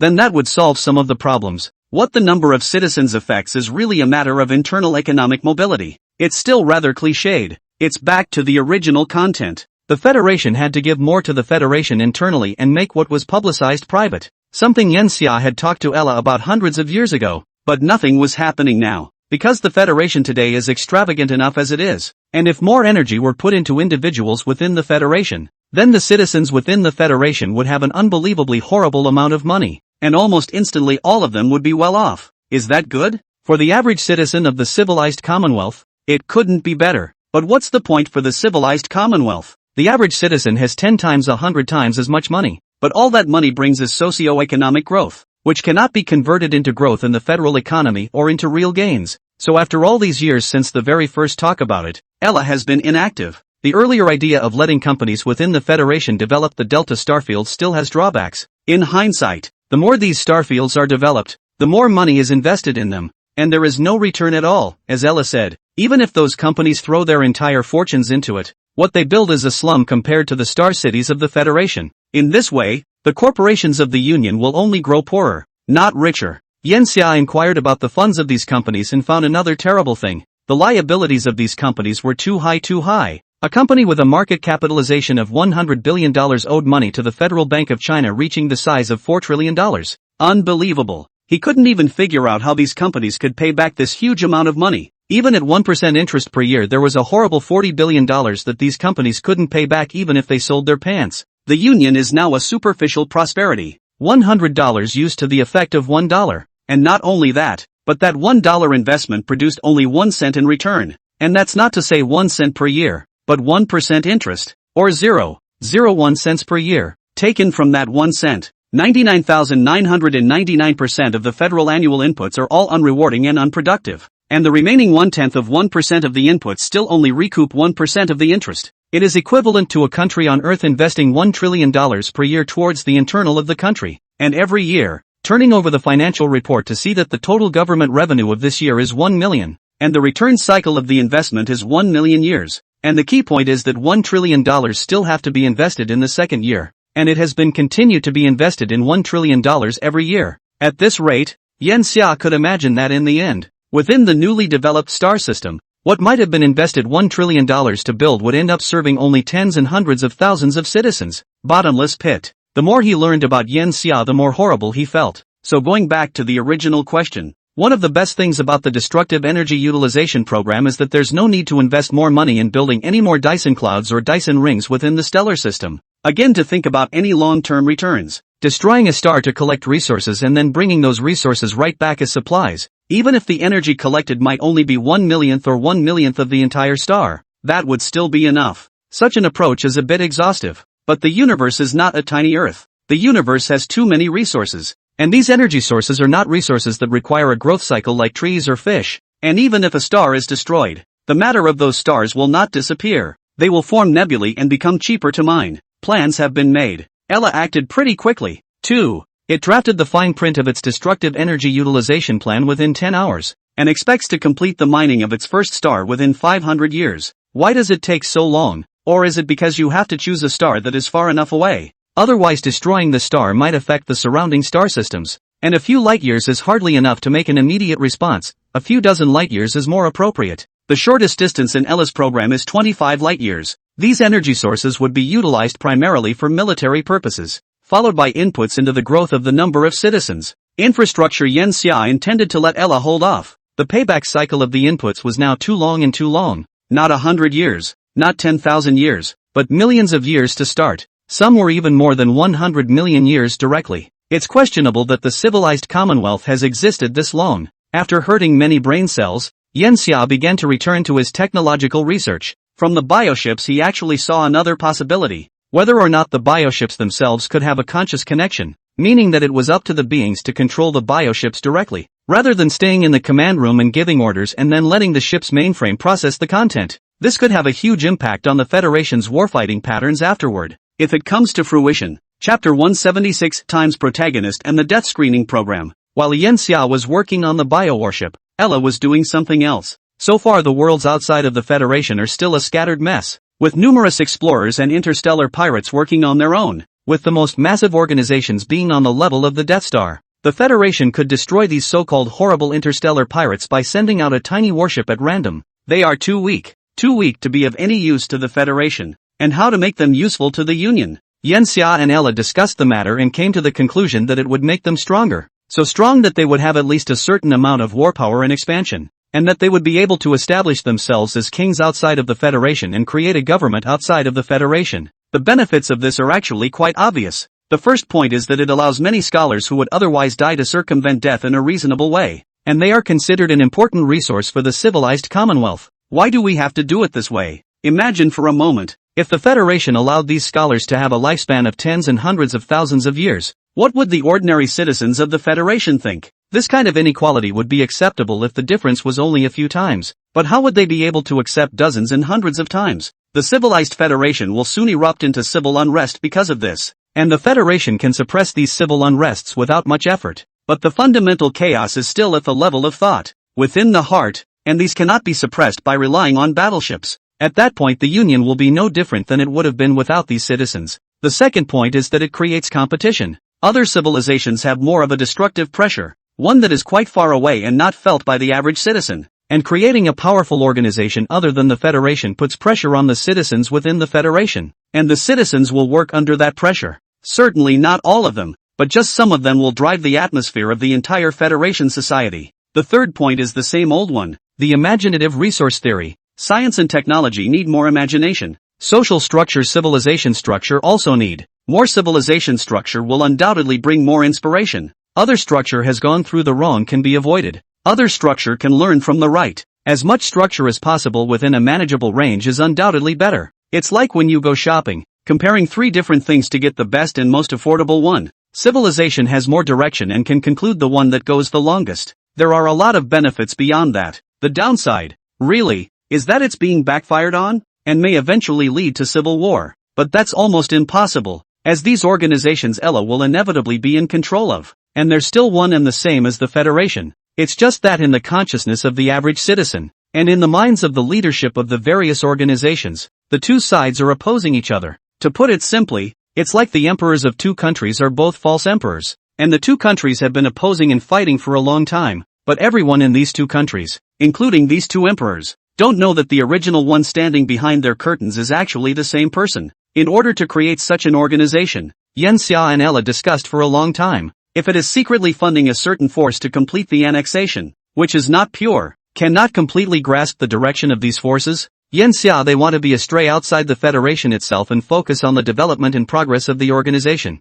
not a perennial threat to the Federation of Interstellar Pirates composed of a terrorist organization. Sending some individuals to be groomed on their own would again make the organization too similar to the Federation and at the same time too little hostile to the Federation. In order to strike a balance in the middle, Yen Xia came up with a plan. This program is called the Times Protagonist Program. It could actually be simplified and called the Protagonist Program. Secretly, an individual with leadership qualities and abilities is groomed to grow and build a large organization quickly. All the while the individual has no idea what is behind him and thinks he did it all on his own. And the core of these things is actually pretty simple. That's making a system. This system will give the individual bound by the system a wide variety of things, such as in the earliest days, when the individual is in any kind of trouble, he will strengthen his body and then give some weapons to make him individually fight strong. Subsequently, after he gradually grew up, he could give some warships, give some high-tech knowledge, or even directly give him a mechagod, and at the same time, let Ella take care of him for a while. Such an individual could quickly grow to be very powerful, and perfectly meet Yen Xia and Ella's requirements, and after he had grown to be strong enough, he could directly let him go through a battle to be seriously injured, and then permanently lose the system on it can be done. This individual and the organization he has built appear on the outside to have nothing to do with the Federation, but in reality everything is again controlled by Ella. In order to avoid uneven quality, Yen Xia had Ella pre-select 12 protagonists at the very beginning and had them rise up around the Federation, in the Triangle Starfield, and on the Cosmic Silk Road. It's up to God how many organizations will eventually emerge. Yen Xia could accept 12 powerful organizations that strayed outside the Federation. Even more he could do, while the minimum could not be less than 3. 1 each in the periphery of the Federation, the Triangle Starfield and the Cosmic Silk Road. That was the bottom line. After proposing the protagonist program, Yen Xia felt that although the Federation now invested a lot in scholars, it had invested very little in military talents. Right now the Federation still relies heavily on Ella to formulate tactics, and more of the so-called military commanders actually get all of their combat experience from the safety of the virtual world, rather than real life and death battles. Therefore Yen Xia proposed a new program to cultivate military talents. Death Screening Program. This program can at the same time be called the Master God Space. A random selection of citizens within and outside the Federation are pulled into special virtual worlds through the control of quarkbots and made to do tasks in both the virtual and real worlds. Every quest is a sure death if you don't do it. Similar to the infinite flow novels popular in the 21st century, the test of life and death can breed many strong people. These citizens can even grant some dangerous missions after they grow up, such as going to contact the Olive Branch civilization or something like that, or even when going to war with the Silk civilization can be released through the death screening to let them take command of some fleets to participate in the war. The 2 programs run in parallel. There were hardly any technical difficulties with this. The current civilized Federation was definitely much stronger than some of the main gods in some 21st century infinite flow novels, and with the development of biology, there would be more and more individuals like the supreme gods that were so terrifying that they could rival the existence of mythological deities. Yen Xia expects the death screening program to push the civilized Federation into the age of the individual, making the role of the individual more prominent. Perhaps there are individuals who can become a being beyond him. Yen Xia wouldn't feel jealous because of this. As an individual he wasn't powerful in himself. His highest achievement right now was just a Federation star, and he couldn't even reach a high position in the scholar rankings. His true identity was the one who dominated the entire civilized Federation, and any powerful individual would serve the civilized Federation afterwards. That is, serve him. Now, Yanxia was also quietly waiting for the success of these two plans. Chapter 177, Rebirth and Supergene.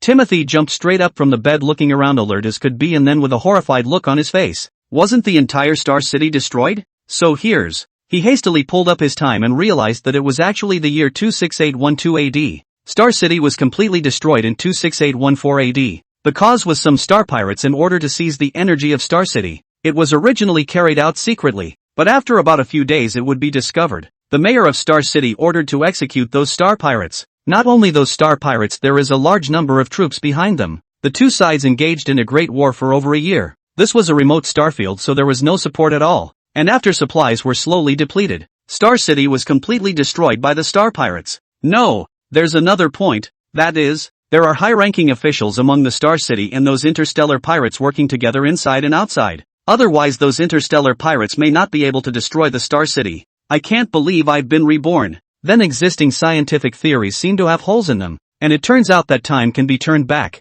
As Timotheus was thinking about it, a voice suddenly sounded in its mind. Super gene system binding complete. Host can choose one of the following gene sequences to complete the gene upgrade. Choice 1, Manipulator. This gene sequence has enhanced the nerves, allowing you to control some of the abilities of Nimble Rank 4 and awaken the skill Hypnosis to manipulate individuals with hypnosis. Choice 2, Orthopedic Expert. This gene sequence allows you to transform into a half-bug form, increase your physical fitness to twice your racial base value, and gain the ultimate speed talent, allowing you to move at a speed of 2.4 kilometers per second on the surface. Choice 3, Optical Distorter. This gene sequence allows you to gain the ability to distort light. You can use it to become invisible or create some mirages through light to confuse your enemies. Timothy's eyes went straight when she saw the three choices. Genetic sequences. Timos was aware of them. Many of the big shots in Star City possessed genetic sequences, and these genetic sequences granted those big shots superb combat power. Genetic sequences are also widely used in the military, though I've heard that they are removed after discharge. The grade of these three gene sequences were not low, and it was heard that normal gene sequences could only strengthen and fortify the body without any special abilities. Rebirth in the Federation novels inevitably has a system, and sure enough, I'm part of the Rebirth army. Timotheus thought about it at this point. And each of the three genes had advantages and disadvantages. They stand for control, agility, and assistance, respectively. It's a pity that you can only choose one of these genes. It would be nice if you could choose all three. It thought. I'm not sure the system even answered its words. Whether to keep the current options? The host can refresh the genes every week that passes and choose a gene from them. The genes can be stacked to obtain and realize gene fusion. The host can also fix the three options and refuse to refresh them. And when the next selection is made, they can continue to choose from the remaining options. A weekly refresh and a chance to choose? Then won't I become more powerful the longer I live? If dozens and hundreds of genes were fused, how far would my strength go? Is this the system? So strong. With this super gene system, I might be able to stop the destruction of the entire Star City, since all of them could be chosen. Then Timotheus no longer hesitated to choose the third, Optical Distorter. Invisibility, which is the desire of every male being in the Federation. Especially since optical twisters can also create illusions, is the most practical ability at this stage in Timotheus' opinion. Having this sequence, he can go to peek at the widow. No, to find those interstellar pirates cannot let them get away with it. Perhaps a letter could be sent out anonymously to alert the higher-ups in Star City to the purpose of these intergalactic pirates. Timothy was determined not to let the future repeat itself. As a reborn butterfly wings it must flap. There was still its family in Star City, everything it knew. More than 30 light-years from this Star City is the new capital of the civilized Federation. Water Commission I. Yanxia took the time to contact Ella. How's the Times protagonist program coming along? Ella replied, it went well. I divided the 12 protagonists into 2 control groups. One was implanted with memories of the so-called future to make them feel like they were reborn and got the system after being reborn.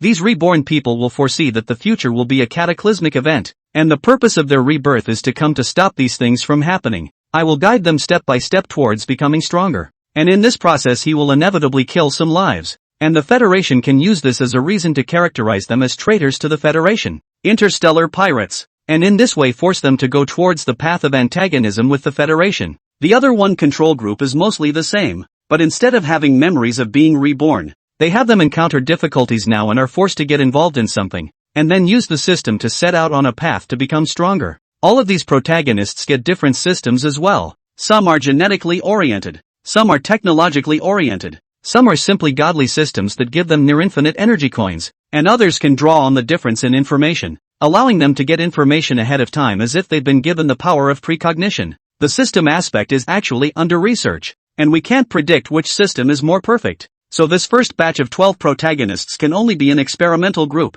and they'll be the experience for the protagonists of the next era. Harsh reality. Thousands of corpses may be buried before a successful system owner. I heard that an explorer group discovered a race with the potential to become intelligent life in a galaxy 109 light-years away. Ella, what do you think? Yanxia felt that he could cultivate that race a bit. Not conventional cultivation though. Ella knew what Yanxia meant. Giving help in the dark. Right. And letting this race develop slowly over the course of thousands of years before leaving their home planet to become a level 1 or above civilization, and then aligning with the Civilization Federation at this time. The civilized Commonwealth can do without picking them up, and even slowly assimilate and eat them. They'll just put up with it and wait for a wave of civilizations to rise. At the end of the day they reach the point where they reach level 2 and are eligible to be separated from the civilized Federation. Ella had already guessed Yanxia's mind through and through. Because after proposing the era protagonist and the death screening plan, Yanxia had exuded the idea of creating a collection of civilizations, various civilizations entangled together,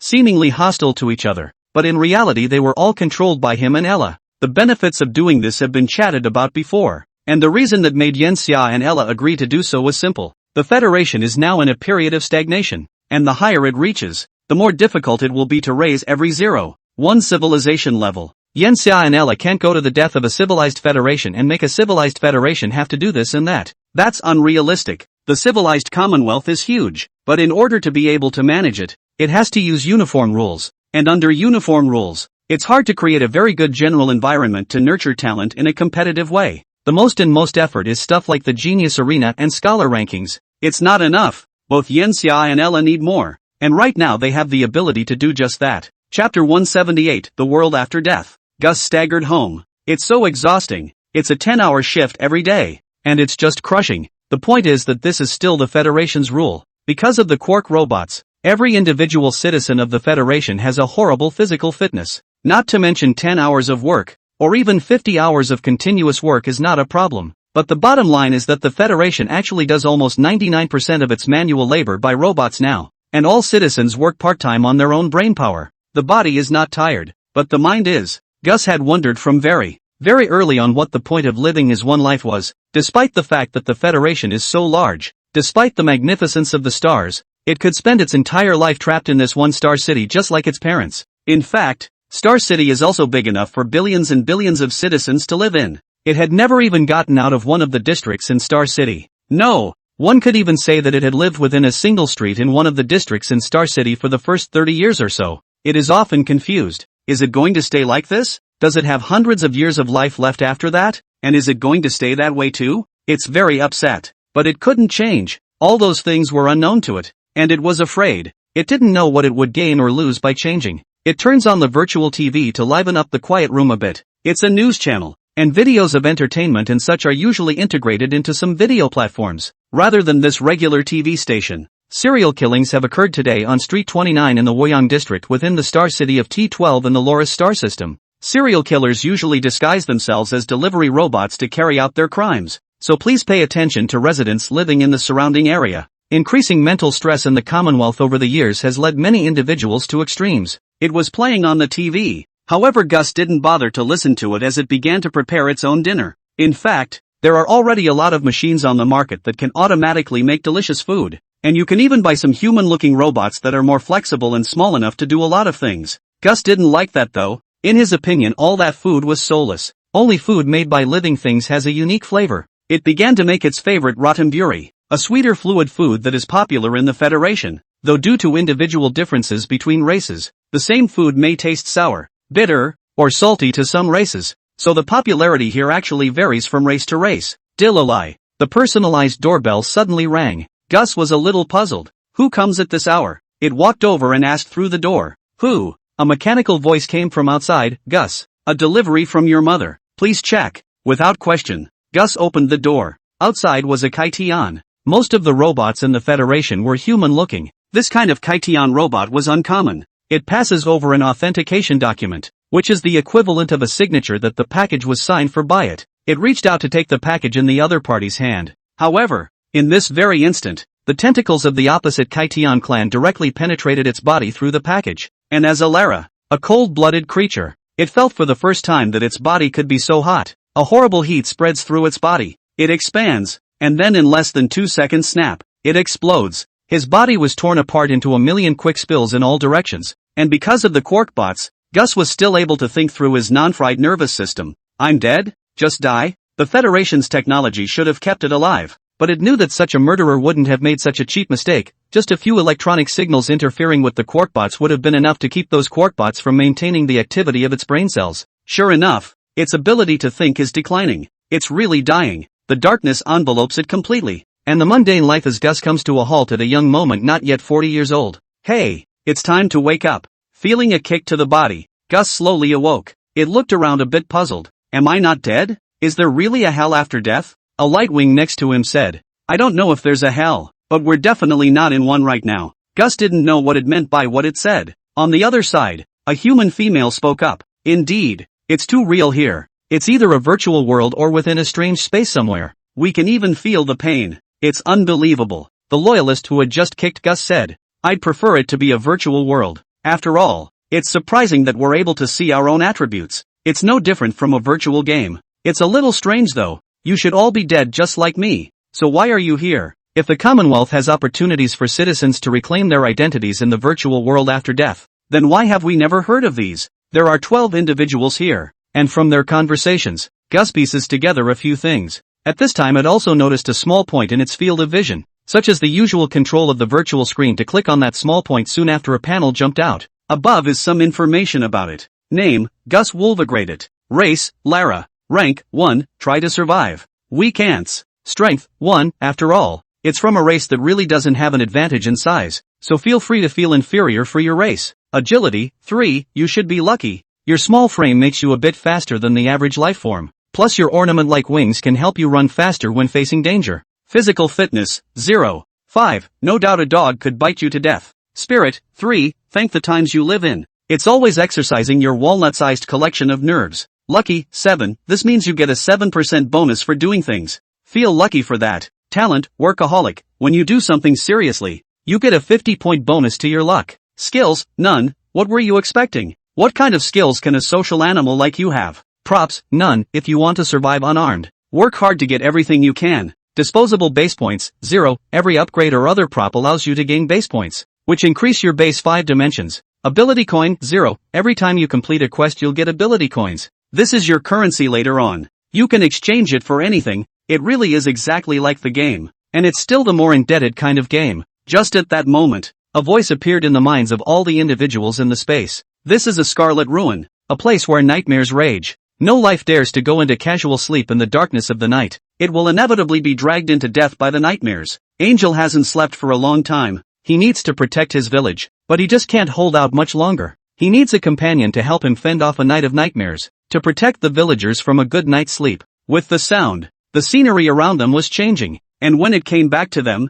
they were already standing on top of a scarlet field, and a panel appeared in front of their eyes with the quest. Main quest, help Angel guard the village. Hold out for 12 hours and don't allow any villagers to be killed by the nightmare. You will be rewarded with 100 ability coins after the mission is completed. Mission failure, collective wipe. Side quest, kill nightmares. 50 ability coins reward for each nightmare killed. No upper limit. No penalty for mission failure. Side quest, explore the source of the nightmare and solve it. You may gain something unexpected. There is no penalty for failing the quest. Gus looked back. This place, it was familiar. It was too much like a movie. That movie was called Nightmare and the main character's name was Angel. Does it mean that this is the world in the movie? Unbelievable. It looked around. The other individuals were incredibly confused. After all, the Federation was too big and there was too much entertainment. Not all citizens would watch the same movie. It's a movie world. I know some information. You guys can follow me. Gus spoke. Surprisingly, the rest of them immediately started asking him questions as if they had found their backbone.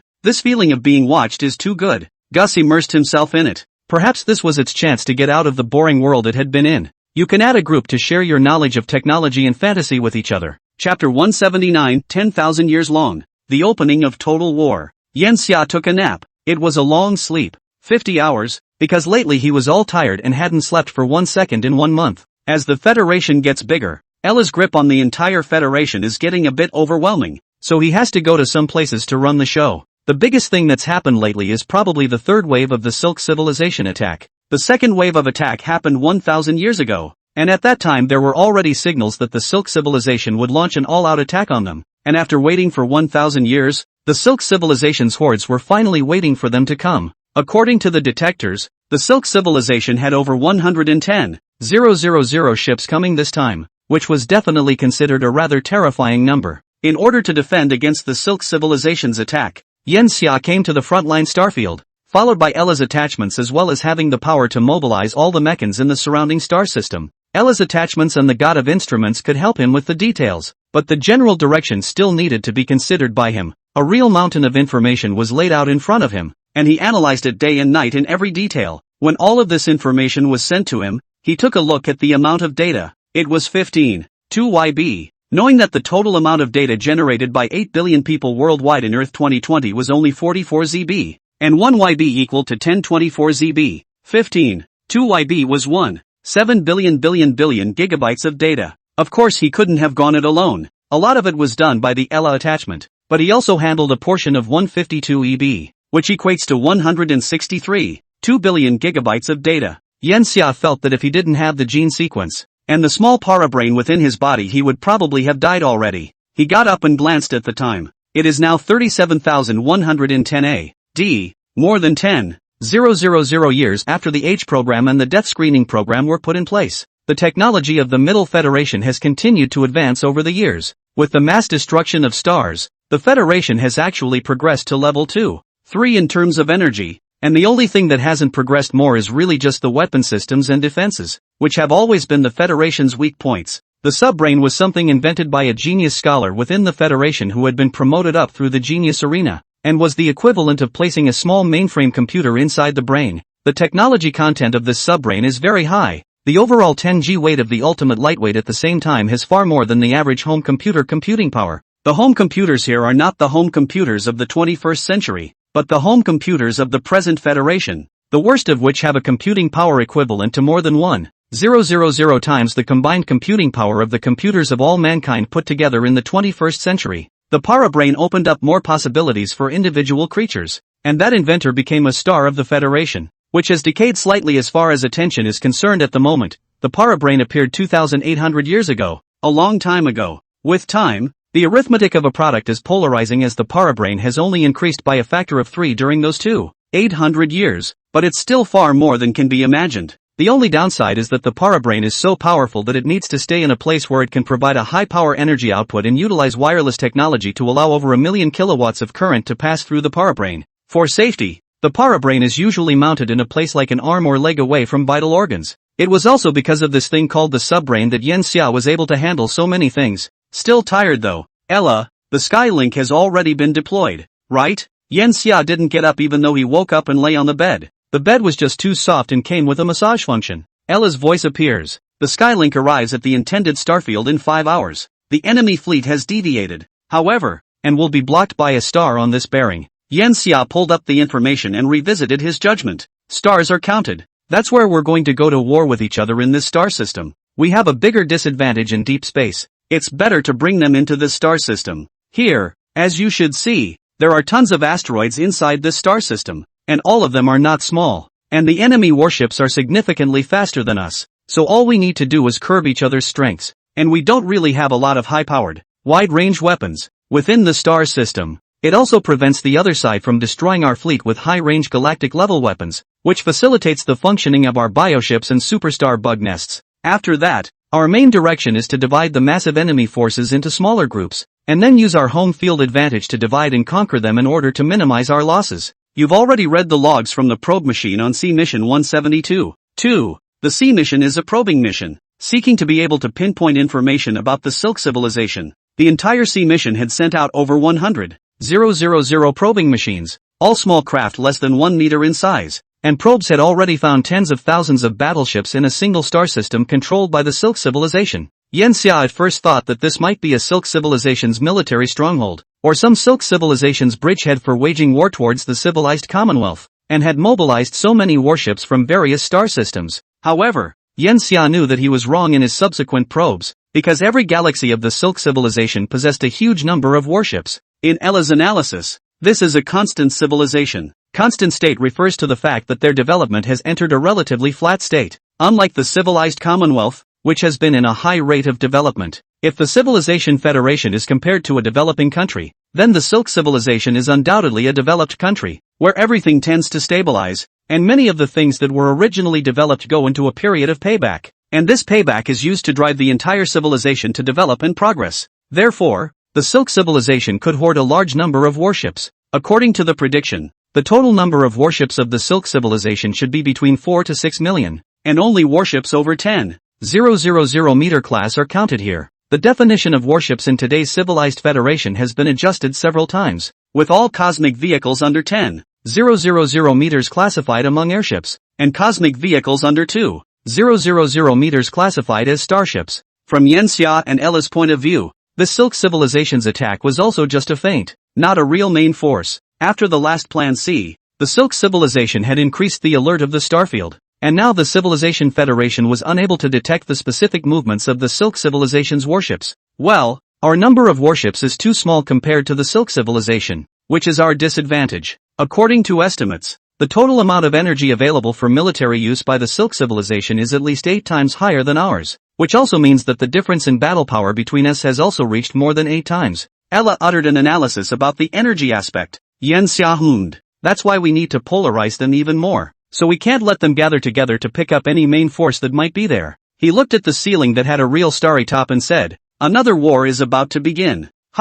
Actually, I would have preferred a peaceful development, except that peace between civilizations is a false proposition. Just as he uttered these words, the real all-out war between the Federation of Civilizations and the Silk civilization had begun. Chapter 180 Lulian, Master of the Fleet. The Tianlian was a dwarf planetary-class megaship with a total length of over 900 kilometers, slightly larger than the Kunlun. Since 34547 A.D., the civilized Commonwealth has officially declared that it has entered the age of megaships, with the total number of mega battleships exceeding 10. By now another 2,000 years had passed, and the Civilization Federation had built a large number of giant battleships, raising the number of giant battleships to 22, of which the Celestial Union was considered one of the younger ones. With a service life of just over 800 years, the Skylink, a new generation of megaship, had increased its speed to 278 kilometers per second, and it had received orders to go up to the frontier galaxy after it had been commissioned, and was currently in a star system roughly 7 light-years beyond the Federation's borders. The original plan should have been for them to launch an attack on the Silk civilization's fleet here, but they didn't expect the Silk civilization's extremely strong scouting technology to discover them months before they expected. The Skylink met the other ship's attack before it had time to react. It was a good thing that the attack was only tentative, and the Celestial Union itself had been opening its energy shield to prevent such a thing from happening. The white glow stretched from the front of the Skylink to the rear, making the entire ship look like an eggshell, and Ship Secretary Lulian, who sat inside, looked at the screen in white as well. The shipmaster is the supreme officer within a giant ship, as opposed to the captain of a normal battleship. Keep moving. No need to return fire on the enemy at this distance. Let's get inside the star system first. That's where we'll have our main battlefield. This star system is in the perfect position, just on the enemy's route of advance. They can't possibly leave this place alone, and will inevitably want to pull out this point. But occupying this place means that all of Silk civilization's fleets attacking the civilized Commonwealth are threatened to go belly up, and borrowing energy from the star. This place can be considered a battery with billions of years of energy resupply. This place is very disgusting for the Silk civilization. At the same time, it was unlikely that the Silk civilization would directly destroy the star system, as it was pointless. The star of the star system was a red dwarf, and the amount of power generated by the explosion would be too small to pose any substantial threat to the giant ships at all. Even if it did, the giant ship could get rid of the threat with its speed. So the tactic was that the Silk civilization would inevitably enter the star system to fight the Skyleague fleet led by the Skyleague. About 4 hours later, Skylink entered the stellar wind layer of the star system. After 12 days, the Skylink arrived at its intended stationing location, and from within the Skylink flew a large number of ships to station on various asteroids. These ships were called engineer ships, and inside them there was only a factory except for the energy units and thrusters. These engineer ship factories can mass produce and repair weapons while gathering all the resources available. Lulian had been watching the enemy's movements and found that, as expected, the Silk civilization's fleet was beginning to come in this direction.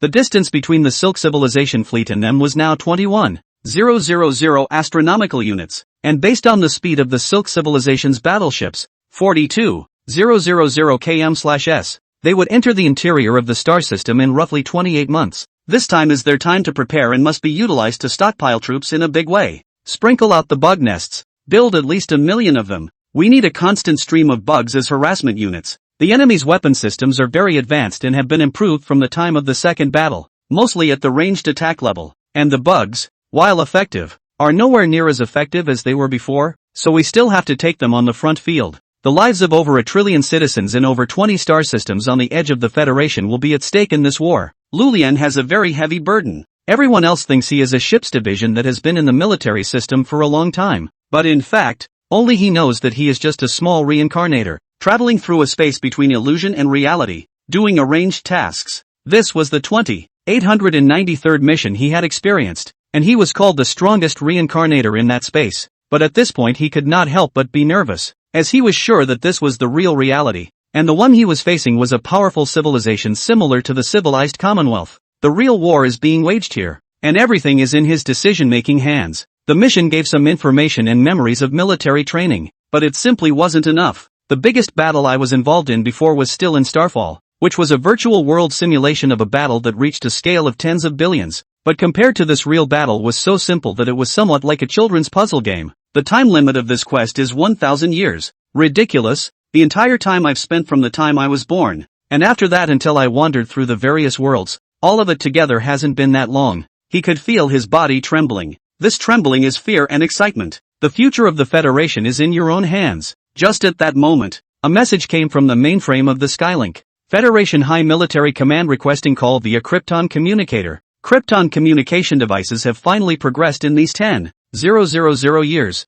In fact, technically it's been 30,000 years of constant research and exploration that has finally thickened to accomplish faster and more information transfer. At this point it was enough to transmit complex information for direct communication, and since the overall speed was accelerated to 2,600 times the speed of light, even a 7 light-year distance delay was only 1 day. The realization of this technology relies heavily on the Federation's exploration of dimensions, which can be achieved with the help of strings affecting more photons in other dimensions and using the vibrational frequency of closed strings to enable the transmission of information. To be precise, compiling some closed strings in the space of this dimension, and then letting these closed strings penetrate the cosmic membrane to reach higher dimensions, and attaching to the snapdragon in the higher dimension. These closed strings are applied with a specific frequency, that is, a specific energy, and these energies can produce a weak gravitational force to absorb the snapdragon. However, this frequency will be decayed over time, and when the frequency is decayed, the closed strings will detach from the snapdragon and then escape out of the higher dimension back into this dimension. Why is it still possible to increase the speed of photon communication when the speed of photons is by definition constant? Because this mode of transmission is more accurate. While the primitive photon mode of transmission requires very long cycles of signal emission because of inaccuracy.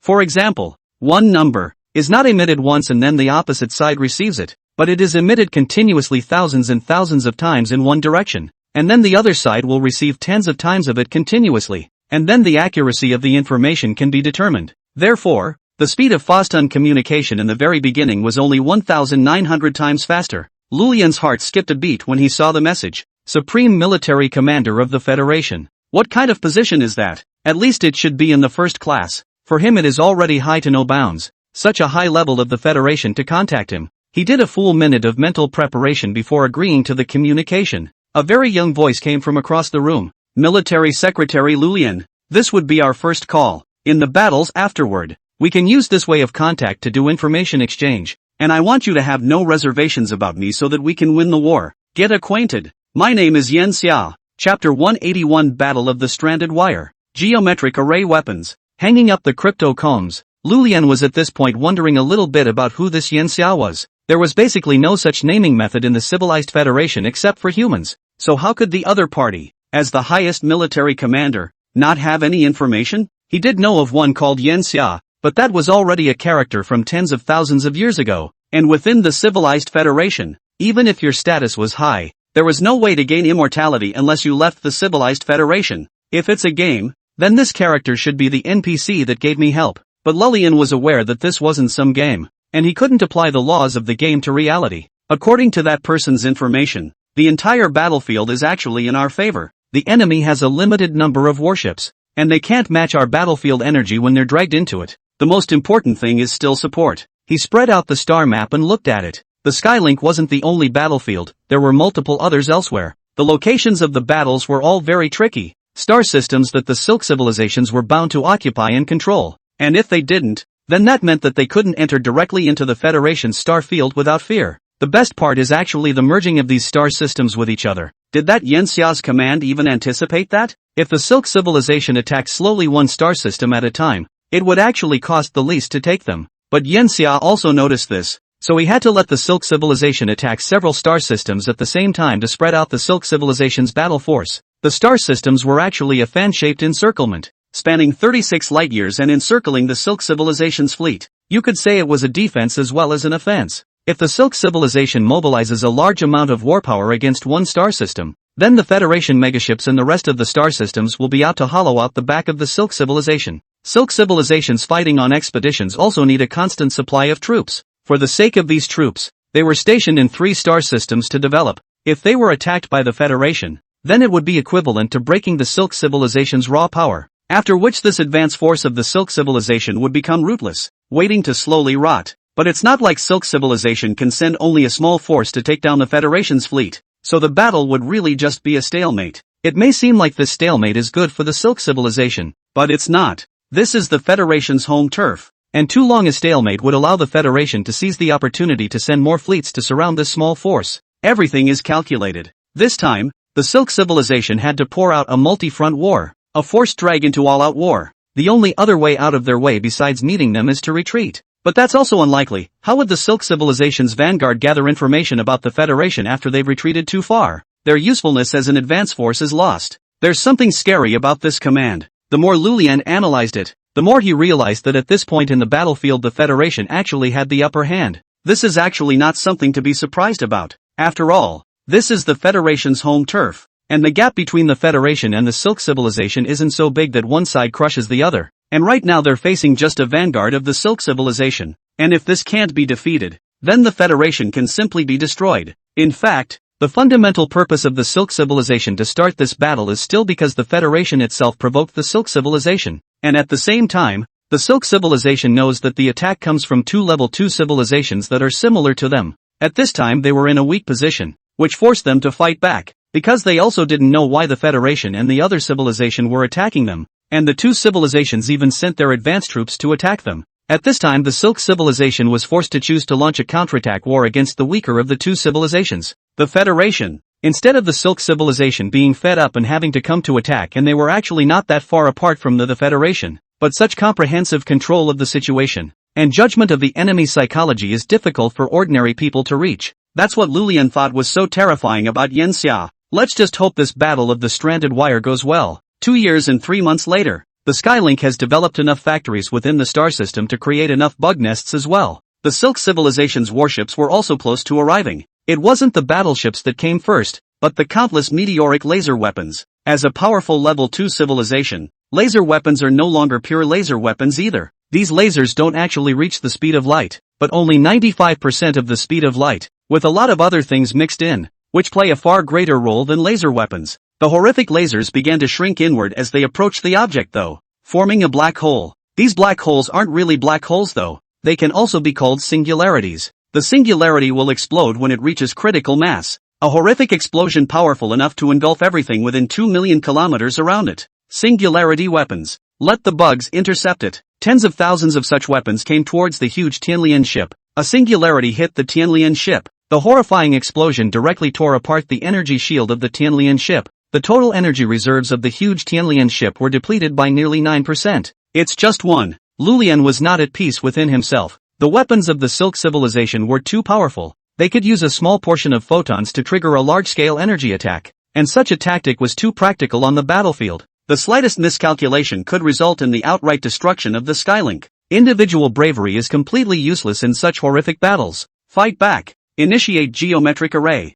Energy was being transmitted wirelessly by the Skylink in a steady stream to some large devices around the area, called relays, which could receive energy and then release it in a specific way. The purpose of the relays is to aid in the release of mega attacks, only to see in the deep space of the universe between the Federal Fleet and the Silk Civilization Fleet. Countless broken rays of light like cracked lenses spread towards the Silk civilization, which felt like the two fleets were in a piece of glass, and the Federation cracked this piece of glass, letting the cracks of the glass shatter in the specified direction. The twisted filaments of light the civilized fleet tried to dodge, but the geometric array alone was 700 astronomical units wide, and it was not something that could be dodged just by trying. The entire fleet of Silk civilizations was enveloped as if they were within a fragmented geometric world. The complete fleet was isolated by these fragments of radiant energy. The geometric column was the application for light, using specific binding forces to give light a twisted and very geometric form, a weapon invented by a certain light-wing scholar. And it certainly did more than simply trap the enemy. With such a horrific energy output, it carried powerful magnetic waves that disrupted the electromagnetic signals as it vibrated back and forth through the geometric structure.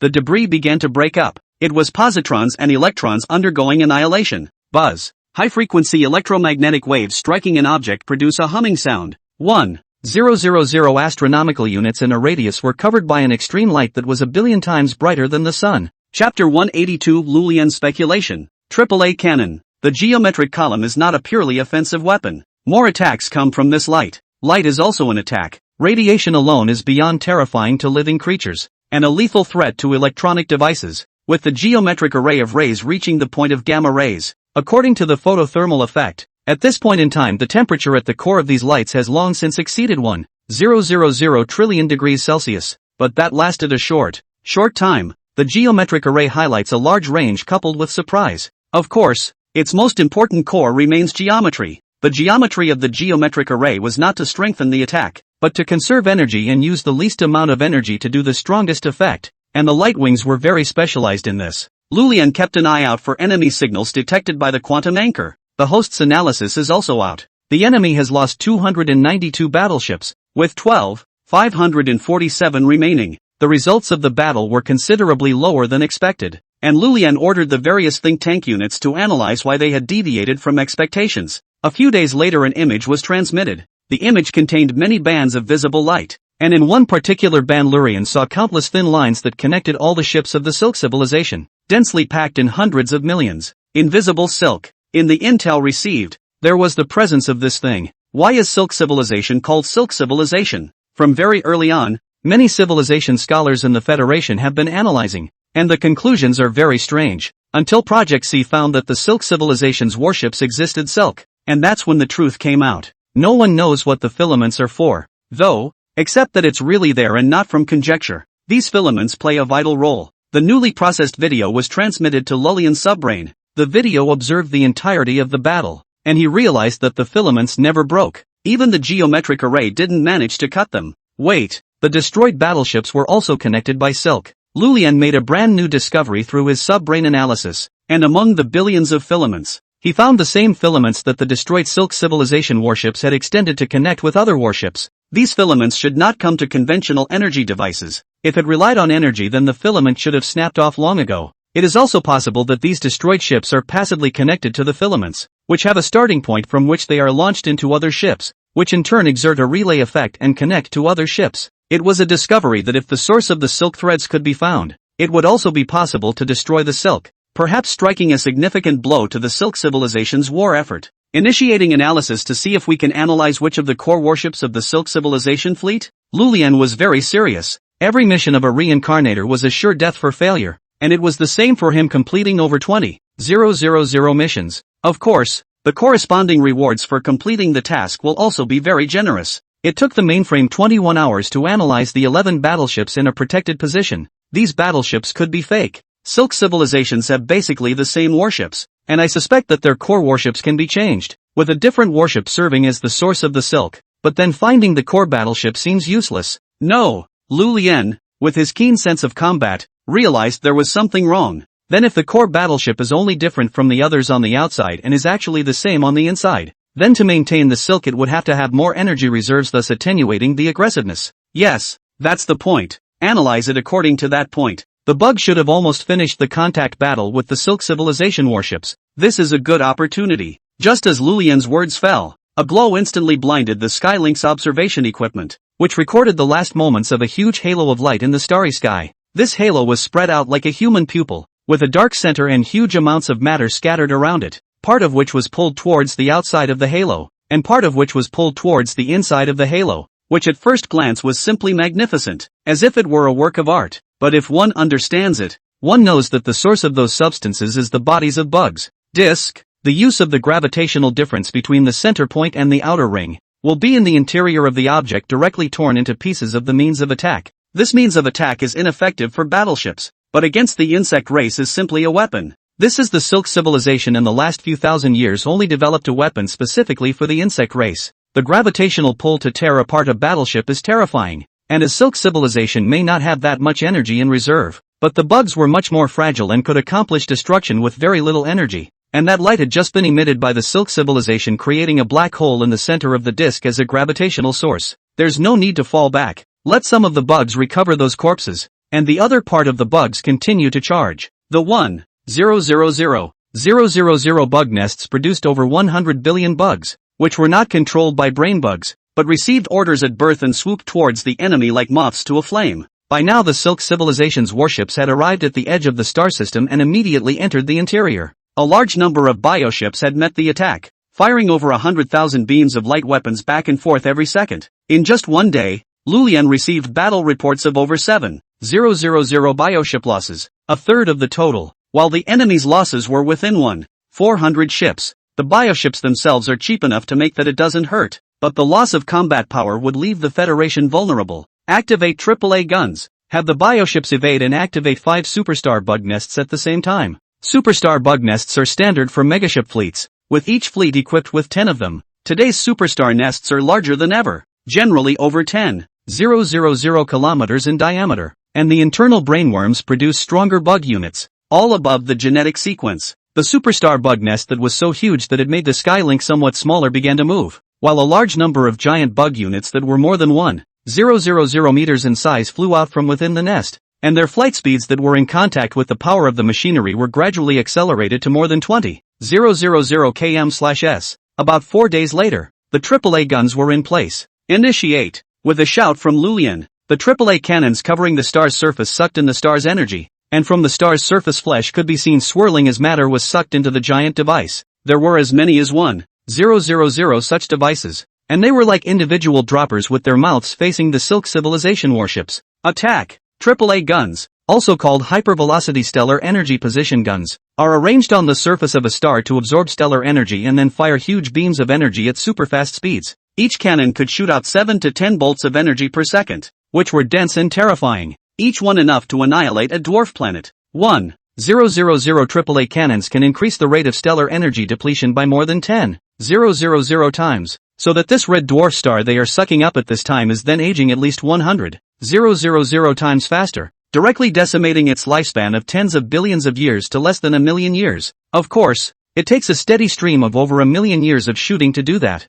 The energy of each of these AAA cannons today is equivalent to the combined energy of a level 2 civilization producing for a month. This is one of the sharpest tools in the civilized Federation today. Dads beef up the output of free ammo. Chapter 183, Discovery of Core Battleship, Super Hedge Matter Transfer. The first round of fire from the AAA guns was a marvelous success. With no energy worries of its own, the AAA cannon doesn't shoot one shot and pause. It keeps outputting, and it shoots a straight line of laser light. This kind of attack mode had never been applied in the previous wars of the Federation. The Silk civilization battleships that had been hit thought that they could just resist a wave after opening the energy defense, which thought that this was a sustained attack, and they only thought of getting out of the energy range when they saw that the energy inside their battleships was decreasing rapidly. But AAA guns are much more than that. It's like after a column of water falls out of the air and connects with something, you move that thing and to a lesser extent you can see the column of water shifting in the direction it's moving towards that thing. This phenomenon comes from the adsorption of the substance itself.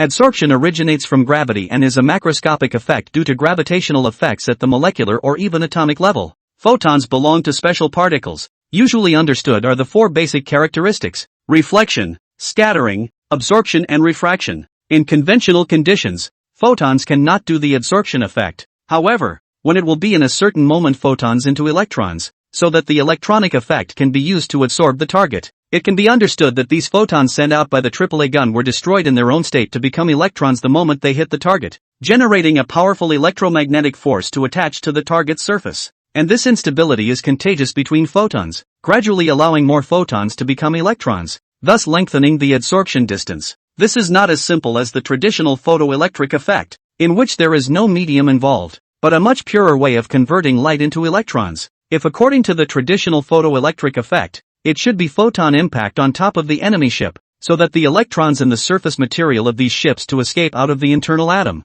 and to use the external photoelectric effect in order to make these electrons out of the original object. If it is the internal photoelectric effect can only be energized for the enemy, whether it's the former or the latter. The efficiency is actually very low and completely inadequate for the weapon. That's why AAA guns use a direct conversion of photons to electrons. After the suction was established, the Silk civilization found no way to escape the attack, and by this time it was too late to think of a way to prologue it, as the light broke right through the battleship's defenses, blasting it to smithereens. In a very short period of time, the Silk civilization had lost over 2,000 ships. It's called surprise, but by the time the Silk civilization reacted it was no longer good enough to lock onto the Silk civilization's ships, and the Silk civilization made the AAA cannons fall short with their irregular movements. Yet Lulian never wanted to settle the fight with AAA guns. The result he really wanted to achieve through the AAA cannon had been achieved, and that was to make a gap in the Silk civilization's line. And following this gap and the Silk civilization's reaction to the gap,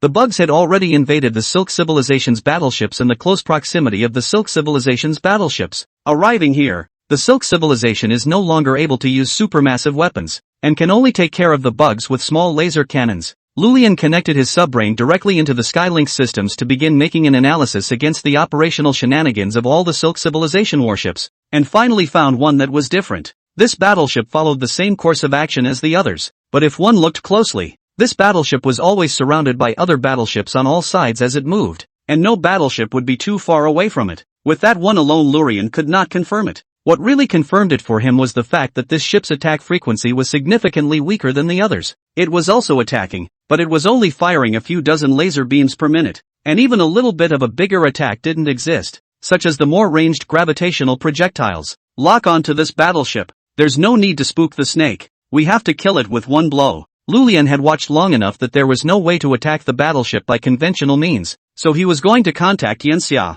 This is the first time you've taken the initiative to contact me. How is the battle going? Yanxia's voice came from over there, very young and didn't sound majestic at all, but it made Lulian feel a strong sense of confidence. This self-confidence is by no means from some dude's ego, but the kind of self-confidence that has been accumulated over years and years and has never failed in anything. And these so-called things are not some sesquipedalian trifles, but are in a much bigger field. An old monster who pretends to be young. There is genetic technology in the Federation that can keep life forever young, and Lulian thinks Yanxia is probably one of these, looking young but actually older than even his grandfather. His keen senses allowed him to guess partially correctly, and what he didn't guess correctly was the number of years. Today Yanxia is nearly 35,000 years old, as planned in progress. Something has gone wrong though. Yanxia was not surprised. The battlefield was ever-changing and it was normal for some problems to arise. What's the problem? Lulian sorted through the information he had been given and said, "You should know very well the origins of the Silk civilization.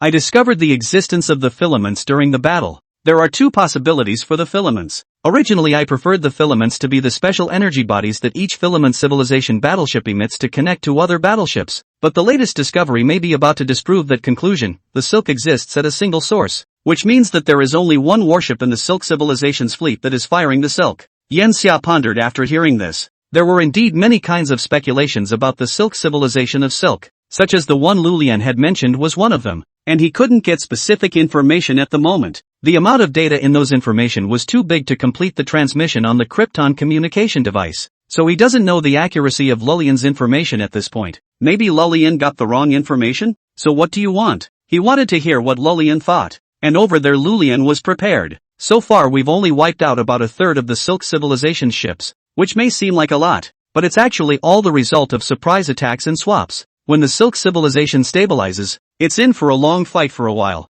At the same time, I also suspect that the Silk civilization itself has problems entering the interior of the stellar system. According to the first guess, the Silk civilization shouldn't be so impulsive as to rush towards the side, or at least finish probing outside the stellar system. But no, the Silk civilization definitely has the means to accomplish a kill at close range, so I'm going to go into a defensive period for a while after that as well. I can extend the time to 10-12 years on my side, so I'm applying for a hyper-hedge matter transfer to destroy the Silk civilization's core battleships, and at the same time it's an experiment. We've never known exactly what the Silk can do, so maybe destroying the core battleships will help us to grasp the silk of the Silk civilization. Lurian's voice was firm. Without that hesitation, Yanxia smiled. Yes, just have your own ideas. What the Federation lacks right now is a commander-in-chief with military talent like you. Lulian was surprised beyond belief. He didn't expect Yanxia to agree so quickly. This kind of thing would at least require time to discuss. He was not aware that he, the reincarnator himself,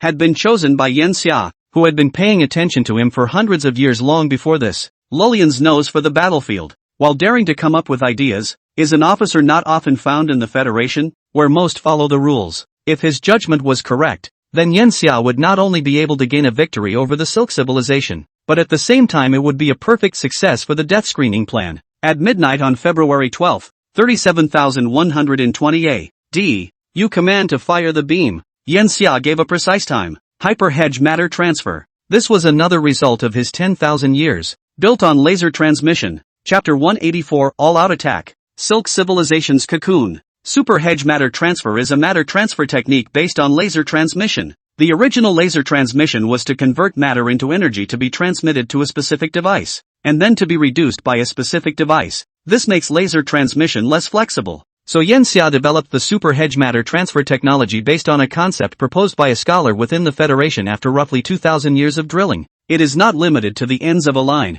but allows matter to be reproduced anywhere along the line. Yanxia told Ella to adjust the hyper hedge matter transfer device, and gave Ella the coordinates of the other hyper hedge matter transfer device now sent to him by Lulian, so that it could calculate the route and final coordinates of that device afterward. After all the preparations were completed, Yanxia saw a huge circle light up in deep space. The outer diameter of the circle reaches 700 kilometers, and the inner diameter is also 400 kilometers, and the area of one side is 270,000 square kilometers, which can definitely cover the whole territory of a medium-sized country if placed on the Earth. It wasn't in the shape of a disc overall, but rather a cone. just an ass towards Yanxia's side, yes, with the tip of the cone being an energy-firing turret towards the outside of the star system. A 100,000 meter class battleship was fed into this super reciprocal matter transfer device. Soon this 100,000 meter class battleship turned into a ray of light. Of course,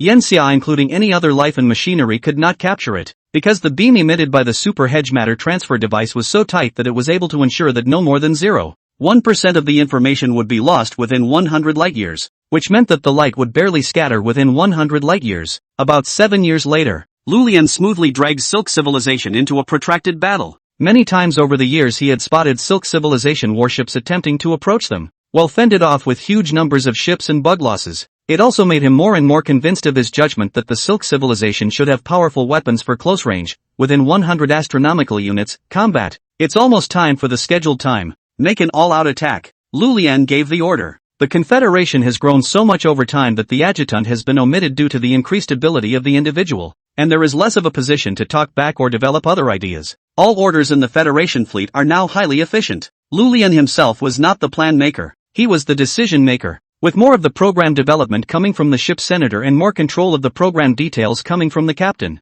When Lulian spoke the order, it meant that a great deal of preliminary work had been done. A full-scale attack is long overdue. The Federation's remaining 18,000 bioships charged towards the enemy with over 4 billion kiloclass insectoid units. All bioships and insectoid units completing sequence transitions as they attacked. Changes from a supporting or defensive stance to an offensive form. Gravitational wave weapons were unleashed, and countless gravitational wave ripples collided with each other to form a series of millions of small black holes sweeping towards the Silk Civilization warships. Why would Lulian want to attack at this time? Because offense is the best defense. You can't anticipate what the enemy will do afterward, and that forces the enemy to react the way you want them to react. This instead puts you in the upper echelon of the rhythm. Of course, this method would be a complete giveaway act in conventional combat, and the reason Lulian was doing it now was to rely on the offense to provide cover for the hyper-hedge matter shift. And there is another purpose. Lulian stood in one place. He was very nervous as he received information from the battlefield.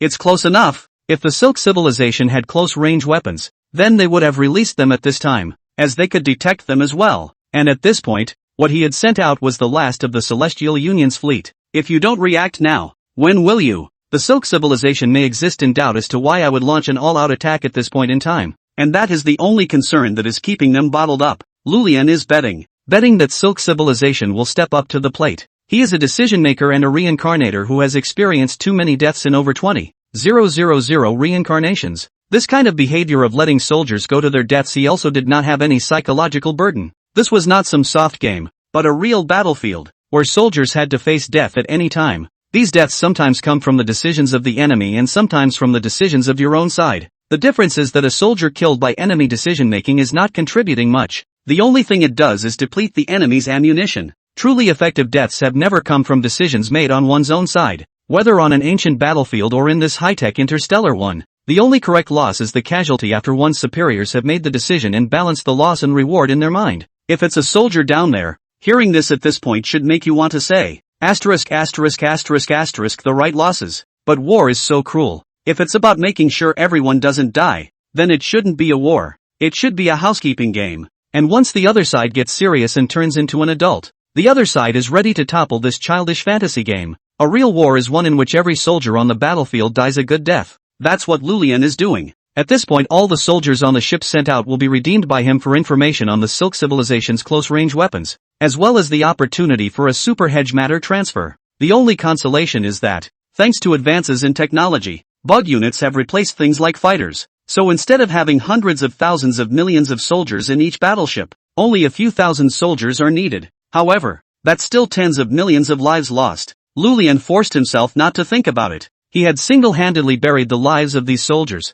What a horrible executioner. But, after all, Lulian waited for what he wanted. It was a tangle from silk cutting through space. In observation, each filament becomes an amazing source of energy that does not come from within, but from without. Those filaments were absorbing energy and wrapping that energy around the filaments instead of storing it inside the battleship. The energy-rich silk began to vibrate. That's the string. Lurian sensed the horror. Silk is the product of the Silk Civilization mimicking strings at the Planck scale in the macrocosm. Those threads are energy. They absorb energy. They generate energy through vibration. And the huge amount of energy completes its transformation in the filaments into huge amounts of matter. This matter is not used directly in an attack, but rather through matter disrupting gravity, and gravity disrupting dark matter, forcing the dark matter that is so widespread in the universe to undergo yet another level of conversion to become Majorana fermions for annihilation. In this way, these filaments were able to increase the original energy by 300 times, and a terrifying mass of energy exploded out at this moment. It first contracted towards the interior before spreading from the center in a steady stream in one direction,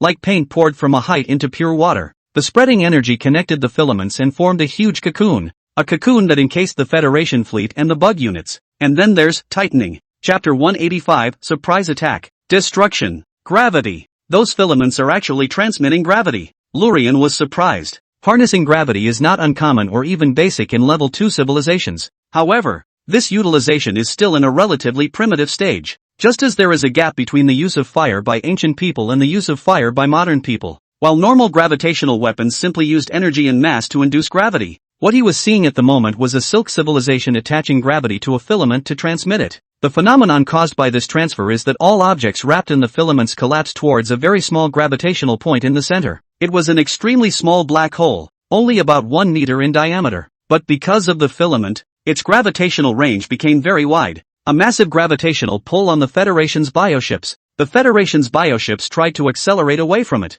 but it was no use at all. Calculate. Do the math. Lurian ordered. He needs to know how much gravity those filaments transmit. The calculations didn't take long to come to the conclusion that the escape velocity needed for those ships to escape the gravitational pull imparted by the filament was 232,400 kilometers per second, which meant that it would take more than 77.5% of the speed of light to break away from the gravitational pull of the filament pulling out of the black hole. It's something the civilized Federation can't do right now. Those battleships are bound to crash into the core of that black hole, and in that cocoon, the Silk Civilization's own warships did not transmit gravity, and the gravity of a 1 meter diameter black hole could not affect them at all. No wonder they want to fight in close quarters. It's only a 1 meter diameter black hole, but if it exists long enough, it can devour everything. They were facing the black hole at the moment, just as humans on Earth faced nuclear weapons, only intercepting and destroying it before it broke out, not suppressing it after it had already been triggered. There is no way. Lulian could only watch as the ships were ripped toward the black hole.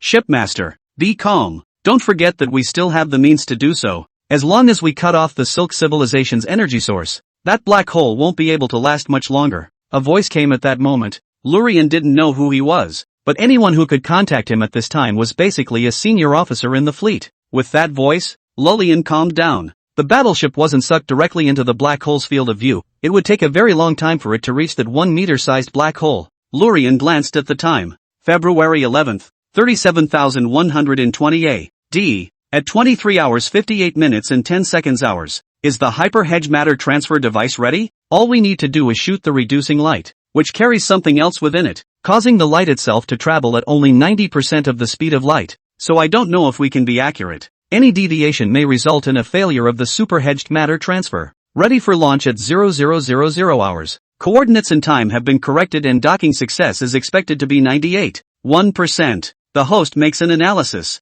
And there's no way for Lullian to feel at ease because it's not 100%. And while he knows that nothing can be 100%, as long as it's not 100%, he feels bound to fail. He was worried. One of the purposes of the all-out attack itself is to create the opportunity for a hyper-hedge matter transfer. That is, to put the enemy in the path of a hyper-hedge matter transfer, so that the transferring warships happen to be in the center of the Silk Civilization's fleet. Soon countless photons carrying special reduction information were shot out. It didn't take long for the two beams to meet, because the Silk Civilization's warships were close enough to them, only a few hundred astronomical units away. It would only take 2 days to transmit over. 2 days went by in a flash. There was no way that the highly concentrated light was going to be the first to be detected, and Silk Civilization was completely unresponsive. By the time they observed it, a 100,000 meter class Federation battleship had already appeared. This battleship wasn't really the same as a normal battleship. In order to ensure that the mainframe at the core wasn't damaged, this battleship used a modular mainframe.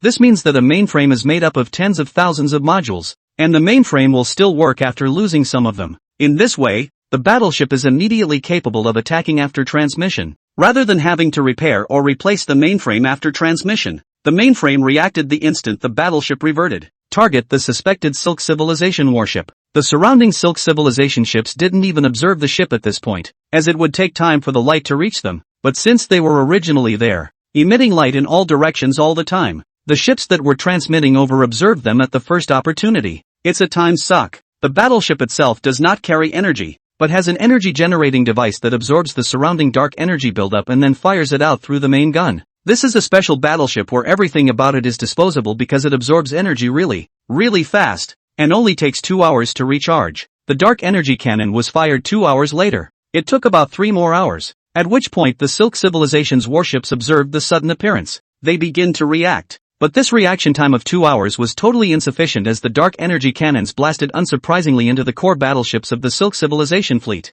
That battleship was instantly destroyed. It was 2 days before Lullian received the message of success, and he nervously had all the probes probing the state of the Silk. Time passed, and Lurie was more nervous than he had ever been. If he made a mistake in judgment, not only would all the battleships be lost, but even the battle could be lost. After 328, he finally saw the Silk disappear. It worked! I was right. At that moment, Lullian also received a mission completion reminder for being a reincarnator. Congratulations on completing the series of side quests Total War 3, Super Hedge Matter Transfer. You receive a reward, 100,000 ability coins. You have unlocked the next stage of the side quest Total War 4, Defeat the Silk Civilization fleet. Not the slightest hint of joy appeared on Lullian's face as he spoke. Continue to complete the offensive commands. Even if the Silk Civilization is without Silk, their warships are still powerful. We can't take it lightly. Indeed, the Silk Civilization battleships themselves were far superior to the Federation. It was too early to be happy at this point,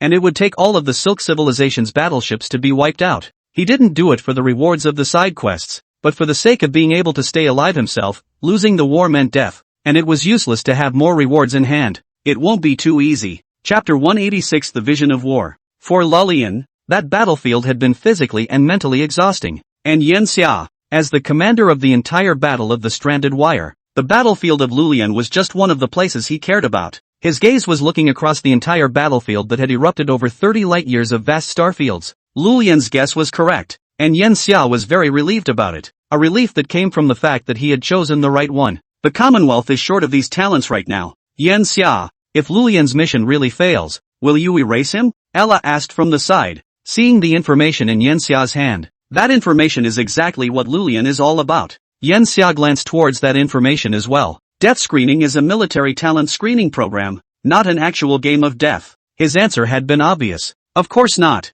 while it's true that very many lives have died in them, the top group is the one with the privileges. And those privileges are well deserved. As a reincarnator, they are not some pig standing on the wind, nor are they rich second generation who were born without any contribution. They have paid more than the average reincarnator to come to this point, and they are not to gain enjoyment after surviving, but to shoulder more responsibility. Lulian was the strongest reincarnator in these 10,000 years, and Yenxia had given some reincarnators privileges before, but some of them couldn't accept the truth and directly collapsed, and the other part gradually swung for the fences after returning to normal life. What Yenxia hopes is that Lulian doesn't report on the situation on the other battlefields. Ella spoke up. There are 14 battlefields in total. In 11 of them we gained the advantage. The remaining 3 are not promising. The reason for this is that the ship divisions of the 3 battlefields made mistakes in their decision-making and didn't see the situation clearly. The Silk Civilization did not launch a frontal attack, but waited on the periphery. They were anxious and took the initiative to leave the star system to reach the periphery to fight the fleet of the Silk Civilization.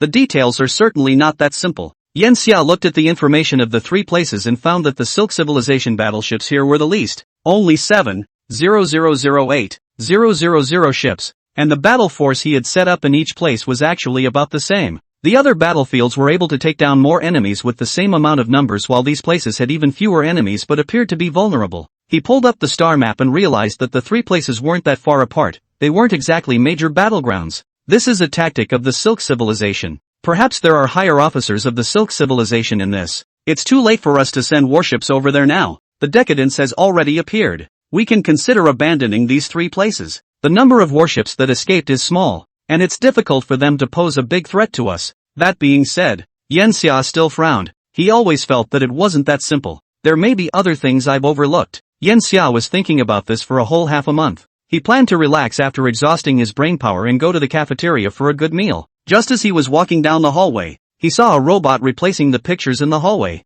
And the new picture that had been put up was a picture of a starry sky. Yenxia asked, "What kind of star map is this?" Usually if there are no markings on a star map, then it's hard to tell because there are more than just the original stars. There is starlight from further away and it looks like the whole map is full of stellar light. The Federation. The robot pointed out to Yenxia. "This place is the star system we are in now." Yenxia looked away, then suddenly settled. He carefully plopped down on the star map for a while, and then directly used his subbrain to pull out the holographic star map and view it in multiple directions. So it is. He finally knew what Silk Civilization was up to, but if that's the purpose, then another condition must be met. The information they have may be wrong from the start. "Ella!" he shouted, and Ella took over the robot directly in front of him. "Anything?" Yenxia hummed and pointed to the star chart. "Look at this line, and this line, and this one. The direction of the 3 lines should be clear." Ella analyzed the situation for about 10 seconds and said, "So you think the Silk Civilization isn't opening the way out, but completing the attack? But we have complete information on all of their ships. There's no way we could have missed it. 110,000 battleships, all under their control today." That was precisely why Yenxia wondered if the information they controlled was wrong. What if the Silk Civilization had more than 110,000 warships to begin with?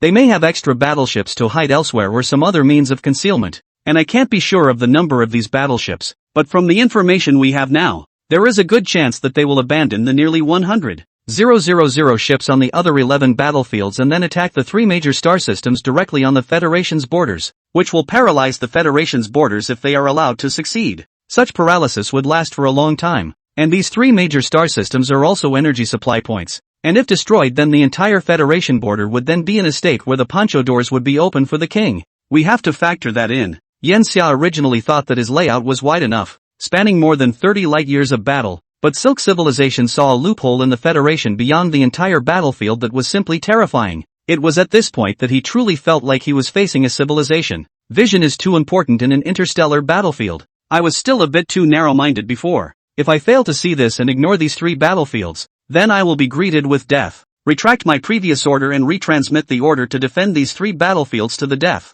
while supporting a portion of the warships over via laser transmission. Ella asked, "So do we need to send warships to these 3 star systems for defense?" Yenxia considered it for a moment, but still shook his head. "No, at least not at this stage. The entire border must be held. Let's see." Yenxia tried to stretch his vision a little wider, and he made an instantaneous decision. "Since the other side wants to come, then we'll invite the king to come. The other side's idea is to take the 3 major star systems. and at this time we still have 11 fleets on the periphery, and these 11 fleets have been worn out. So after taking the 3 major star systems, what they have to do is not to defend these 3 major star systems, but to destroy them, and then go back the same way to complete the pincer attack on the 11 fleets with another fleet. He saw the back of the Silk civilization and possibly a fleet. Yen Xia couldn't think of any other possibilities. If there were no other warships from the Silk civilization to follow, then the Silk civilization would go and destroy the 3 major star systems at this time while also burying this part of the warships. The cost was too great, and while the benefits still outweighed the drawbacks for the Silk civilization,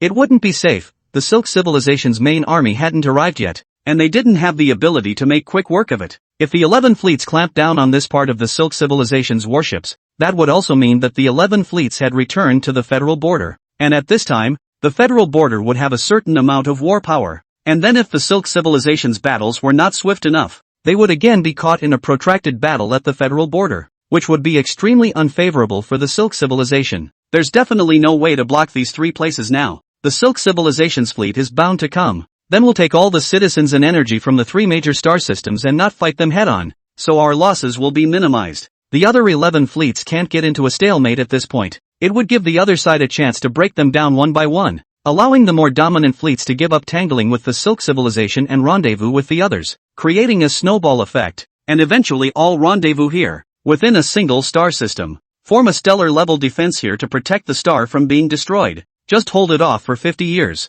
Remember to leave the laser transmission equipment in the original star system. A flurry of plans were laid out. This was the optimal solution that Yen Xia could think of at the present time. The Silk civilization was able to avoid their observation, so the number of warships that were hidden would definitely not be too outrageous. Gathering was also luring. When the battlefield moved within a star system, then Yen Xia could transmit the battleships through these laser transmission devices and surround the Silk civilization battleships that were besieging the 11 fleets from several directions at once. Laser transmission affects the time judgment of Silk civilizations, and the real battle will happen sooner than they expect. And this time lag is exactly the advantage the Federation has with laser transmission. Chapter 187, Strange Firepower. 6 months after Yen Xia made his decision, the 3 places were indeed captured, and Yen Xia continued to study the information of their battles, eventually coming to the conclusion that while the ship division was certainly to blame, the real reason was the Silk civilization. Every time the 2 sides fought, it looked like overwhelming troop superiority, and ship's division felt victorious, but every time,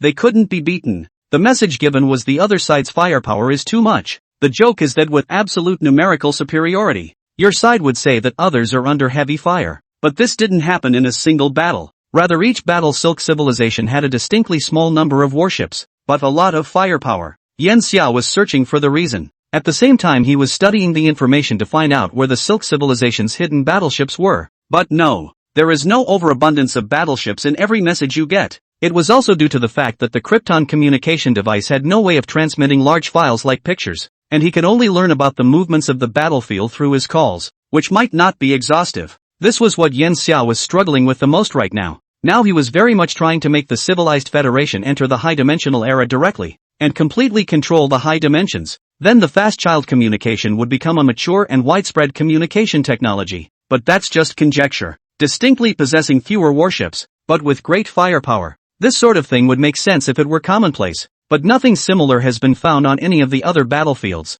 Just these 3 places. Yen Xia was so burned out on this that she lost a handful of hair. It's a good thing quarkbots have direct control over hair growth, or his head would have gone bald long ago. Yen Xia, now that the 3 places have been breached, the enemy is heading towards the 3 major star systems. The estimated time to reach is 60-70 years. If other factors are taken into consideration, and these Silk civilization warships will attack the 3 major stars outside the 3 major star systems, this time will have to be shortened to 50 years. Ella's debriefing illustrates how time is now running out. It may seem like 50 years is a very long time, but it also depends on what it's for. If you are told to take a delivery upstairs in 50 years, this is certainly easy. If you are told to write 5,000 essays in 50 years, it is going to be harder. And if you are told to build a city in 50 years, it is going to be even harder. There are different things to do and different levels of urgency for 50 years. 50 years is not really a very long time for the current battlefield. Well, what would be the approximate number of citizens within 3 star systems?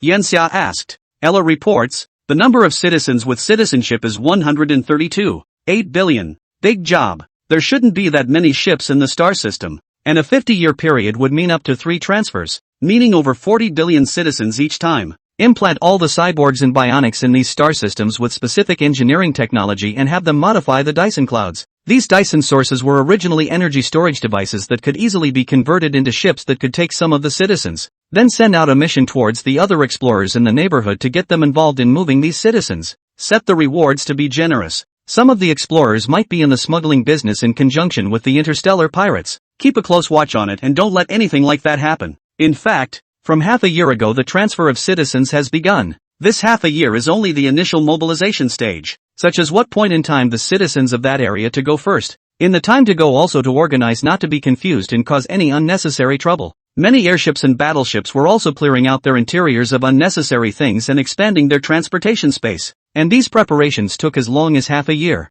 The next best thing is to send a battleship to block it. Also probe the bottom of these silk civilizations. We have to understand their exact size. How are those ships hidden? What is the unknown firepower coming from? These were Yangtze's biggest concerns. If they didn't understand it now, they would suffer the same loss later when facing the main force of the Silk civilization. And then it wouldn't be as simple as a few star systems. Battleship Skylink. The battle between Lulian and Silk civilization is nearing its end. Ships division. The orders from above are that there is no need to tangle with these remnants of the Silk civilization. We should prepare to go. The people below delivered such a message of course because they had missed their scheduled time. It was logical that they would have been ready to leave half a month ago. Yet because of Lulian, the battleships were still not moving at all until now. I admire the commander's ability to think of the purpose of the Silk civilization. The breadth of his vision is large beyond imagination. The rendezvous was the right decision, but I don't think it was quite right. Lulian made this decision not because he wanted to wipe out all of these Silk civilization ships, but he noticed something.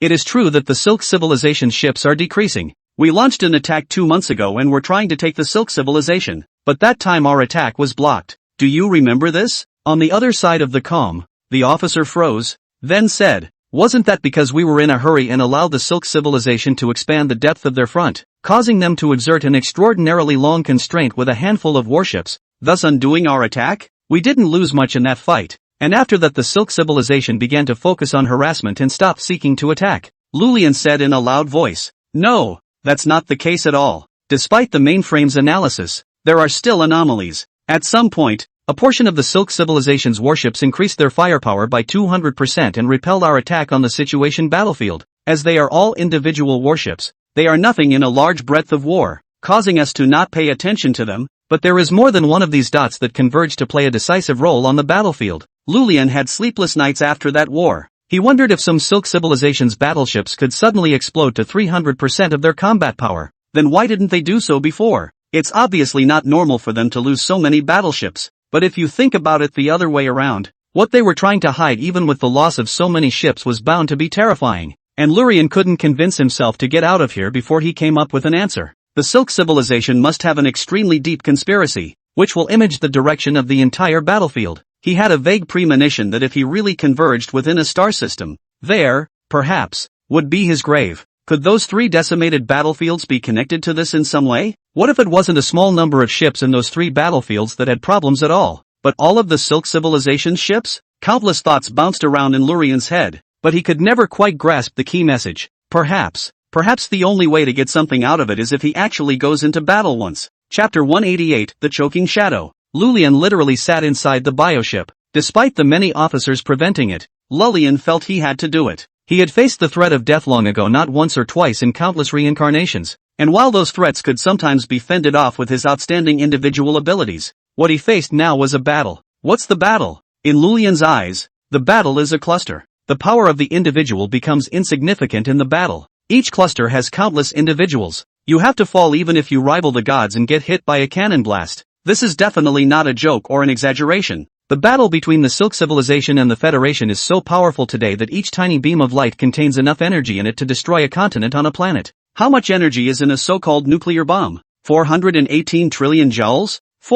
184 trillion joules? It's almost too small. The energy contained in every single energy beam on this battlefield was equivalent to 10 billion Davans exploding at the same time. And although it hadn't reached the point of annihilating planets in a single shot, dwarf planets had no ability to resist under such a shot of energy beams. Which individual body can block such a horrible energy? But Lulian remained on, because he understood the truth that he might die if he went at this time. But if he didn't go at this time, he would surely die. Many beings in the world, when faced with an uncertainty, often choose to ignore it and wait for the future to deal with it. And what is the result of this? These things get messy at the end of the day. Just like when you do summer homework, most students will pile it up until the last few days to complete it, and the result may be that they can't finish it and then just swing by and turn in a blank paper. Similar things abound in life, and also after reaching higher positions. Lulian has seen too many reincarnated people die because of this, and he has survived more than 20,000 reincarnated worlds because of his principle that things must be done as soon as possible. Moreover, this time, the matter concerned not only himself, but also the entire civilized federation. Perhaps not that bad, but definitely affecting the entire battlefield. He's certainly not some Madonna trying to save everything. It was just that he understood, that the reincarnation space would not appear out of nowhere. It was either a product of other higher civilizations or it must be a product of the Federation. No matter whether it was the former or the latter. If the Federation was destroyed, the reincarnation space would also lose its meaning of existence. He's gonna die. Even if he escaped from this war, he would still only live longer. As a life of the civilized Federation, he was bound to it from birth, and no matter what he did, no matter what form he became, anyone would point at him and say, "Hey, that Federation life, it's an identity that will never rub off on him." Even if he transformed himself into an extra civilized being, then his own every move carried a strong Federation aura. He's not going to deny it, because it all makes up him, from any dimension, even across time and space. He stood in the battleship without wavering and spoke, "Activate the battleship." All of the last bioships of the Skylink fleet were thrown into this war as they chased after the Silk Civilization. Going by the idea, the Silk Civilization will probably avoid battle this time around when they face us. Their battleships are faster than ours, but we can also harass them consistently with our AAA guns. This time out we just have to fight. There's no reason for it. I realize that some of the soldiers may be a little upset with my previous decisions and feel that I am taking your lives to death. But today I will tell you that anyone can die for the Federation, including myself. All the soldiers who heard this understood. Lulian is for real. It took 18 days for the warships to reach the position of the Silk Civilization fleet, which was operating on the outer reaches of the stellar wind layer. And recent attacks had been dominated by prodding asteroids towards the interior of the star to impact and drain Federation energy. Almost instantly after arriving here they were attacked by the Silk Civilization fleet. But these attacks were not intense. "Come closer." Lulian gives the order to get close enough to the fleet of the Silk Civilization.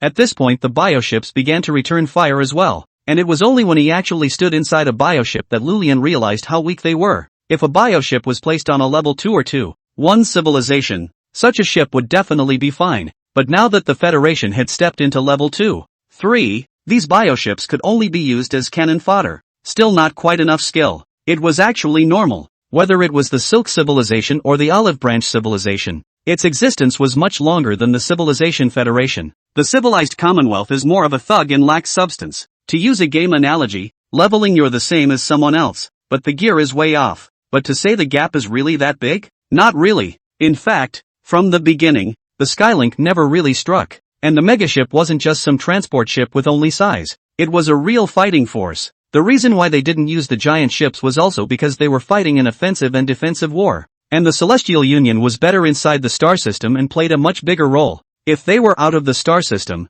they would in turn be an easy target for set fire. As Lulian had predicted, the Silk Civilization ships were retreating. They were wearing down the Federation's patience, and if Lulian himself hadn't been aware of anything, he would have been afraid to simply retreat and leave at this point. But now that he has, then seeing it like this is another guess. Silk Civilization might be waiting for them to leave. Since they're retreating, we'll give chase, and instead of following their rhythm, we can force them here. Lulian pointed to a location on the star map. This location is close to the Union, where there is an invisible line. This line can be seen as a place of absolute inaccessibility, and crossing it means that the Silk Civilization's fleet could come under attack from the other side. It was certainly clear to Lulian that there would be no attack, but if you substitute the enemy's perspective, they can only think that an attack exists there, not guess that one doesn't. The line that Lulian pointed out wasn't close, and that in and out was a full 4 years. It's coming, Lulian thought in his mind. He could clearly see from the data that the Silk Civilization's warships were changing direction, slowing down, and the distance between them was closing. But Lulian had spread the battle lines out to form a huge fan against them. Just 7 days later, between touch and go and inevitability, the Silk Civilization suddenly turned from retreat to attack, erupting into an unimaginable firepower assault on the Federation. This offense is too violent. Soon their losses exceeded 100 ships, and the Silk Civilization ships began to spread out and pull back. gradually turning into a counter-envelope to encircle the Federation's ships. But what's the point? The Federation's battleships far outnumbered those of the Silk civilization, and such a counter-envelopment was laughable in the extreme. This, however, gave Lurian an uneasy feeling. Each Silk civilization warship flew towards the Federation warships that were several times their size, and when the distance approached 20 astronomical units, the firepower of those Silk civilization warships instantly became several times stronger. Here we go. Lurian had a portion of the battleship switch sequences and become eyes, observing those same Silk civilization battleships. Soon, he discovered something amazing.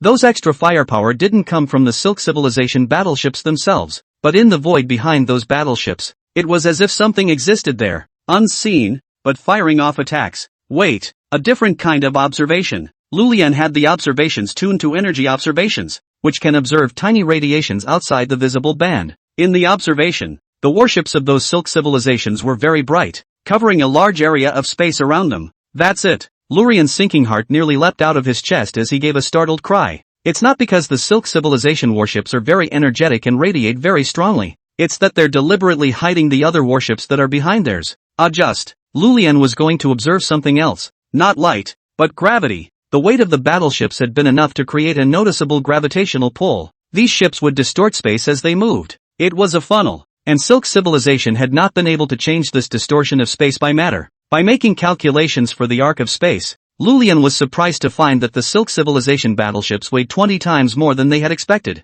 In other words, the 400 Silk civilization warships they were facing at this point were actually 28,000. Lurian felt suffocated. He found, that's the conspiracy of the Silk civilization. For each battlefield, the Silk civilization had about 3 times the expected number of warships, and for all the battlefields combined, the Silk civilization should have more than 350,000 warships. They use one battleship to hide the presence of the others. Those battleships are like shadows. Chapter 189, Laughing in Despair. A big certified bonus for have you eaten your walnuts? It's not really hard to create an enclosed space where light can't travel out or in. Just make a machine that captures photons. It doesn't need to be anything as difficult as creating a black hole and then making it so photons can't escape. It was for this reason that Lurian never envisioned the Silk civilization using such means to hide warships. In a battle, gravitational detection was mainly about detecting enemy gravitational attacks, so they didn't notice the anomalies of these warships at first glance either. After all, the wars are actually relatively far apart,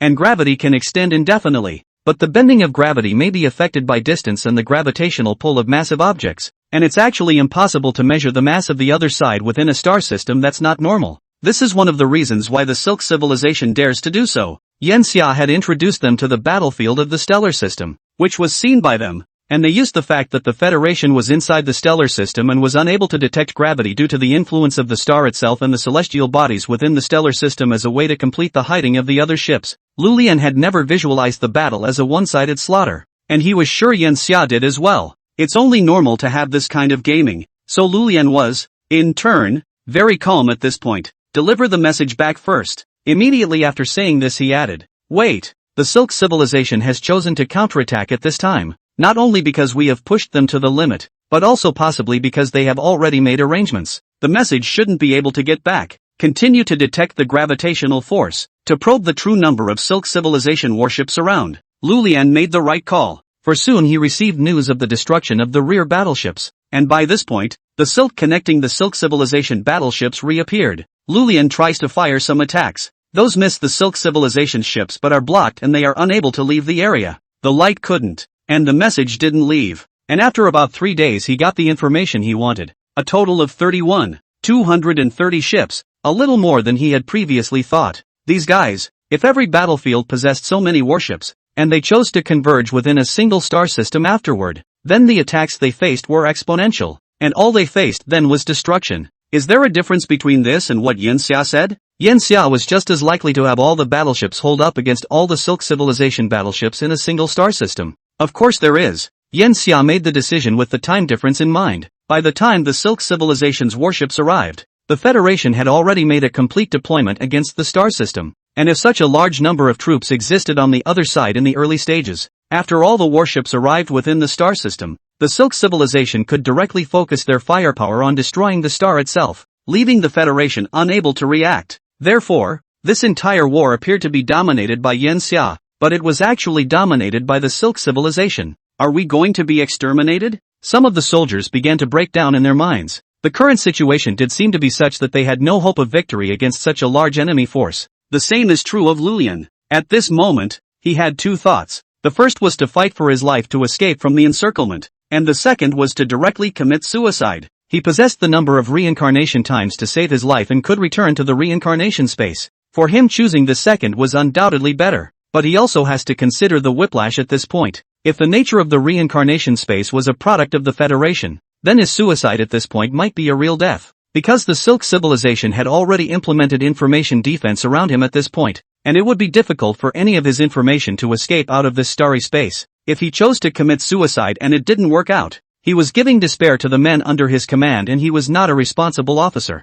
The first one is also extremely difficult. How can we get out of here now that the situation has been reversed and the enemy has far more warships and is stronger than our own? Up and down, left and right, front and back. These 6 directions are full of enemy troops. Even if we let all the biological warships attack one place, can we escape? It's not possible. That's his judgment. Because this is not an ancient battlefield. The Silk civilization's warships seem to be scattered, but in fact have been connected into a whole. They through the Silk will be their own energy densely spread to the surrounding. Not to mention the warships. At this time even a mosquito cannot escape this blockade across hundreds of astronomical units. How? How do I do it? Lullian is looking for life, but he finds none. And this is no longer a situation where he can escape with any kind of ingenuity. He thought about it for 2 days. Suddenly he asked himself, do I need to be alive? That's right. Does he need to be alive? What was his purpose in forcing Silk civilization here? His purpose seemed to have been accomplished. And why should he despair when by this time he himself and all the soldiers in these battleships had themselves accomplished the point of the operation?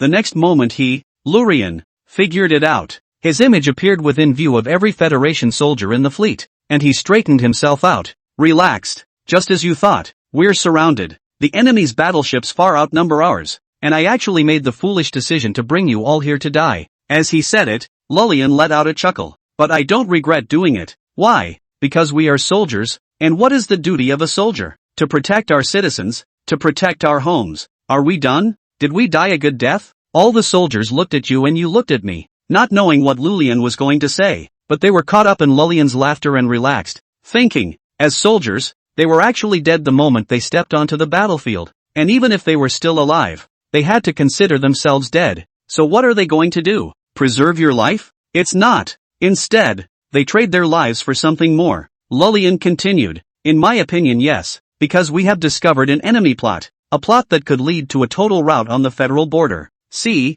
now our enemies are in a hurry. They're angry. They're in a hurry to destroy us. Isn't that something to be happy about? And what are we going to do now to make these ING assholes angrier and more anxious? Sequence. The development of the bioship is the development of the sequence. And today's bioships have long since been stripped down, and the Federation has entered the era of the megaship. So what is the purpose of the bioships themselves other than to be cannon fodder? Just like the bugs? Whoever thought of this must be a genius. Why can't a biowarship be a giant ship? So, the biowarships became megaships. Flesh and blood can be fused together, and dwarf planetary class megaships are far from using exotic substances, so bio-battleships can become bio-megaships. But such a huge ship is incapable of any combat because it is too bloated, and that bloat causes it to be fragile. The Federation can't get the bio-giant ships to be overpowered right now. At this point the soldiers who heard Lurian's words were wondering if the ship's division was crazy. Wouldn't it be easier for the enemy to destroy them by having the bioships fuse into giant ships? Think about it, detach yourself. The bio-giant ship, while not having much combat power, is actually essentially acting as a secondary observation ship for a giant ship like the Skylink. But use your brain. The energy of the bio-giant ship still exists, and when these energies are aggregated together, it's a super bomb. And the energy generated by the explosion of this bomb is something that those Silk civilization battleships have no way of resisting. Quiet. All the soldiers and officers in the bioship fell into silence. They understood at the moment what Lullian meant, whereas here it was only a portion of the Union soldier officers who were alive. The intelligence was the entire Union, and what Lullian wanted them to do was to give up on themselves. How sad it is for them. In the previous moment they were desperate, but in fact they still had luck in their hearts, and the moment afterward, Lullian laid it all bare before them, the despair of absolute hopelessness. However, oh, ha ha, ha ha ha, ha ha ha ha ha ha, the soldiers in the bioship erupted into laughter. Yes, they could make their enemies angrier. Wasn't that something to be happy about? Chapter 190, Their Stars. thousands of Federation bioships began to come together. Most of them were in the shape of fish and looked like thousands of fish swimming towards one place. Quite a sight. As they come together, they gradually dissolve into eye fusion. What kind of a creature is that? A huge bright red sarcoma, hundreds of thousands of meters in diameter, was densely covered with eyeballs, which turned to look around. Surrounded by the Silk Civilization's battleships, they didn't slow down in the slightest because of the change in the Federation's battleships, and when they got close enough, they began to attack. Nothing else fancy, all pure energy bombardment, and that alone is enough. In the next instant, the giant sarcoma began to explode, and in a flash, it seemed to form a small star. But that wasn't the Silk Civilization's attack hitting it, such a change came from within. The terrifying light was focused on a single point. That point is only 10 meters in diameter, but concentrates the energy that would take a star decades to consume. Highly condensed, highly concentrated. All of this is not to bring down anything, but to get a message out. The sarcoma exploded in the next moment, and something other than a highly concentrated beam of light was thrown out into the surrounding stars, and that was laughter. This laugh is not a happy laugh, but a mocking laugh. It comes from the millions of Union soldiers who died with the sarcoma. The Silk Civilization's warships used the silk to transfer energy to reinforce their defenses in the direction of the beam shots, but it was too late. The attacks were all light, and by the time they saw the light, the beam was already close at hand. The light penetrated the Silk Civilization's defenses without incident. That starry sky looked distorted for a moment, not because of being splashed with spacetime ripples, but simply that is the Silk Civilization's defense, which is like a transparent film enveloping the entire starry sky. The beam reached the outside and flew for another 6 months before exploding. The exploding light scattered in all directions, taking the message to the surrounding stars. It was 9 years before Yen Xia received the message. Change of tactics immediately. Direct destruction of stars. Over the past 10,000 years, we become accustomed to destroying stars for energy. And the AAA cannon is a product of that process. And while our ships are similarly equipped with a large number of devices that absorb the energy from the star's destructive outbursts, which can be fully recharged to complete the rendezvous,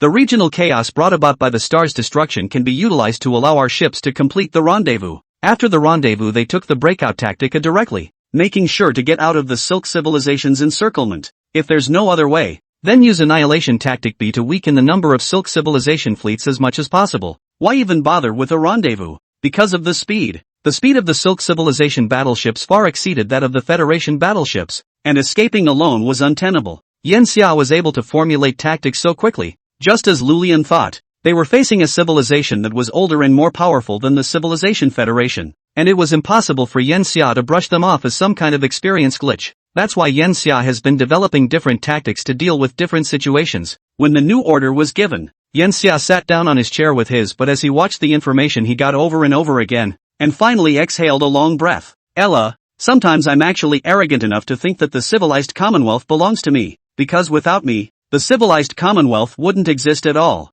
and without me, the civilized Commonwealth would have been enslaved and destroyed by the Olive Branch Civilization 10,000 years earlier, 20,000 years earlier. But today I realize how childish, how ridiculous, how arrogant, how pathetic this idea is. On the profile, he saw a quote from Lulian. I am heartily happy to have been able to revive the machinations of the Silk Civilization. I am happy to have fulfilled my destiny as a soldier. And I am heartily happy to have been able to save the trillions of citizens of the Federation. I do, and so do the soldiers. At the last minute, we laughed, we sang and danced, we enjoyed snacks, we watched a movie, we told each other stories, we played games, and we couldn't have been more pleased. We're not in some brutal battlefield. We're so relaxed it's like we're back home. Ah, this feeling, so good. Please don't feel sad for us. It's the ultimate in being a soldier. They turned the tide of battle with their lives. Without them, the battle for the Federation would have been a rout. The borders would have been completely out of control. And,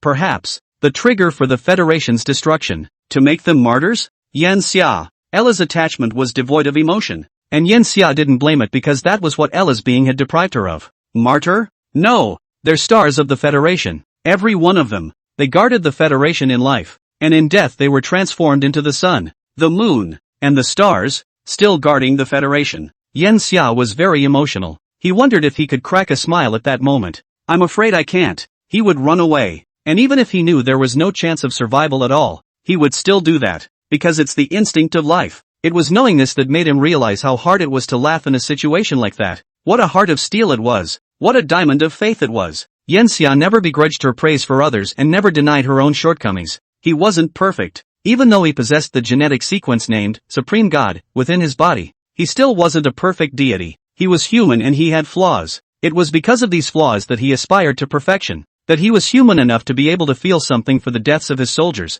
and he was glad that he wasn't a god, but a human being, and that only a human being could experience these wonders. After this time, Yen Xia would no longer say that even if the Federation was destroyed, it was nothing. At that moment it was as if he had empathized with Lurian, with those millions of soldiers, through a single message, and he couldn't bring himself to stand up for a long time, but he stood up anyway. What held him up was the overwhelming responsibility, the desire of those millions of soldiers. Only by destroying them will this be truly complete and perfect. Since the enemy's number exceeds 350,000, this can no longer be considered a test run by the enemy. Their purpose is to come and destroy our defenses, so we can make changes as well. Full mobilization. They need to bear our wrath. Tune that thing up too. It's time for it to come out. The Federation has changed so much in these 10,000 years, especially after having enough energy to make many things possible. Something that even Yen Xia couldn't even imagine, that Ella couldn't even calculate. How many citizens are there in the civilized Commonwealth today? 148 trillion. Such horrific numbers have created a new round of dividends. What is cliched on Earth as the demographic dividend is equally present in the stars, though more closely aligned with Yen Xia's imaginative resource theory. These citizens are a treasure like no other. Soldiers are part of it, and they play a key role when it counts. Chapter 191, Convergence at the Cost of the Stars. Yen Xia was reluctant to use the Federation's new weapons at this time. These are the undercurrents of the Federation. If the cards are played out this early, then the Silk civilization on the other side of the table will be alerted. It's like when you are fighting the landlord. You play pairs every time. At this time others can see through. You have more pairs and fewer singles. He can use the singles to demolish your pairs, make it difficult for you, and push you into a corner. So is the game between civilizations. But now Yen Xia had to take it out. The Silk civilization was far more tactically proficient than he thought. This was not a civilization lying in the Garden of Eden for tens of thousands of years like the Olive Branch civilization. I cannot know the past of the Silk civilization, but today, it must submit. At this time, through the Krypton communication device carried in the giant ship, the remaining 10 fleets learned about the information of the Tianlian, and they were beyond shocked. The shock even made them leave behind the more important information about their enemies. Too many soldiers can't sleep because of it. A message spread through the fleet. It's amazing how my first reaction when I heard the news wasn't sadness, but envy. My body was shaking. It wasn't fear. It was excitement. I must have been crazy. The crazy comment was silently liked 22 million times. Speechless. All the soldiers formed a tacit understanding. They worked frantically inside the battleship, and when they didn't have anything to do they went to work out. They didn't let a moment of idleness pass them by. It's hard to imagine arriving inside a battleship cabin and you can see hundreds and thousands of soldiers doing hygiene. Funny. These guys are thankful that they don't leave their trash lying around, but it does. They had prepared themselves for death. The will was too strong. So strong that it could even be compared to a true deity.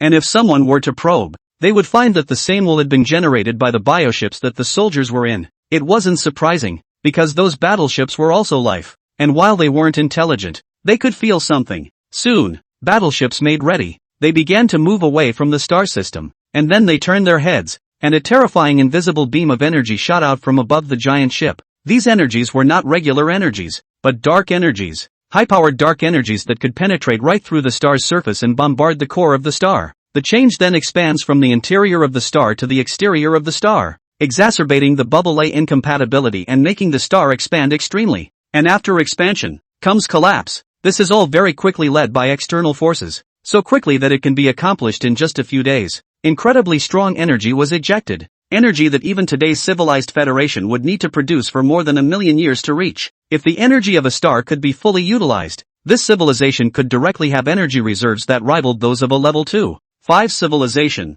So one could imagine the power of the star. And at that moment, the star exploded. Most of the material was ejected, with only a small portion remaining inside to form a newborn white dwarf star. The substances were not impacting at a fast rate, so the Federation ships were not flying fast enough, and were almost just flying close to the substances. As he flew, he collected those substances to complete the energy replenishment on himself. Borrowing this terrifying energy, the battleship converged all the way towards the projected starfield. The Silk civilization's warships wanted to intercept, but they found that they couldn't do so at all. The Federation's giant ships riding on the energy winds possessed inexhaustible energy. No matter how many attacks hit them, the giant ship's energy shields would quickly recharge to full capacity again. A device that absorbs energy quickly. This is a kind of auxiliary technology developed by the Civilization Federation. It was not initially conceived to be used on battleships, and was later used on battleships or to recharge faster when the battleships departed. But as it evolved, some scholars suggested that why couldn't warships be made to recharge quickly even during combat?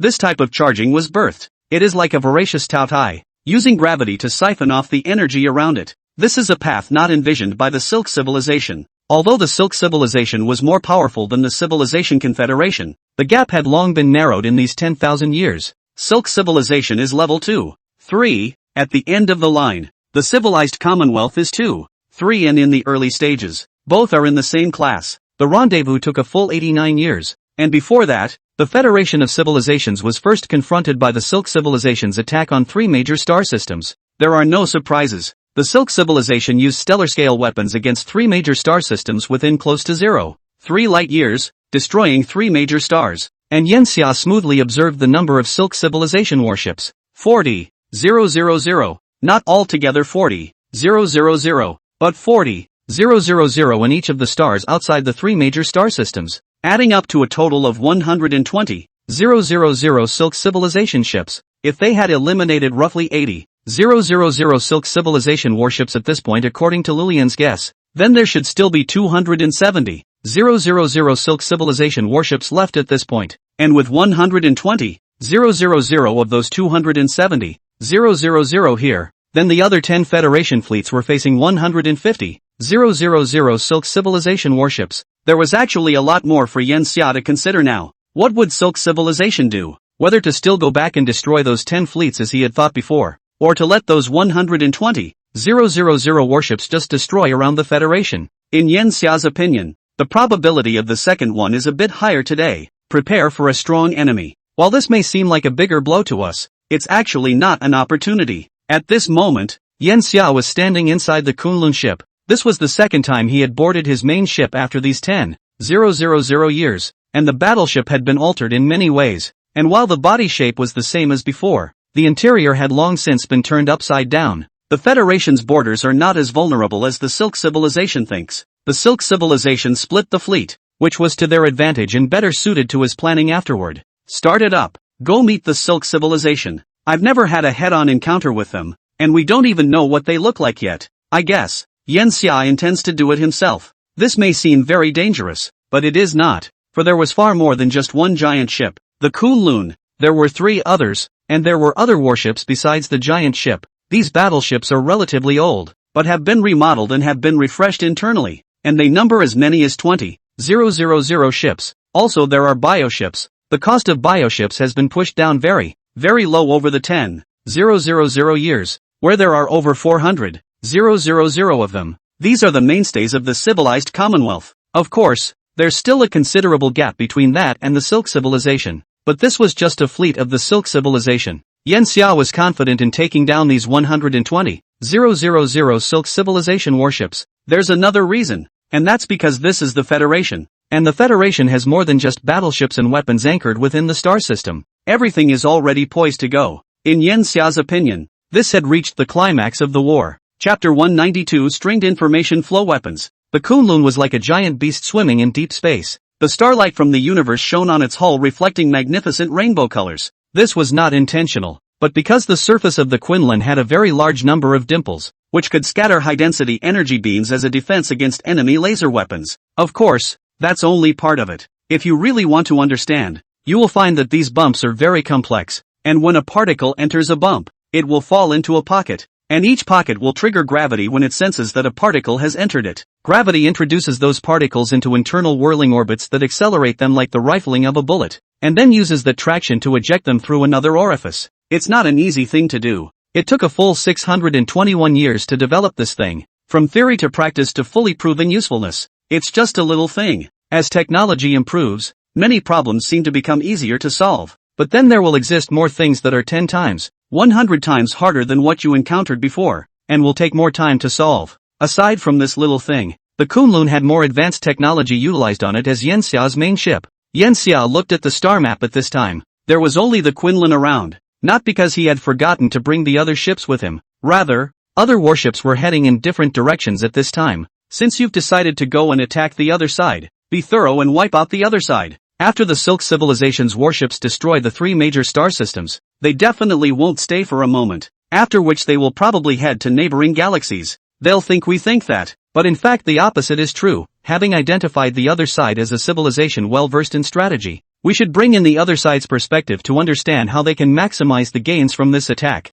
Yen Xia had now learned to expand his horizons, so he was looking very broadly, not just at the federal border. He stood alone in the conference room at that moment, his eyes watching over and over again. Why are the 3 major stellar systems themselves called 3 major stellar systems? That's because these are 3 huge stars and the center of this star field. The political center, the economic center, the technological center, and the cultural center. So many centers come together into 1,000 words, transportation hubs. So it's not only accessible to star systems on the Federation's borders, but also to some star systems within the Federation. So, if it was Yen Xia himself, then what would he choose to do? Whether or not this 120,000 battleships the Silk Civilization shed. If originally these 120,000 battleships were used for shedding, then Yen Xia was more inclined to think that the Silk Civilization's battleships would head to the interior of the Federation, and that they would give priority to attacking those massive stars. So Yen Xia's current setup was all according to that. All warships spread out from the periphery to isolate the Silk Civilization's rear path.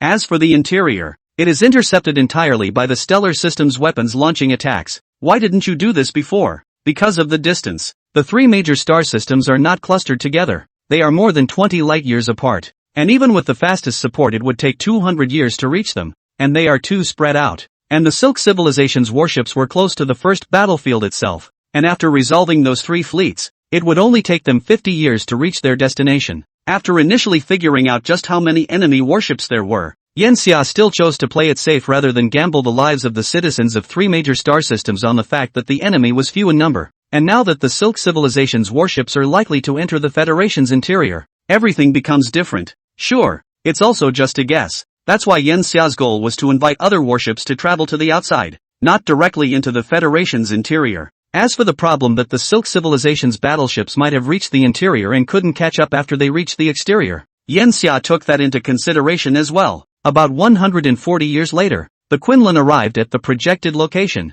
It was empty, and there was no sign of any battleships. It seems my suspicions were correct. The Silk Civilization warships have reached the interior. Then informed the other ships to begin the program. From around the Kunlun, 4 chopstick-like objects flew out, each of them 100 kilometers long. These chopsticks spread out again after 5 million kilometers from the Kunlun's hull, and each chopstick was divided into 10 thinner sticks, the front part of which suddenly disintegrated after they were in place. Then, and no more, because it's over. Not only was this the case with the Kunlun, but an antenna-like object sprang up from the front of the surrounding bioships, which didn't crumble, but pointed remotely into the void. The rest of the fleet in various locations did likewise, almost simultaneously. In the galaxies within the Federation, the same scene occurred, though the launching of these things was replaced with star cities instead of battleships. They're not targeting one specific thing, but a star field. It is not a concentrated weapon, but a diffuse neutrino. It's not really offensive, but it's unrivaled. These neutrinos travel at close to the speed of light,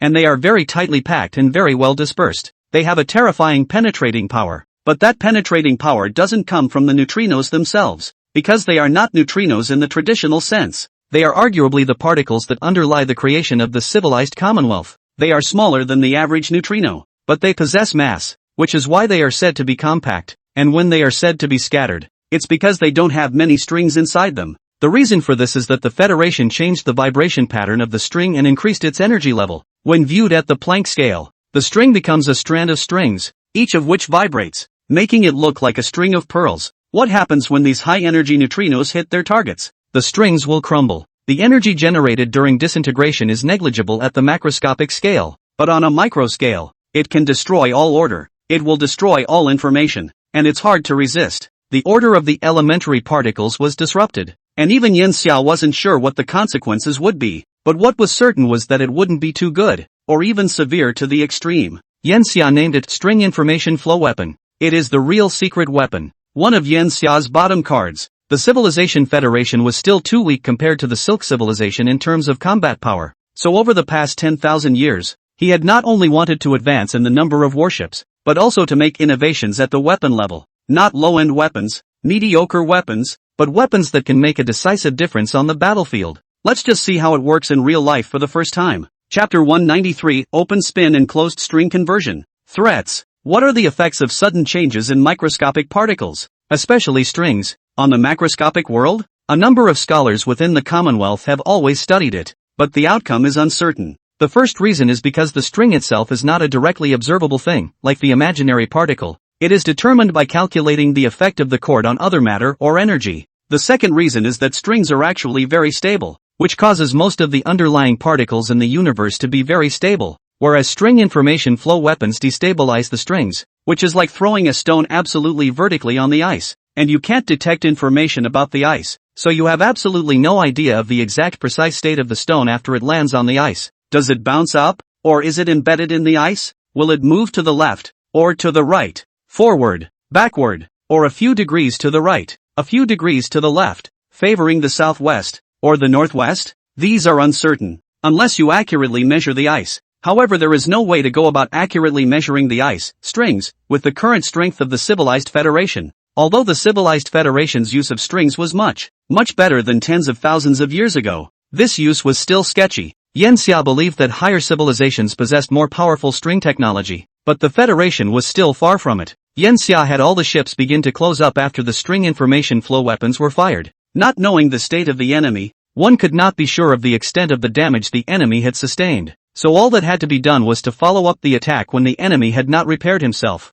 As for why they don't continue to utilize string infomercial weapons, because bullets are not infinite. From here to the interior of the Federation, the time for this trip would be almost another 100 years. But the good thing is that 99% of the resources within the Federation have long since been picked up by the Federation. After all, this is the Federation's backyard, so the Silk civilization would have to enter a star system in order to tinker. And that's a lot harder than just destroying a star system outright. And with the Silk civilization fleet being hit hard, it's even tougher. This is all just speculation at this point. After all, the enemy was too far away. Under the distance in units of light years, there was no way for the so-called 100,000 million meter class battleships to be detected. And besides, the Silk civilization's battleships also possessed the technology of concealment. About 115 years later, the Quinlan had found the Silk civilization's warships roughly 0.7 light years away, and those had become wrecks. They fall apart, leaving scars in some places from being struck by powerful energies. These warships number in the tens of thousands.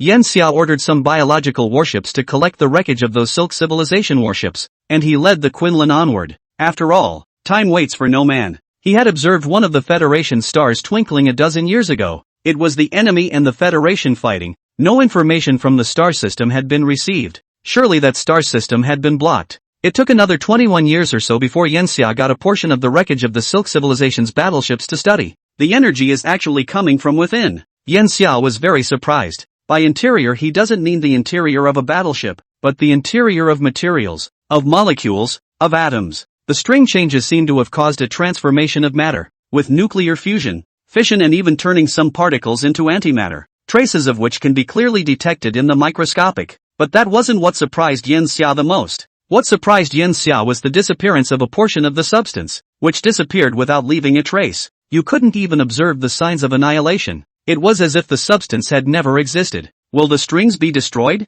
Yanxia raised this query. In the existing understanding, strings don't destroy, because for a string to destroy according to the theorem of conservation of energy, it has to produce something else, a different string? Or maybe something smaller than a string? This is a challenge to existing string theory. Basically, it's impossible, Ella replied. If we go by existing theories, then the strings should have transformed into some other form. Did they become closed strings and then go to other dimensions and so disappear? Yanxia guessed that this statement, though equally absurd, was estimated to be 100 million times more likely than the former. Open strings change to closed strings. Closed strings change to open strings. What happens then? Closed strings are gravitons. Open strings are the rest of the fundamental particles that make up everything in the world. And the conversion of closed strings to open strings would mean that gravity could be converted directly into energy. This is a major discovery. If that's the case, then we've increased the likelihood of an open string becoming a closed string by 0.00000000057%,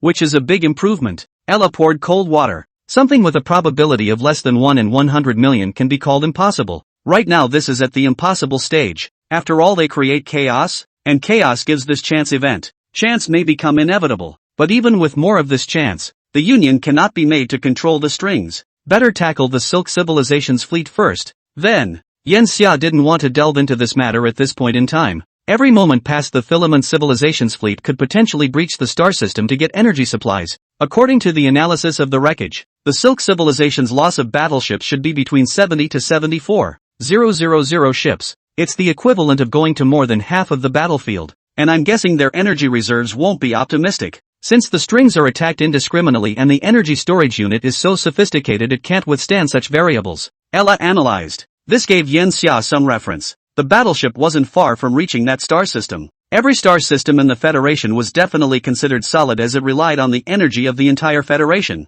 And after knowing that Star City had excess energy, Yen Xia asked Ella to develop a quick device that could transfer that energy during special times. The excess energy would be applied directly to the defense of the star system. This created some problems for the Silk Civilization's fleet. Moreover, in order to deal with a situation where the Federation's borders were breached, Yen Xia had installed AAA cannons in many of the Federation's star systems. It was a wise decision. However, the number of enemy warships was still nearly 50,000, and if these 50,000 warships attacked a place at the same time, how long could a star system withstand it? It was another 32 years before Yen Xia finally reached the outskirts of the attacked star system. Despite being prepared, he sighed, prepared to attack the star system. No blocking. The Federation's megaships were still too few after all. A star system full of bioships and old metal battleships that numbered less than even 1,000, maybe even 500. And at this point, a message came from inside the star system. The content of the message is a video.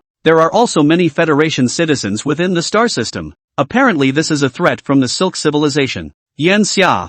No murderer would ever give up a hostage in his hands, and no hostage would ever be rescued under negotiation. Ella spoke at the right time. Now Yen Xia was faced with a difficult decision. In the past he could not hesitate, but was his decision now worthy of the soldiers who had died before him? Chapter 194, Citizens in Prison. A splendid send-off. The hesitation in the mind is as human as it should be, just as it was when it was facing the Olive Branch Civilization. But whereas at that time it was empathy for the Olive Branch Civilization, at this point it's compassion for Federation life. He knew that these citizens were bound to die. Or would those citizens be alive even if they didn't attack? The Silk Civilization is simply using these citizens to coerce him into suspending his attack as a way to recuperate. Just as Yen Xia was hesitating so much, Ella zoomed in on the video that had been sent to her by Silk Civilization, and found a man in front of a building who was kneeling with his hands behind his back expressionless. The same is true of others around this person. They weren't being escorted. The Silk Civilization didn't care about that. They didn't have the need to notify the star system, so they gathered all their citizens and made a scene ready to kill. So why are these federal citizens acting like they're imprisoned? Instead of shouting and thirsting for someone to save them, they fell to their knees in silence. They are in prison, Ella said. When he heard these words, Yen Xia's body jolted. Prison. Looking at the door and thinking of Zhang Jian, enduring death for a moment to wait for Du Jian. I'll laugh at the sky with my own sword, and leave my liver and guts in the two Kunluns. The name of this poem is Inscription on the Wall in Prison, and the original text is that Tan Sidong, who was in prison, hoped that his comrades would accomplish the great cause of reform and restoration of the law. And here, Yen Xia sees the determination of these kneeling citizens. It was as if they were saying it with such simple gestures. Come, cross our lives to settle these enemies. The Federation brought Yen Xia one shock at a time. Yen Xia, it's been too long since you've delved into the Federation to understand it. The Federation has long since ceased to be the same Federation that it was when it was first established. And after 30,000 years of development,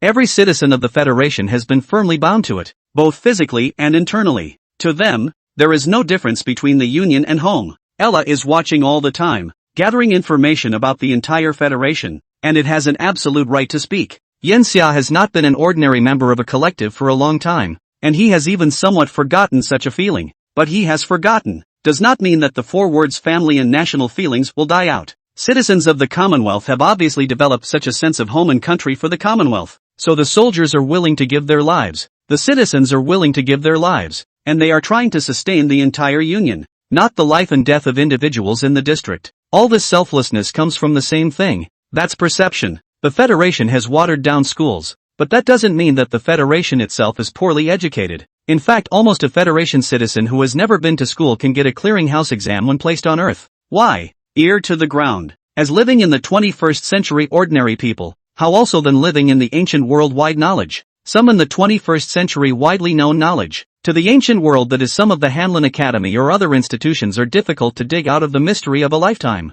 What's more, the life of the Federation itself has a long lifespan, easy access to knowledge, and with the help of the subbrain it's even possible to download some of that knowledge directly into the subbrain. A broad cognitive horizon prevents the citizens of the Federation from ignorantly assuming that the Silk civilization will leave them alone. They may have their hearts in the right place, but reason tells them all the time that it can't be. Out of as many as tens of billions and hundreds of billions of citizens, even with reason telling, some citizens would expect a miracle, but there are also citizens who would not, and they know what the best decision the Federation should make right now is. So, they kneeled. How similar. How about soldiers? Citizens do. The Commonwealth has bred a great spirit and it has become a civilization through and through. The most important thing Yen Xia should do now is actually to be decisive and not allow Silk civilization any time to recover. Citizens are telling him again not to hesitate. And he's even here now sighing over this little thing. That's the biggest disrespect of all. Give the citizens the most splendid send-off, Yen Xia said, and turned his back. Ella understood what Yen Xia meant. The Quinlan didn't use any weapons this time. It only sent out a signal. The Federation's exploitation of stars has long since gone beyond the surfaces of star systems, to the interiors of star systems, with a large number of formations inside each star system absorbing energy from the stars themselves. And the signals sent by the Quinjet were designed to get the machines inside the star to start self-destructing. Do Silk civilizations intercept signals? That's for sure. This interception is ineffective. However, and information from the Federation reaches the interior directly through the kryptons. Unless the Silk civilization has control over interdimensional information interception technology. The star exploded. Yen Xia didn't know how many stars the Federation had destroyed, but it was definitely the one that made him feel the most grief, going forward as well as back, because he had not allowed himself to be in the situation he was in today. The Federation needs to be stronger. Seeing the destroyed star, all the soldiers were frozen, because they could easily find out that the Silk civilization had not made a massive sweep of the star system. And even if they didn't know that the Silk civilization had issued a message to take Federation citizens hostage, they cleared that there were still a large number of Federation citizens in the star system. However, nope, the horrific explosion was enough to destroy those star cities without missing a beat. They felt a strong sense of suffocation. At this point, their moods produced some changes, ranging from sadness over the deaths of those citizens, to hatred of the Silk civilization, and a lack of understanding of Yen Xia's decision. One cannot expect every citizen of the Federation to know Yen Xia's determination at this time. Even if they knew that Yen Xia could only make such decisions at this time, they still wouldn't understand. Nothing is more important than life. At least, Yen Xia couldn't make decisions for the tens of billions and hundreds of billions of citizens in the star system. This is a huge clash between the thinking of the decision makers and the general public. And this clash is inevitable. Yen Xia also knew this to be the case, but he wouldn't try to make any explanations because of these incomprehensions, because what everyone needed wasn't an explanation, and any explanation was just a crowning sophistry. All he has to do is win the war. The Silk civilization's warships shouldn't have the equipment to quickly absorb the material ejected from the star after the explosion based on previous observations. Their energy sources should not have been fully replenished by now, and the battleships themselves have not been repaired. This is the time to ride the wave of victory. Make sure to annihilate all the Silk civilization warships. Yen Xia gave instructions. All the battleships began to move out, with the power of tens of billions and hundreds of billions of lives. Chapter 195, Struggle, Powerful Nuclear Shrinking Weapons. 1 year later, Yen Xia observed the trace of the Silk civilization warship. The tens of thousands of warships on the other side were hugging the inside of the civilized Federation. After all, the Silk civilization's original plan was to lose these ships in exchange for a huge loss of the entire Federation border. But they hadn't expected the Federation to have a weapon like the string information flow weapon that had no way of stopping it, nor had they expected Yen Xia to be so determined to destroy a star and tens of billions of ordinary lives. In civilization, it's almost taboo. An officer doesn't have that much power, or any officer can't afford to do that. But Yen Xia is an exception. He is not an officer, but the actual leader of the entire civilization. These are all unexpected circumstances for the Silk civilization, leading to their current passivity. There's no way the Federation's battleships are going to be able to keep up with the Silk civilization's battleships, but Yen Xia had already set up something. The main reason several fleets had not yet met was to form an encirclement around the Silk civilization's fleet. Several fleets were now like a semicircle wrapping the Silk civilization in it, and the only direction the Silk civilization could escape from was more centrally located in the Federation. But it had reached the core area of the 5-star domain of the Federation's Skybarn, and there they would only die when they got there. 60% of the energy of 60% of the 170 plus stars in Skybarn 5 is gathered within this starfield. And unlike ancient wars, which placed a great deal of their defenses at their borders, civilizations in the stars place most of their defenses at their cores. Why the difference? In ancient times there were no bows or crossbows that could shoot directly from outside the borders to inside the imperial city. And interstellar wars exist to protect the core, so the core is the strongest place for defense and attack. There is a vast array of warships and an incredible density of defenses in this starfield. The Silk civilization spotted the fleet around them and seemed to want to do one thing or another and simply go ahead and destroy another star system or even more as they headed towards the interior of the Federation.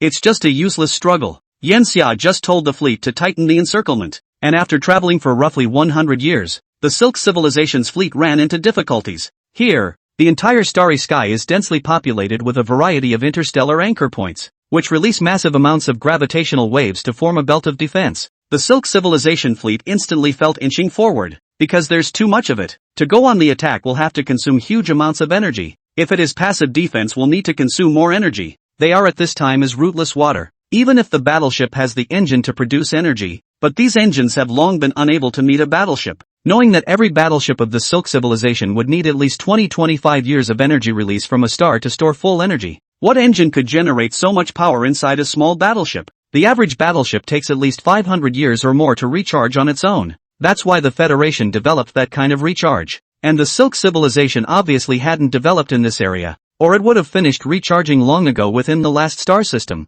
A civilization can be well-rounded, but not every plank is that long, and the more areas of development a civilization involves, the more strengths it has, which means the more weaknesses it has, and this aspect is the shortcoming of the Silk civilization. Of course, the technology researched by the Federation is not a simple technology. It seems that it is only an increase in the speed of charging. In fact, it involves too many things. It takes a very long time to research it. It is not something that can be developed if you want to develop it. There's a cliff in front and a tiger behind. This could be used to describe the state of the Silk civilization fleet at this point. If the cliff in front of them is only 1 meter wide, they jump over it hard. But the cliff in front of us could not see the edge. And these blocking anchor points were used to weaken stellar system ultra-long-range weapons. So the arrangement was 2 light years thick. And the numbers were counted in billions and billions. The reason why there is so much matter to create these anchors is also nearly 10,000 years old. The destruction and collapse of the star creates a large amount of light elements, of which in addition to those that can be used as energy sources, the other heavier elements are utilized in the creation of these defenses or the building of giant ships. Silk civilizations simply cannot destroy such a thick layer of defense. If this is just a wall, in fact, is not terrible, the key is that this wall will release energy, so their attacks will not be able to sweep all the way across. The energy will be gradually weakened in this wall. The horror of stellar weapons are not expected to be able to wall across a distance of 1 light year. The distance of 1 light year. Even after destroying 1 light year, the other anchor points around it will gather again and block the way forward. It's an endless quagmire. Silk civilization could only turn hard to pick a direction to break out. The two sides began their first head-to-head battle. Hundreds of thousands of Federation bioships lunged forward and attacked the Silk civilization ships with fury. Yanxia didn't want to lose too many battleships, and he decided to unleash a weapon that would only work at close range because the things it could affect were too terrifying. Release it. The Federation's biological warships did not rush to the Silk civilization warships, which instead pounced on them like hungry tigers, and when a distance was reached, all of these battleships underwent a terrifying change. They shrink instantly. It was as if it had turned into a compressed towel. The photoelectric effect allows electrons to be taken out of the nucleus of an atom in matter, and lending to this superficial physical effect, one Federalist wondered how to make a destructive change in matter without taking away the electrons as well. This weapon was born. It's called the strong electric nucleating weapon. The strong force generally constrains only the nucleus of an atom, while electrons are constrained within the atom and rotate around the nucleus because of the Coulomb force, or electrostatic force. The weapon mainly uses electrostatic force first to make electrons into the leap state. Usually the leap of the electron is affected by the rules will appear in the orbit of a specific energy level, and this technology allows electrons to leap to the surface of the atomic nucleus. In the experiment, the jump was very unstable, with roughly 0.0004 seconds of electrons escaping or reappearing in specific orbits because they were not in them. At this point that scholar chose to use a strong force to restrain the electrons that reached the surface of the nucleus, so that all the electrons stayed stationary on the surface of the nucleus, which also required a horrible external force to accomplish all this, which required the use of the repulsive force of the dark matter. Shrink an atom so hard that it is very small, and all the atoms so then the arrangement of atoms within a substance will also be disrupted and destroyed, and the intervals between the atoms will become smaller. So what's shown in the macro is the battleship shrinking. It's actually more than just shrinking. Although the impact actually lasts less than a minute due to the extreme energy consumption of the powerful nuclear shrinking weapon, it's nearly impossible for the affected material to return to its original state, which would cause permanent damage to the battleship. Not only the battleship, but the life within. So in this instant, a large number of Silk Civilization warships that rushed into the killing range of the strong electric nuclear shrinkage weapon all instantly lost their combat power. This number is almost 50,000. This is still because the Silk Civilization warships are too fast and the fleet is too compact. If the speed is slower, it is estimated that the loss will be smaller, and the threat of the remaining warships had diminished dramatically. Yanxia finally gave the order to destroy, not allowing a single Silk Civilization warship to survive, and he even gave up the chance to capture them.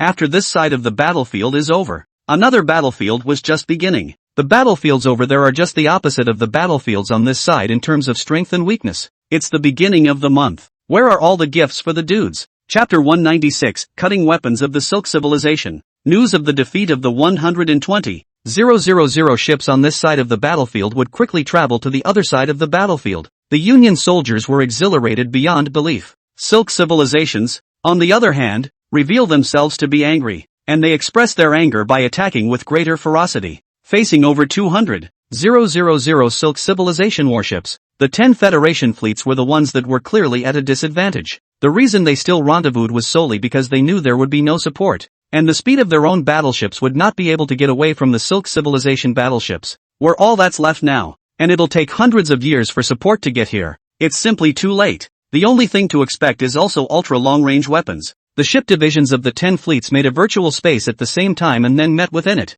It can't be helped. From the beginning we didn't anticipate that the Silk Civilization would even use such a way to hide the battleships, resulting in us being in a passive position now. If there were originally only 110,000 Silk Civilization warships, then now that they had achieved victory, they should be facing the other Silk Civilization warships that had followed them. The shift in the battlefield situation put the Federation at an instant disadvantage. So what do we do now? There's no way to stay in the star system, and without access to energy supplies in deep space, we're like a turtle in a jar here. All the soldiers and officers could think of the sight of them being teased and worn down afterward. There's almost no difference between being here and waiting to die. It's still possible to break out if the Federation can help us with ultra-long-range weapons. I've sent the coordinates back. Hopefully the commander will make the right decision. The other ship divisions noticed that this one was talking about making the right decision, not rescuing them. It is probably true what they say that water from afar does not quench the thirst of the near. They will be at war with the Silk Civilization for at most 10 years.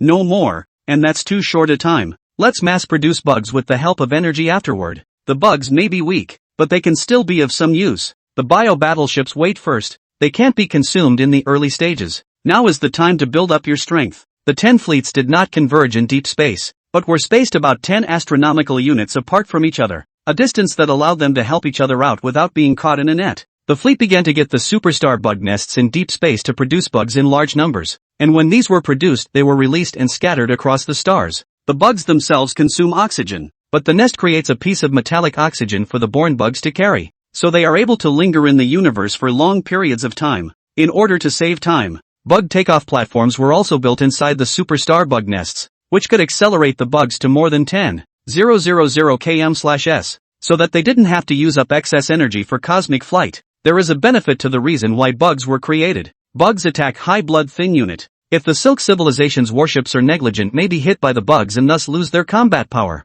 So the Silk Civilization doesn't want to take care of it, also can't. Bugs can consume the energy of Silk Civilization warships, as well as potentially take a toll on them. 9 years and 1 month later, a little earlier than expected, the Silk Civilization launched an attack on the Federation warships. This attack was also out of the original expectation. In the starry sky, over 100,000 Silk Civilization warships were connected together by silk, and countless threads of silk began to vibrate continuously, a vibration that the Federation believed was spreading energy. The Silk Civilization's battleships didn't really have any characteristics. They looked like a croissant, with spiral patterns on the outside of their oval shapes. When they fly due to the visual illusion, they will feel that their ship is spinning rapidly like the 3-colored rotating lights in front of the barber store. But in reality, it is not. It is only because those spiral patterns are very special, causing such an illusion. Once the transfer of energy began, the the Federation realized that those spirals were not decoration. They also seemed to be getting some work done. For example,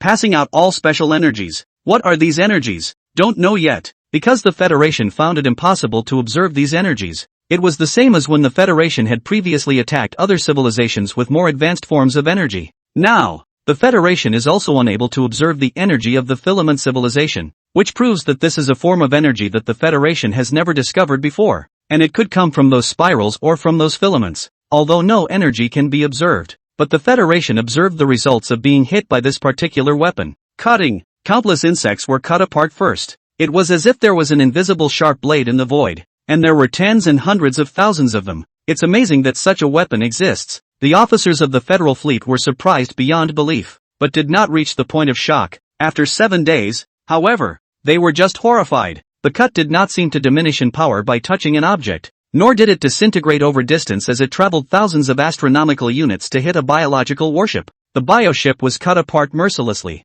The Federation immediately gave the order to open the guard. However, it was useless. A biological warship was still cut apart after starting its energy shield. What the hell? The Silk Civilization. As a civilization more powerful than the Civilization Federation, they naturally possessed their own underpinnings, and so did this terrifying weapon. By observing the path of these filaments, it was easy to conclude that they were headed toward a huge Federation ship. That huge ship is the Wasp-fish ship, is a relatively large huge ship, not because of its length how long, but it compared to other huge ship out of the 2 boat wings. These 2 boat wings can load more energy. The Wasp-fish ship is all the huge ship in the longest range. It began to accelerate after observing this. However, the acceleration of a giant ship is actually much slower compared to a regular warship, and although the acceleration can be counteracted with a gravitational device, the giant ship does not have such a device because it is too large and the counteracting would require too much energy. And at this point the acceleration dragged the pace of the Wasp. It had just moved less than 200,000 kilometers when the mysterious cutting line struck it, and despite having a shield, it was still cut open. It was closely followed by countless similar cuts that struck, and after the entire battleship was penetrated it appeared that the engines were affected and unable to accelerate for propulsion. It's amazing how huge battleships can be dismembered in just 7 hours. Terror. Terrible. The soldiers and officers of the battlefield do not fear the crushing of absolute power. What they fear most is not knowing how they died. If this invisible cut was in a fixed position, then they could guess its principle. But it was unimaginable that this cut had no energy reaction while still possessing such terrifying power across such a long distance. All ships move up. No coordinates can be determined by the enemy. Quickly recover the cut battleships. It's important to figure out the principles involved. It was only when the pieces of the battleship were recovered half a month later that the officers in the battleship finally realized what had happened to them. Chapter 197, The Atomic Chain Conjecture. In the cutout of the battleship, the officers saw a mirror. This mirror is definitely not as simple as a mirror observed on a macroscopic scale. Rather, they are incredibly flat at the atomic level. The sensation is like something forcibly squeezing these atoms to the sides, the same as macroscopically cutting a fruit with a sharp knife. But the knife doesn't take any substance away from the fruit. Not the juice, not the pulp, not one iota of it. It was conceivable that their energy shields were also cut open in this way. Silk civilizations take advantage of the gaps that exist between atoms themselves. Atoms are connected to each other by a bond, which is not a substance but a force. Generally speaking, there are 3 types of bonds that connect atoms to atoms: ionic, covalent, and metallic. Ionic bonding is easy to understand. That is, between atoms sometimes electrons move from one atom to another. Then positive and negative ions are formed. Through the electrostatic action of these positive and negative ions are closely linked together. Covalent bonding is a bit more complicated. An electron sometimes doesn't belong exclusively to one nucleus. It moves back and forth between home and work or school like a commuter or a school party, meaning that this electron belongs to both nuclei, and this electron repeatedly jumps across the board to keep the atoms connected to each other. Metallic bonding is special in that it adds a free electron to the covalent bond, and this free electron is like a punk running around, not only outside your home, your school or company, but also to other people's homes, other people's companies and schools. And metallic bonding, as the name implies, exists in the metal. The above bonding methods are in fact inseparable from the positive and negative particles generated by the electrostatic effect. These bonds is actually called chemical bonding. Generally what sodium oxide, hydrogen chloride and other such chemicals, is the bonding of 2 different elements together. And the weapons of the Silk civilization brutally split these keys. On a macro scale it wasn't really that difficult. Any of the Federation's precision machining equipment could do this now. but the Silk civilization had done it all over super long distances. It's like you're holding a pair of scissors in your hand and you're cutting a piece of paper 1,000 kilometers away with the scissors you're holding. Unless your scissors possess a knife aura, it's impossible to accomplish. Along these lines, the mainframe and the battleship made an analysis. Given that the enemy's weapon doesn't have an energy response, either it's a special form of energy beyond our comprehension, or their weapon isn't high energy at all. Low energy is incapable of completing a cut on an object, so that leaves the Silk civilization emits matter. The host computer then begins to generate theoretical images based on the analysis. The mainframe on the megaship is the highest computing power computer in the Federation besides Ella and Mechagod, and its own arithmetic power is even a few blocks away from the 10,000-year-old Ella proper. If Ella hadn't redesigned the underlying computer model, the mainframe on the giant ship could have easily given birth to a super AI otherwise. Image playback. It was a filament of atoms, with only one atom in its horizontal direction and over 1 trillion atoms in its vertical direction. Like an extremely fine hair, it is accelerated to over 250,000 km/s to slice through matter at extremely high speeds. Of course, a mere atom would not be so powerful. What can be observed is that these atoms are so tightly bound that the nucleus of one atom even goes inside the electron orbitals of the other. They are not tightly joined together, but they are actually close. If the atoms on this filament are not as tightly connected, at the macro level it may be a thread, but at the atomic level it is really just a number of individual atoms, and it's simply not possible to do the cutting. Then there's the energy. These atoms have much larger energy levels than the average atom, and it is not an atom of nature, but a creation. Level 2 civilizations can basically use strings to create elementary particles, and this atom is special. After encountering other atoms, it will exchange substances with other atoms. However, this exchange produces not positive and negative ions, but positive and positive ions. Homosexual charges repel each other, so when this atom comes into contact with other atoms it immediately displaces all the surrounding atoms. This expulsion is furthered by the fact that these atoms carry dark energy in them, further pulling the gaps between the atoms apart so that the expelled atoms cannot be healed again. In 2013 AD, humans on Earth had already discovered that metal could actually heal itself, and in 2023 metal healing was confirmed to exist, so dark energy actually played a crucial role in this attack. This weapon was named Atomic Chain by the host.